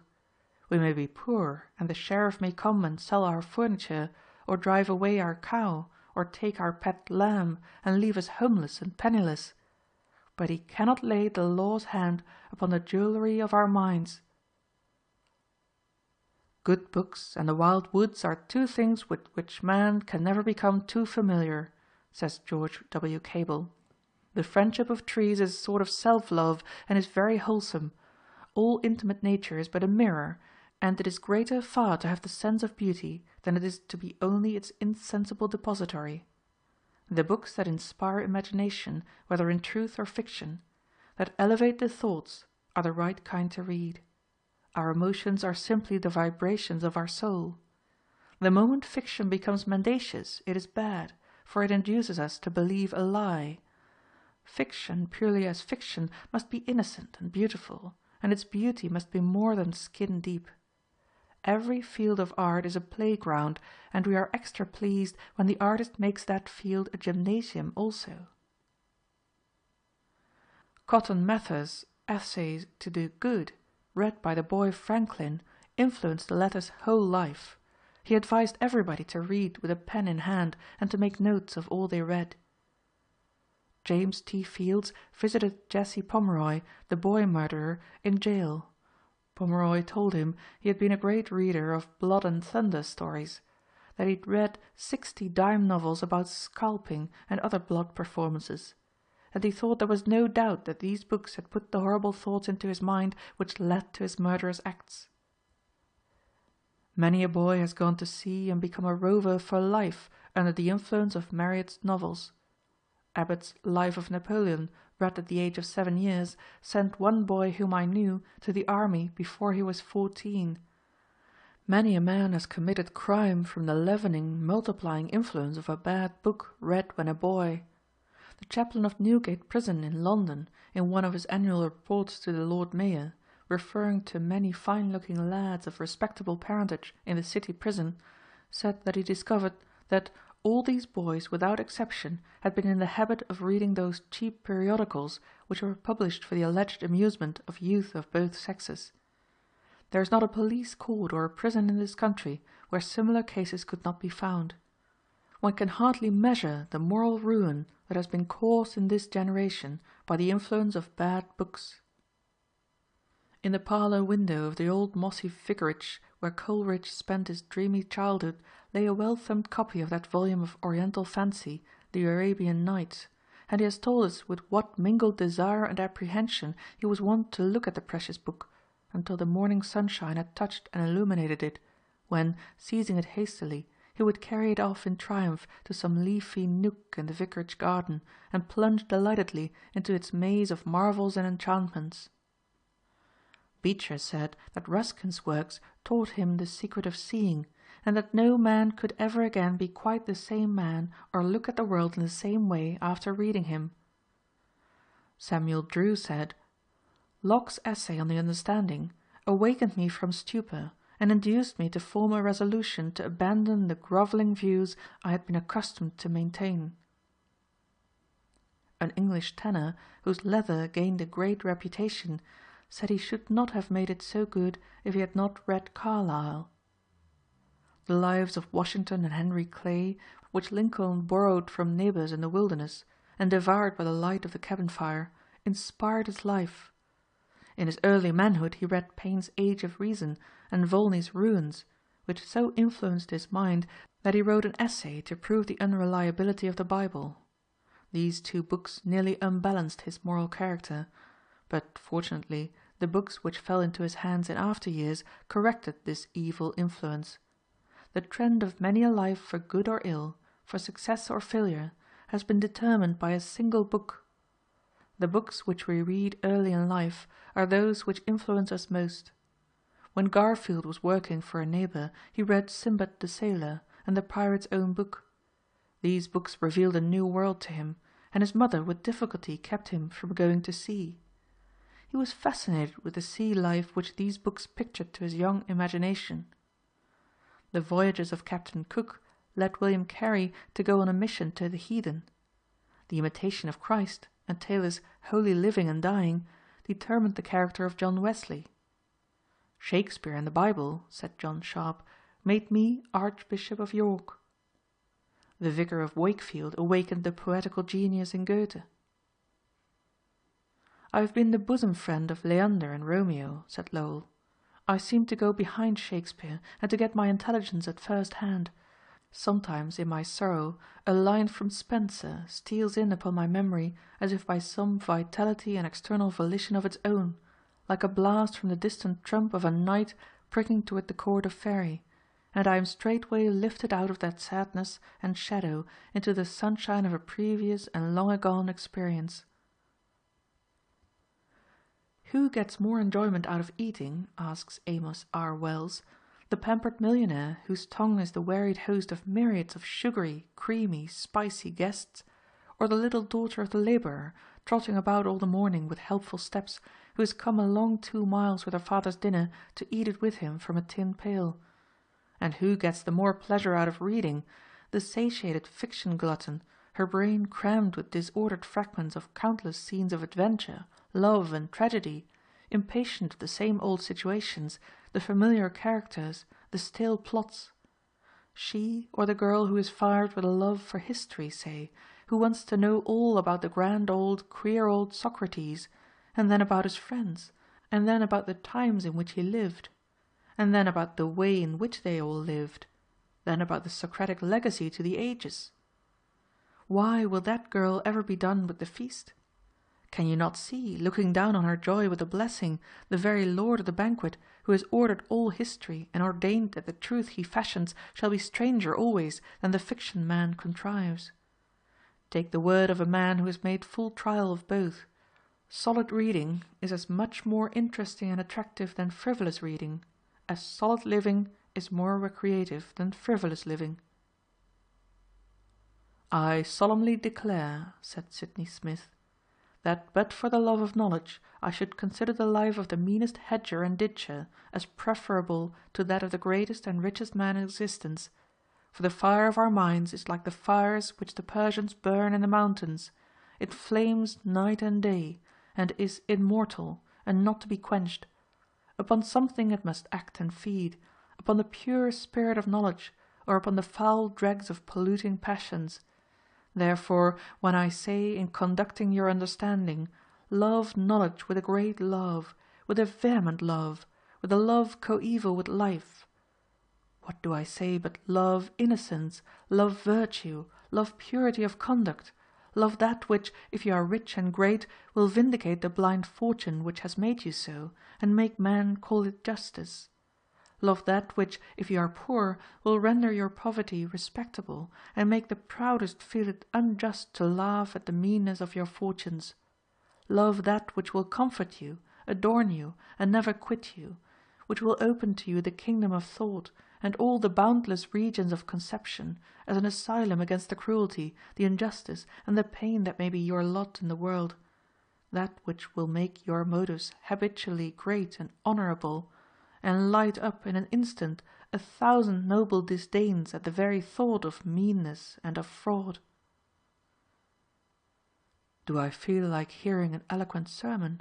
Spurgeon and Beecher, Whitefield, Hall, Collier, Phillips Brooks, Canon Farrer, Dr. Parker, Talmage are all standing on my bookcase, waiting to give me their greatest efforts at a moment's notice.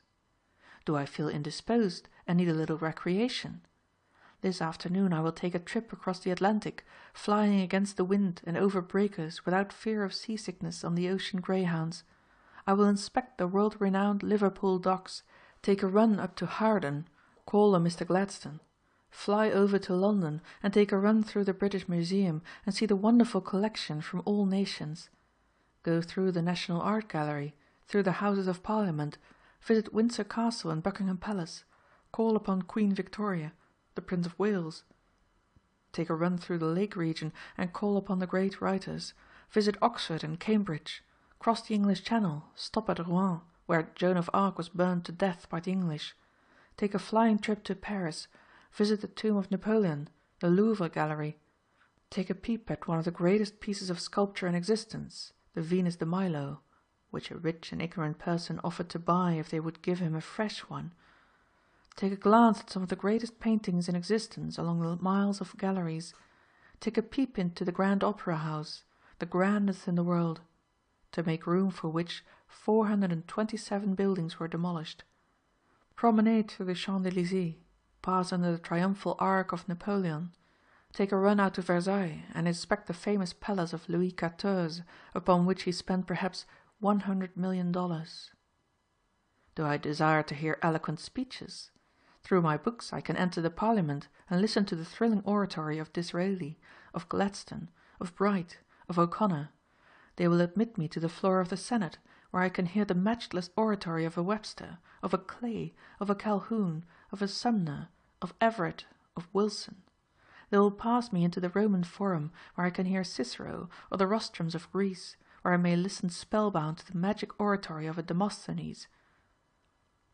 No matter how poor I am, says Channing, no matter though the prosperous of my own time will not enter my obscure dwelling, if the sacred writers will enter and take up their abode under my roof, if Milton will cross my threshold to sing to me of paradise, and Shakespeare to open to me the worlds of imagination and the workings of the human heart, and Franklin to enrich me with his practical wisdom, I shall not pine for the want of intellectual companionship, and I may become a cultivated man, though excluded from what is called the best society in the place where I live.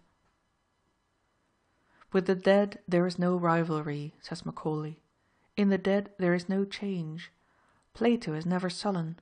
Cervantes is never petulant. Demosthenes never comes unseasonably. Dante never stays too long.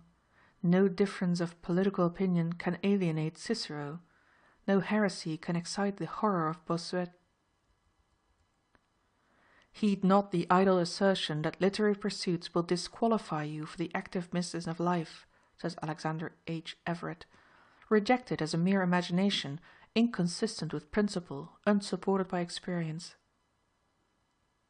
The habit of reading may become morbid. There is a novel-reading disease. There are people who are almost as much tied to their novels as an intemperate man is tied to his bottle. The more of these novels they read, the weaker their minds become. They remember nothing, they read for the stimulus. Their reasoning powers become weaker and weaker, their memory more treacherous. The mind is ruined for healthy intellectual food. They have no taste for history or biography or anything but cheap, trashy, sensational novels. The passive reception of other men's thoughts is not education. Beware of intellectual dram drinking and intellectual dissipation. It is emasculating. Beware of the book which does not make you determined to go and do something and be something in the world.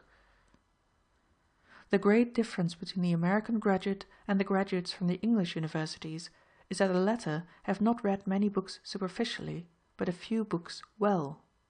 The American graduate has a smattering of many books, but has not become master of any. The same is largely true of readers in general. They want to know a little of everything.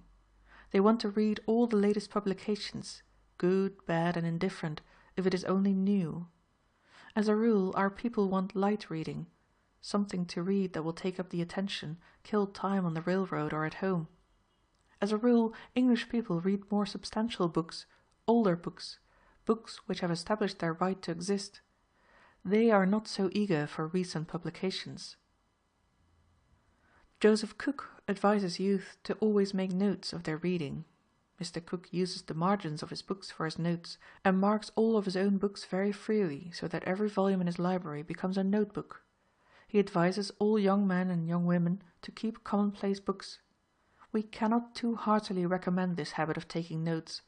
It is a great aid to memory, and it helps wonderfully to locate or to find for future use what we have read. It helps to assimilate and make our own whatever we read. The habit of taking notes of lectures and sermons is an excellent one. One of the greatest aids to education is the habit of writing out an analysis or a skeleton of a book or article after we've read it, also of a sermon or a lecture. This habit has made many a strong, vigorous thinker and writer. In this connection we cannot too strongly recommend the habit of saving clippings from our readings wherever possible of everything which would be likely to assist us in the future.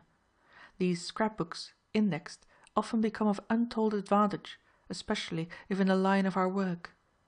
Much of what we call genius in great men comes from these notebooks and scrapbooks.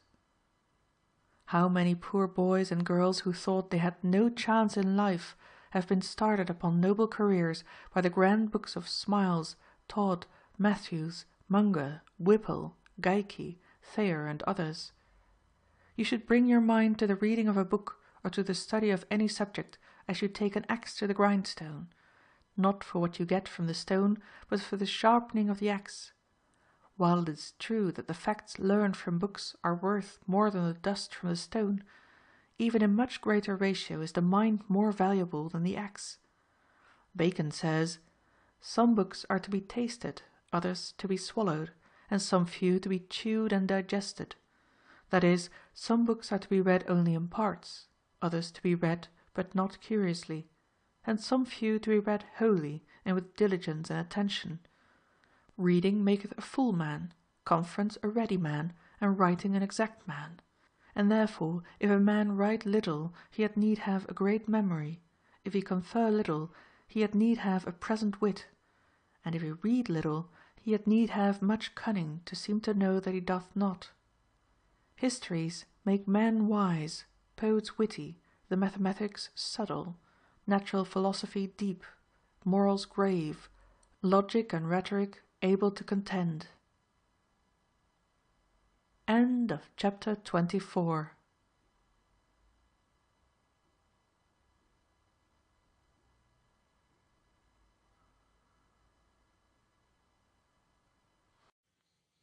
How to Succeed, or Stepping Stones to Fame and Fortune, by Orison Swett Marden.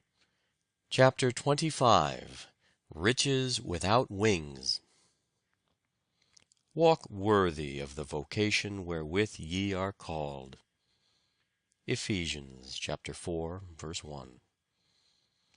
Abundance consists not alone in material possession, but in an uncovetous spirit. Selden. Less coin, less care. To know how to dispense with wealth is to possess it. Reynolds. Rich, from the very want of wealth, is heaven's best treasures peace and health. Gray. Money never made a man happy yet. There is nothing in its nature to produce happiness. The more a man has, the more he wants. Instead of filling a vacuum, it makes one. Franklin. There are treasures laid up in the heart, treasures of charity, piety, temperance, and soberness. These treasures a man takes with him beyond death, when he leaves this world. Buddhist Scriptures. It is better to get wisdom than gold, for wisdom is better than rubies, and all things that may be desired are not to be compared to it. Better a cheap coffin and a plain funeral after a useful, unselfish life, than a grand mausoleum after a loveless, selfish life. I ought not to allow any man, because he has broad lands, to feel that he is rich in my presence. I ought to make him feel that I can do without his riches, that I cannot be bought, neither by comfort, neither by pride. And although I be utterly penniless, and receiving bread from him, that he is the poor man beside me. Emerson. I don't want such things, said Epictetus to the rich Roman orator who was making light of his contempt for money wealth. And besides, said the Stoic, you are poorer than I am, after all. You have silver vessels, but earthenware reasons, principles, appetites. My mind to me a kingdom is, and it furnishes me with abundant and happy occupation in lieu of your restless idleness. All your possessions seem small to you, mine seem great to me. Your desire is insatiate, mine is satisfied. Lord, how many things are in the world of which Diogenes hath no need, exclaimed the Stoic, as he wandered among the miscellaneous articles at a country fair. One would think, said Boswell, that the proprietor of all this, Kettlestone, the seat of Lord Scarsfield, must be happy. Nay, sir, said Johnson, all this excludes but one evil, poverty.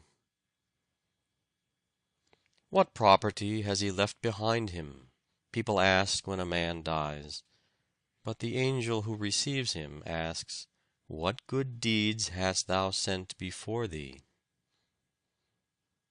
What is the best thing to possess? Asked an ancient philosopher of his pupils. One answered, nothing is better than a good eye, a figurative expression for a liberal and contented disposition. Another said, a good companion is the best thing in the world. A third chose a good neighbor, and a fourth a wise friend. But Eleazar said, a good heart is better than them all. True, said the master, thou hast comprehended in 2 words all that the rest have said. For he that hath a good heart will be contented, a good companion, a good neighbor, and will easily see what is fit to be done by him. My kingdom for a horse, said Richard III of England, amid the press of Bosworth Field. My kingdom for a moment, said Queen Elizabeth on her deathbed. And millions of others, when they have felt earth, its riches and power slipping from their grasp, have shown plainly that deep down in their hearts they value such things as naught, when really compared with the blessed light of life, the stars and flowers, the companionship of friends, and far above all else, the opportunity of growth and development here, and the preparation for future life.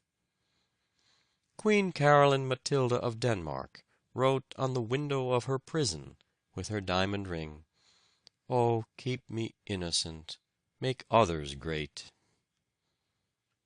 "These are my jewels," said Cornelia to the Campanian lady who asked to see her gems, and she pointed with pride to her boys returning from school. The reply was worthy the daughter of Scipio Africanus and wife of Tiberius Gracchus. The most valuable production of any country is its crop of men. "I will take away thy treasures," said a tyrant to a philosopher. "Nay, that thou canst not," was the retort. "For, in the first place, I have none that thou knowest of. My treasure is in heaven, and my heart is there." Some people are born happy. No matter what their circumstances are, they are joyous, content, and satisfied with everything. They carry a perpetual holiday in their eye and see joy and beauty everywhere. When we meet them, they impress us as just having met with some good luck, or that they have some good news to tell you. Like the bees that extract honey from every flower, they have a happy alchemy which transmutes even gloom into sunshine. In the sick room they are better than the physician, and more potent than drugs. All doors open to these people. They are welcome everywhere. We make our own worlds, and people them, while memory, the scribe, faithfully registers the account of each as we pass the milestones dotting the way. Are we not, then, responsible for the inhabitants of our little worlds? We should fill them with the true, the beautiful, and the good, since we are endowed with the faculty of creating. Genius, says Whipple, may almost be defined as the faculty of acquiring poverty. It is the men of talent who make money out of the work of the men of genius. Somebody has truly said that the greatest works have brought the least benefit to their authors. They were beyond the reach of appreciation before appreciation came. There is an Eastern legend of a powerful genius who promised a beautiful maiden a gift of rare value if she would pass through a field of corn, and, without pausing, going backward, or wandering hither and thither, select the largest and ripest ear, the value of the gift to be in proportion to the size and perfection of the ear she should choose. She passed through the field, seeing a great many well worth gathering, but always hoping to find a larger and more perfect one, she passed them all by. When, coming to a part of the field where the stalks grew more stunted, she disdained to take one from these, and so came through to the other side without having selected any. A man may make millions and be a failure still. Money-making is not the highest success. The life of a well-known millionaire was not truly successful. He had but one ambition. He coined his very soul into dollars. The almighty dollar was his son, and was mirrored in his heart. He strangled all other emotions, and hushed and stifled all nobler aspirations. He grasped his riches tightly till stricken by the scythe of death, when, in the twinkling of an eye, he was transformed from one of the richest men who ever lived in this world to one of the poorest souls that ever went out of it. Lincoln always yearned for a rounded wholeness of character, and his fellow lawyers called him, quote, "perversely honest," unquote. Nothing could induce him to take the wrong side of a case, or to continue on that side after learning that it was unjust or hopeless. After giving considerable time to a case in which he had received from a lady a retainer of $200, he returned the money, saying, "Madam, you have not a peg to hang your case on." "But you have earned that money," said the lady. "No, no," replied Lincoln, "that would not be right. I can't take pay for doing my duty." Agassiz would not lecture at $500 a night, because he had no time to make money. Charles Sumner, when a senator, declined to lecture at any price, saying that his time belonged to Massachusetts and the nation. Spurgeon would not speak for 50 nights in America at $1,000 a night, because he said he could do better. He could stay in London and try to save 50 souls.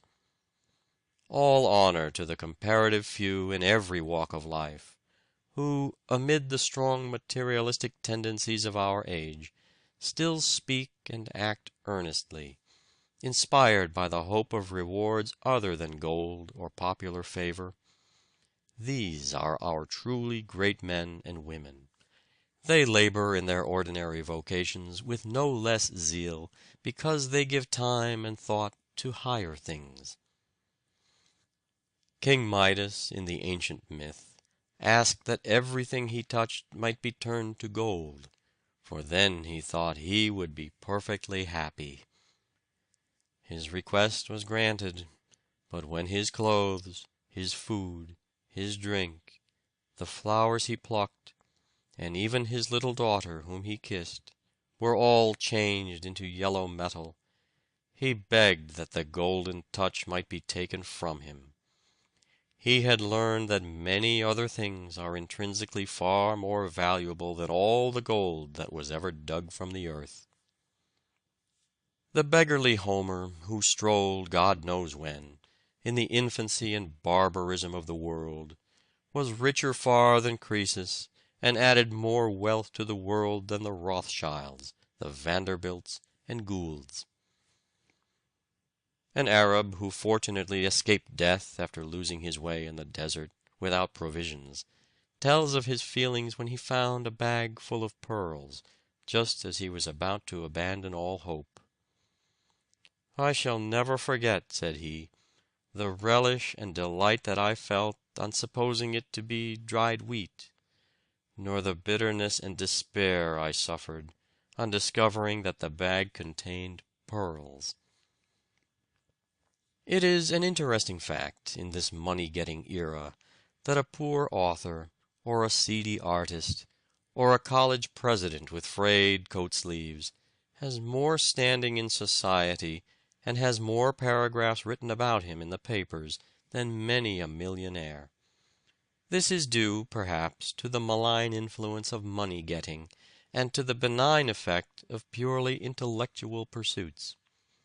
As a rule, every great success in the money world means the failure and misery of hundreds of antagonists. Every success in the world of intellect and character is an aid and profit to society. Character is a mark cut upon something, and this indelible mark determines the only true value of all people and all their work. Dr. Hunter said, "No man was ever a great man who wanted to be one." Artists cannot help putting themselves and their own characters into their works. The vulgar artist cannot paint a virtuous picture. The gross, the bizarre, the sensitive, the delicate, all come out on the canvas and tell the story of his life. Who would not choose to be a millionaire of deeds, with a Lincoln, a Grant, a Florence Nightingale, a Childs? A millionaire of ideas, with Emerson, with Lowell, with Shakespeare, with Wordsworth. A millionaire of statesmanship, with a Gladstone, a Bright, a Sumner, a Washington. Some men are rich in health, a constant cheerfulness, in a mercurial temperament which floats them over troubles and trials enough to sink a shipload of ordinary men. Others are rich in disposition, family, and friends. There are some men so amiable that everybody loves them, some so cheerful that they carry an atmosphere of jollity about them. Some are rich in integrity and character. "Who is the richest of men?" asked Socrates. "He who is content with the least, for contentment is nature's riches." "Do you know, sir," said a devotee of Mammon to John Bright, "that I am worth 1,000,000 sterling?" "Yes," said the irritated but calm-spirited respondent, "I do, and I know that it is all you are worth." A bankrupt merchant, returning home one night, said to his noble wife, "My dear, I am ruined. Everything we have is in the hands of the sheriff." After a few moments of silence, the wife looked into his face and asked, "Will the sheriff sell you?" "Oh, no." "Will the sheriff sell me?" "Oh, no." "Then do not say we have lost everything. All that is most valuable remains to us: manhood, womanhood, childhood. We have lost but the results of our skill and industry. We can make another fortune if our hearts and hands are left us." "We say a man is made," said Beecher. "What do we mean? That he has got the control of his lower instincts, so that they are only fuel to his higher feelings, giving force to his nature? That his affectations are like vines, sending out all sides blossoms and clustering fruits? That his tastes are so cultivated that all beautiful things speak to him and bring him their delights? That his understanding is opened, so that he walks through every hall of knowledge and gathers its treasures? That his moral feelings are so developed and quickened that he holds sweet commerce with heaven? Oh no, none of these things. He is cold and dead in heart and mind and soul. Only his passions are alive. But he is worth $500,000. And we say a man is ruined. Are his wife and children dead? Oh no. Have they had a quarrel? And are they separated from him? Oh no. Has he lost his reputation through crime? No. Is his reason gone? Oh no, it is as sound as ever. Is he struck through with disease? No. He has lost his property, and he is ruined. The man ruined.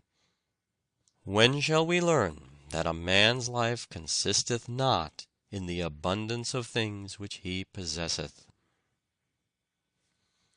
How is it possible, asks an ancient philosopher, that a man who has nothing, who is naked, houseless, without a hearth, squalid, without a slave, without a city, can pass a life that flows easily?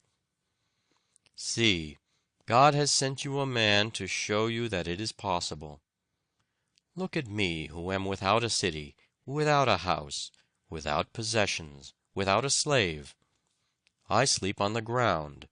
I have no wife, no children, no praetorium, but only the earth and heavens, and one poor cloak. And what do I want? Am I not without sorrow? Am I not without fear? Am I not free? When did any of you see me failing in the object of my desire, or even falling into that which I would avoid? Did I ever blame God or man? Did I ever accuse any man? Did any of you ever see me with a sorrowful countenance? "You are a plebeian," said a patrician to Cicero. "I am a plebeian," replied the great Roman orator. "The nobility of my family begins with me. That of yours will end with you." No man deserves to be crowned with honor whose life is a failure. And he who lives only to eat and drink and accumulate money is surely not successful.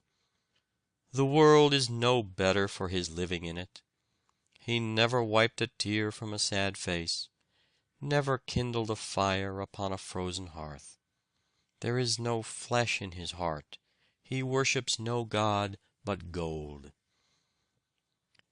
Why should I scramble and struggle to get possession of a little portion of this earth? This is my world now. Why should I envy others its mere legal possession? It belongs to him who can see it, enjoy it. I need not envy the so-called owners of estates in Boston and New York. They are merely taking care of my property and keeping it in excellent condition for me. For a few pennies for railroad fare whenever I wish, I can see and possess the best of it all. It has cost me no effort, it gives me no care. Yet the green grass, the shrubbery, and the statues on the lawns, the finer sculptures and paintings within, are always ready for me whenever I feel a desire to look upon them. I do not wish to carry them home with me, for I could not give them half the care they now receive. Besides, it would take too much of my valuable time, and I should be worrying continually lest they be spoiled or stolen. I have much of the wealth of the world now, It is all prepared for me without any pains on my part. All around me are working hard to get things that will please me, and competing to see who can give them the cheapest. The little I pay for the use of libraries, railroads, galleries, parks, is less than it would cost me to care for the least of all I use.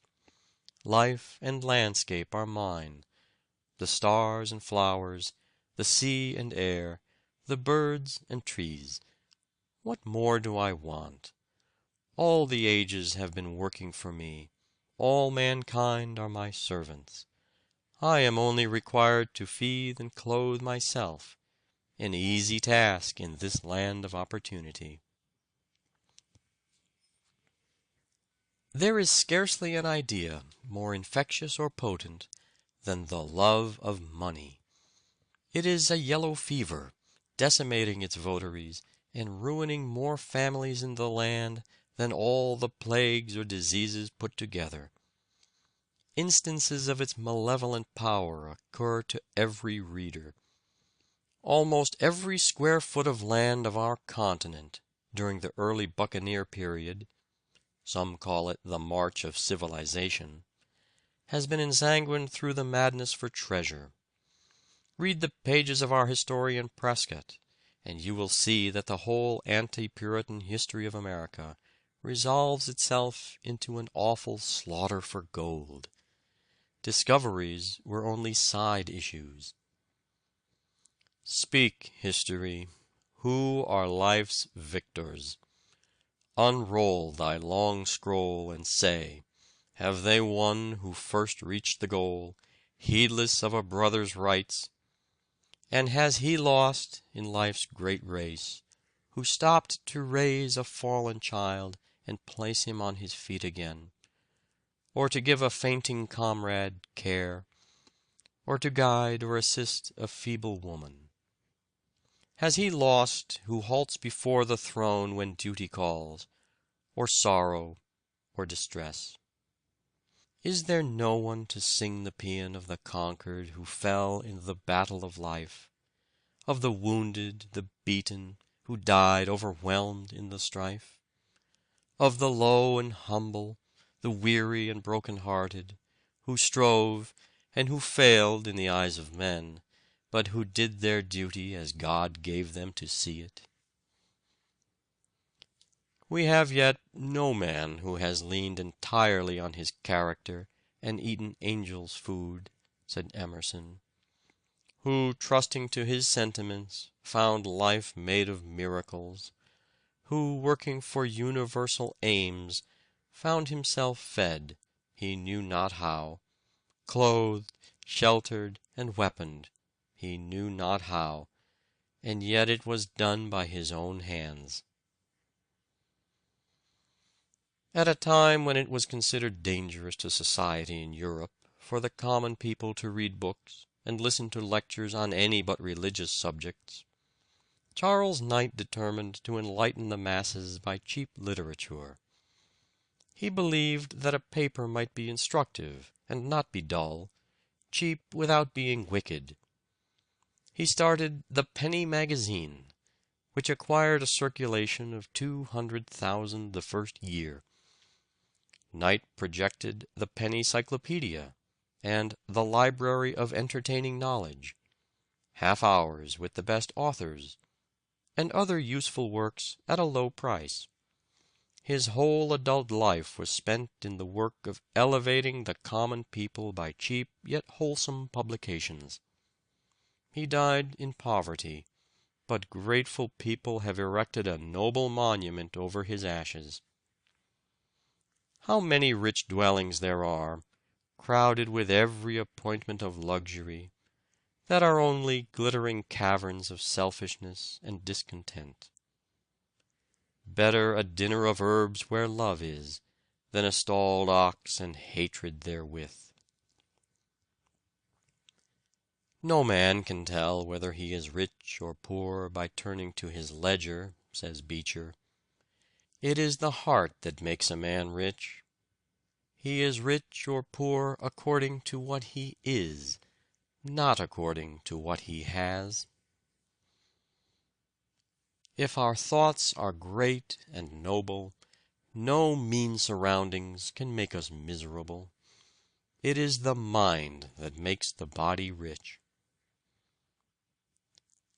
However it be, it seems to me, 'tis only noble to be good. Kind hearts are more than coronets, and simple faith than Norman blood. Tennyson. Be noble, and the nobleness that lies in other men, sleeping but never dead, will rise in majesty to meet thine own. Lowell. End of chapter 25. Recording by David Martin. End of How to Succeed, or Stepping Stones to Fame and Fortune, by Orison Swett Marden.